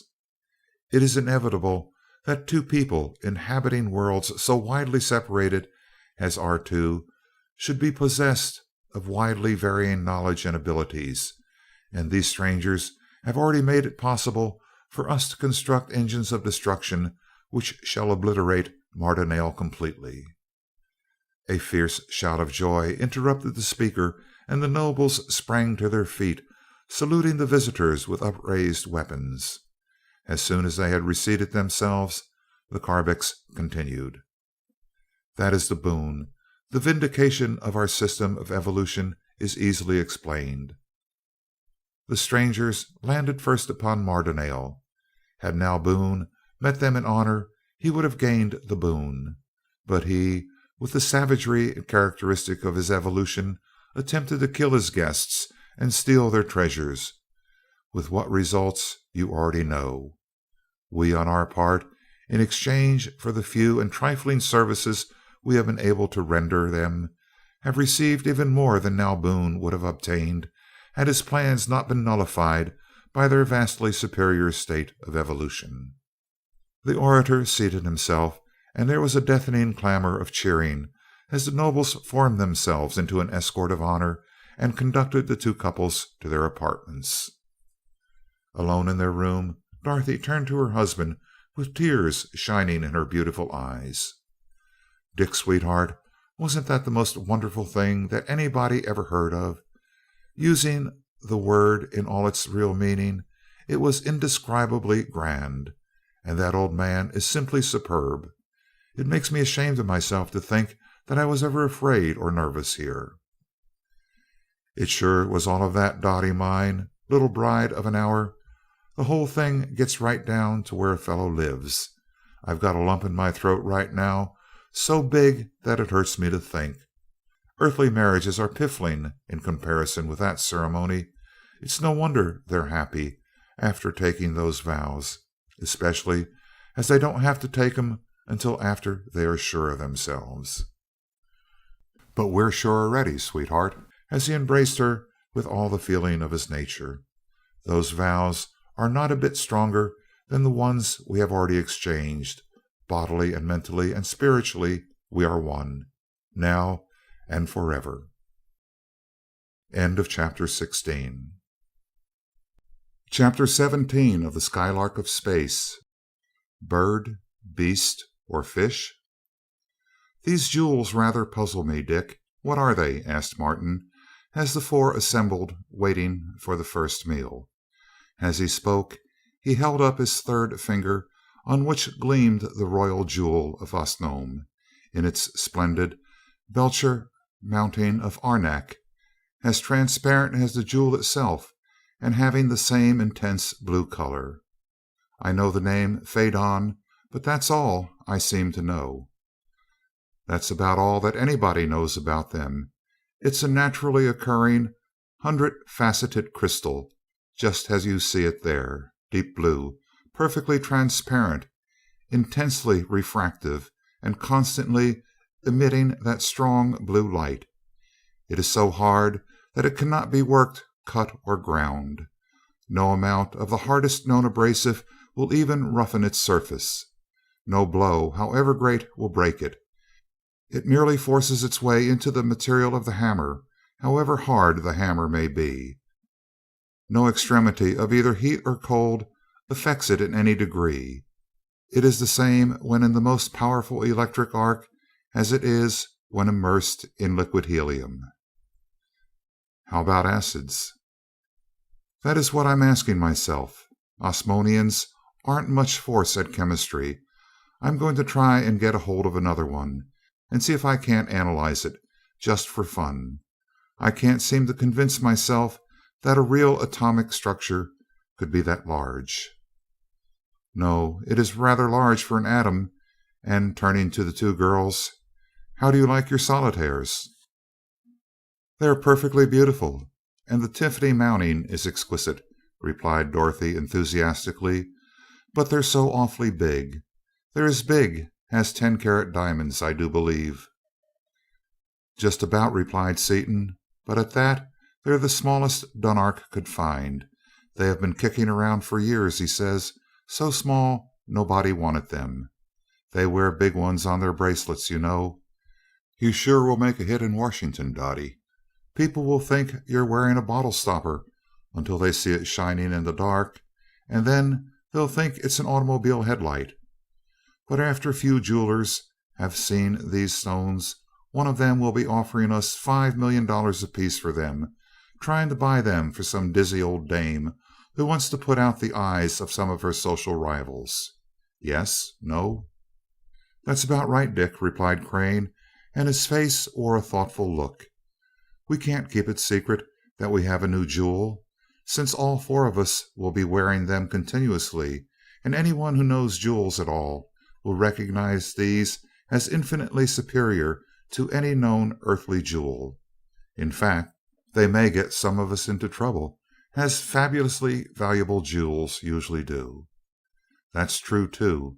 So we'll let it out casually that they're as common as mud up here, that we're just wearing them for sentiment, which is true, and that we're thinking of bringing back a shipload to sell for parking lights." "That would probably keep anyone from trying to murder our wives for their rings, at least." "Have you read our marriage certificate, Dick?" asked Margaret. "Not yet." "Let's look at it, Dottie." She produced the massive, heavily jeweled document, and the auburn head and brown one were very close to each other as they read together the English side of the certificate. Their vows were there, word for word, with their own signatures beneath them, all deeply engraved into the metal.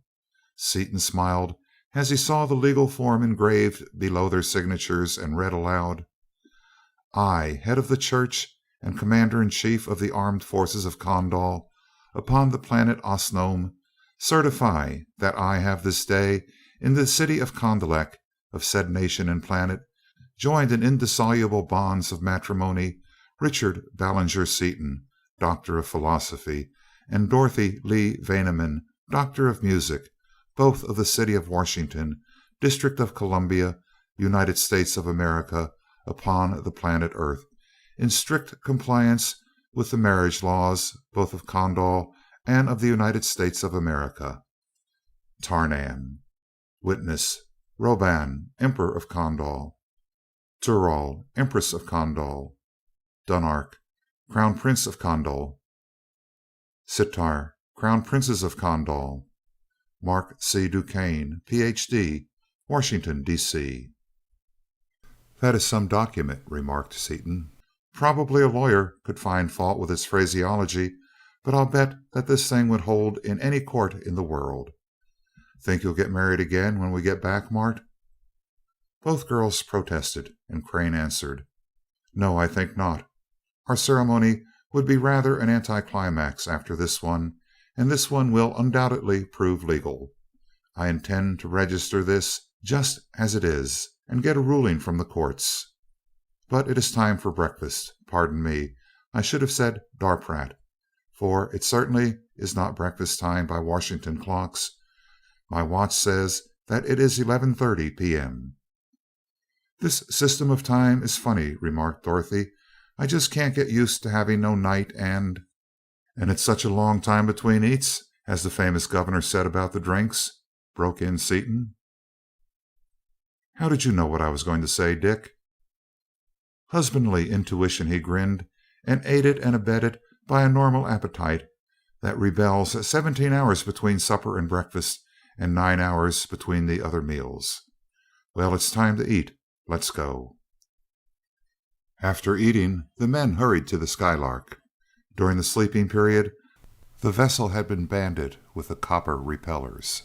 The machine guns and instruments, including the wonderful Osnomium wireless system, had been installed, and except for the power bars, she was ready for a voyage. The Kondalian vessel was complete, even to the cushions, but was without instruments. After a brief conversation with the officer in charge, Dunark turned to Seaton. "Didn't you find that your springs couldn't stand up under the acceleration?" "Yes, they flattened out dead. The Colonex felon in charge of the work thought so, and substituted our compound compensated type, made of real spring metal, for them. They'll hold you through any acceleration you can live through." "Thanks, that's fine. What's next? Instruments?" "Yes, I have sent a crew of men to gather up what copper they can find. You know that we use practically no metallic copper, as platinum, gold, and silver are so much better for ordinary purposes, and another to erect a copper smelter near one of the mines which supply the city with copper sulfate used upon our tables. While they are at work, I think I will work on the instruments, if you two will be kind enough to help me." Seaton and Crane offered to supply him with instruments from their reserve stock, but the Kofedix refused to accept them, saying that he would rather have their help in making them so that he would thoroughly understand their functions. The electric furnaces were rapidly made ready, and they set to work, Crane taking great delight in working that hitherto rare and very refractory metal, iridium, of which all the Kondalian instruments were to be made. "They have a lot of our rare metals here, Dick." "They sure have. I'd like to set up a laboratory and live here for a few years. I'd learn something about my specialty or burst. They use gold and silver where we use copper, and platinum and its alloys where we use iron and soft steel. All their weapons are made of iridium, and all of their most highly tempered tools, such as their knives, razors, and so on, are made of opaque arenak. I suppose you noticed the edge on your razor." "How could I help it? It's hard to realize that a metal can be so hard that it requires 40 years on a diamond dust abrasive machine to hone a razor, or that once honed it shaves generation after generation of men without losing in any degree its keenness. I can't understand it either. I only know that it's so. They have all our heavy metals in great abundance, and a lot more that we don't know anything about on Earth, but they apparently haven't any light metals at all. It must be that Osnome was thrown off the parent sun late, so that the light metals were all gone. Something like that, possibly. The extraordinary skill of the Kofedix made the manufacture of the instruments a short task, and after Crane had replaced the few broken instruments of the Skylark from their reserve stock, they turned their attention to the supply of copper that had been gathered. They found it enough for only 2 bars. "Is this all we have?" asked Dunark sharply. "It is, Your Highness," replied the Kolonix. "This is every scrap of metallic copper in the city." "Oh, well, that will be enough to last until we can smelt the rest," said Seaton. "With 1 bar apiece, we're ready for anything Mardonale can start. Let him come." The bars were placed in the containers and both vessels were tried out, each making a perfect performance.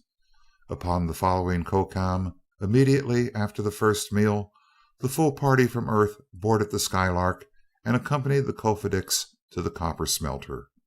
Dunark himself directed the work of preparing the charges and the molds, though he was continually being interrupted by wireless messages in code and by messengers bearing tidings too important to trust into the air.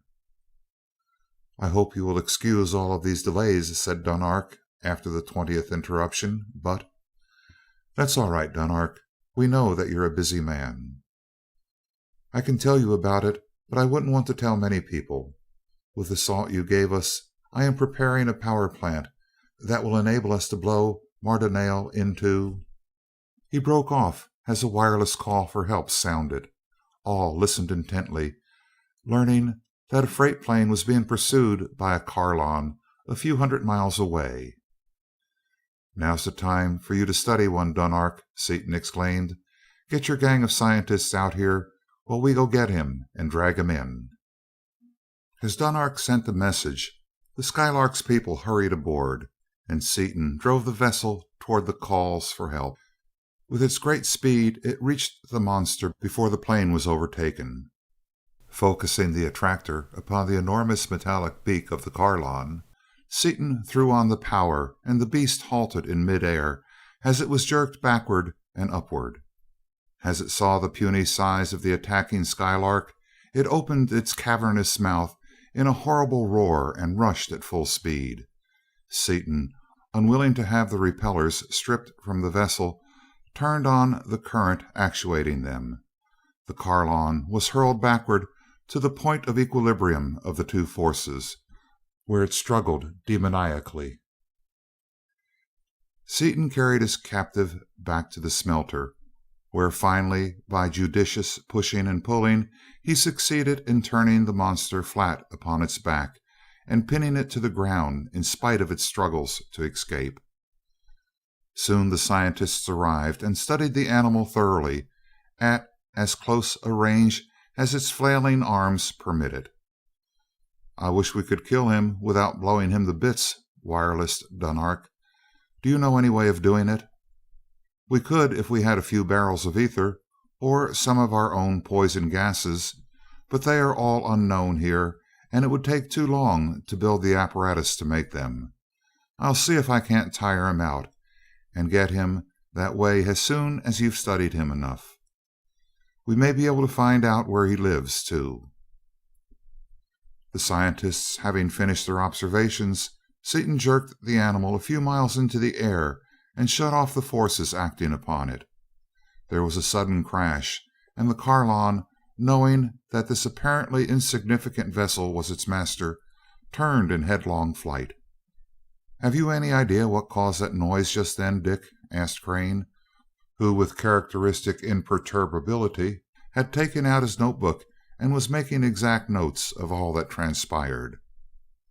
"I imagine we cracked a few of his plates," replied Seaton with a laugh, as he held the Skylark in place a few hundred feet above the fleeing animal. Pitted for the first time in its life against an antagonist who could both outfly and outfight it, the Carlon redoubled its effort and fled in a panic of fear. It flew back over the city of Condillac, over the outlying country, and out over the ocean, still followed easily by the Skylark. As they neared the Mardonian border, a fleet of warships rose to contest the entry of the monster. Seaton, not wishing to let the foe see the rejuvenated Skylark, jerked his captive high into the thin air. As soon as it was released, it headed for the ocean in an almost perpendicular dive, while Seaton focused an object compass upon it. "Go to it, old top," he addressed the plunging monster. "We'll follow you clear to the bottom of the ocean, if you go that far." There was a mighty double splash as the Carlon struck the water, closely followed by the Skylark. The girls gasped as the vessel plunged below the surface at such terrific speed, and seemed surprised that it had suffered no injury and that they had felt no jar. Seaton turned on the powerful searchlights and kept close enough so that he could see the monster through the transparent walls. Deeper and deeper the quarry dove, until it was plainly evident to the pursuers that it was just as much at home in the water as it was in the air. The beams of light revealed strange forms of life, among which were huge, staring-eyed fishes, which floundered about blindly in the unaccustomed glare. As the Carlon bored still deeper, the living things became scarcer, but still occasional fleeting glimpses were obtained of the living nightmares which inhabited the oppressive depths of these strange seas. Continuing downward, the Carlon plumbed the nethermost pit of the ocean and came to rest upon the bottom, stirring up a murk of ooze. "How deep are we, Mart?" "About 4 miles. I have read the pressure, but we will have to calculate later exactly what depth it represents, from the gravity and density readings." As the animal showed no signs of leaving its retreat, Seaton pulled it out with the attractor and it broke for the surface. Rising through the water at full speed, it burst into the air and soared upward to such an incredible height that Seaton was amazed. "I wouldn't have believed that anything could fly in air this thin," he exclaimed. "It is thin up here," assented Crane. "Less than 3 pounds to the square inch. I wonder how he does it." "It doesn't look as though we are ever going to find out. He's sure a bearcat," replied Seaton, as the Carlon, unable to ascend further, dropped in a slanting dive toward the lowlands of Kondal, the terrible swampy region covered with poisonous vegetation and inhabited by frightful animals and even more frightful savages. The monster neared the ground with ever increasing speed. Seaton, keeping close behind it, remarked to Crane, "He'll have to flatten out pretty quick or he'll burst something, sure." But it did not flatten out. It struck the soft ground head foremost and disappeared, its tentacles apparently boring a way ahead of it. Astonished at such an unlooked-for development, Seaton brought the Skylark to a stop and stabbed into the ground with the attractor. The first attempt brought up nothing but a pillar of muck. The second brought to light a couple of wings and one writhing arm. The third brought the whole animal still struggling as strongly as it had in the first contest. Seaton again lifted the animal high into the air. "If he does that again, we'll follow him." "Will the ship stand it?" asked DuQuesne with interest. "Yes. The old bus wouldn't have, but this one can stand anything. We can go anywhere that thing can go. That's a cinch. If we have enough power on, we probably won't even feel the jolt when we strike ground." Seaton reduced the force acting upon the animal until just enough was left to keep the attractor upon it, and it again dived into the swamp. The Skylark followed, feeling its way in the total darkness, until the animal stopped refusing to move in any direction, at a depth estimated by Crane to be about 3/4 of a mile. After waiting some time, Seaton increased the power of the attractor and tore the Carlon back to the surface and into the air, where it turned on the Skylark with redoubled fury.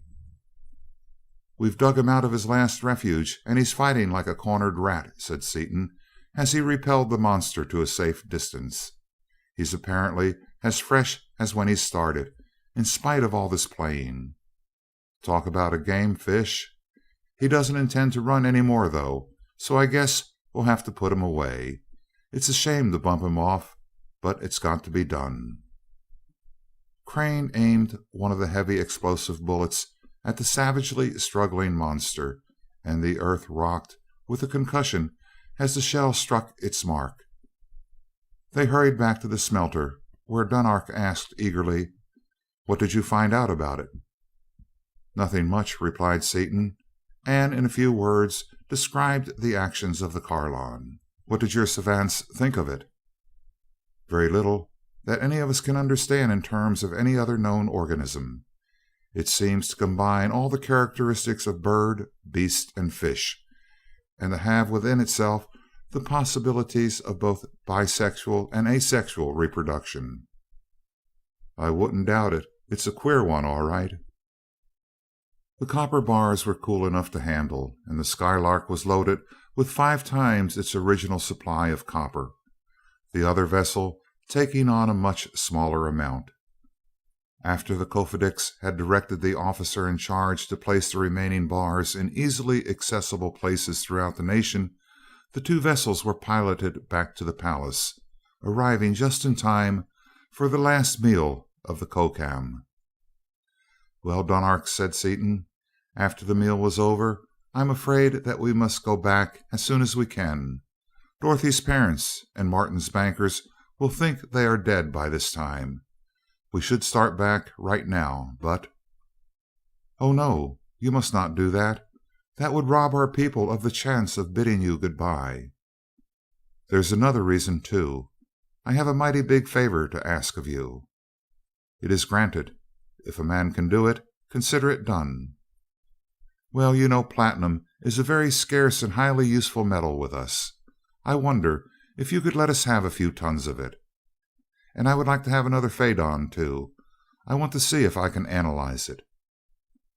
"You have given us 1,000 times the value of all the platinum and all the jewels your vessel can carry. As soon as the foundries are open tomorrow, we will go and load up your storerooms, or, if you wish, we will do it now." "That isn't necessary. We may as well enjoy your hospitality for one more sleeping period, get the platinum during the first work period, and bid you good-bye just before the second meal. How would that be?" "Perfectly satisfactory." The following Kokam, Dunark piloted the Skylark with Seaton, Crane, and Duquesne as crew to one of the great platinum foundries. The girls remained behind to get ready for their departure and for the great ceremony which was to precede it. The trip to the foundry was a short one, and the 3 scientists of Earth stared at what they saw: thousands of tons of platinum cast into bars and piled up like pig iron, waiting to be made into numerous articles of everyday use throughout the nation. Dunark wrote out an order which his chief attendant handed to the officer in charge of the foundry, saying, "Please have it loaded at once."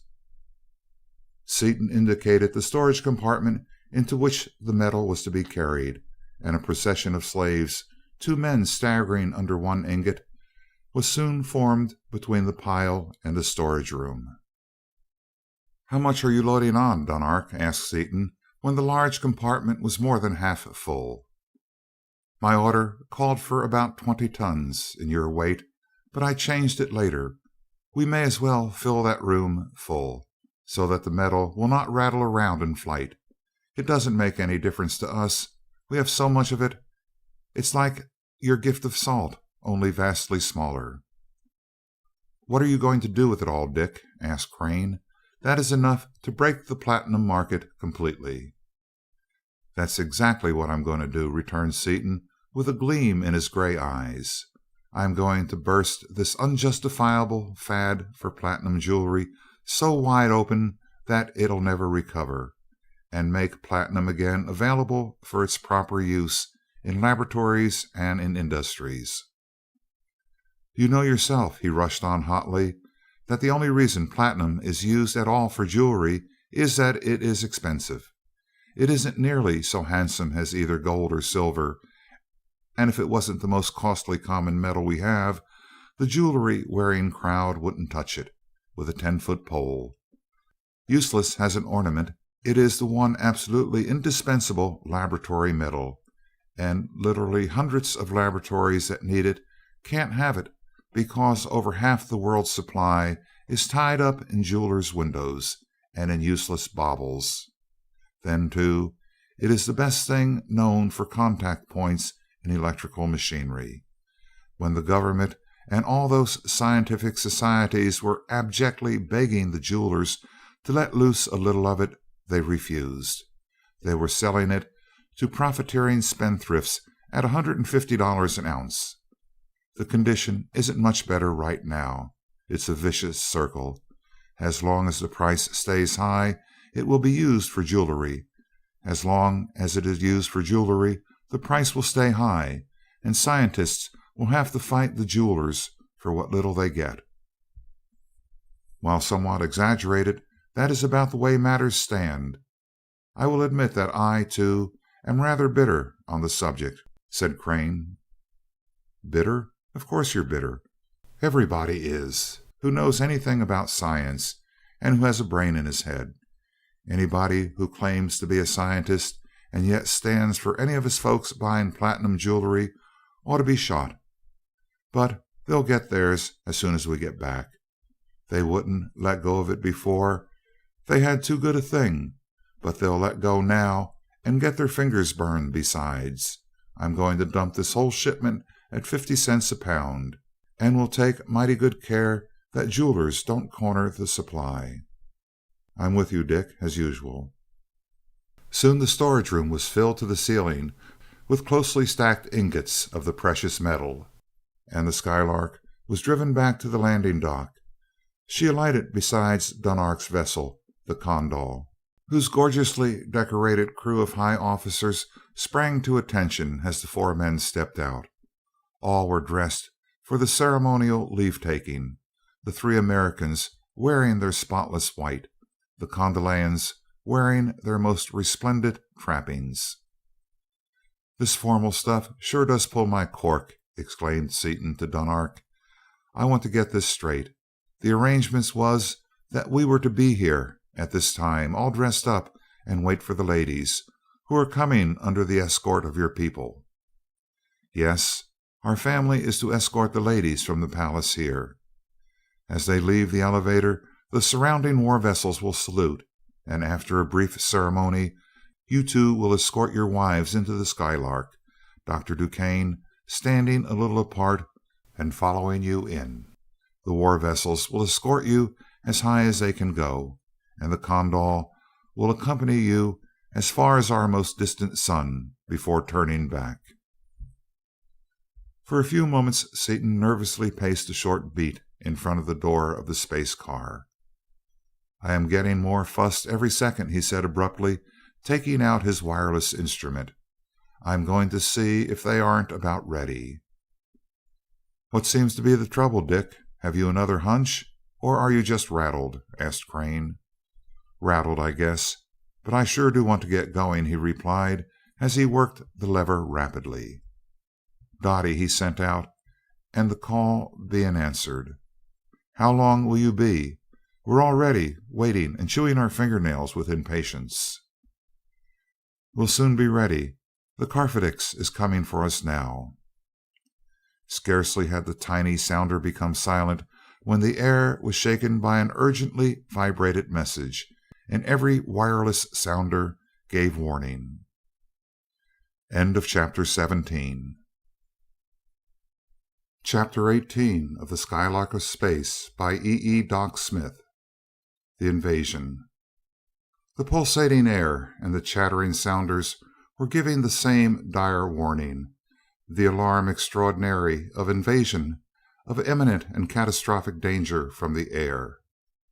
Don't try to reach the palace. Everyone on the ground will have time to hide in the deep, arenak-protected pits beneath the buildings, and you would be killed by the invaders long before you could reach the palace. If we can repel the enemy and keep them from landing, the women will be perfectly safe, even though the whole city is destroyed. If they effect a landing, we are lost." "They will not land, then," Seaton answered grimly as he sprang into the Skylark and took his place at the boards. As Crane took out his wireless, Seaton cautioned him. "Send in English and tell the girls not to answer, as these devils can locate the calls within a foot and will be able to attack the right spot. Just tell them we're safe in the Skylark. Tell them to sit tight while we wipe out this gang that is coming, and that we'll call them once in a while, when we have time, during the battle." Before Crane had finished sending the message, the crescendo whine of enormous propellers was heard. Simultaneously, there was a deafening concussion, and one entire wing of the palace disappeared in a cloud of dust, in the midst of which could be discerned a few flying fragments. The air was filled with Mardolian warships. They were huge vessels, each mounting hundreds of guns, and the rain of high explosive shells was rapidly reducing the great city to a widespread heap of debris. Seaton's hand was upon the lever which would hurl the Skylark upward into the fray. Crane and Duquesne, each hard of eye and grim of jaw, were stationed at their machine guns. "Something's up," exclaimed Seaton.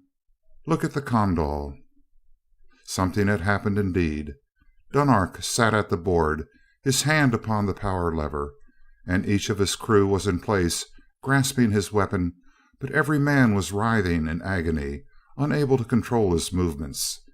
As they stared, momentarily spellbound, the entire crew ceased their agonizing struggles and hung apparently lifeless from their supports. "They've got to him some way. Let's go," yelled Seaton. As his hand tightened upon the lever, a succession of shells burst upon the dock, wrecking it completely. All three men fancied that the world had come to an end as the stream of high explosive was directed against their vessel. But the 4-foot shell of arenak was impregnable, and Seaton shot the Skylark upward into the midst of the enemy fleet. The two gunners fired as fast as they could sight their weapons, and with each shot one of the great warships was blown into fragments. The Mardolians then concentrated the fire of their entire fleet upon their tiny opponent. From every point of the compass, from above and below, the enemy gunners directed streams of shells against the dodging vessel. The noise was more than deafening. It was one continuous shattering explosion, and the Earthmen were surrounded by such a blaze of fire from the exploding shells that they could not see the enemy vessels. Seaton sought to dodge the shells by a long dive toward one side, only to find that dozens of new opponents had been launched against them. The deadly airplane torpedoes of Ostnome. Steered by wireless and carrying no crews, they were simply winged bombs carrying thousands of pounds of terrific electrical explosive, enough to kill the men inside the vessel by concussion of the explosion, even should the arenak armor be strong enough to withstand the blow. Though much faster than the Ostnomian vessels, they were slow beside the Skylark, and Seaton could have dodged a few of them with ease. As he dodged, however, they followed relentlessly, and in spite of those which were blown up by the gunners, their number constantly increased until Seaton thought of the repellers. "Nobody home is right," he exclaimed as he threw on the power, actuating the copper bands which encircled the hull in all directions.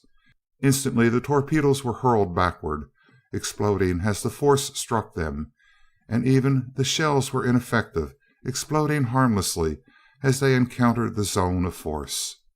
The noise of the awful detonations lessened markedly.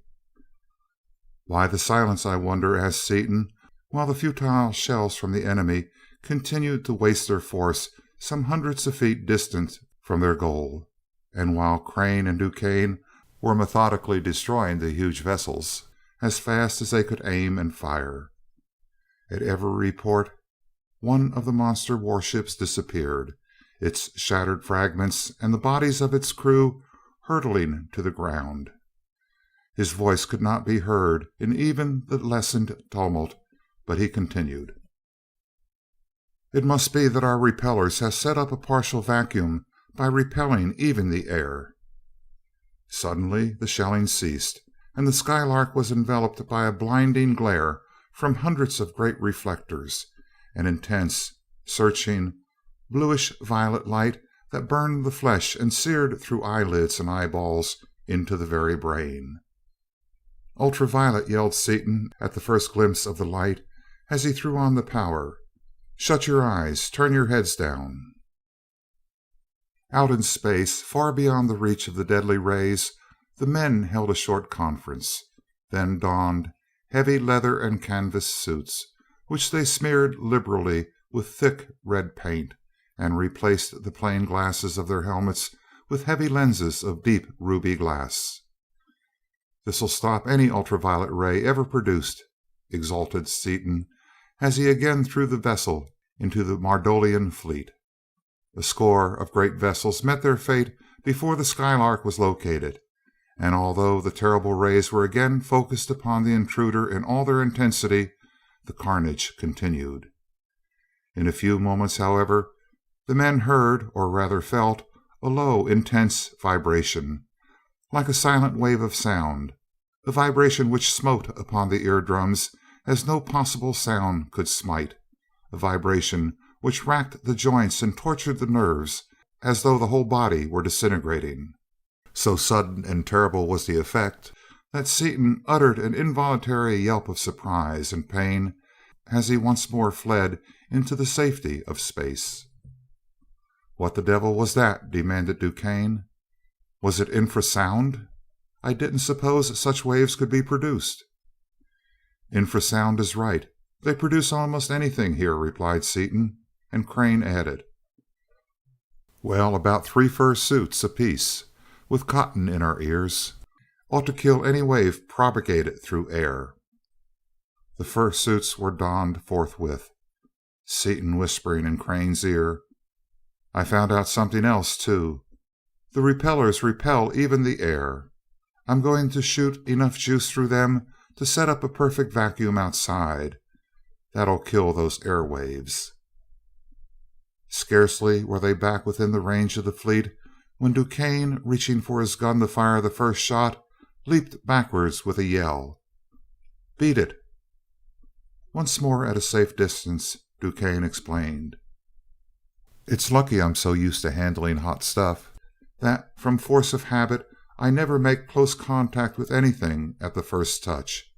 That gun carried thousands of volts, with a lot of amperage behind them, and if I had had a good hold on it, I couldn't have let go. We'll block that game quickly enough, though. Thick, dry gloves covered with rubber are all that is necessary. It's a good thing for all of us that you have those fancy condensite handles on your levers, Seaton."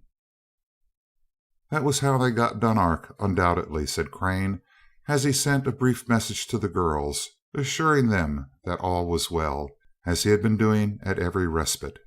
"But why were we not overcome at the same time?"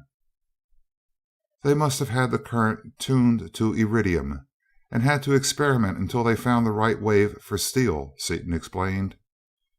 "I should think our bar would have exploded with all that current. They must have hit the copper range, too." Seaton frowned in thought before he answered, "Maybe because it's induced current and not a steady battery impulse. Anyway, it didn't. Let's go." "Just a minute," put in Crane. "What are they going to do next, Dick?" "Search me. I'm not used to my new Osnomian mind yet. I recognize things all right after they happen, but I can't seem to figure ahead. It's like a dimly remembered something that flashes up as soon as mentioned. I get too many and too new ideas at once. I know, though, that the Osnomians have defenses against all these things except this last stunt of the charged guns. That must be the new one that Mardonale stole from Kondal. The defenses are, however, purely Osnomian in character and material. As we haven't got the stuff to set them up as the Osnomians do, we'll have to do it our own way. We may be able to dope out the next one, though. Let's see what they have given us so far." "We've got to hand it to 'em," responded Duquesne admiringly. "They've given us the whole range of wavelengths one at a time. They've given us light, both ultraviolet and visible, sound, infrasound, and electricity. I don't know what's left unless they give us a new kind of X-rays, or Hertzian, or infrared heat waves, or—" "That's it, heat," exclaimed Seaton. "They produce heat by means of powerful wave generators, and by setting up heavy induced currents in the armor, they can melt arenak that way." "Do you suppose we can handle the heat with our refrigerators?" asked Crane. "Probably. We have a lot of power, and the new arenak cylinders of our compressors will stand anything. The only trouble will be in cooling the condensers. We'll run as long as we have any water in our tanks, then go dive into the ocean to cool off. We'll try it a whirl anyway." Soon the Skylark again was dealing out death and destruction in the thick of the enemy vessels, who again turned from the devastation of the helpless city to destroy this troublesome antagonist. But in spite of the utmost efforts of light waves, sound waves, and high tension electricity, the space car continued to take its terrible toll. As Seaton had foretold, the armor of the Skylark began to grow hot, and he turned on the full power of the refrigerating system. In spite of the cooling apparatus, however, the outer walls finally began to glow redly, and although the interior was comfortably cool, the ends of the rifle barrels, which were set flush with the surface of the revolving arenak globes which held them, softened, rendering the guns useless. The copper repellers melted and dripped off in flaming balls of molten metal, so that shells once more began to crash against the armor. Duquesne, with no thought of quitting apparent in his voice or manner, said calmly, "Well, it looks as though they had us stopped for a few minutes. Let's go back into space and dope out something else." Seaton, thinking intensely, saw a vast fleet of enemy reinforcements approaching, and at the same time received a wireless call directed to Dunark. It was from the Grand Fleet of Kondal, hastening from the bordering ocean to the defense of the city. Using Dunark's private code, Seaton told the Karbix, who was in charge of the fleet, that the enemy had a new invention which would wipe them out utterly without a chance to fight, and that he and his vessel were in control of the situation, and ordered him to see that no Kondalian ship came within battle range of a Mardalian. He then turned to Crane and Duquesne, his face grim and his fighting jaw set. "I've got it doped right now. Give the Lark speed enough and she's some bullet herself. We've got 4 feet of arenak. They've got only an inch, and arenak doesn't even begin to soften until far above a blinding white temperature. Strap yourselves in solid. It's going to be a rough party from now on." They buckled their belts firmly, and Seaton, holding the bar toward their nearest antagonist, applied 20 notches of power. The Skylark darted forward and crashed completely through the great airship. Torn wide open by the 40-foot projectile, its engines wrecked, and its helicopter screws and propellers completely disabled, the helpless hulk plunged through 2 miles of empty air, a mass of wreckage. Darting hither and thither, the space car tore through vessel after vessel of the Mardolian fleet. She was an embodied thunderbolt, a huge, irresistible, indestructible projectile, directed by a keen brain inside it, the brain of Richard Seaton, roused to his highest fighting pitch and fighting for everything that man holds dear. Tortured by the terrible silent waves, which now that the protecting vacuum had been destroyed, were only partially stopped by the fur suits, shaken and battered by the terrific impacts and the even greater shocks occurring every second as the direction of the vessel was changed.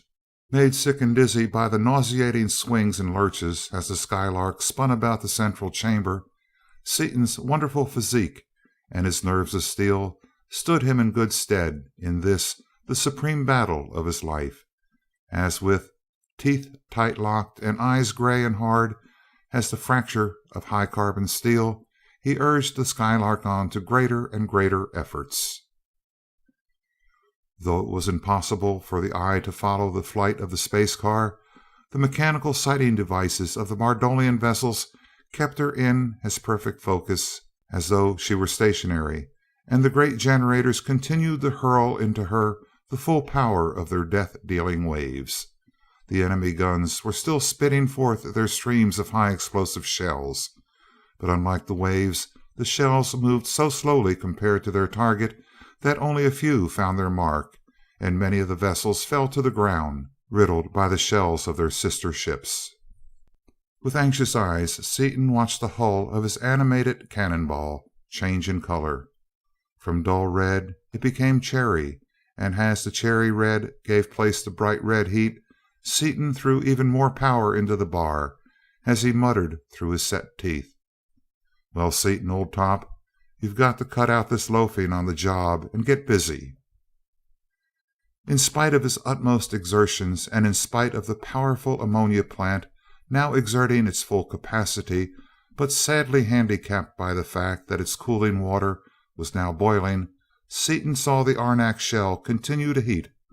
The bright red was succeeded by orange, which slowly changed, first to yellow, then to light yellow, and finally to a dazzling white, through which, with the aid of his heavy red lenses, he could still see the enemy ships. After a time he noted that the color had gone down to yellow, and he thrilled with exultation, knowing that he had so reduced the number of the enemy fleet that their wave generators could no longer overcome his refrigerators.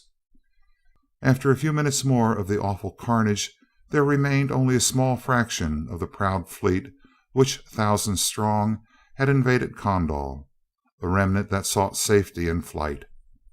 But even in flight they still fought with all their weapons, and the streams of bombs dropped from their keel batteries upon the country beneath marked the path of their retreat with a wide swath of destruction. Half inclined to let the few remaining vessels escape, Seaton's mind changed instantly as he saw the bombs spreading devastation upon the countryside, and not until the last of the Mardolian vessels had been destroyed did he drop the Skylark into the area of ruins which had once been the palace grounds, beside the Kondal, which was still lying as it had fallen. After several attempts to steady their whirling senses, the three men finally were able to walk, and opening a door, they leaped out through the opening in the still glowing wall. Seaton's first act was to wireless the news to Dorothy, who replied that they were coming as fast as they could. The men then removed their helmets, revealing faces pale and drawn, and turned to the helpless space car. "There's no way of getting into this thing from the outside," Seaton began, when he saw that the Kofedix and his party were beginning to revive. Soon Dunark opened the door and stumbled out. "I have to thank you for more than my life this time," he said, his voice shaken by uncontrollable emotion as he grasped the hands of all three men. "Though unable to move, I was conscious and saw all that happened. You kept them so busy that they didn't have a chance to give us enough to kill us outright. You saved the lives of millions of our nation, and have saved Kondal itself from annihilation." "Oh, it's not that bad," answered Seaton uncomfortably. "Both nations have been invaded before." "Yes, once when we developed the ultraviolet ray, once when Martinale perfected the machine for producing the silent sound wave, and again when we harnessed the heat wave. But this would have been the most complete disaster in history. The other inventions were not so deadly as was this one, and there were terrible battles from which the victors emerged so crippled that they could not completely exterminate the vanquished. who were able to re-establish themselves in the course of time. If it had not been for you, this would have been the end, as not a Condolinian soldier could move. Any person touching iridium was helpless and would have been killed." He ceased speaking and saluted as the Carfadix and his party rounded a heap of boulders. Dorothy and Margaret screamed in unison as they saw the haggard faces of their husbands, and saw their suits dripping with a thick substance which they knew to be red in spite of its purplish black color. Seaton dodged nimbly as Dorothy sought to take him in her arms, and tore off his suit. "Nothing but red paint to stop their light rays," he reassured her as he lifted her clear off the ground in a soul-satisfying embrace. Out of the corner of his eye he saw the Condolians staring in open-mouthed amazement at the Skylark. Wheeling swiftly, he laughed as he saw a gigantic ball of frost and snow. Again donning his first suit, he shut off the refrigerators and returned to his party, where the Carfadix gave him thanks in measured terms. As he fell silent, Dunark added: "Thanks to you, the Mardolian forces, instead of wiping us out, are themselves destroyed, while only a handful of our vessels have been lost. Since the Grand Fleet could not arrive until the battle was over, and since the vessels that would have thrown themselves away were saved by your orders, which I heard, thanks to you, we are not even crippled, though our capital is destroyed, and the lives of some unfortunates who could not reach the pits in time have probably been lost. Thanks to you," he continued in a ringing voice, "and to the salt and the new source of power you have given us, Mardonale shall now be destroyed utterly." After sending out ships to relieve the suffering of the few wounded and the many homeless, Dunark summoned a corps of mechanics who banded on new repellers and repaired the fused barrels of the machine guns, all that was necessary to restore the Skylark to perfect condition. Facing the party from Earth, the Carfadix stood in the ruins of his magnificent palace. Back of him were the nobles of Condol, and still further back in order of rank stood a multitude of people. "Is it permitted, O noble Carfado, that I reward your captive for his share in the victory?" he asked. "It is," acquiesced Seaton and Crane, and Roban stepped up to Duquesne and placed in his hand a weighty leather bag. He then fastened about his left wrist the Order of Condol, the highest order of the nation. He then clasped about Crane's wrist a heavily jeweled, peculiarly ornamented disc wrought of deep ruby red metal, supported by a heavy bracelet of the same material, the most precious metal of Osnome. At sight of the disc the nobles saluted, and Seaton barely concealed a start of surprise, for it bore the royal emblem and delegated to its bearer power second only to that of the Carfadix himself. "I bestow upon you this symbol, Carfadix Crane, in recognition of what you have done this day for Condol. Wherever you may be upon Condolian Osnome, which from this day henceforth shall be all Osnome, you have power as my personal representative, as my eldest son." He drew forth a second bracelet similar to the first, except that it bore 7 discs, each differently designed, which he snapped upon Seaton's wrist as the nobles knelt and the people back of them threw themselves upon their faces. No language spoken by man possesses words sufficiently weighty to express our indebtedness to you, Carfadix Seaton, our guest and our savior. The First Cause has willed that you should be the instrument through which Condol is this day made supreme upon Osnome. In small and partial recognition of that instrumentality, I bestow upon you these symbols, which proclaim you our overlord, the ultimate authority of Osnome. While this is not the way in which I had thought to bid you farewell, the obligations which you have heaped upon us render all smaller things insignificant. When you return, as I hope and trust you soon will, the city shall be built anew, and we can welcome you as befits your station." Lifting both arms above his head, he continued, "May the great First Cause smile upon you in all your endeavors until you solve the mystery. May your descendants soon reach the ultimate goal. Goodbye." Seaton uttered a few heartfelt words in response, and the party stepped backward toward the Skylark.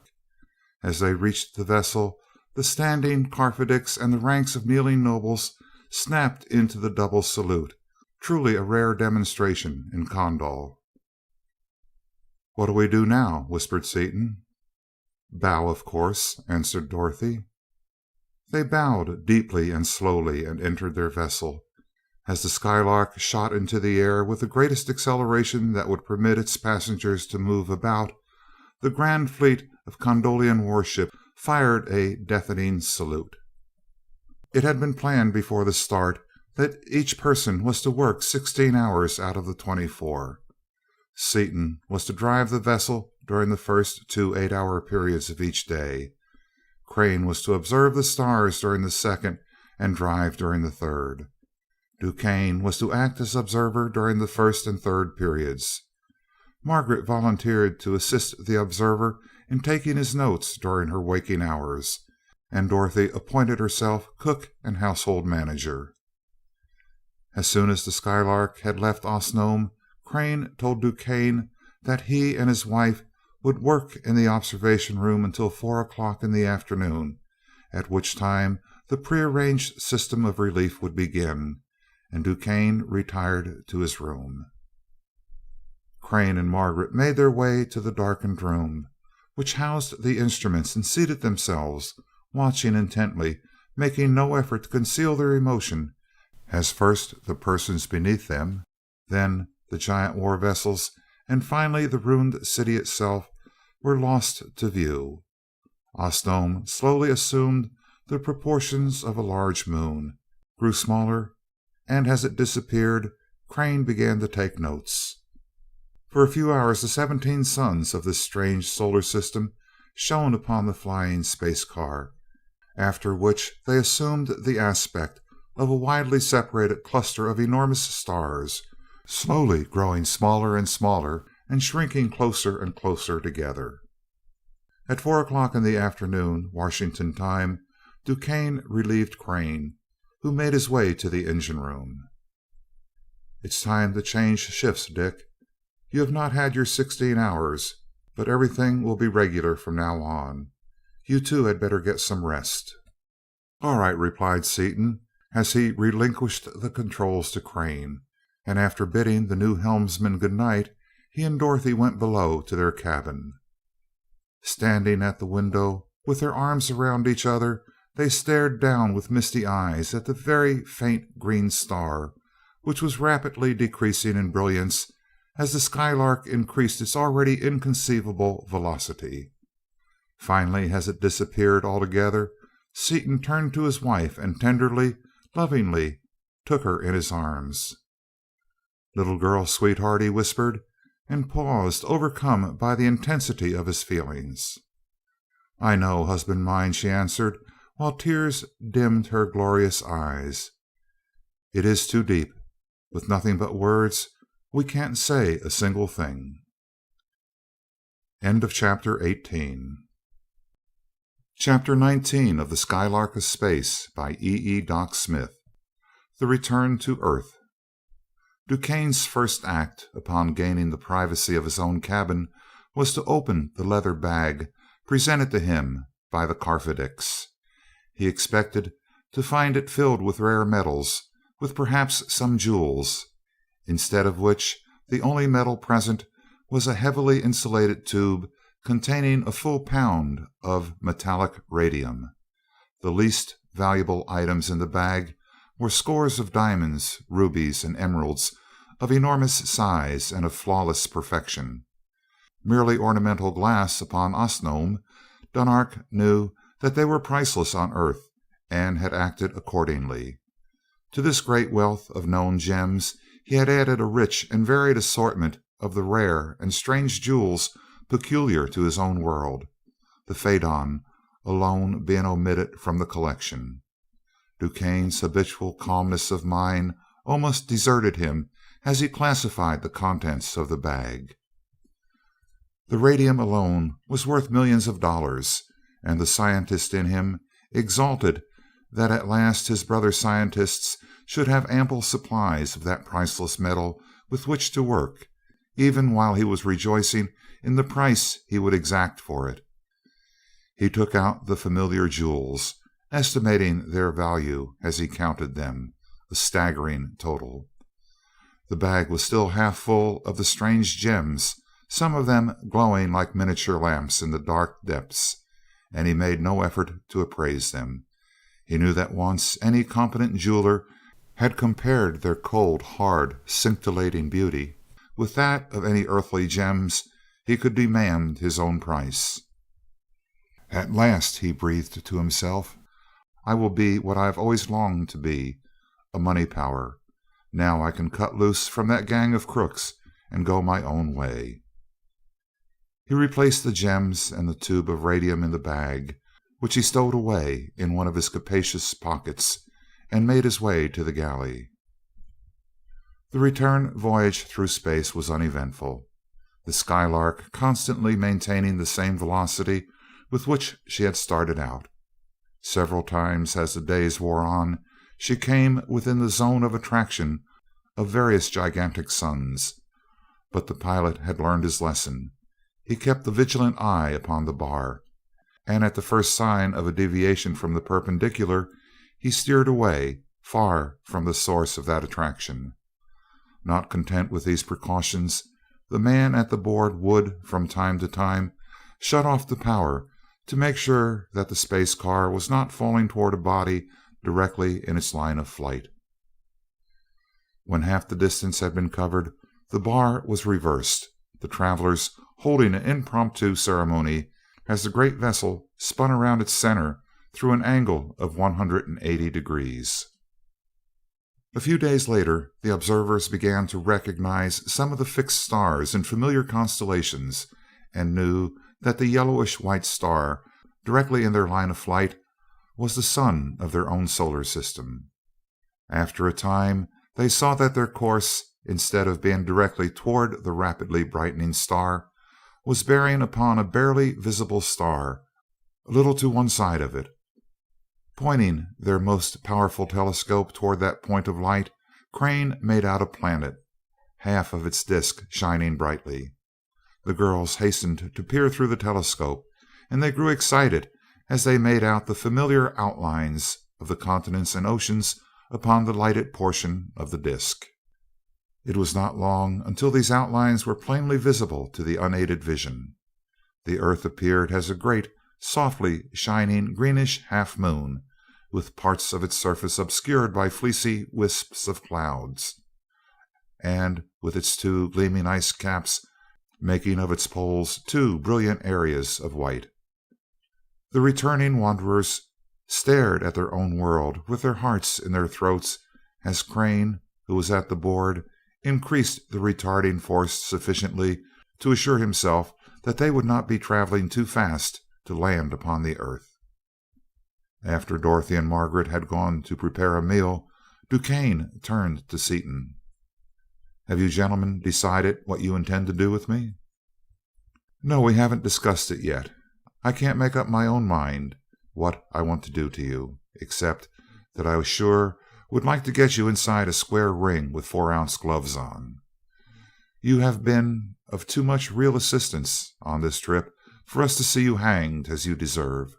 On the other hand, you are altogether too much of a thoroughgoing scoundrel for us to let you go free. You see the fix we're in. What would you suggest?" "Nothing," replied Duquesne calmly.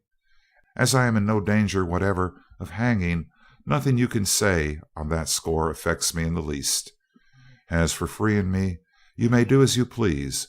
It makes no difference to me, one way or the other. No jail can hold me for a day.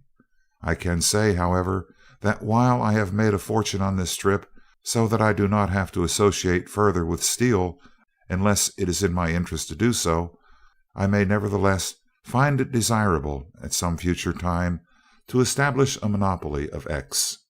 That would, of course, necessitate the death of yourself and Crane.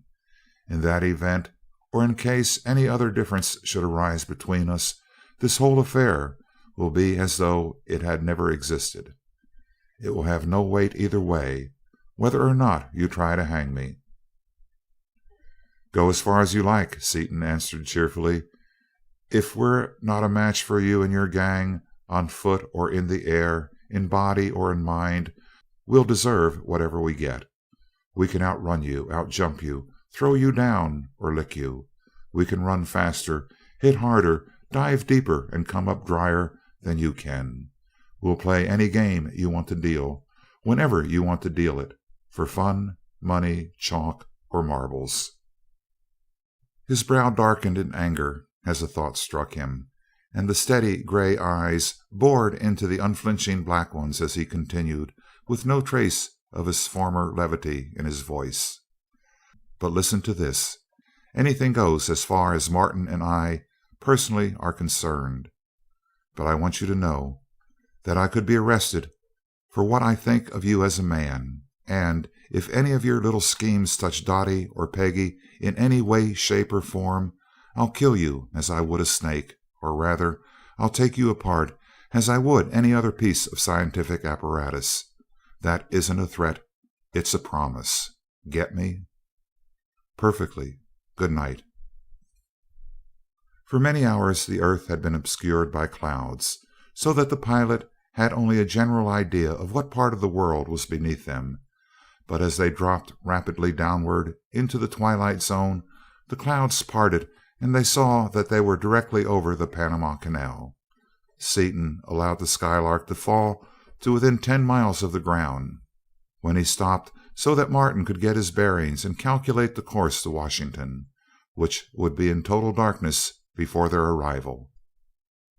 Duquesne had retired, cold and reticent as usual. Glancing quickly about his cabin to make sure that he had overlooked nothing he could take with him, he opened a locker, exposing to view 4 suits which he had made in his spare time, each adapted to a particular method of escape from the Skylark. The one he selected was of heavy canvas, braced with steel netting, equipped with helmet and air tanks, and attached to a strong, heavy parachute. He put it on, tested all its parts, and made his way unobserved to one of the doors in the lower part of the vessel. Thus, when the chance to escape came, he was ready for it. As the Skylark paused over the isthmus, his lips parted in a sardonic smile. He opened the door and stepped out into the air, closing the door behind him as he fell. The neutral color of his parachute was lost in the gathering twilight a few seconds after he left the vessel. The course laid, Seaton turned almost due north, and the Skylark tore through the air. After a short time, when half the ground had been covered, Seaton spoke suddenly. "Forgot about Duquesne, Mart. We'd better iron him, hadn't we? Then we'll decide whether we want to keep him or turn him loose." "I will go fetch him," replied Crane, and turned to the stairs. He returned shortly with the news of the flight of the captive. He must have made himself a parachute. I didn't think even he would tackle a 60,000-foot drop. I'll tell the world that he sure has established a record. I can't say I'm sorry that he got away, though. We can get him any time we want him anyway, as that little object compass in my drawer is still looking right at him," said Seaton. "I think he earned his liberty," declared Dorothy stoutly, and Margaret added, "He deserves to be shot, but I'm glad he's gone. He gives me the shivers." At the end of the calculated time they saw the lights of a large city beneath them, and Crane's fingers clenched upon Seaton's arm as he pointed downward. There were the landing lights of Crane Field, 7 peculiarly arranged searchlights throwing their mighty beams upward into the night. "9 weeks, Dick," he said unsteadily, "and Shiro would have kept them burning 9 years if necessary." The Skylark dropped easily to the ground in front of the testing shed, and the wanderers leaped out, to be greeted by the half hysterical Jap. Shiro's ready vocabulary of peculiar but sonorous words failed him completely, and he bent himself double in a bow, his yellow face wreathed in the widest possible smile. Crane, one arm around his wife, seized Shiro's hand and wrung it in silence. Seaton swept Dorothy off her feet, pressing her slender form against his powerful body. Her arms tightened about his neck as they kissed each other fervently, and he whispered into her ear: "Sweetheart, wife, isn't it great to be back on our good old Earth again?" End of chapter 19. Recording by Richard Kilmer, Rio Medina, Texas. End of The Skylark of Space by E. Doc Smith.